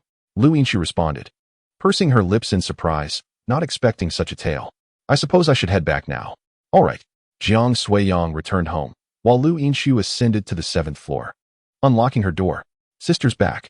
As soon as she opened the door, Anin came running towards her, hopping excitedly and leaping into Lu Yinxiu's embrace. "Sister, where did you go with brother?" Lu Yinxiu lifted her, gently pinching her cheek, and replied softly, "We merely went out for dinner, nothing more." "Hee hee. I just devoured 2 large drumsticks. I even finished yours." Anin spread her little hands, mimicking Lu Yinxiu, grinning as she pinched her cheek playfully. "Enjoy yourself. As long as Anin is happy, that's what matters." Lu Yinxiu smiled faintly, embracing her as they walked back to the little girl's room. "Look at that. Xiao, she seems to be in a rather good mood tonight," Zhao Lin exclaimed in delight, holding on to Lu Wenyuan's hand. "Indeed, their relationship appears to be thriving." Lu Wenyuan replied with a smile, his gaze deep as he looked at the now closed door of the room, feeling a sense of relief. It seemed he would no longer need to intervene. They merely needed to allow their relationship to develop naturally, awaiting good news. "I wonder when that boy Jiang will return home. It would be splendid if they could settle things soon. Why the rush? They haven't even begun. Let the children take their time, and don't pressure them." "All right." Zhao Lin nodded in agreement, though the sentiment felt somewhat peculiar to her. The following morning, Jiang Suiyang finally rose early, preparing for his run. The previous day had been free of rain, and the roads were dry, making it an opportune moment for exercise. He opened the door and walked towards the elevator, pondering whether Lu Yinxiu would join him for the run today. Upon arriving at the park, Jiang Suiyang indeed spotted Lu Yinxiu warming up. Approaching her, he called out, "Lu Yinxiu, coming?" She replied casually, glancing back at him before resuming her warm-up. Jiang Suiyang found a spot to stretch as well, and, once finished, instinctively glanced in Lu Yinxiu's direction. "All warmed up?" Lu Yinxiu inquired as she noticed him looking, then gradually began to jog. Jiang Suiyang nodded with a smile and matched her pace. Half an hour later, the two had completed their run and were walking side by side. "Shall we grab breakfast?" Jiang Suiyang asked, wiping the sweat from his brow while looking at her. Considering she had to be at work by 8 and it was already past 7, time was of the essence. Lu Yinxiu replied, her face slightly flushed from exertion. Checking the time on her phone, she nodded in agreement. "I'm running a bit late. We must hurry." Wiping her sweat, Lu Yinxiu had no intention of resting and headed straight for a nearby breakfast vendor. Jiang Suiyang walked alongside her as they exited the park. Before long, they arrived at a local bun shop, purchased their breakfast, and continued towards their residential complex while eating. Upon their return to the community, they encountered Anin and Zhao Lin in front of the elevator. "Did you go for a run?" Zhao Lin asked, observing the sweat-soaked duo with a smile while holding Anin's hand. Jiang Suiyang exchanged a glance with Lu Yinxiu and nodded with a grin. "Brother and sister, where did you go to play?" Anin, curious and looking up at them, asked as she was led out of the elevator by Zhao Lin. "I went for a run with your sister," Jiang Suiyang responded, crouching down to affectionately ruffle Anin's hair. "Oh," Anin replied, obediently nodding her little head. She waved goodbye to them before being led away by Zhao Lin. After their departure, Jiang Suiyang and Lu Yinshu returned home separately. Given that it was not ideal to shower after sweating and that Lu Yinshu was pressed for time, she opted to wash herself with clean water and then set off for work. Meanwhile, after showering, Jiang Suiyang sat in his room, feeling refreshed and ready to write. At noon, Lu Yinshu and Xia Yuxue arrived at the cafeteria for lunch. "Hey, let me tell you, someone took pictures of you and your man yesterday. And now everyone pretty much believes it," Xia Yuxue exclaimed, her expression triumphant as she observed Lu Yinshu's unruffled demeanor. "That Hu fellow didn't he even dare to look me in the eye this morning? What do you mean, my man?" As Lu Yinshu heard Xia Yuxue proclaim that Jiang Suiyang was her man, her hand holding the chopsticks froze momentarily, and she pursed her lips to utter a remark. "Isn't he your man now?" Xia Yuxue waved her hand dismissively, her expression one of indifference. To her, even if it were a mere fade currently, it was highly likely to become a reality in the future. It's all the same, really. Observing her nonchalant demeanor, Lu Yinshu, disinclined to engage in further argument, lowered her head and resumed her meal. "By the way, I still don't know his name. Could you share it with me? What do you want that for?" "Don't be anxious. I'm merely inquiring about a name. Otherwise, referring to him as that man feels rather peculiar." Xia Yuxue scratched her head and replied honestly, "His name is Jiang Suiyang." Lu Yinshu cast her a fleeting glance, and Jiang Suiyang's image involuntarily surfaced in her mind, prompting her to respond with a semblance of indifference. "Oh, that's quite a pleasant name." Meanwhile, at Jiang Suiyang's residence, he sat before the computer screen, propping his chin on his hands, deep in thought as he stared at the monitor. "Why am I stuck again? This is quite vexing," he sighed, deciding to take a break to allow his mind to unwind. After an hour of effort yielding only a few hundred words, he promptly chose to abandon his task and picked up his phone to play a game. Hours slipped by, and it wasn't until Li Qingyi's call interrupted his reverie that he regained a sense of time. "Goodness, how has so much time passed? I haven't even finished my writing." Jiang Suiyang's eyes widened in disbelief as he grimaced, suddenly feeling the urge to give himself a reprimanding slap. After a few moments, he sighed, resigned to the reality, and answered the phone. "Hello, brother-in-law. Which floor do you live on?" Li Qingyi's lively voice resonated through the line as soon as it connected. "The 6th floor." In his state of melancholy, Jiang Suiyang failed to notice her choice of words and responded in a muffled tone. "Great. I'll be there soon." Li Qingyi, oblivious to the unusual tone in Jiang Suiyang's voice, promptly hung up. Seeing her end the call, he tossed his phone onto the table and hurriedly resumed typing. Before long, the doorbell rang, prompting Jiang Suiyang to pause, gazing at the nonsensical sentences on the screen before silently departing to answer the door. What did I tell you? You will definitely succeed. You just didn't believe me." Upon opening the door, Jiang Suiyang was met with Li Qingyi's exuberant presence, her excitement palpable as she playfully patted his shoulder with a mock seriousness. "Is it just 6,000? Why are you so thrilled?" Jiang Suiyang rolled his eyes, glaring at her with mild annoyance as he retreated back inside. "To you, it may seem trivial, but I'm just a high school student. This is a considerable sum." Li Qingyi entered the room, hands on her hips, her delight unmistakable. "By the way, where's my sister? Is she still at work?" "Not yet. She'll be home in half an hour. What do you plan to treat us to?" Jiang Suiyang settled onto the sofa, quietly observing her with curiosity. I shall not shortchange you." Here, Li Qingyi grinned widely, her eyes sparkling with joy as she handed her phone to Jiang Suiyang, playfully saying, "Oh, is it really here?" Jiang Suiyang gazed at the photograph on the screen, surprised to discover it was from the restaurant he had visited last time with Huang Jinru, a rather pricey establishment. "Have you been there?" he inquired. "Once," she replied. "How was the taste?" "It must be quite good for such a steep price." Upon hearing Jiang Suiyang had been there, Li Qingyi's eyes lit up, and she eagerly pressed for details. "The food is delightful, albeit a bit expensive. Are you sure you want to treat us to this?" "Of course.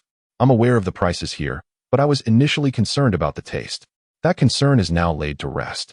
Li Qingyi affirmed with a resolute nod. 700 or 800 yuan is nothing for me now that I've just received my reward." "All right then. I'll wait for your sister to return.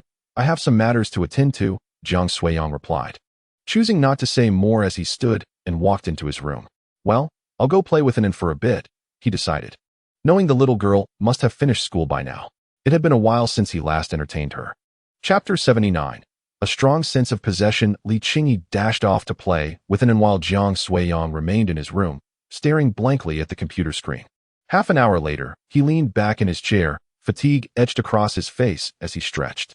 Finally fixed that mess I created earlier. I should have left it alone. What a waste of time. I wonder if Lu Yinshu has returned yet?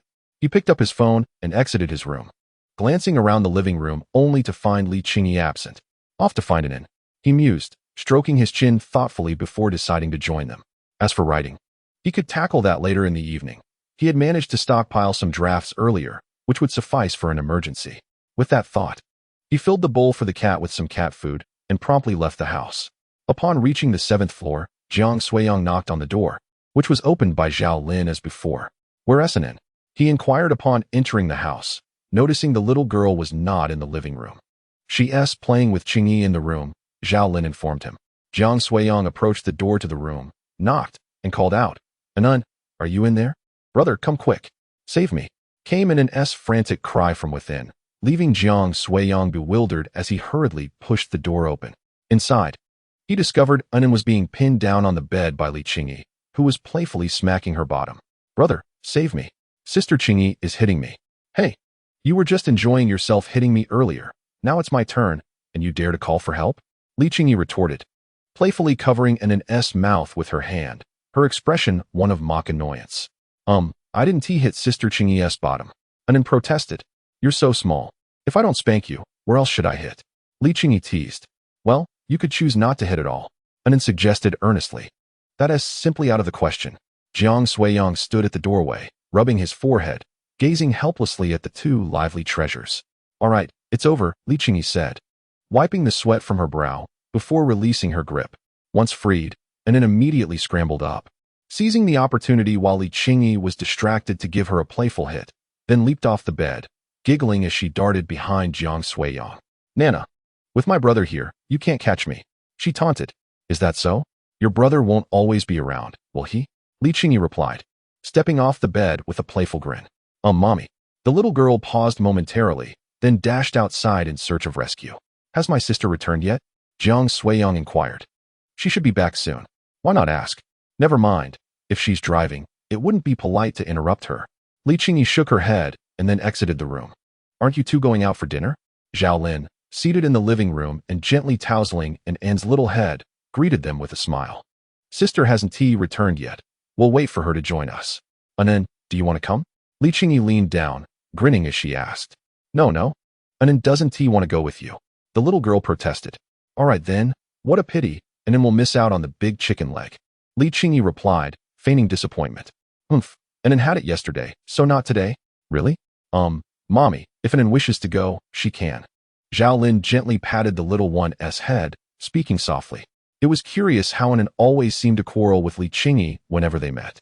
"If Anun doesn't want to go, can Qingyi buy it for me instead?" Anun released her hold on Zhao Lin and slowly walked up to Li Qingyi, poking her thigh tentatively. "Let me think about it." I don't want it." Seeing Li Qingyi's apparent reluctance to agree, Anun puffed her cheeks in frustration and turned to leave. "If you give your sister a kiss, I'll buy you some." "What do you say?" Hearing this, Anun halted, turning back with a hint of skepticism. "Really? Indeed, I'll get you two." "All right then." With an agreement, Li Qingyi beamed, squatting down and tilting her face in anticipation. "All done. Now this side." Oh, Jiang Suiyang, seated on the sofa, looked at them with the same helpless expression as Zhao Lin. These two are truly something. They bicker every time they meet, yet still manage to play together. Perhaps it's just childish playfulness? Jiang Suiyang mused, settling on this explanation. At that moment, the front door swung open, and Lu Wenyuan and Lu Yinxia entered together. "Everyone's here?" Lu Wenyuan remarked with a smile, surveying the room. "Sister, you're back," Anun exclaimed, spotting Lu Yinxia standing behind. She promptly pushed Li Qingyi aside and bounced over to Lu Yinxia. Wow. The girl, Lu Yinxiu, removed her mask and lifted Anun into her arms. As she surveyed the living room, her gaze landed on Jiang Suiyang, who was seated on the sofa, and an involuntary smile crept across her lips. "Hee, let us depart." With everyone gathered, Li Qingyi was ready to set off. "Goodbye, sister. Remember to get me some chicken legs." Before leaving, Anun stood at the door, reminding Lu Yinxiu, fearful that Li Qingyi might change her mind. "Don't worry, you won't miss out." Li Qingyi crouched down, playfully pinching Annen's little face. Her expression a mix of exasperation and affection. Hee. Exiting the house, Lu Yinshu planned to return to her own home to tidy up, while Jiang Suiyong and Li Qingyi waited outside for her. During their wait, Li Qingyi suddenly pulled Jiang Suiyong aside, her demeanor shifting to one of mystery. With a serious expression, she inquired, "Brother-in-law, I just remembered, didn't you bring a girl to our family's restaurant last time? Now that you're with my sister, you must exercise restraint." Jiang Suiyong, taken aback by her words, couldn't help but smirk at the term brother-in-law. "Did I not mention? We are old classmates. It has been over a decade since we last met. We were merely catching up." "True, but don't be deceived by my sister's seemingly cold and indifferent demeanor. In reality, she possesses a fierce sense of possessiveness. If anyone dares to touch anything she values, it could lead to dire consequences." Li Qingyi maintained her serious tone, as though contemplating some dreadful scenario, her gaze fixed intently on Jiang Suiyong. "Oh, really?" Jiang Suiyong could sense the truth in her words, although Lu Yinshu appeared aloof. Her temper could indeed be quite explosive. "Yes, but she is genuinely kind-hearted, exhibiting a cool exterior yet a warm interior. You should be aware of this, right?" "I see." Jiang Suiyong rubbed his nose. Although his perception of Lu Yinshu had evolved, he hadn't yet witnessed the warmth beneath her icy exterior. At that moment, Lu Yinshu emerged, having finished her preparations, and approached the two. "He, let us go?" Li Qingyi declared, leading the way, while Jiang Suiyong and Lu Yinshu exchanged a glance and followed suit. As night gradually enveloped the sky, the once rosy hues faded into darkness. "Sister, this is the place," Jiang Suiyong announced, parking the car. Li Qingyi, seated in the back, pointed outside and addressed Lu Yinshu in the front seat. "Yes, I've been here once." "Ah, you've also been here? Were you with brother-in-law?" Li Qingyi asked, scratching her head in confusion upon hearing Lu Yinshu's admission. "No." Lu Yinshu recalled that day when she had accompanied Xia Yushue for a meal and had encountered Jiang Suiyong along with that girl at the entrance. She cast a sidelong glance at Jiang Suiyong, then shook her head, saying nothing further as she opened the car door and stepped out. Noticing this, the two in the car followed suit, exiting and walking together towards the restaurant. "Sister, I just spotted an event. Are you interested?" Li Qingyi exclaimed excitedly, holding her phone as she walked beside Lu Yinshu. "What event?" The affectionate couple decided to visit, and thus they were presented with a discount coupon offering 60% off. However, this coupon could only be redeemed during their next purchase. "What do you think? Perhaps you should give it a try? You can use it the next time you come." "Oh, that sounds quite appealing," Jiang Suiyong remarked, stroking his chin. With a mindset that one should seize opportunities, he immediately thought of inviting Lu Yinshu to join him in this endeavor. Were they not concerned about the possibility of someone pretending to be a couple? Lu Yinshu cast a sidelong glance at the two and, with a hint of exasperation in her voice, asked, "Oh right, there are requirements. You must kiss publicly for a minute. Those who are feigning it would certainly hesitate." Li Qingyi, scrolling through her phone, read aloud the stipulations of the event. "Ahem," Jiang Suiyong exclaimed, startled by her words, and he couldn't help but cough lightly. Lu Yinshu lifted her gaze, giving him a fleeting glance. This insufferable man truly believed others were naive, didn't he? "What's wrong?" Li Qingyi queried, looking at him with curiosity. "Nothing. Perhaps we should forget it.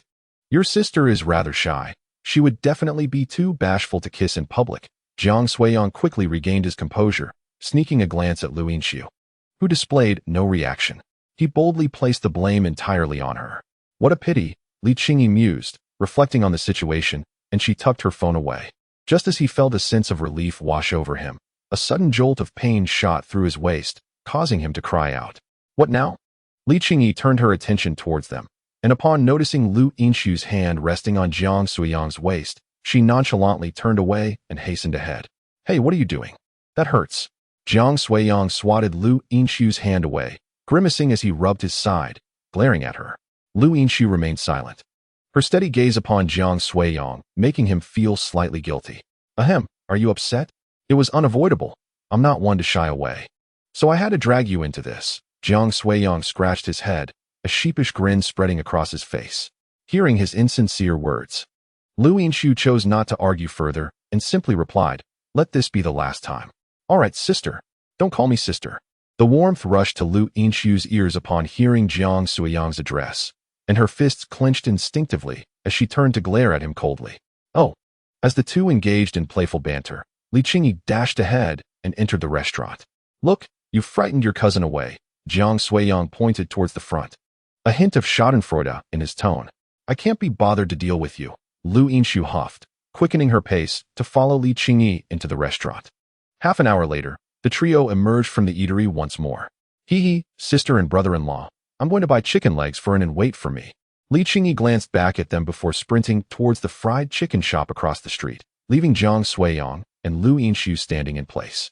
It feels quite refreshing, Jiang Suiyang remarked, relishing the cool breeze against his face and exclaiming in comfort.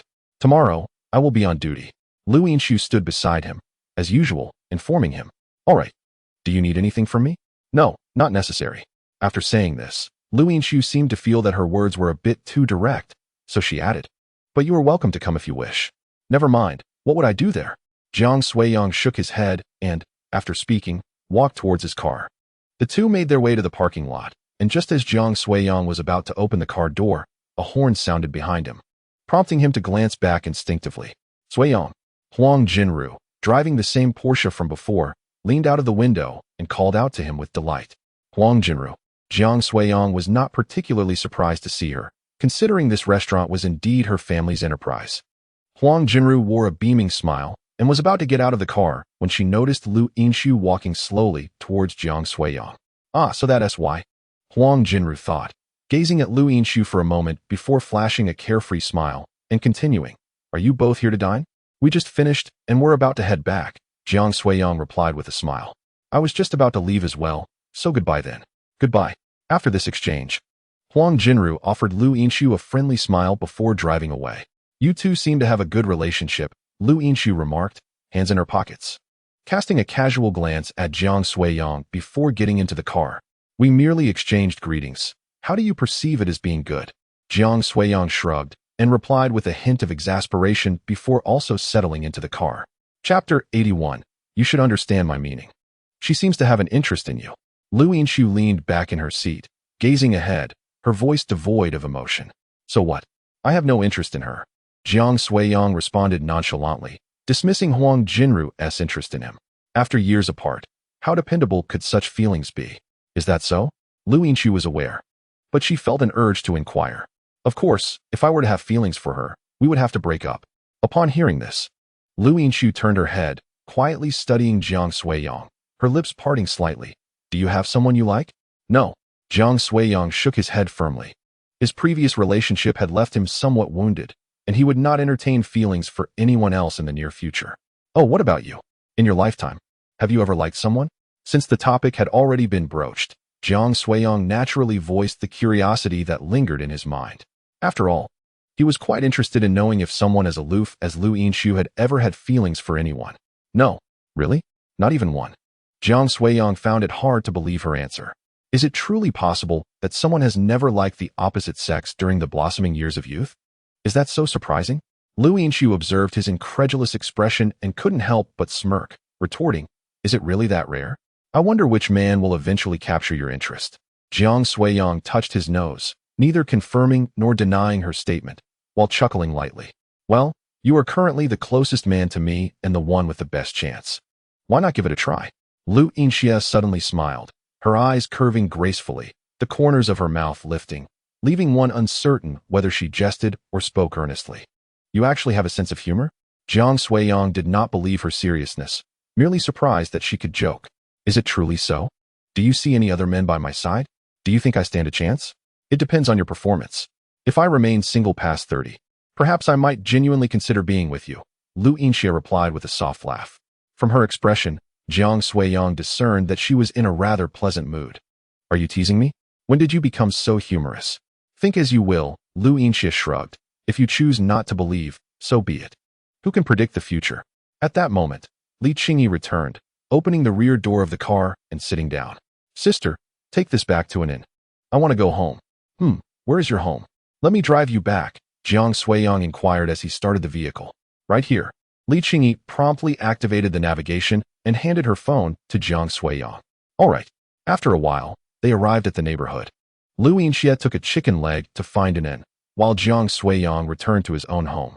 The following days passed uneventfully, the routine mundane, until the weekend arrived. Lao Yang, let us meet at the usual place for lunch today. All right. Early that morning, Bai Yangda called Jiang Suiyang to discuss the dining arrangements. The entire morning, Jiang Suiyang remained at home typing, as Annan was visiting her grandmother and did not come to play. After a morning filled with writing, Jiang Suiyang stood up, ready to head out.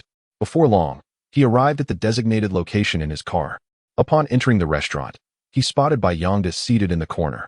You've arrived, Lao Yang, Bai Yangda exclaimed, standing up to warmly wave him over. Haha, you must be quite pleased now, Jiang Suiyang chuckled as he sat down opposite him. Indeed.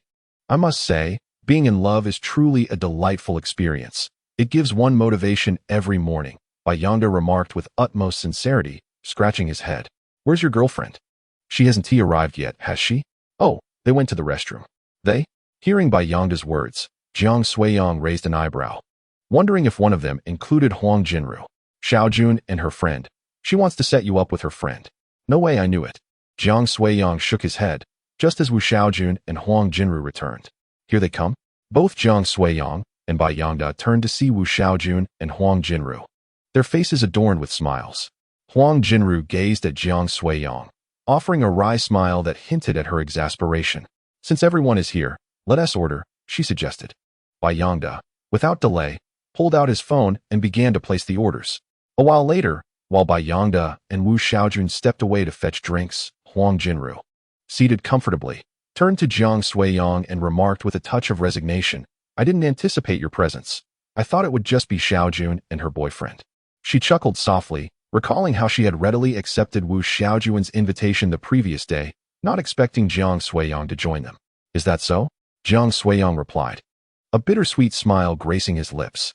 Those two seemed determined to orchestrate a match between him and Huang Jinru, an endeavor they seemed to relish. You must understand my meaning, don't you? Huang Jinru, observing Jiang Suiyang closely, fell into a contemplative silence before suddenly inquiring. Yes, I do. Jiang Suiyang nodded, acknowledging her unspoken thoughts, which were all too evident to ignore. Then you must also grasp my intentions, correct? He chuckled lightly, meeting the gaze of the innocent girl seated across from him. Understood. So let us remain friends, she replied, a sweet smile illuminating her face. Extending her hand, she cheerfully added, I wish you success in finding someone you truly like. As she spoke, her thoughts drifted to the charming female doctor she had inadvertently collided with. They appeared quite compatible, though she pondered when they might become a couple. Thank you, and the same to you, Jiang Suiyang responded, shaking her hand with a smile of his own. At the dining table, Bai Yangda and Wu Xiaojun subtly steered the conversation towards the two of them, yet they deftly evaded the topic. After finishing their meal, they planned to explore together. But Jiang Suiyang, lacking enthusiasm, declined the invitation. I have to work this afternoon. You all go ahead. I want to be an unwelcome third wheel. Time flew by swiftly, and before long, another week had passed, ushering in the weekend once more. Lu Yinxiu had just returned home after her shift yesterday and was in the midst of brushing her teeth and showering when there came a knock at the door. Approaching the entrance, she opened it to find an Un and Lu Wenyuan awaiting her. Xiaoxi, I am entrusting An to you. Your mother and I need to travel to the neighboring city, and bringing An along would be cumbersome, Lu Wenyuan explained. All right, Lu Yinxiu nodded, then turned her attention to the little girl, affectionately ruffling her hair. Sister, you should go to bed soon, and An won't disturb you. The little one, aware that Lu Yinxiu had not rested the previous night, offered her understanding words. We likely won't return until tomorrow. This afternoon, take her to see Suiyang. Don't rely on takeout all the time. You two have been together for almost a month now. Why so distant? That lad cooks wonderfully. Let him prepare dinner for you sisters, Lu Wenyuan remarked, shaking his head in exasperation before hastily departing. Once he had left, Lu Yinxiu shut the door and handed her phone to An and sister needs to rest. Play with the phone for a bit, all right? Okay, sister, you go ahead. An will be very good. The little girl joyfully cradled her phone, her face adorned with a silly grin as she spoke. Upon witnessing her endearing demeanor, Lu Yinxiu chuckled softly, then knelt down to plant a gentle kiss upon her cherubic face. Has sister ever kissed brother? After receiving a kiss from Lu Yinxiu, Anan's face lit up with delight as she cupped her cheeks and innocently inquired. Adult matters are not for children to question, Lu Yinxiu replied after a brief silence. Extending her delicate fingertip to lightly poke Anan's forehead, her tone laced with playful exasperation. I'm not a child," Anin retorted, her hands on her hips and her lips pursed in indignation as she glared at Lu Yinshu. "Then you are just a slightly older child," Lu Yinshu yawned, patting her little head before stepping into the room. I'm not small," Anin pouted, muttering under her breath before immersing herself in her phone on the sofa. Thoroughly content. At 1 o'clock in the afternoon, Lu Yinshu turned over in bed, glancing at her phone to check the time, contemplating a little more sleep. "Sister, are you awake?" Just as Lu Yinshu's eyes began to close, and Anne's voice chimed in from beside her. Lu Yinshu lifted her head and found Anin sitting beside her, her lips pressed together in a look of distress. "What's wrong?" "Sister, Anin is very hungry," Anin said, clutching her small belly and pouting with a pitiful expression. "Why didn't you wake me up?" Lu Yinshu sat up immediately, rubbing her little face. "Sister was sleeping, Anin mustn't disturb her. Remember to wake me next time. Don't keep it to yourself, understood?" Lu Yinshu felt a twinge of helplessness at her words, pondering whether to commend the girl for her understanding or to deem her a bit foolish. "Oh, Anin is so hungry. Can we go to Brother's house?" Anin asked. "Why do you want to go to Brother's house?" "To eat. Papa said we should go find brother. Didn't he say to go for dinner?" Lu Yinshu, phone in hand and just about to order takeout, paused in confusion at Anin's statement. "I don't know, Anin just wants to eat." Anin shook her head, oblivious to any details beyond her impending hunger. "Forget it, let us just go." After a moment, Lu Yinshu sighed, observing the little girl's famished state. Ordering takeout would take at least half an hour, and Anin clearly wouldn't last that long. Cooking herself would likely result in disaster. So seeking out Jiang Suiyang seemed the better option. "Okay, sister, carry me. I have no strength left." Anin collapsed onto the bed, extending her arms toward Lu Yinshu, her voice weak. "Let us go?" Lu Yinshu descended from the bed, lifting her up and heading out of the room. Shortly thereafter, Lu Yinshu arrived at Jiang Suiyang's doorstep, Anin still in her arms, and pressed the doorbell. After waiting several seconds with no response, Lu Yinshu pressed it again multiple times, yet still received no answer. "Oh no, sister, brother isn't home. We're going to starve." "Do not panic," Lu Yinshu calmly reassured as she gently caressed Anin's face. Subsequently, she retrieved her mobile phone and dialed Jiang Suiyang's number. After a few rings, he finally answered the call. "Hello?" Jiang Suiyang's languid voice emerged from the receiver, sounding as though he had just awakened. "Are you still asleep?" "Yes, go ahead." Lu Yinshu handed the phone to Anin, encouraging her to speak with Jiang Suiyang. "Brother, I'm absolutely starving. Please come to my rescue." "Huh." In the living room, Jiang Suiyang looked at the two sisters seated on the sofa, holding his head in exasperation.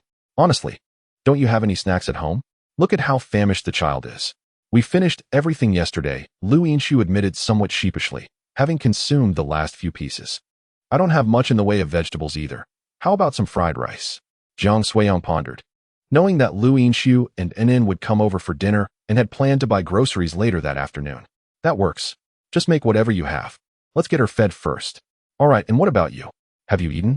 Jiang Suiyang asked as he walked toward the kitchen. If you have enough. Could you please make me a portion as well?" "Sure." Jiang Suiyang waved his hand in acknowledgement and entered the kitchen. After a while, Anin, sitting in the living room, caught a whiff of the tantalizing aroma of fried rice and leapt off the sofa, scampering toward the kitchen.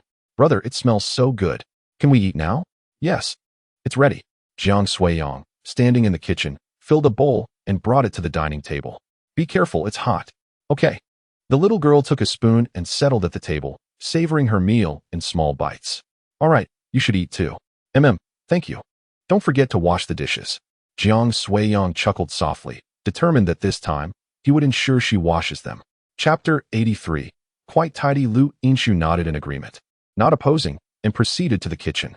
"Sister, the food brother made is delicious." As Lu Yinshu filled her own bowl and took a seat, and joyfully exclaimed between mouthfuls.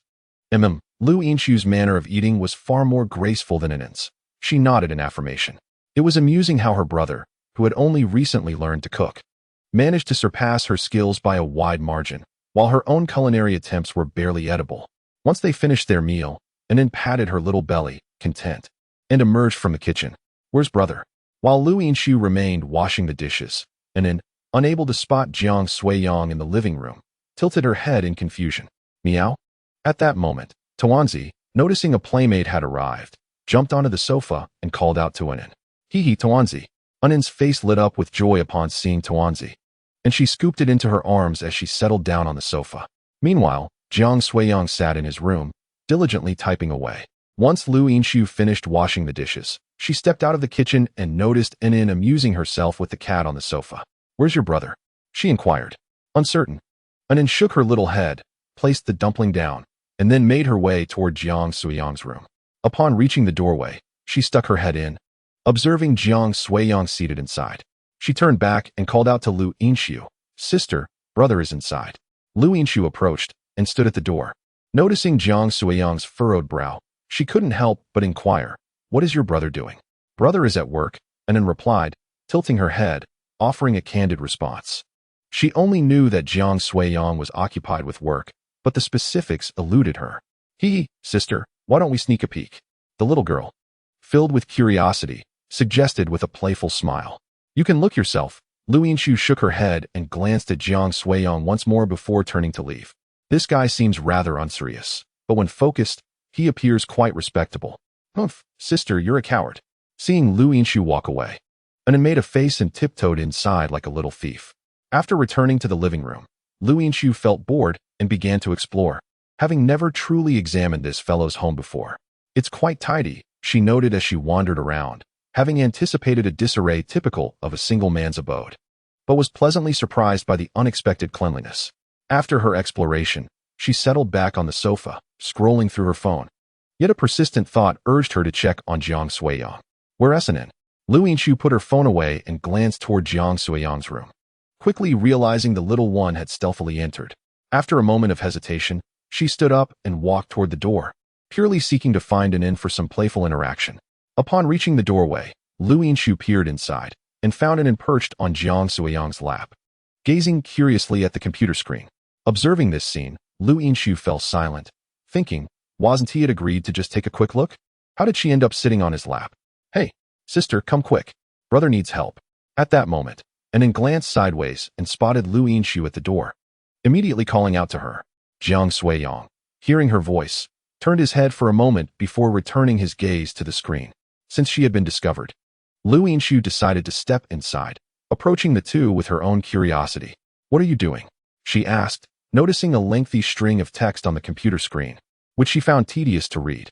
"As you can see, I'm writing a novel," Jiang Suiyang replied without a hint of embarrassment, letting out a sigh as he leaned back in his chair, expressing his frustration. "This writer's block is truly unbearable. I feel like I'm exhausting my brain cells and still can't produce anything." "Oh," Lu Yinshu responded indifferently, lacking interest in novels and their intricacies. "Sister, could you lend me a hand?" Annin tilted her little head, observing Jiang Suiyang's distressed expression, and couldn't help but inquire. "I cannot assist. I lack the understanding." Lu Yinshu glanced at her and then shook her head.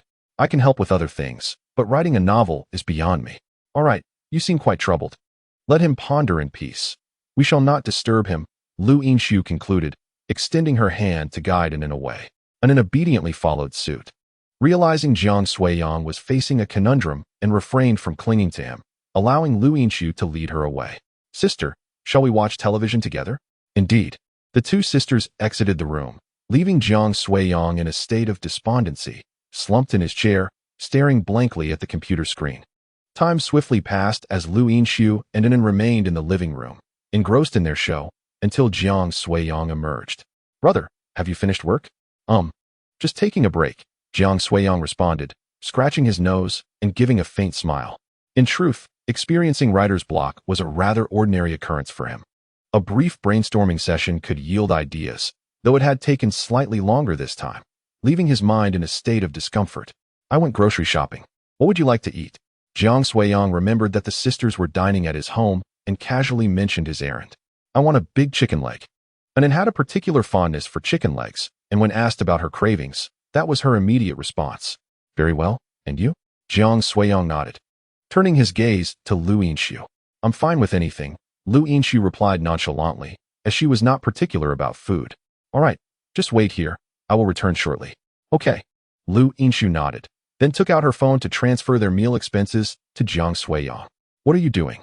Jiang Suiyang looked at his phone, puzzled by her action of sending him money again. "For the meal expenses, I cannot dine without contributing," she replied.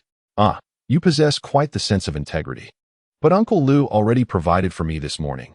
Jiang Suiyang chuckled, promptly returning the funds and waving his hand as he exited the house. Chapter 84. Come home with me before long. Jiang Suiyang returned from his shopping trip. He opened the door and immediately spotted the two, one large and one small, seated on the sofa in the living room, munching on biscuits while watching Animal Planet. They were so engrossed that they failed to notice Jiang Suiyang's entrance, remaining fixated on the screen. What captivates you so?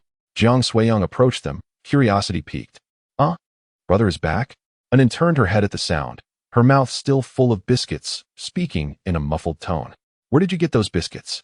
Jiang Suiyang asked, particularly amused by Lu Yinshu's biscuit-eating demeanor. From under the coffee table, Lu Yinshu casually pointed to the table, her gaze still glued to the television. Oh. Jiang Suiyang scratched his head. He truly had no idea that there were biscuits here, likely left over from Anan's previous visit. Are you going to cook, brother? Oh. Isn't Anan hungry again? No. Anan can help brother wash the vegetables. Listening to her melodious voice, Jiang Suiyang reached out and playfully pinched her little cheek. Chuckling as he replied, Anan, you can just wait to eat. As for helping, let us save that for when you grow up a bit.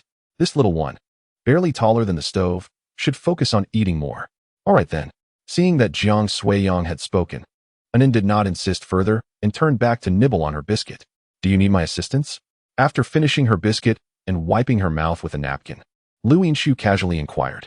You? Perhaps it's best you refrain. I fear you might blow up my kitchen. Jiang Suiyang had heard the tales of Lu Yinshu's culinary skills, which were reputedly inedible. He worried that if she ventured into the kitchen, her clumsiness would only create chaos. Oh. Lu Yinshu took no offense at Jiang Suiyang's words, acknowledging the truth in them.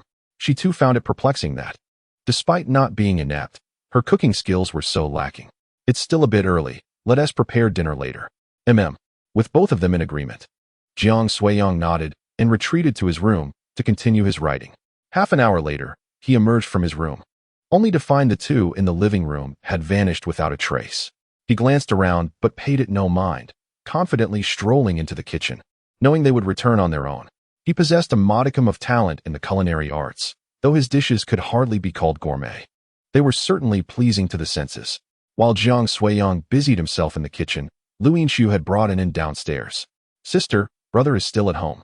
The little girl, swinging on a swing, turned her head to look back at Lu Yinshu. He cooking. We'll play for a while and then head back. Lu Yinshu replied as she pushed her. Staying indoors was rather dull, with nothing interesting on her phone, so it was better to breathe in some fresh air. Oh. Just as the two finished their play and were about to head back, Jiang Suiyang had just placed the last dish on the table and was about to call Lu Yinshu to return for dinner. You two have returned quite promptly. Jiang Suiyang opened the door for them with a smile. Hee. It was Anan who wanted to come back. Anan declared, hands on her hips, her voice adorably soft. Well, Anan is quite understanding, unlike your sister. Hearing Jiang Suiyang tease her, Lu Yinshu shot him a glare before entering the room on her own. Once the three had served their meals, they sat down at the dining table. After Jiang Suiyang placed a chicken leg on Anan's plate, he turned to Lu Yinshu and said, The National Day holiday is approaching. I will return home then. Upon hearing this, Lu Yinshu paused with her chopsticks. Her expression momentarily blank, before she pressed her lips together and asked, Am I going home with you? For the time being, there is no need to return.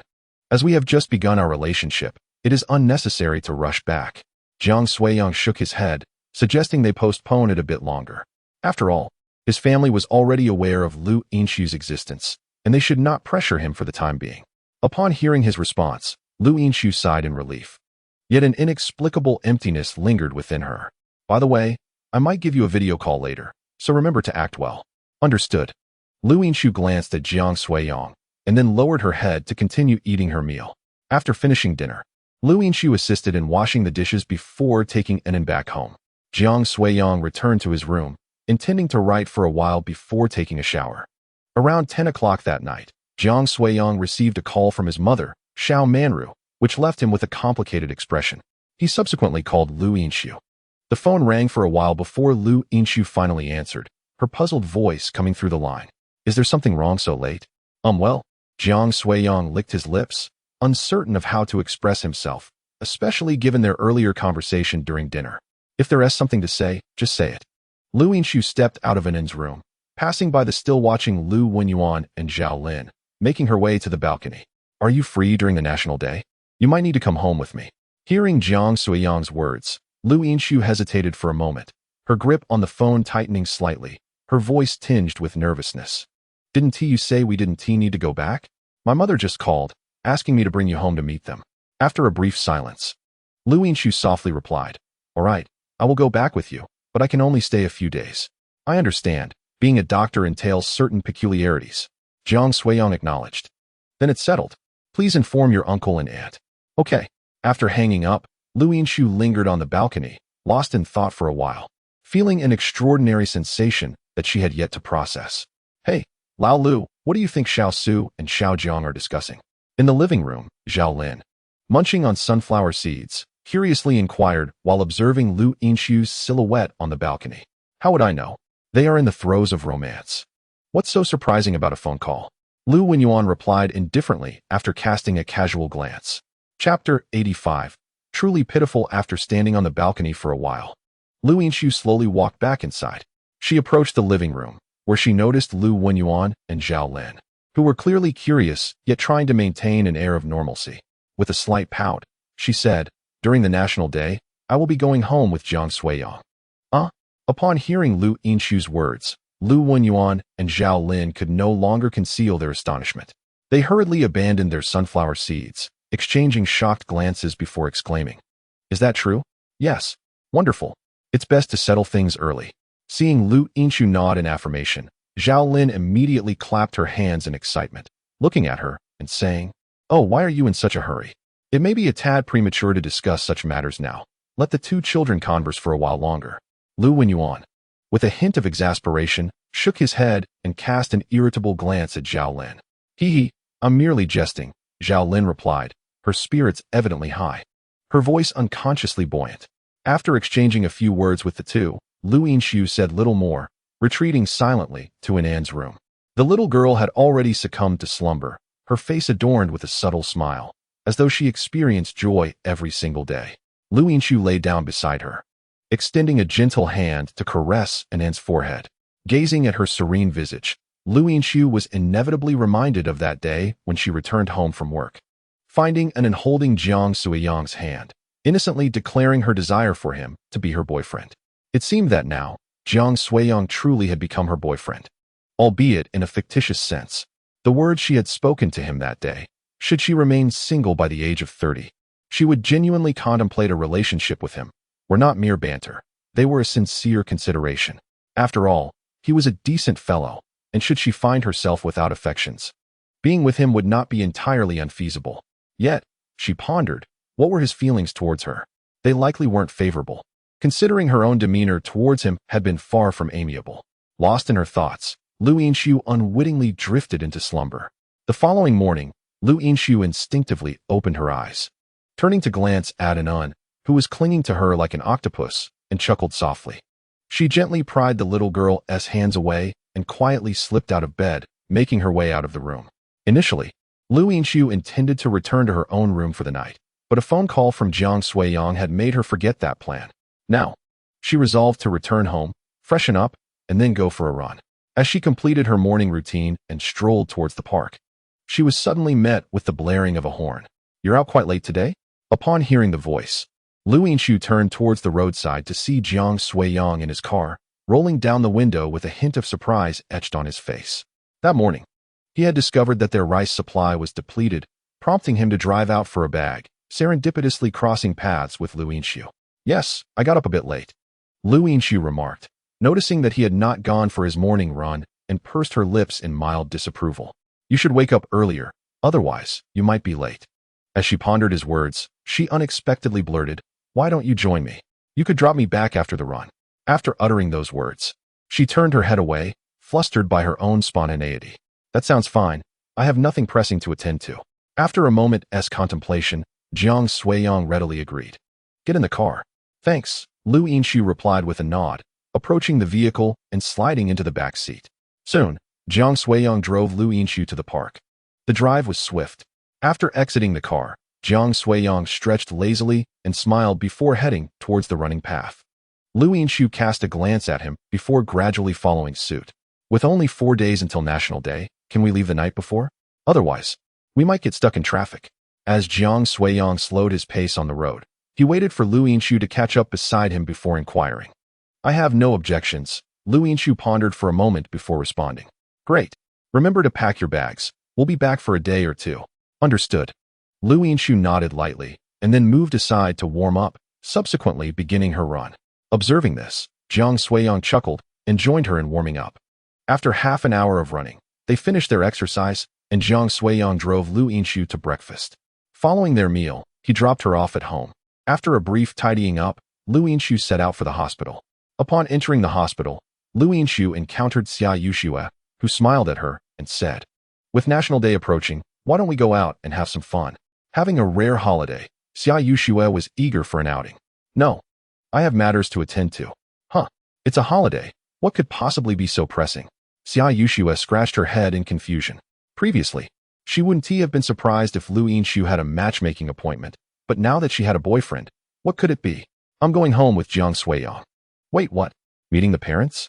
Upon hearing this, Xia Yuxue exclaimed loudly, drawing the attention of those around them, who cast complex glances their way. Their campus bell was being swept away. How infuriating. Cough, cough, sorry, got a bit too excited. Xia Yuxue realized and cleared her throat, attempting to ease the awkwardness. "Do elaborate. You two aren't really together, are you?" "Not exactly. He's being urged too, and I'm just helping him out." "Oh, so it's a mutual assistance situation?" "Yes." "Oh, that explains why he agreed to your request. He's in the same boat." Xia Yuxue finally understood.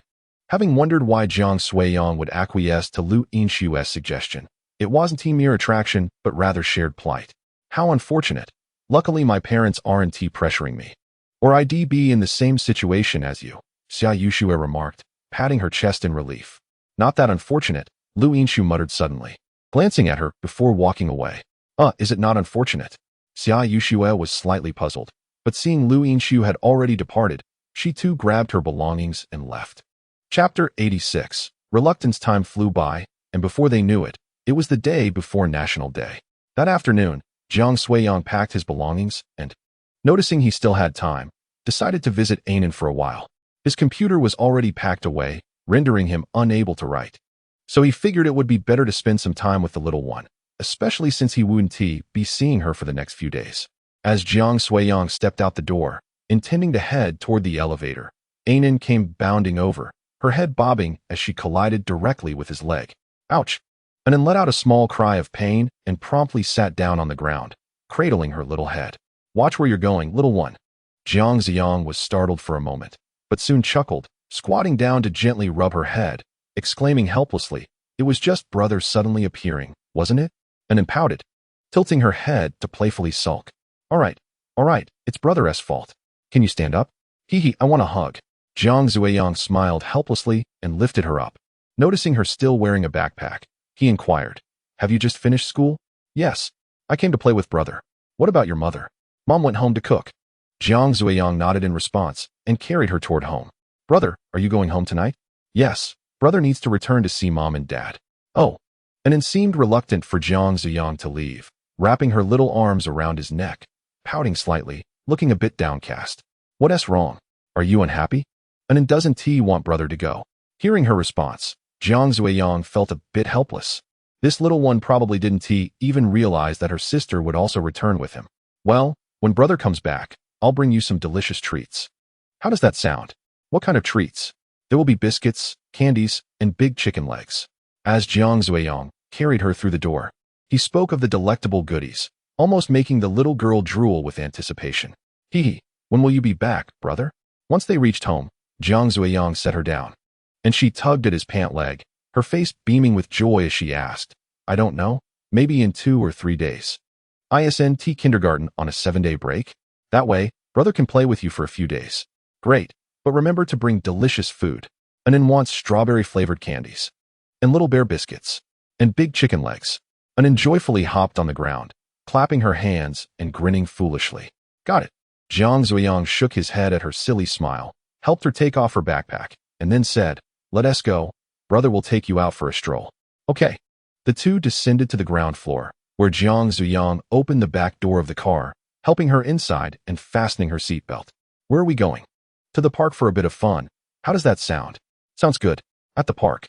Annan was playing on the slide when she suddenly had a thought and looked up at Jiang Ziyang with hopeful eyes. Brother, can we go find sister? Jiang Ziyang heard her words and pulled out his phone to check the time, realizing it was nearly 6 o'clock. We can. But your sister might go out to dinner after work, so we may not find her. Besides, aren't you hungry? I am hungry.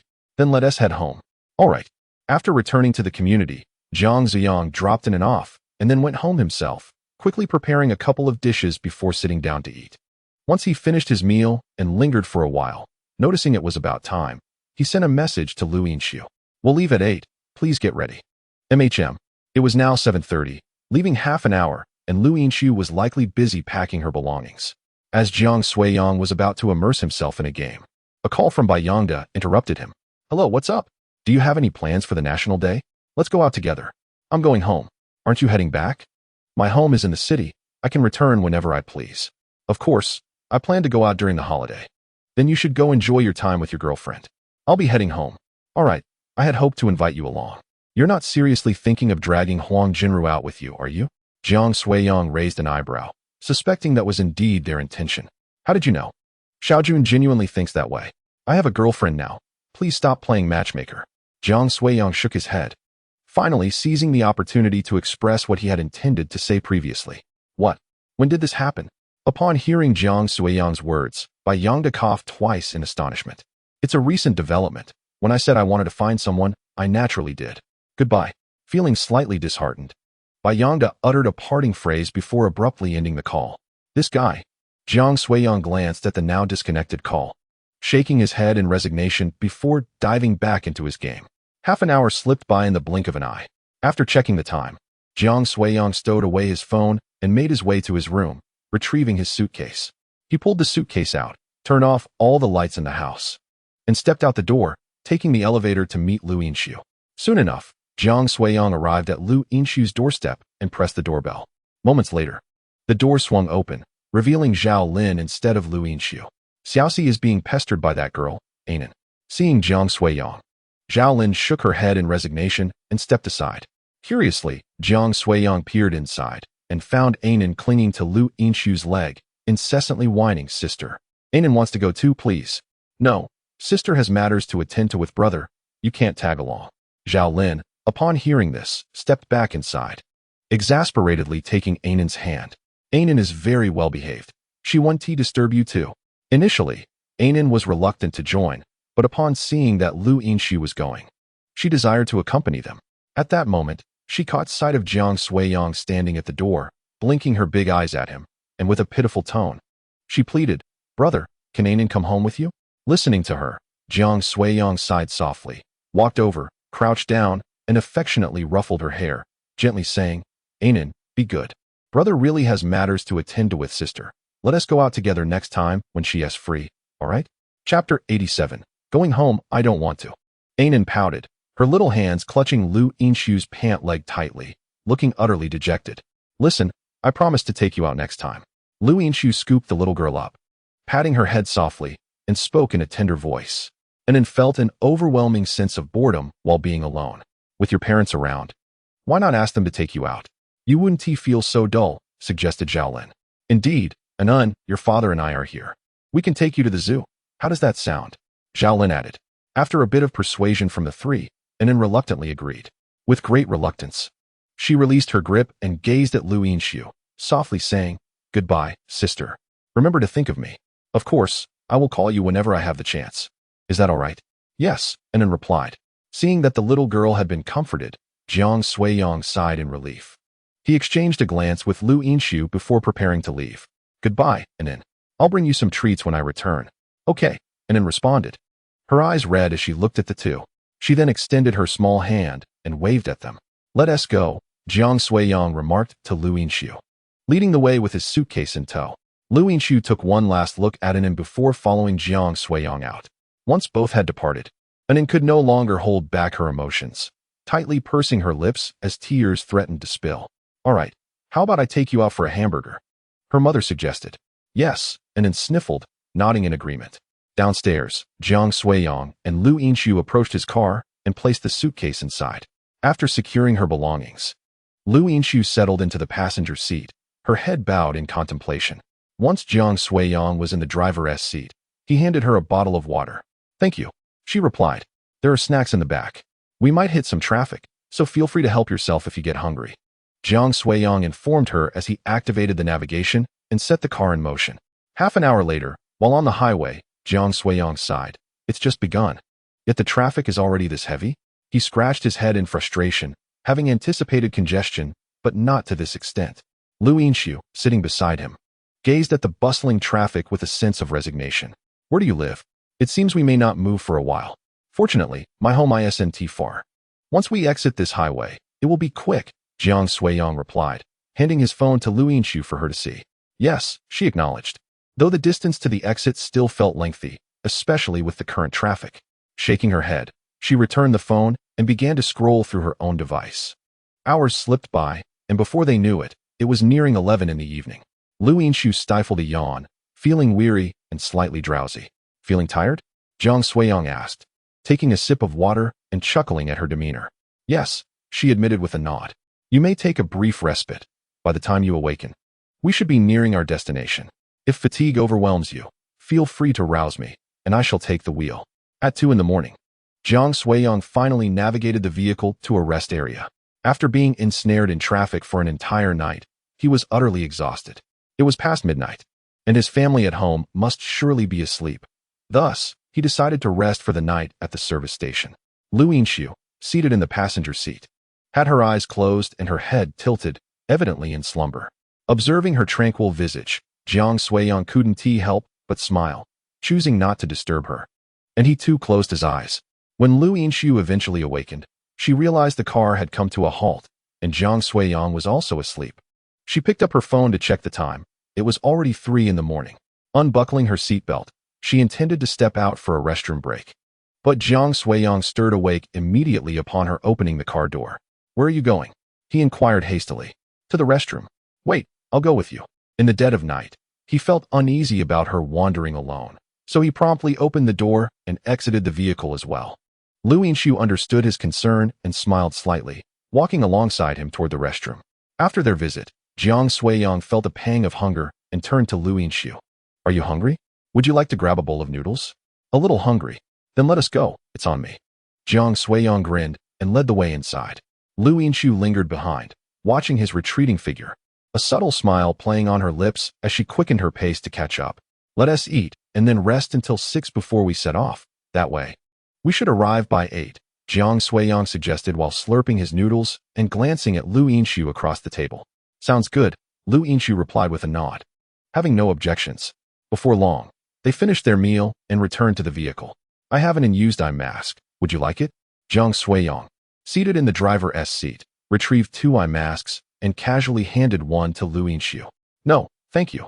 I don't like wearing them," she declined, feeling a bit restless and finding the mask unnecessary. "Very well, I shall rest for a while then." Jiang Suiyang yawned, donned the eye mask, and leaned back in his seat. Before long, his steady breathing filled the car's interior. Lu Yinshu couldn't resist turning her head to observe him. And after a long moment, she sighed softly. Recent experiences have been truly enchanting, not only for having grown so close to this man, but also for accompanying him to his home. I wonder how well he gets along with his parents and whether they will pose any peculiar questions.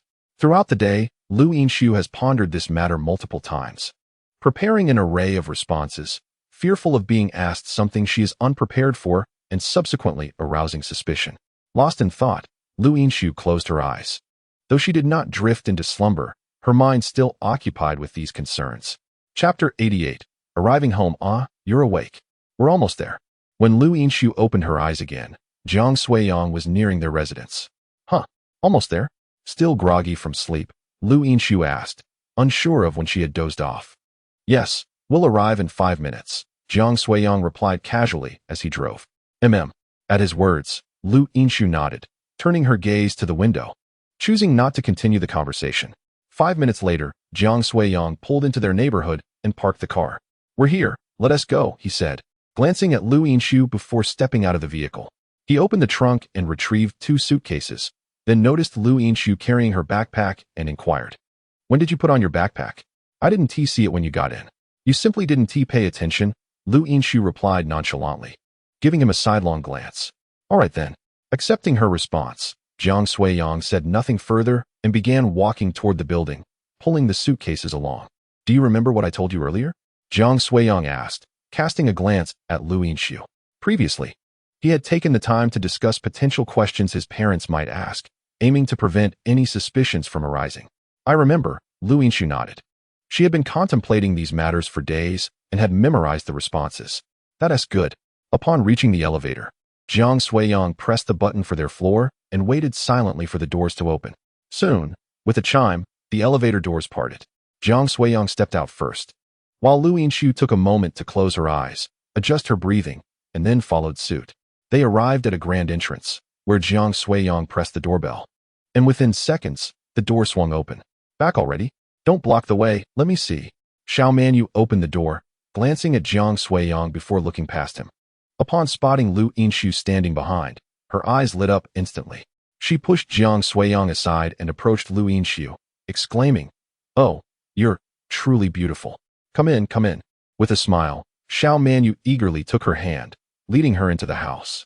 Left somewhat neglected, Jiang Suiyang shook his head in resignation before bringing in the luggage. "Please, sit down. I'll get you a glass of water," Xiao Manyu urged as she ushered Lu Yinshu onto the sofa, rushing off to fetch water before Lu Yinshu could utter a word.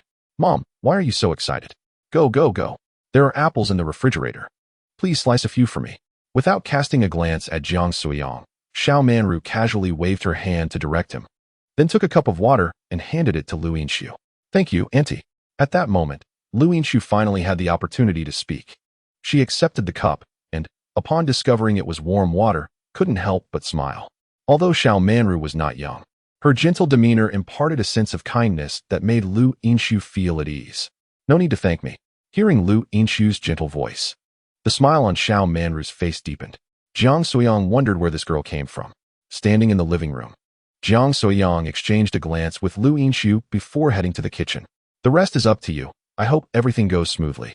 When he emerged from the kitchen with a plate of sliced apples, he noticed Xiao Manru heading back toward the kitchen. "What are you doing, Mom?" Jiang Suiyang questioned, puzzled, as it seemed an odd time to be returning to the kitchen. "Xiaoxi hasn't had breakfast yet. I'm going to prepare something for her. I haven't eaten either. Remember to make me a portion." Got it, got it." Back in the living room, Jiang Suiyang glanced at the gift placed on the coffee table, raising an eyebrow in curiosity. "Did you buy this?" "Yes." "Huh. How come I know nothing about it?" "You don't know much, do you?" Lu Yinshu shot him a fleeting glance, her expression slightly strange as she spoke. "Why are you looking at me like that? Have you never had a girlfriend before?" While conversing with Xiao Manru, Lu Yinshu had noticed her apparent lack of knowledge regarding Jiang Suiyang's relationship history, prompting her question. Why the sudden inquiry?" Hearing her words, Jiang Suiyang was reminded of some unpleasant memories, causing his expression to falter. Noticing his reaction, Lu Yinshu deduced that he had indeed been in a relationship before. "It's nothing. Auntie is simply unaware of your situation. I was merely curious." She turned her head away, yet Jiang Suiyang keenly sensed a shift in the atmosphere around them. "I dated someone in college, but just as I was about to tell them, we broke up." After glancing toward the kitchen, Jiang Suiyang placed the plate on the coffee table and spoke softly. When he had visited Chung Mohan's home to meet her parents, he had intended to mention it to Xiao Manru, but upon leaving, he abandoned the thought.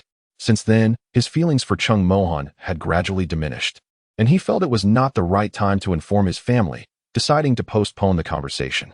Unsurprisingly, a series of events involving Chung Mohan ultimately led him to abandon that relationship. This was why, despite several years of dating, his family remained unaware of his romantic entanglements. Upon hearing this, Lu Yinshu fell silent for a moment, her hands unconsciously fidgeting together, and she remained quiet. Eventually, feeling the silence was somewhat uncomfortable, she lowered her head and replied softly, "Oh, what did my mom ask you earlier?" Jiang Suiyang inquired, curiosity evident as he settled beside her. "Nothing much. Just a casual chat." At this moment, Lu Yinshu felt rather uninspired, barely casting a glance at Jiang Suiyang before rising and heading towards the kitchen. "What's the matter?" Jiang Suiyang scratched his head, perplexed by the situation. Had Xiao Manru asked something that dampened Lu Yinshu's spirits? He couldn't comprehend it. Never mind, he thought. How could he possibly fathom the thoughts of such a reserved and aloof goddess like Lu Yinshu, who rarely spoke? "I'm so hungry. I should brush my teeth first. Jiang Suiyang shook his head, then stood up and made his way to the kitchen. Lu Yinshu hadn't even washed up yet. How would they eat later? Chapter 89. Clear the room. Once both had finished their morning routines and Xiao Manru had prepared breakfast, Jiang Suiyang was promptly assigned the task of washing the dishes. The remaining two continued their conversation in the living room, while Jiang Suiyang remained in the kitchen, oblivious to their topic of discussion. In the living room, Xiao Manru personally brewed 3 steaming cups of tea, the fragrant aroma wafting through the air, seemingly easing the initial awkwardness of their meeting. Xiaoxi, I've heard Suiyang mention you before. It's a pleasure to finally meet you today, Xiao Manru said with warmth. Lu Yinshu smiled gently, responding softly, Annie, I'm very glad to be here as well. Her voice was tender and sincere, further endearing her to Xiao Manru. Their conversation flowed in a pleasant and harmonious atmosphere, with Xiao Manru steering clear of any heavy topics, instead focusing on light and casual subjects that gradually put Lu Yinshu at ease. What line of work are you in? Xiaoxi, I'm a doctor. That must be quite demanding, right? Do you often work late nights? Upon hearing Lu Yinshu's profession, Xiao Manru pondered briefly before inquiring further. Yes, I do have to take shifts. That sounds exhausting. You should eat more fruits during late nights and make sure to rest well during the day. I understand, Annie. At that moment, Jiang Suiyang emerged from the kitchen, having finished washing the dishes. He glanced at Lu Yinshu and was taken aback by the gentleness of her expression. Feeling a surge of admiration, her acting skills were truly remarkable, and he felt reassured that everything would be just fine. Where's my dad? Jiang Suiyang casually asked, surveying the living room. He went to a friend's house early this morning. He should be on his way back now. Xiao Manru had already messaged Jiang Yang, who was now en route home. She had assumed that both Jiang Suiyang and Lu Yinshu would return in the evening, which was why he had left so early. Is that so? Jiang Suiyang replied before settling onto the sofa. After a brief conversation, a commotion was heard at the entrance. They turned to see a middle-aged man, slightly balding and clad in a checkered shirt, entering the room. Back already? Jiang Yang stepped in, first glancing at Jiang Suiyang. Then his eyes lit up as he spotted Lu Yinshu sitting nearby. Well done, my boy. You found yourself such a beautiful girlfriend. Jiang Yang could hardly suppress the smile on his face, unable to resist ruffling his hair, inwardly giving a thumbs up to Jiang Suiyang. Truly, he is my father. Jiang Suiyang turned to Lu Yinshu beside him, introducing her. Hello, uncle. Lu Yinshu stood up, gently greeting him. Jiang Suiyang listened, a strange look on his face. He was astonished that this person possessed such a gentle voice. Their interaction was quite pleasant, and once Jiang Suiyang felt the conversation had reached a natural conclusion, he led Lu Yinshu back to his room. You did well. My parents really like you, Jiang Suiyang said, sitting on the bed and looking at her with a smile. Lu Yinshu replied, nodding slightly, her expression remaining neutral as her gaze wandered around the room. Your voice was so gentle just now. Why do you speak to me so coldly? Jiang Suiyang remarked, unable to help but shake his head at the chill in her tone. I have always been like this. Lu Yinshu shot him a glance before moving about the room, approaching the table to pull out a chair and sit down. Where will I be staying tonight? Lu Yinshu posed the most crucial question, having left her suitcase in Jiang Suiyang's room. Surely, she wouldn't be expected to sleep here. Don't worry. My mom has already prepared the room next door. Jiang Suiyang waved his hand. Ever since he promised to bring Lu Yinshu home, Xiao Manru had tidied up the small room that had long been unused. Okay, Lu Yinshu nodded at his words, then stood up and walked to her suitcase. Preparing to leave. Where are you going? Jiang Suiyang asked. To tidy up, she responded. You are sleeping here tonight, he shrugged. Upon hearing this, Lu Yinshu's earlobes flushed red, and turning her head, she could not help but sound a bit anxious. Did you not say there is a room next door? Why do I have to sleep here? The shyness on her face struck Jiang Suiyang as somewhat bewildering. After a moment, he seemed to realize something and asked with a peculiar expression. You don't think I mean for us to share a bed, do you? Absolutely not. Lu Yinshu suddenly became agitated, biting her lip. Her cheeks flushed as she glared at Jiang Suiyang, her tone unfriendly. You sleep in my bed, and I will go to the room next door. What are you thinking? Jiang Suiyang rolled his eyes at her. How could she have misconstrued his intentions? Did she truly wish to share a bed with him? This woman, who was otherwise quite intelligent, had somehow managed to misinterpret his words. It seemed that even the smartest among them could occasionally act foolishly. That's good. Lu Yinshu sighed in relief, grateful that it wasn't as she had feared. She glanced at Jiang Suiyang's perplexed expression, realizing it was her misunderstanding. She set her suitcase down, lowered her head, and silently returned to her chair. It was already a rare occurrence that she did not reject physical contact with Jiang Suiyang. The thought of lying on the same bed with him, however, was utterly out of the question. Why don't you tidy up yourself? Once you're done, would you like to go out for a stroll with me? All right. Upon hearing this, Lu Yinshu nodded directly, feeling rather bored staying here. And it was just the right time to go out for a stroll, as Jiang Suiyang stepped out of the room, intending to sit on the sofa for a while. Xiao Manru approached him. Suiyang, remember to sleep in the next room tonight. The bed there is a bit old and uncomfortable. Understood. Let her have the big bed while I take the small one, Jiang Suiyang replied with a helpless shake of his head. His position at home was already low, and now it had diminished further, as he could not even retain his own room. That's good to hear. When Lu Yinshu emerged, Jiang Suiyang stood up and said to her, shall we go? I'll take you out for a couple of rounds. All right, Auntie, we're off then. Is there anything you would like for lunch? I can go buy it, Annie inquired. No need to go through so much trouble. Just make something simple. I can eat anything, Lu Yinshu replied, shaking her head. Chapter 90. Visiting the supermarket, the two of them stepped outside, with Jiang Suiyang's hands tucked in his pockets. Walking alongside Lu Yinshu. My home is in a county town, where the pace of life is slow, making it quite suitable for retirement. Yes, I understand, Lu Yinshu nodded. Indeed, such small towns are quite fitting for retirement. Although the income may be low, so too are the living costs, resulting in less pressure. Brother Suiyang, you're back. Just as they were about to exit the community, a few children ran over, and upon seeing Jiang Suiyang, they exclaimed in delight. Ah, it's been a while.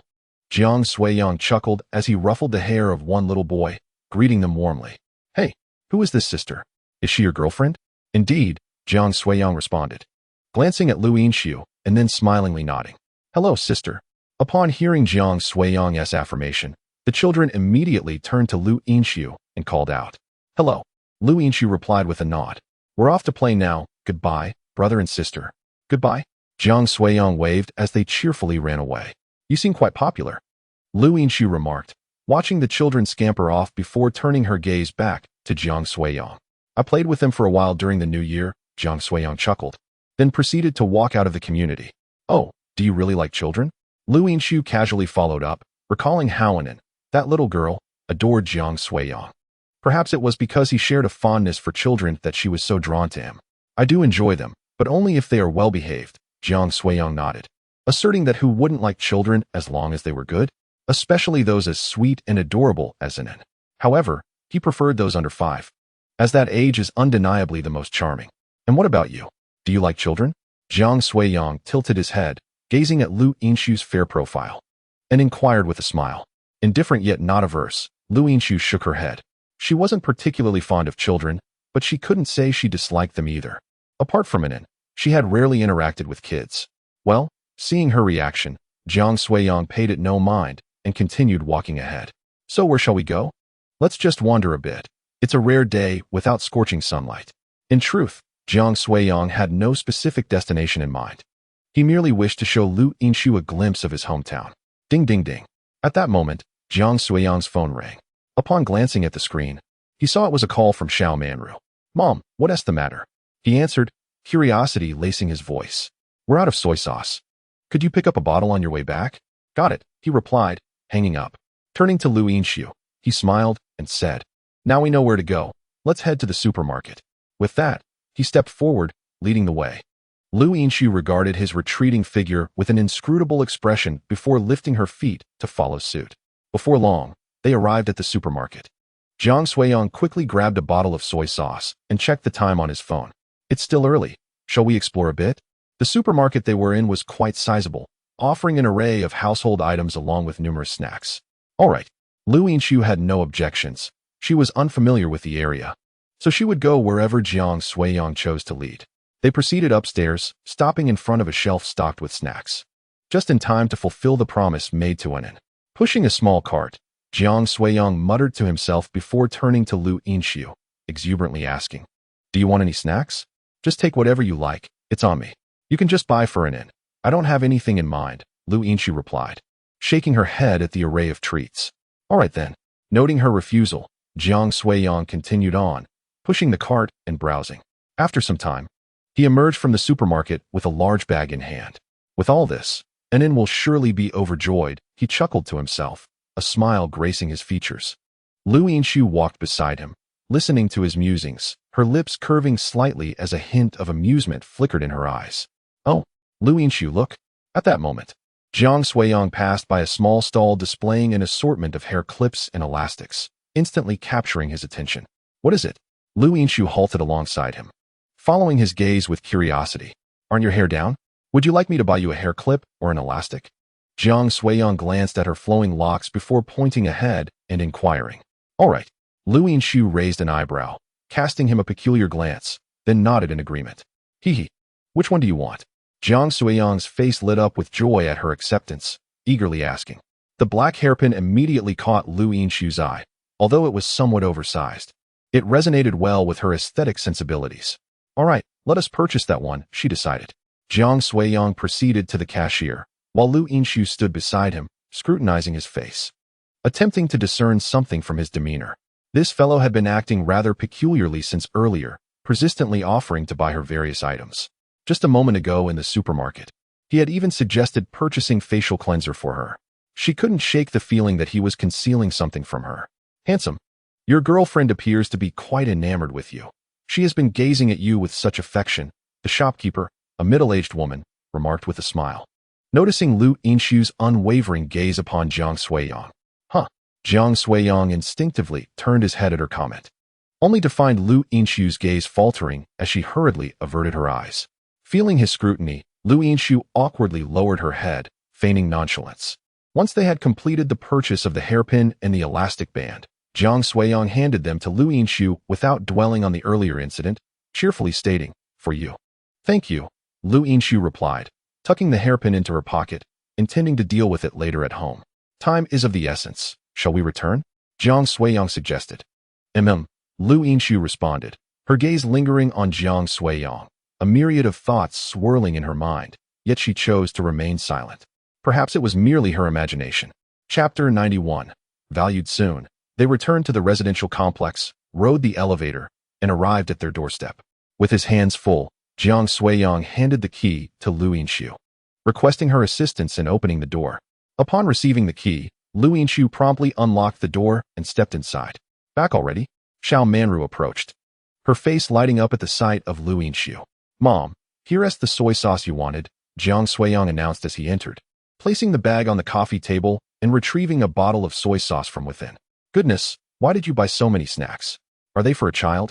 Xiao Manru inquired with a smile as Jiang Suiyang chuckled, putting the bag away and heading towards his room. "That kid," Xiao Manru sighed, casting a glance at him before turning to Lu Yinshu with a gentle smile. "Xiaoxi, why don't you sit for a moment? I'll have dinner ready shortly." After saying this, she took the soy sauce and headed towards the kitchen. Lu Yinshu lingered for a moment, watching her retreating figure, then after a brief hesitation, followed suit. "Annie, let me help you," she offered. "Oh no, you mustn't tea.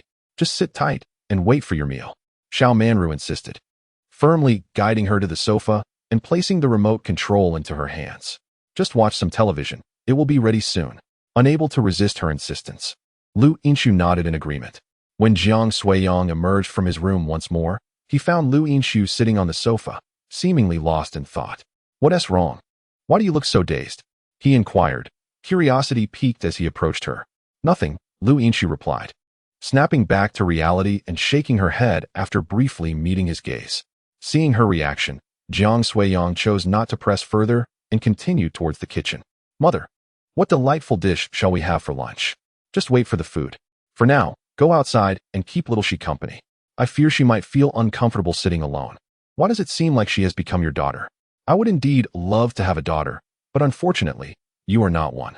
Xiao Manru deftly prepared the meal, not sparing a glance at Jiang Suiyang as she ushered him out. Reluctantly, Jiang Suiyang exited the room and settled into a chair in the living room. You. Jiang Suiyang gazed at Lu Yinshu, who was lounging on the sofa, contemplating whether to say something, yet found himself at a loss for words. "What's the matter?" "Nothing." An awkward silence enveloped them, prompting Jiang Suiyang to scratch his head and ultimately shake it. "Is there something you haven't told me?" Noticing the atmosphere had grown heavy, Lu Yinshu cast him a fleeting glance and inquired. What do you mean? You seem peculiar today, always wanting to buy me things. Is that what you find strange? Yes. Well, it's nothing much.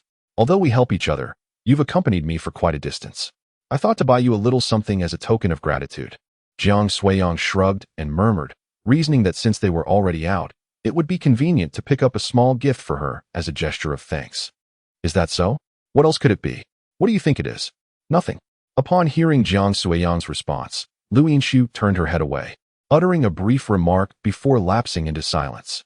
Jiang Suiyang observed her with curiosity, puzzled by her thoughts and the implication of having something to tell her. Before he could ponder too long, Jiang Yang hurried back in. He entered, glanced at the two in the living room, smiled, and then dashed back to the kitchen. What is he up to now? Jiang Suiyang's attention was drawn to him, and he stood up, intending to head towards the kitchen, but Jiang Yang emerged again.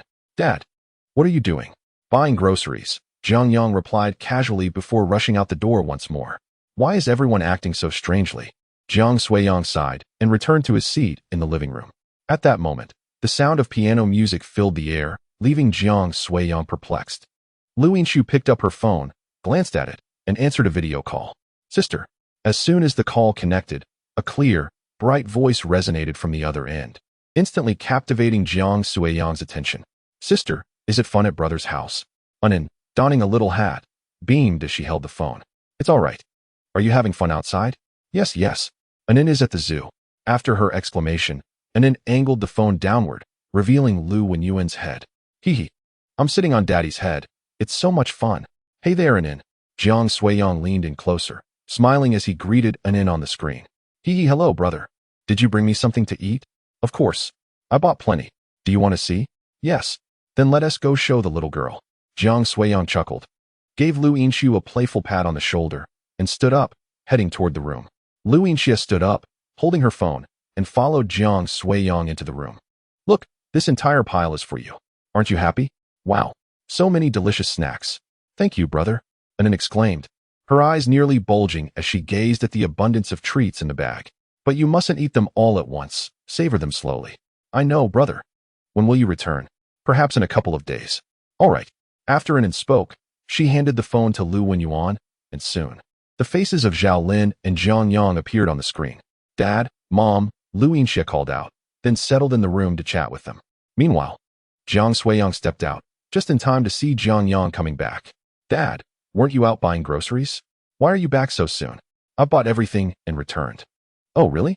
You should have informed us of your return. We were all in a flurry. Jiang Yang looked at Jiang Suiyang with a hint of exasperation. What is this? We thought you wouldn't be back until tonight, so we planned to buy groceries in the afternoon. We had no idea you would return in the morning. Leaning against the sofa, Jiang Yang appeared quite helpless. That morning he had rushed to buy a plethora of groceries, which had left him utterly exhausted. Their son was bringing his girlfriend home, and it was essential to prepare a lavish meal to make her feel valued. Chapter 92. Peeling shrimp. As soon as Lu Yinshu finished her call and exited the room, Jiang Suiyang was already assisting with the serving of dishes. Noticing this, she hurried over to lend a hand. Xiaoxi, quickly wash your hands. Once you're done, you may join us for dinner. Xiao Manru called out with a smile upon seeing Lu Yinshu. All right. Acknowledging that she couldn't be of much help, Lu Yinshu nodded and proceeded to wash her hands. By the time she emerged, dinner was ready to commence. You too, go wash your hands, and then come to the table. Sure thing. Jiang Suiyang and Jiang Yang promptly nodded and dashed out to wash their hands. Lu Yinshu approached the dining table, her eyes widening in surprise at the array of sumptuous dishes laid out before her. Xiaoxi, come sit over here. Xiao Manru cheerfully beckoned her to take a seat. It smells so good, Lu Yinshu said, smiling gently at Xiao Manru. Haha, make sure to eat plenty later. As soon as Jiang Suiyang and Jiang Yang returned, they began the meal. Mom, it's been ages since I've tasted your cooking. It's truly delightful. At the table, Jiang Suiyang gleefully peeled a shrimp and popped it into his mouth, immediately showering Xiao Manru with compliments. Then why don't you come home when I call you? Xiao Manru shot him a look, her tone laced with helplessness. Well, I was busy with work, and now I'm back. Jiang Suiyang chuckled lightly. Knowing he would likely be dragged into blind dates upon his return, it seemed better to avoid coming home altogether and use work as an excuse. Sitting beside him, Lu Yinshu couldn't help but shake her head at Jiang Suiyang's assertion of being busy with work. This fellow spent his entire day either playing with an or running around outside. Where was the busyness in that? The babbling brook invited a feast of fish. After casting a glance at Jiang Suiyang, Xiao Manru, with a hint of indifference, turned her attention to Lu Yinxiu and said with a smile, "Go on, try some fish." Upon hearing this, Lu Yinxiu promptly picked a piece of fish and placed it into her mouth. "Auntie, your culinary skills are remarkable." The fish melted in her mouth, and Lu Yinxiu's eyes sparkled with amazement at Xiao Manru's cooking. "Delicious, isn't it? I shall teach Suiyang over the next few days so that he can prepare meals for you in the future," Xiao Manru remarked. Noticing Lu Yinxiu's delight in the dish while pointing toward Jiang Suiyang. "I can cook. There's no need for instruction," Jiang Suiyang responded, a hint of pride in his voice. He was no longer the person he once was. He had transformed into someone capable of culinary endeavors. "You can cook?" Xiao Manru raised an eyebrow, her skepticism evident. "Of course. I've been learning for quite some time." "Then why not showcase your skills tonight?" "Absolutely. I guarantee it will be an eye-opening experience." At that moment, Jiang Yang, who had been silently enjoying his meal, looked up, his expression one of doubt. "Can you really? Cooking isn't merely about frying a couple of eggs." He vividly recalled the last time Jiang Suiyang had attempted to cook while Xiao Manru was absent. He had volunteered, but ended up failing miserably, resulting in the two of them ordering takeout. "I can handle it. Just tell me what you want for dinner tonight, and I shall demonstrate my prowess," Jiang Suiyang retorted. Sipping his drink, his expression one of disbelief at their lack of faith in his abilities. Seated beside Jiang Suiyang, Lu Yinxiu, holding her bowl, listened to the conversation and felt a sudden surge of joy.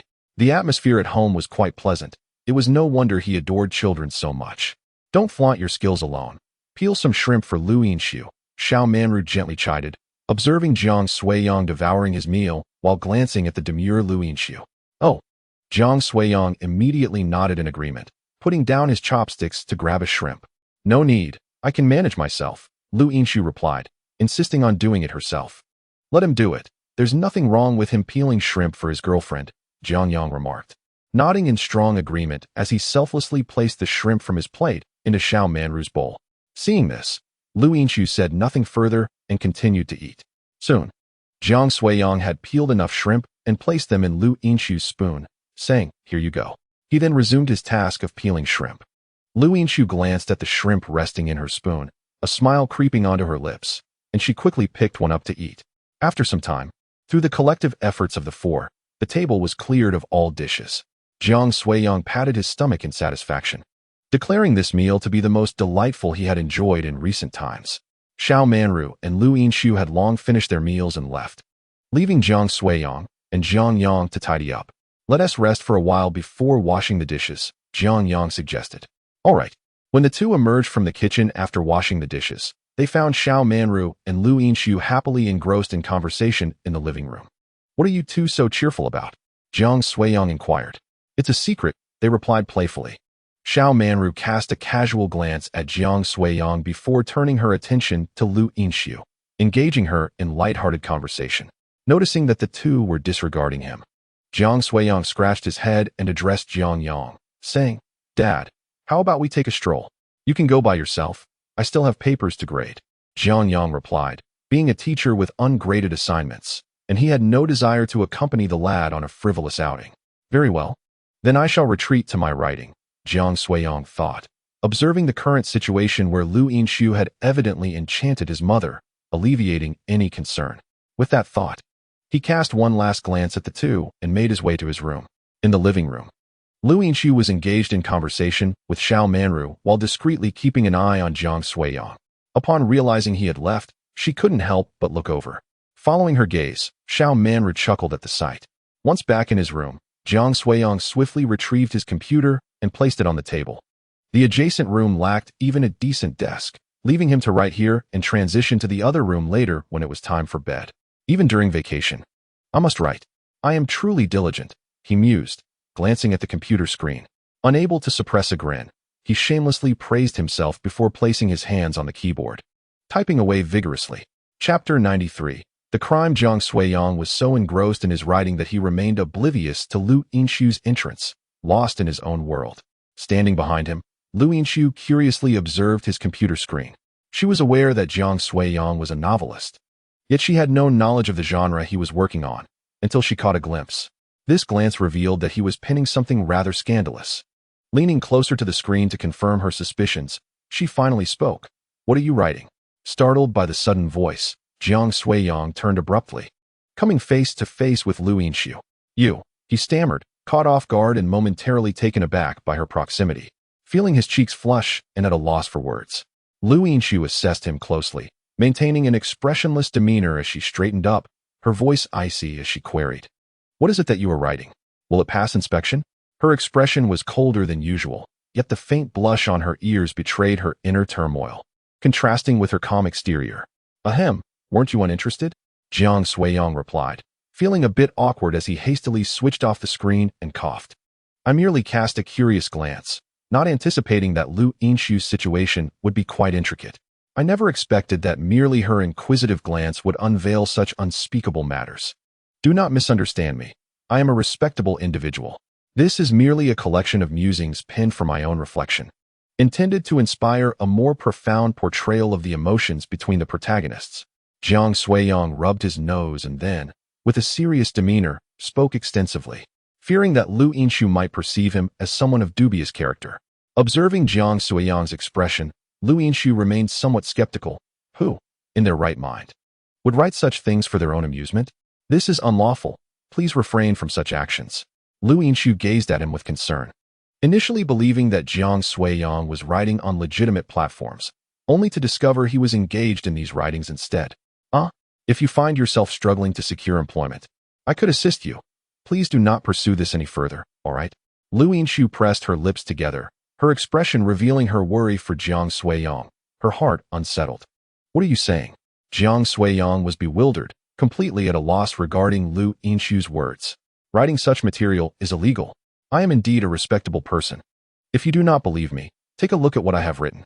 As the situation grew increasingly chaotic, Jiang Suiyang stood up, operated his phone with a flurry of movements, and then handed it to her. "See, it is genuine, is it not? How could I possibly engage in such activities?" "Really?" Lu Yinshu took his phone and examined the novel he had written, feeling reassured that there was nothing amiss. "Of course it is genuine. Do you think I would dare to do otherwise?" Jiang Suiyang sat back down, perplexed by Lu Yinshu's thoughts, which had led her to such conclusions. "Apologies. I was a bit anxious." Lu Yinshu realized her misunderstanding and felt somewhat embarrassed. "It's all right. Would you like to sit?" Jiang Suiyang shook his head and, noticing that Lu Yinshu remained standing, rose to offer his seat to her. "No need, you sit." Lu Yinshu declined and then moved to the edge of the bed. Settling down. "Were you not conversing with my mother? Why have you suddenly come here?" Jiang Suiyang returned his gaze to the screen, typing as he inquired. "Once we concluded our discussion, I came to find you." Lu Yinshu bit her lip, observing Jiang Suiyang's serious demeanor. After a moment's hesitation, she asked, "You are not still writing that kind of material, are you?" No. This time it is serious. Would you care to see it?" Jiang Suiyang, caught off guard by her inquiry, became earnest and dared not continue his previous writing. "No need." Lu Yinshu shook her head, but then, after a moment's contemplation, removed her shoes and reclined slightly on the bed. Knock, knock, knock. At that moment, a knock echoed from the door, followed by the voice of Xiao Manru. "Would you like some fruit?" Upon hearing this, Jiang Suiyang glanced at Lu Yinshu before rising to open the door. Xiao Manru stood at the entrance, holding a platter of fruit.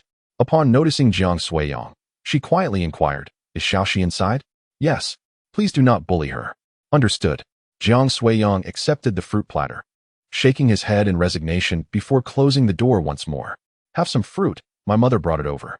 Jiang Suiyang placed the fruit platter on the bedside table, picked up a toothpick, and took a slice of apple. Lu Yinshu nodded, got out of bed, and also took a toothpick to enjoy the fruit. After Jiang Suiyang had a little, he returned to his focused typing, leaving Lu Yinshu alone to stand there eating. As she munched on the fruit, listening to the rhythmic clattering of Jiang Suiyang's keyboard, she felt a tinge of boredom and moved closer to stand beside him. "How much do you earn a month for writing this?" "It depends. If things go well, over 10,000. If not, barely enough for the electricity bill." "And how much do you earn currently?" "Over 10,000. "Impressive." Upon hearing this, Lu Yinshu was somewhat surprised. From this perspective, his earnings appeared quite effortless. "Hey, don't think that making money is simple." Jiang Suiyang, noticing her thoughts, interjected, "Isn't it? You seem so leisurely all day, and your monthly income surpasses that of many." After finishing her fruit, Lu Yinshu sat back on the bed, puzzled, and asked, "That's a misunderstanding. Making a living in this field is not easy. When I first started writing novels, my annual income was less than 10 yuan. The sacrifices made to reach this point are unimaginable. Those who think earning money is easy also try their hand at writing novels, only to find themselves silent. You must have worked hard then." "Indeed, I have worked diligently. Now it's just a bit easier. Back then, I nearly lost all my hair." Jiang Suiyang waved his hand in exasperation. His early writing days were truly miserable, but thankfully, he persevered. Thus, hard work is indeed worthwhile. But if you possess that kind of tenacity, success will follow in whatever you pursue. Chapter 94. Prodding. Lu Yinshu sat on the bed, listening to Jiang Suiyang's narrative, nodding in agreement. Jiang Suiyang chuckled, turned to her, and asked with a smile, "Are you planning to stay here like this? What else can I do?" "I have nowhere else to go," Lu Yinshu replied, casting a mild glance at Jiang Suiyang before retorting.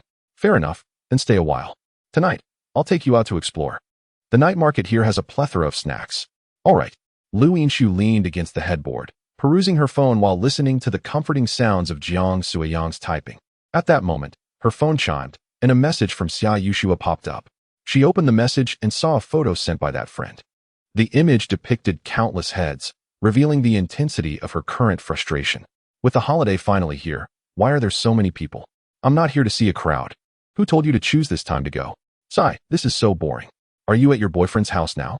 "Not my boyfriend." Glancing up at Jiang Suiyang, who was still engrossed in his writing, Lu Yinshu responded with a hint of resignation. All right, not your boyfriend. Is his family easy to get along with?" Xia Yushua now found herself standing in the scenic area, nearly bored to death, and thus sought someone to engage in conversation. "Very amiable, easy to get along with," Lu Yinshu replied. To be frank, she held a favorable impression of Xiao Manru and Jiang Suiyang. This place felt no different than her own home. Easy to get along with. Is it because they regard you as a prospective daughter-in-law? Lu Yinshu had no objections to this notion, as her current role was indeed that of Jiang Suiyang's girlfriend, naturally interacting with his parents as a future daughter-in-law. Isn't that splendid? A handsome man from a good family. Such a man should certainly capture your interest, Xia Yushua inquired, running her fingers through her hair, perplexed. A man capable of winning Lu Yinshu's favor, even to the extent of her willingness to engage with him, must be quite exceptional, coupled with a respectable family background. How could he not pique her interest? Other women would have already gravitated toward him. "I currently have no such intentions," Lu Yinshu replied, pursing her lips at the question before glancing at Jiang Suiyang and then typing her response. "All right then." Upon receiving her reply, Xia Yushua was not surprised. It was a fitting moment for her to enter, so she ceased her conversation with Lu Yinshu. After noticing Xia Yushua's silence, Lu Yinshu also put away her phone, feeling a bit fatigued as she rubbed her eyes. She lay down on the bed, turning her back to Jiang Suiyang, holding her phone, yet unsure of what to do. After a few minutes of idleness, Lu Yinshu decided to take a glance at the novel Jiang Suiyang was writing to pass the time. "Which app are you using to write your novel?" She called from her position on the bed. Jiang Suiyang had been typing away but paused at her inquiry, turning his head toward her with a hint of amusement. "Weren't you uninterested? What makes you want to see it now?" "Boredom." "All right then." Jiang Suiyang, accustomed to her succinct responses, informed her of the novel app before resuming his writing. Having caught sight of his book title, Lu Yinshu downloaded the app and searched for it immediately. "Such a title, it seems rather frivolous," she remarked, curling her lips in disdain as she observed the book title and cover, before her curiosity compelled her to delve into it. Time slipped by unnoticed until Jiang Suiyang finally finished typing, stretching his wrist and leaning back in his chair. "So exhausting," he mused, before turning his gaze toward the bed. "How is she asleep already?" He noticed Lu Yinshu lying on the bed, eyes closed, peacefully slumbering. Upon this realization, Jiang Suiyang stood and approached the bedside, gazing at her with skepticism, muttering, "Is my novel truly that boring? She's fallen asleep." Observing her serene visage, Jiang Suiyang squatted down and softly called out, "Hey, Lu Yinshu, are you really asleep?" Receiving no response, and captivated by her alluring face, he contemplated surreptitiously capturing her image with his phone, but ultimately deemed the thought a tad inappropriate and abandoned it. A gentle poke should be harmless, right? Observing the unsuspecting demeanor of the individual before him, Jiang Suiyang let out a mischievous chuckle. He then extended his hand and gently prodded her cheek, finding it surprisingly soft, even more so than that of an N. After the initial poke, he couldn't resist the temptation to poke her a second and a third time. How amusing it was to see you perpetually maintaining that stern expression. Now you are at my mercy, aren't you? Jiang Suiyang refrained from going too far, merely continuing to tap her profile while pouting slightly. As he continued, Lu Yinxia seemed to sense the playful intrusion and voiced her displeasure with a soft exclamation. So adorable, yet regrettably an iceberg. Hearing her voice, Jiang Suiyang playfully poked her 2 more times, reflecting on the stark contrast between the personalities of the 2 sisters. With a smirk, he stood up and slowly exited the room. Once Jiang Suiyang closed the door, Lu Yinxia, who had been lying on the bed, abruptly opened her eyes and sat up. That scoundrel, she muttered, rubbing the cheek that had just been poked, her expression tinged with dissatisfaction. She had already awakened after the second poke, feeling a touch embarrassed and choosing not to open her eyes, thinking he would soon depart. However, she hadn't anticipated his relentless poking, nor his audacity to continue even after her warning. Moreover, what did he mean by calling her an iceberg? What concern is it of yours? That insufferable man. Rolling her eyes, she lay back down and resumed her reading on her phone. Meanwhile, upon exiting the room, Jiang Suiyang encountered Xiao Manru and Jiang Yang in the living room. Where's Xiaoxi? Xiao Manru inquired upon seeing him. She's sleeping in her room, Jiang Suiyang replied, pointing toward the door with a hint of resignation, as it was evident that his thoughts were occupied by Lu Yinxia. Remember to buy groceries. You're cooking tonight. Xiao Manru directed him. All right, I just got off work and am a bit tired. Let me rest for a moment, Jiang Suiyang responded. Just got off work? Hearing this, both Xiao Manru and Jiang Yang turned to him in confusion. Yes, did you think I spent the entire afternoon in my room playing games? Leaning back on the sofa, he chuckled lightly while gazing at Xiao Manru. Oh, you've worked hard. Be sure to eat plenty tonight, she replied, casting him a casual glance before turning her attention back to the television, feigning ignorance of his implications. Realizing his hints had gone unnoticed, Jiang Suiyang resignedly slouched against the sofa. Forget it, I'm off. Goodbye, he stated after a brief moment. After resting for a while, he rose and headed toward the door, intending to buy groceries. Upon reaching downstairs and heading towards the parking area, he unexpectedly encountered Aunt Zhang and her husband, who lived above him. Is Suiyang back? Aunt Zhang beamed upon seeing him, greeting him with a smile. Yes, I returned this morning, he replied with a smile of his own. Such a handsome young man. Do you have a girlfriend? Would you like me to introduce you to someone? Aunt Zhang exclaimed, her eyes sparkling at the sight of the tall, striking figure before her. He brought his girlfriend home, and I saw them out shopping this morning. Her husband stood beside her, and upon hearing her words, he could only shake his head in resignation before saying, How wonderful, everyone is bringing their girlfriends home. Aunt Zhang was somewhat astonished to learn that Jiang Suiyang already had a girlfriend, but upon reflection, it seemed quite normal, with his good looks. Finding a partner should come easily. Auntie, I'm off to buy groceries. Jiang Suiyang smiled lightly, said little more, and waved his hand as he intended to leave. All right, goodbye. Aunt Zhang nodded and then walked home with her husband, reflecting as they walked. I can't believe how quickly time has passed. Suiyang is already 25 or 6. Indeed. Time flies, they both agreed. At home, Lu Yinxiu gazed at her phone, increasingly feeling an odd sensation. It wasn't he that Jiang Suiyang's novel was lacking. On the contrary, she thought it was quite well written. However, as she read the plot, she inexplicably thought of Jiang Suiyang's face, and the realization that he had crafted these stories left her feeling quite strange. Ultimately, she closed her phone, got out of bed, and exited her room. Did you wake up, Xiaoxi? Would you like some tea? Xiao Manru and Jiang Yang were still seated in the living room, and upon seeing Lu Yinxiu emerge, they smiled and inquired. Yes, Lu Yinxiu nodded and moved forward to take a seat on the sofa. You didn't sleep well last night, did you? I did get some sleep, Lu Yinxiu replied, confirming that she had indeed dozed off for a while, though she never entered a deep sleep. She awoke at the slightest movement.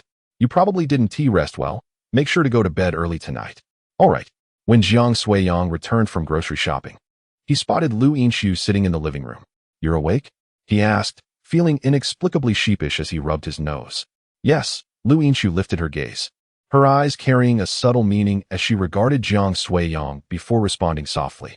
Jiang Suiyang felt his unease intensify under her gaze, licking his lips nervously as he asked, When did you wake up? What do you think?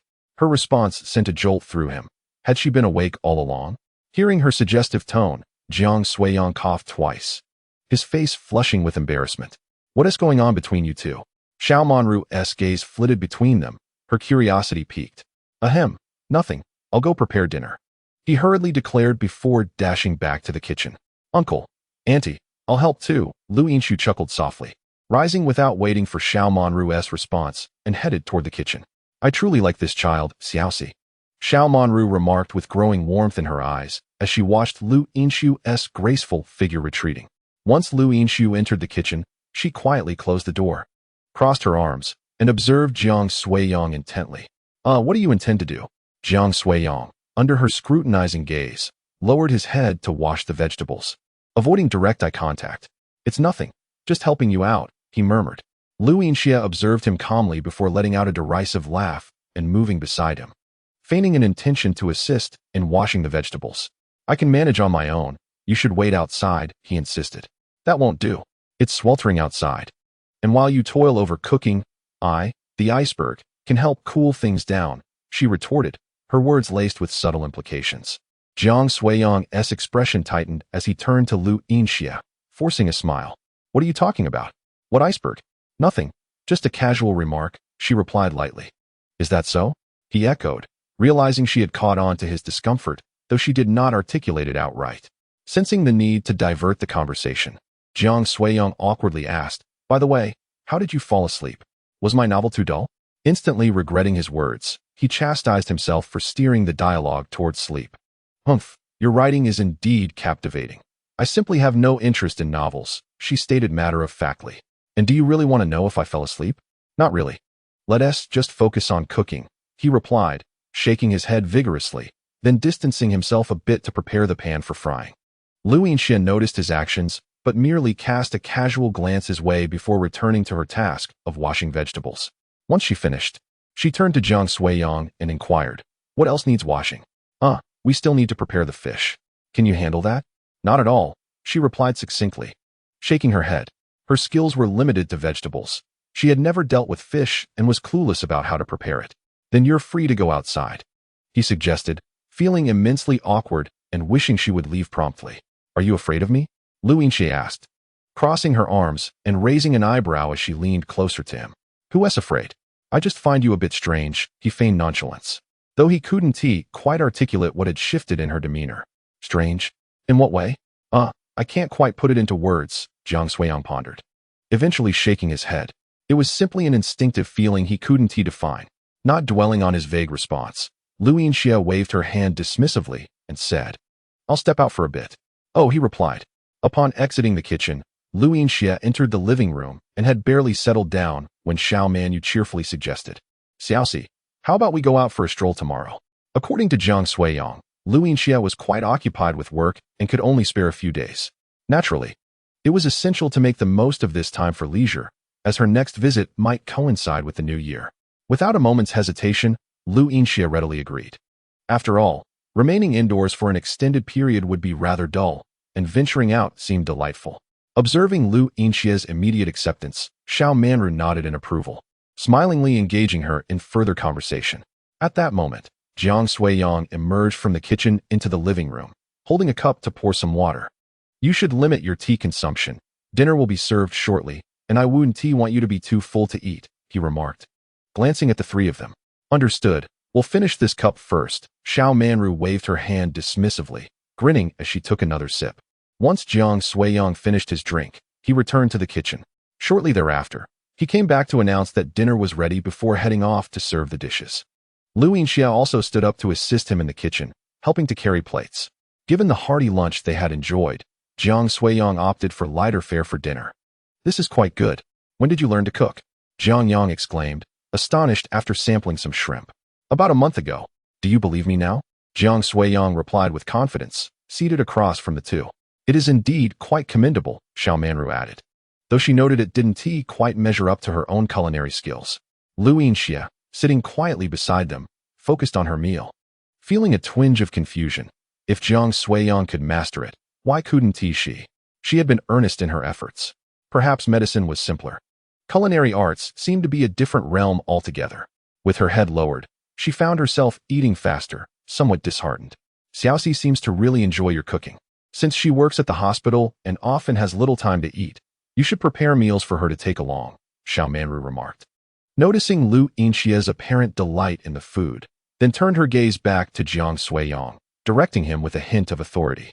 Understood, Jiang Suiyang replied with an agreeable demeanor, though whether he would follow through later was a matter for another day. After dinner, as expected, Jiang Suiyang was conscripted into washing the dishes. In Xiao Manru's words, since he had finally returned, it was only fair to put him to work to ease their own burdens. Step aside a bit, as Jiang Suiyang scrubbed the dishes with a weary expression. He was momentarily taken aback by Lu Yinxia's voice from the kitchen. What are you doing? What do you think? I'm here to help, Lu Yinxia retorted, casting him a playful glance before she began washing the dishes alongside him. Thanks, Jiang Suiyang chuckled, shifting to make space for her. Lu Yinxia didn't respond, her attention fixed on the task at hand. In no time, they had finished washing the dishes. Would you like me to take you out for a walk? Stepping out of the kitchen, Jiang Suiyang pondered for a moment. Having completed today's tasks, he thought it would be delightful to take a stroll. In the elevator, he turned to Lu Yinxiu, flashed a smile, and proposed, shall we take a leisurely walk in the nearby square, or perhaps explore the snack street? Listening to his suggestion, Lu Yinxiu contemplated briefly before responding. Since we have just had a hearty meal, let's first take a walk, and we can visit the snack street later. Despite her enviable figure, she had never been overly particular about her diet, choosing instead to indulge her cravings as they came. Very well, let us proceed, Jiang Suiyang replied, nodding in agreement. He shared her sentiment, believing a stroll would aid digestion before they indulged in some treats. They soon exited the residential complex, with Jiang Suiyang leading the way towards the nearby square. Ding ding ding. After just a few steps, Lu Yinxiu's phone chimed. That must be Inin, she murmured, retrieving her phone. As expected, it was indeed the little girl. Hello, sister. What are you up to? Anin's cheerful voice rang out as Lu Yinxiu answered the video call. Hold the phone a little farther away, Lu Yinxiu chuckled, noticing Anin's face filling the screen. Oh, Anin complied, raising the phone to give a clearer view. I can see you now, sister. Did you have fun at the zoo today? Absolutely. There were so many adorable animals, and I enjoyed plenty of delicious treats. The little girl beamed with delight, her face radiating joy as she spoke to Lu Yinxiu. And where's your brother? Right here. Hearing Anin call for him, Jiang Suiyang grinned and leaned into the frame. Hee, brother, I'm so bored all by myself. Can I come over to play with Tuanzi? Of course. But Tuanzi is at home, and you can't get in, Jiang Suiyang replied, shaking his head. He had left Tuanzi at home with enough food before heading out. Now, Anin wanted to play, but without a key, she couldn't enter. Okay, when will you two be back? We'll probably return in a few days. And I promise to take you out for some fun, he assured her. All right. The little girl tilted her head, pouting slightly as she glanced at Lu Yinxiu. What is it that you desire this time? Lu Yinxiu was well aware of her sister's expressions. Such a look typically indicated a wish for snacks or toys. Hee, sister. Anin wants a car. Realizing she had uncovered her sister's little scheme, Lu Yinxiu watched as Anin shyly squinted her eyes, eagerly exclaiming, What kind of car? A rideable one. Today, I saw some children playing with them at the zoo, and I want one too. A bicycle, perhaps? I'm not sure. It looked like so much fun to sit on. Chapter 97. How thrilling. Upon hearing her words, Lu Yinxiu deduced it was likely a bicycle and nodded. Let's discuss it when I return. Is your mother around? Mom, sister is looking for you. Anin shouted off-screen, directing her call toward Zhao Lin. As she heard her call, Zhao Lin hurried out of the room, promptly picking up her phone and smiling as she inquired, Xiaoxi, how do you find it at Xiaojiang's home? It's quite nice. Uncle and aunt are easy to get along with, came the reply. That's wonderful. Is Xiaojiang beside you? Yes. With that, Lu Yinxiu glanced at Jiang Suiyang. Auntie, good evening. Jiang Suiyang smiled at Zhao Lin through the phone and greeted her. Good evening. Are you all outside? Yes, we just finished dinner and are out for a stroll. That sounds lovely. Please take your time. I need to help Anin with her bath now. Okay. Mom, can sister buy me a car? At that moment, Anin, standing on the ground, tugged at Zhao Lin's pant leg, making her request. What kind of car? Zhao Lin was momentarily taken aback, wondering why such a little one was asking to buy a car. She guessed that Anin was referring to a bicycle. Seeing her confusion, Lu Yinxiu chimed in. Oh, a bicycle. I'll have your father take you to buy one tomorrow. Zhao Lin had no objections. If the child wanted to ride a bike, why not let her? A few laps around the building wouldn't hurt. Yay. Upon hearing this, Anin clapped her hands joyfully and ran off to find Lu Wenyan. This girl has boundless energy, Xiaolin thought, shaking her head in exasperation. After exchanging a few more words with Lu Yinshu, she ended the call. Anin is quite lively, Jiang Suiyang remarked, touching his nose. In truth, he wished to express, Anin is so vivacious and adorable. Could you not be like her? However, he dared not voice such a thought, for it would inevitably lead him back to the events of the afternoon. Thus, he chose to remain silent. As they strolled along, they arrived at a nearby park, where a large square lay at the entrance. Perhaps due to the National Day celebrations, the square was teeming with people, some singing and dancing, creating a vibrant atmosphere. Shall we go? Lu Yinshu glanced around before following Jiang Suiyang toward the park's entrance. Inside the park, the crowd thinned considerably. Although there were still some people taking leisurely walks, it was markedly quieter compared to the bustling square outside. The air was perfumed with a subtle fragrance of flowers and grass, and most of the visitors were couples or families with children. Jiang Suiyang and Lu Yinshu attracted little attention, though Lu Yinshu's height did catch the eye of passers-by. Your height is somewhat conspicuous, Jiang Suiyang remarked with a playful smile. Noticing the glances, Lu Yinshu, without responding, cast him a fleeting glance before quickening her pace to walk ahead. Seeing this, Jiang Suiyang shook his head in resignation and hastened to catch up with her. As they ventured deeper into the park, the tranquil atmosphere was occasionally punctuated by the laughter of children. The environment here is better than where I live, Lu Yinshu observed, her eyes scanning the surroundings as she spoke. I concur, Jiang Suiyang replied, his hands tucked into his pockets, nodding in agreement as he walked beside her. The two wandered for a while, and before they knew it, they had reached the end of the path. There's no way forward. We should head back, Jiang Suiyang remarked as he gazed ahead, turning to Lu Yinshu beside him. Lu Yinshu nodded, turning around, but just as she was about to retrace their steps, a peculiar sound caught their attention. What sound? Jiang Suiyang inquired, puzzled, having heard it too. I don't know. Perhaps it's a cat. Lu Yinshu shrugged it off, resuming her stride backward. As they approached a grassy area, the strange sound echoed again, accompanied by a rustling noise. That doesn't sound like a cat, Jiang Suiyang said, casting an odd glance at Lu Yinshu. The sound was distinctly unusual. It seems to be coming from over there. Lu Yinshu pointed towards a tree not far away. They exchanged a glance before cautiously making their way over, peeking around the trunk. Keep your voice down. Don't let them hear us, Jiang Suiyang whispered. Behind a tree, a young couple sat on the ground, whispering sweet nothings and sharing passionate kisses. Wow, how exhilarating. Jiang Suiyang's eyes widened in shock, his mouth agape, clearly taken aback by the scene. Lu Yinshu was equally startled, her gaze on the couple revealing her realization of what was about to unfold. She turned to Jiang Suiyang, whose expression resembled that of someone who had just witnessed a scandalous event, and couldn't help but clench her fist before turning to leave. After taking a few steps, she glanced back and saw Jiang Suiyang still peering, prompting her to return and pinch his ear. Ouch! Jiang Suiyang gasped, startled by the sudden grip, his head tilting in shock as he looked at Lu Yinshu. Unfazed by his expression, Lu Yinshu maintained her serious demeanor, tugging at his ear as they walked back. Hey, what are you doing? What is so fascinating about such shamelessness? Lu Yinshu released him, casting a fleeting glance before responding coolly. There was no need to pinch my ear. If I had cried out, wouldn't they have been frightened to death? Rubbing his ear, Jiang Suiyang sighed in resignation. But I didn't cry out, did I? Upon hearing this, Lu Yinshu quickened her pace towards the park exit. Sighing as she walked away, Jiang Suiyang reflected that he had intended to leave earlier, but the unexpected pinch had hindered him.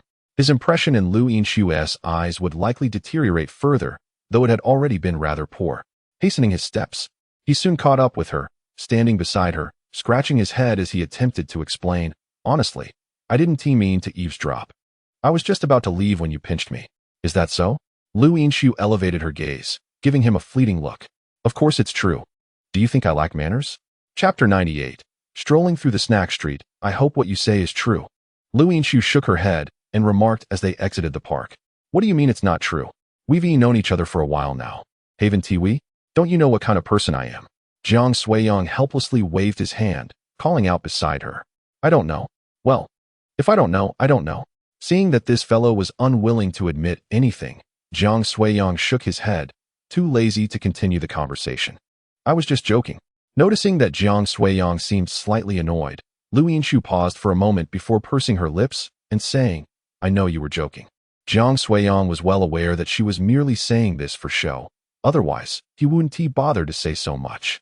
Relieved that he was not truly upset, Lu Yinxiu turned her head to look at him and inquired, "So, are we heading to the snack street now?" "Not in a hurry. This square is so lively. Let us wander around for a while." With so many people around, there were naturally numerous vendors with food and games. It would be a shame not to take a look. It's still early. You don't want to return just yet, do you? Well, let us stroll a bit longer. Lu Yinxiu lowered her head, suddenly pressing her lips together, appearing to be in a good mood. The two strolled slowly through the square, enjoying the sights and sounds, finding it far more entertaining than the park. "Hey, look at that," Jiang Suiyang said, tugging at Lu Yinxiu's hand as he pointed ahead at a crowd gathered around something. "Isn't that just balloon popping? Do you want to play?" Lu Yinxiu glanced ahead and noticed it was a shooting game, looking at Jiang Suiyang with a puzzled expression, just enjoying the excitement. Jiang Suiyang chuckled, then eagerly pulled Lu Yinxiu along. Feeling the sensation of his grip on her wrist, Lu Yinxiu lowered her head, obediently following him. Upon arriving at the stall, Jiang Suiyang released her wrist and glanced at the game, clearly eager to try. "If you want to play, just go for it." Lu Yinxiu rubbed her wrist, looked at him, and said, "Hee, it's been a while since I played. Let me give it a try." Jiang Suiyang nodded. He was indeed keen to play and stepped forward. "Wow, there's a handsome guy. Where?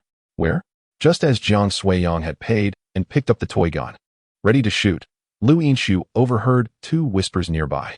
Instinctively, she turned her head and saw two girls, around 18 or 19, gazing dreamily at Jiang Suiyang's back.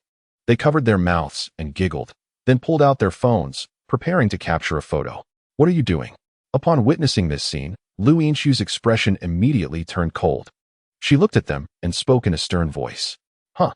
The two girls, startled by Lu Yinxiu's sudden tone, turned to her, taken aback by her frosty demeanor. "Sorry, we didn't know he was your boyfriend. Goodbye." One of the girls quickly regained her composure, uttered a hasty apology, and dragged the other girl away in a flurry.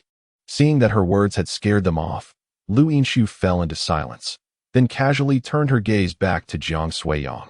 After a while, Jiang Suiyang returned, holding a stuffed toy. "After a prolonged hiatus, I have become somewhat rusty. Otherwise, I would have secured the first prize." Jiang Suiyang playfully stuffed the toy into Lu Yinxiu's embrace, his expression tinged with regret. "Why are you giving this to me?" Lu Yinxiu, momentarily taken aback, stared curiously at Jiang Suiyang. "It's a gift for you. I'm a man. What use do I have for this trinket? However, knowing your disposition, I presume you wouldn't desire it. If you don't want it, perhaps you could pass it on to an inn." Jiang Suiyang shrugged nonchalantly. After all, if Lu Yinxiu had no interest, that little one Anin would surely appreciate it. Listening to his words, Lu Yinxiu pursed her lips, then tightened her grip on the toy, responding, "What would you like in return? I can buy it for you." The underlying implication of her statement was that she had decided to keep the toy for herself and thus wished to reciprocate Jiang Suiyang's gesture. I don't think there's anything I particularly want," Jiang Suiyang replied, glancing around before shaking his head. Most of the things he desired were simply unavailable for purchase here. "Are you still going to browse?" Lu Yinxiu expressed her disinterest in the place, yet if Jiang Suiyang wished to continue exploring, she would accompany him. "I'm done browsing. Let's go eat something," Jiang Suiyang chuckled, then took the lead towards the exit. "All right," Lu Yinxiu replied, a slight smile gracing her lips as she followed him with a lighter step. Suddenly, a rumble echoed through the sky as they stepped outside the plaza. No way." Jiang Suiyang looked up, bewildered by the ominous thunder. What an odd weather pattern. The forecast didn't mention any rain. "It seems it's going to rain," Lu Yinxiu remarked softly, glancing at the sky. "Should we still go?" Jiang Suiyang turned to her, inquiring. "It depends on you. If you wish to go, I shall accompany you. Then let us proceed. If it rains, we can see about purchasing an umbrella," Jiang Suiyang mused, deciding to take a chance. After all, it wouldn't be the end of the world to get drenched. "All right." Seeing that Jiang Suiyang was resolute, Lu Yinxiu nodded and walked alongside him. After a brief journey of several minutes, they arrived at a nearby street renowned for its snacks. Despite the majority of the university students having returned home, the area remained lively. As they wandered through, Jiang Suiyang inhaled the myriad aromas of delectable foods, a smile spreading across his face. "Boss, I'll have a chicken leg. What do you wish to eat?" Jiang Suiyang asked Lu Yinxiu, who stood beside him. "Perhaps the same as you," she replied, glancing at the grill without any particular craving. Then I'll take 2 chicken legs. Would you like them spicy? One should be spicy, and the other not. Jiang Suiyang knew Lu Yinshu's preferences, aware that her stomach couldn't handle spicy food. Got it. In no time, Jiang Suiyang held 2 chicken legs, handing one to Lu Yinshu, saying, "You eat first. I'll hold on to the toy for you." Okay. Lu Yinshu passed the toy to Jiang Suiyang, then accepted the chicken leg, savoring it in small bites. Be cautious of the heat. Jiang Suiyang, noticing her demeanor, flashed a brief smile before taking a bite of the chicken leg himself. As he munched away, he strode ahead, surveying the surroundings in search of something to drink.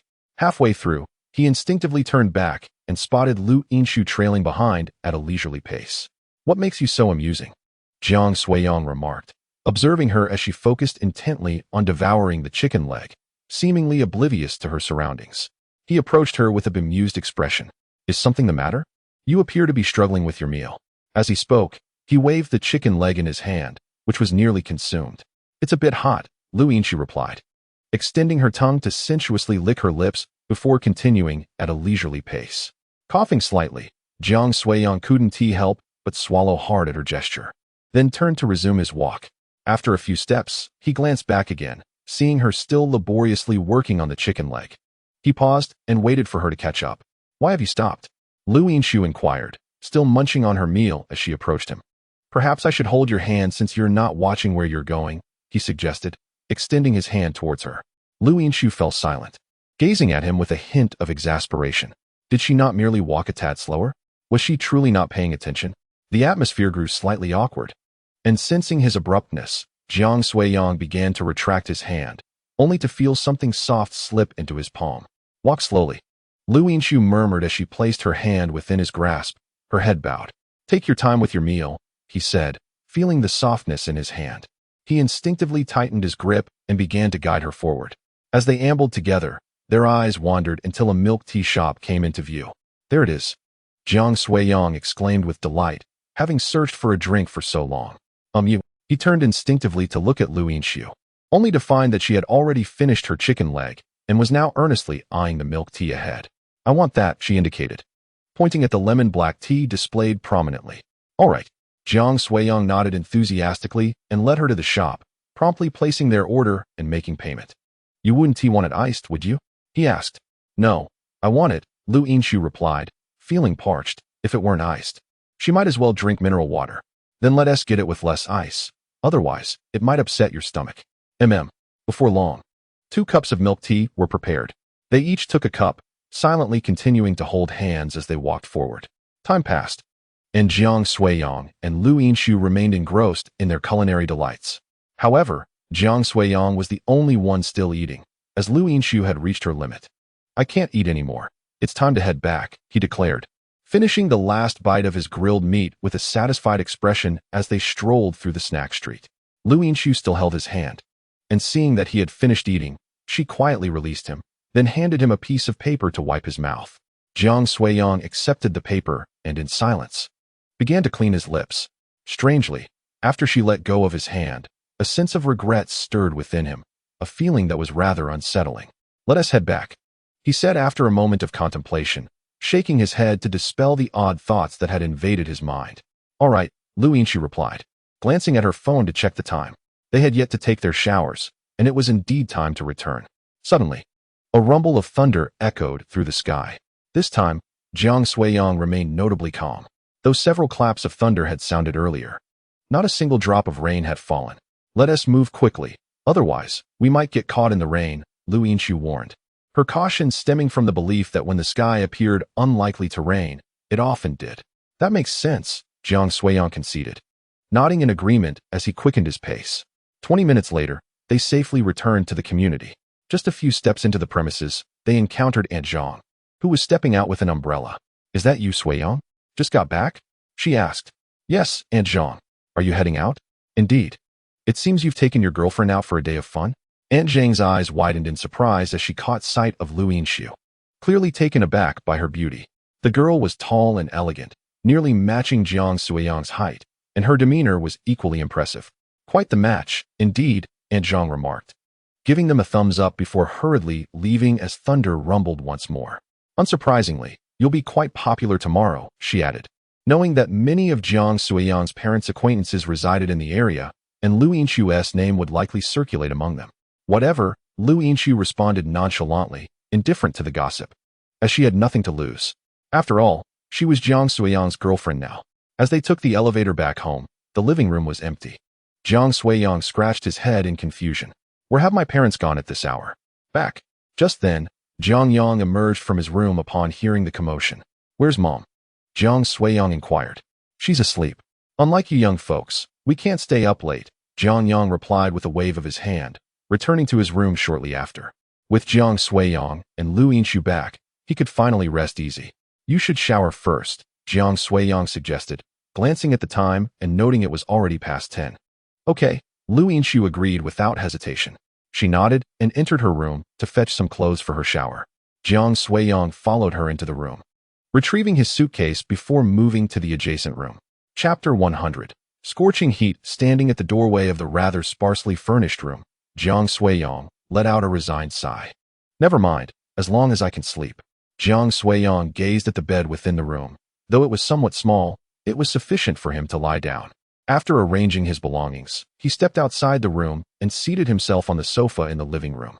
Lu Yinshu had already taken her clothes into the bathroom to shower, leaving Jiang Suiyang to wait in the living room, engrossed in his phone. After a while, Lu Yinshu emerged clad in her pajamas. Being at Jiang Suiyang's home, she naturally refrained from wearing her usual nightgown, opting instead for a more modest set of pajamas. All done? Jiang Suiyang inquired, raising his gaze upon hearing movement and then standing up. Lu Yinshu nodded in response, casting a glance at Jiang Suiyang before heading towards the room. Seeing that Lu Yinshu had finished her shower, Jiang Suiyang picked up his clothes and made his way to the bathroom. Shortly thereafter, he too had showered and, with his freshly washed attire in hand, stepped onto the balcony. On the balcony, Lu Yinshu was hanging up clothes. Upon noticing Jiang Suiyang's entrance, she glanced at him and then handed him the drying rack. Jiang Suiyang accepted the rack, hung up his clothing, and then exited the balcony. Realizing that time was slipping away, Jiang Suiyang turned off the living room lights before retreating to his room. Inside, he ran his fingers through his still damp hair and then stepped outside again, arriving at the door to his own room. Knock, knock, knock. Jiang Suiyang extended his hand, rapping gently on the door, and then patiently awaited Lu Yinshu's response. Before long, Lu Yinshu approached and opened the door, immediately handing him the hairdryer without waiting for Jiang Suiyang to speak. How did you know? Jiang Suiyang chuckled as he took the hairdryer, curiosity evident in his voice. Just a guess, Lu Yinshu replied nonchalantly. The moment she spotted Jiang Suiyang's hair, she had anticipated he would want to dry it. Moreover, the hairdryer had been left on the table, easily within her line of sight. You're quite the guesser, Jiang Suiyang remarked with a smile, waving his hand dismissively as he turned back toward his room with the hairdryer in hand. Once back in his room, Jiang Suiyang plugged in the device and commenced drying his hair. After finishing, he found himself sweating. This room had no air conditioning. Jiang Suiyang felt a pang of despair. This room had previously been a storage space, furnished only with a fan. Yet, even in early October, the warmth lingered. And he pondered how one could survive without air conditioning. Forget it. A calm mind brings comfort. He extinguished the light, reclined on the bed, and closed his eyes, striving for tranquility. Half an hour later, Jiang Suiyang let out a heavy sigh and sat up. Only a heart devoid of life could remain still. This lively young man simply could not settle down. It's so hot. He rolled out of bed, standing in the room and gazing at the lone table. Lost in thought, the table wobbled precariously. It could barely accommodate typing, yet his computer was in the adjacent room. Surely, he could not venture there now. It had been half an hour since the lights were turned off. Her room, with the air conditioning on, must be comfortably cool, and she should have fallen asleep by now. Never mind, I shall not disturb her after all. With this thought, Jiang Suiyang shook his head, relinquishing the notion, and subsequently exited the room. After a brief visit to the restroom, he settled in the living room, intending to indulge in a game for a while, believing that when fatigue eventually overtook him, slumber would follow. Unbeknownst to him, time slipped into the depths of midnight. With a yawn, Jiang Suiyang rose and resolved to return to his slumber. As he passed by his own room, the door suddenly creaked open, revealing Lu Yinx, who emerged, rubbing her eyes and pouting, her expression a portrait of drowsiness. Upon taking a few steps, she sensed a shadow before her, and lifting her gaze. She beheld Jiang Suiyang standing before her. Ah! Lu Yingx was startled by his presence, her earlier fatigue vanishing in an instant. "It's me," Jiang Suiyang said, feeling somewhat awkward as he raised his hand and spoke in a hushed tone. "Why are you sneaking around instead of sleeping?"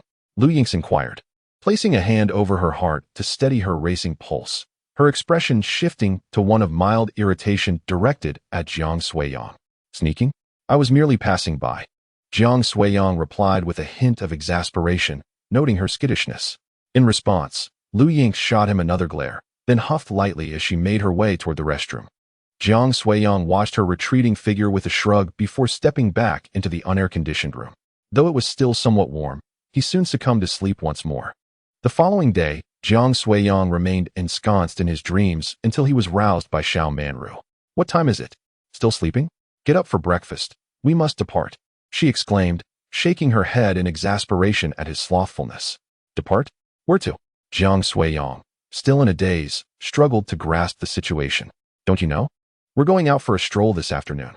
Isn't that an afternoon affair? Can't I sleep a little longer? It's nearly noon already. You should see how early Lu X has risen," Xiao Manru retorted, frustration mounting as she continued. "And is this how a boyfriend behaves? How will you ever reassure Lu X's family with such lethargy?" Xiao Manru's irritation peaked as she reached out to tug at his ear, scolding him as if he were a child. "Forgive me, I see my error," Jiang Suiyang exclaimed, jolted awake by the realization of the time. He sprang from his bed and hurried outside. Upon stepping into the living room, he immediately spotted Lu Yingx seated on the sofa. "Good morning." He greeted her with a smile as he approached. "It's no longer early," Lu Yingx remarked, casting a glance at his disheveled hair before returning to her biscuit. "Have you eaten?" he inquired. "What do you think?"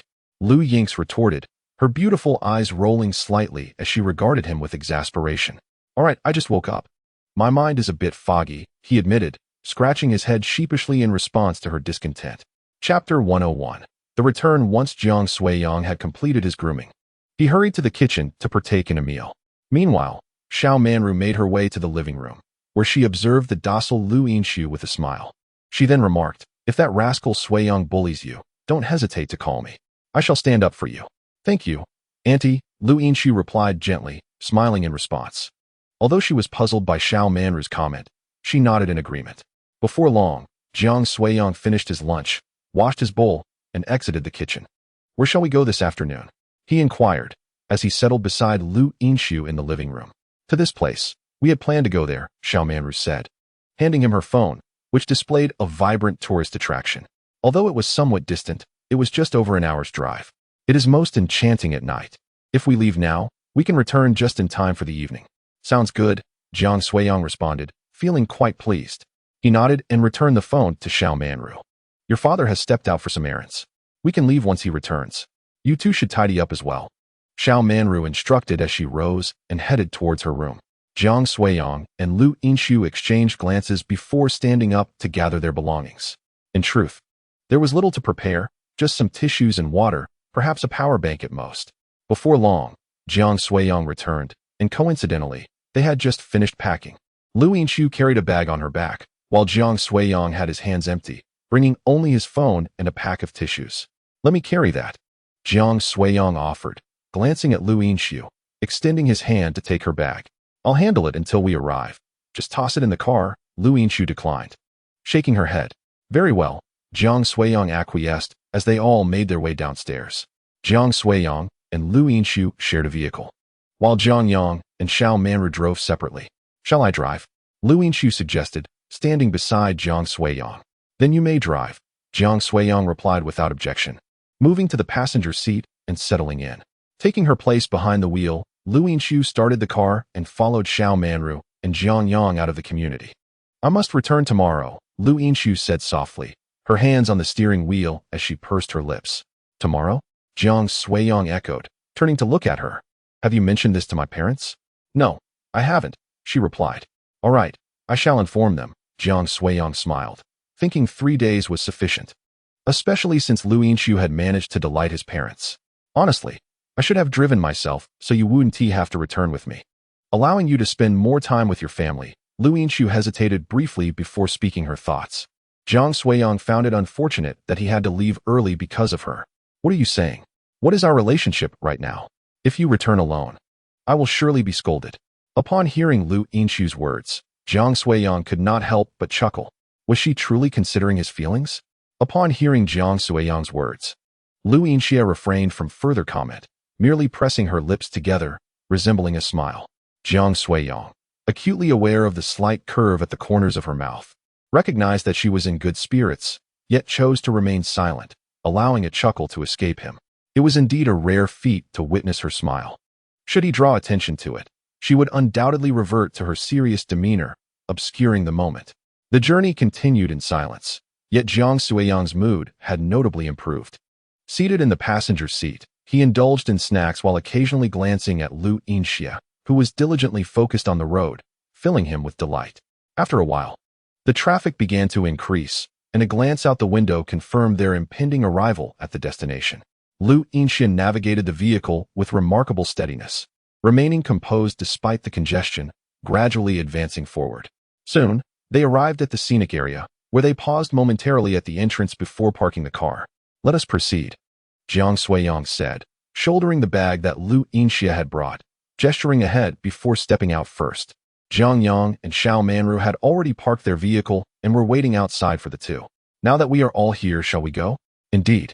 The quartet approached the entrance, purchased their tickets, and leisurely ventured inside. They meandered through the area, with Lu Yinxia trailing close behind Jiang Suiyang, savoring snacks while admiring the surroundings. After wandering for a considerable time, they arrived at a small maze and promptly entered. There are seats here. Let us take a moment to rest, Xiao Manru suggested, glancing around before pointing to a nearby stone bench and table. Sounds good. Having walked for quite some time, everyone felt a bit fatigued and had no objections. Xiao Manru settled onto the stone bench, emptied her bag of various snacks, and peeled an orange, offering the first piece to Lu Yinxia. Xiaoxi, have some orange. Thank you, Auntie, Lu Yinxia replied, receiving the fruit with a gentle smile. Mom, I want some too, Jiang Yang exclaimed, only to receive a disapproving glance from Xiao Manru. She proceeded to peel another orange and handed it to Jiang Yang. Noticing that his father had received a piece while he had not, Jiang Suiyang widened his eyes but held his tongue. At that moment, Lu Yinxia extended half of her orange towards Jiang Suiyang, saying softly, Don't sulk. Here is half for you. Thanks. Jiang Suiyang promptly took the offered half and popped it into his mouth, then reached into the bag for more oranges, beginning to peel them in quiet contemplation. Shall we head directly to dinner afterward? The food here seems quite appealing, Jiang Yang suggested, munching on his orange. Yes, after we finish. We can explore a bit more before heading back. Xiaoxi will be returning tomorrow, so we shouldn't linger too late, Xiao Manru considered before responding, having already been informed by Jiang Suiyang about Lu Yinxia's plans. It's fine, Annie, staying a little longer is perfectly all right. I'm not leaving until tomorrow afternoon, Lu Yinxia reassured. Really? I had thought you would be departing in the morning, Xiao Manru remarked, casting a glance at Jiang Suiyang, who seemed to have omitted some details.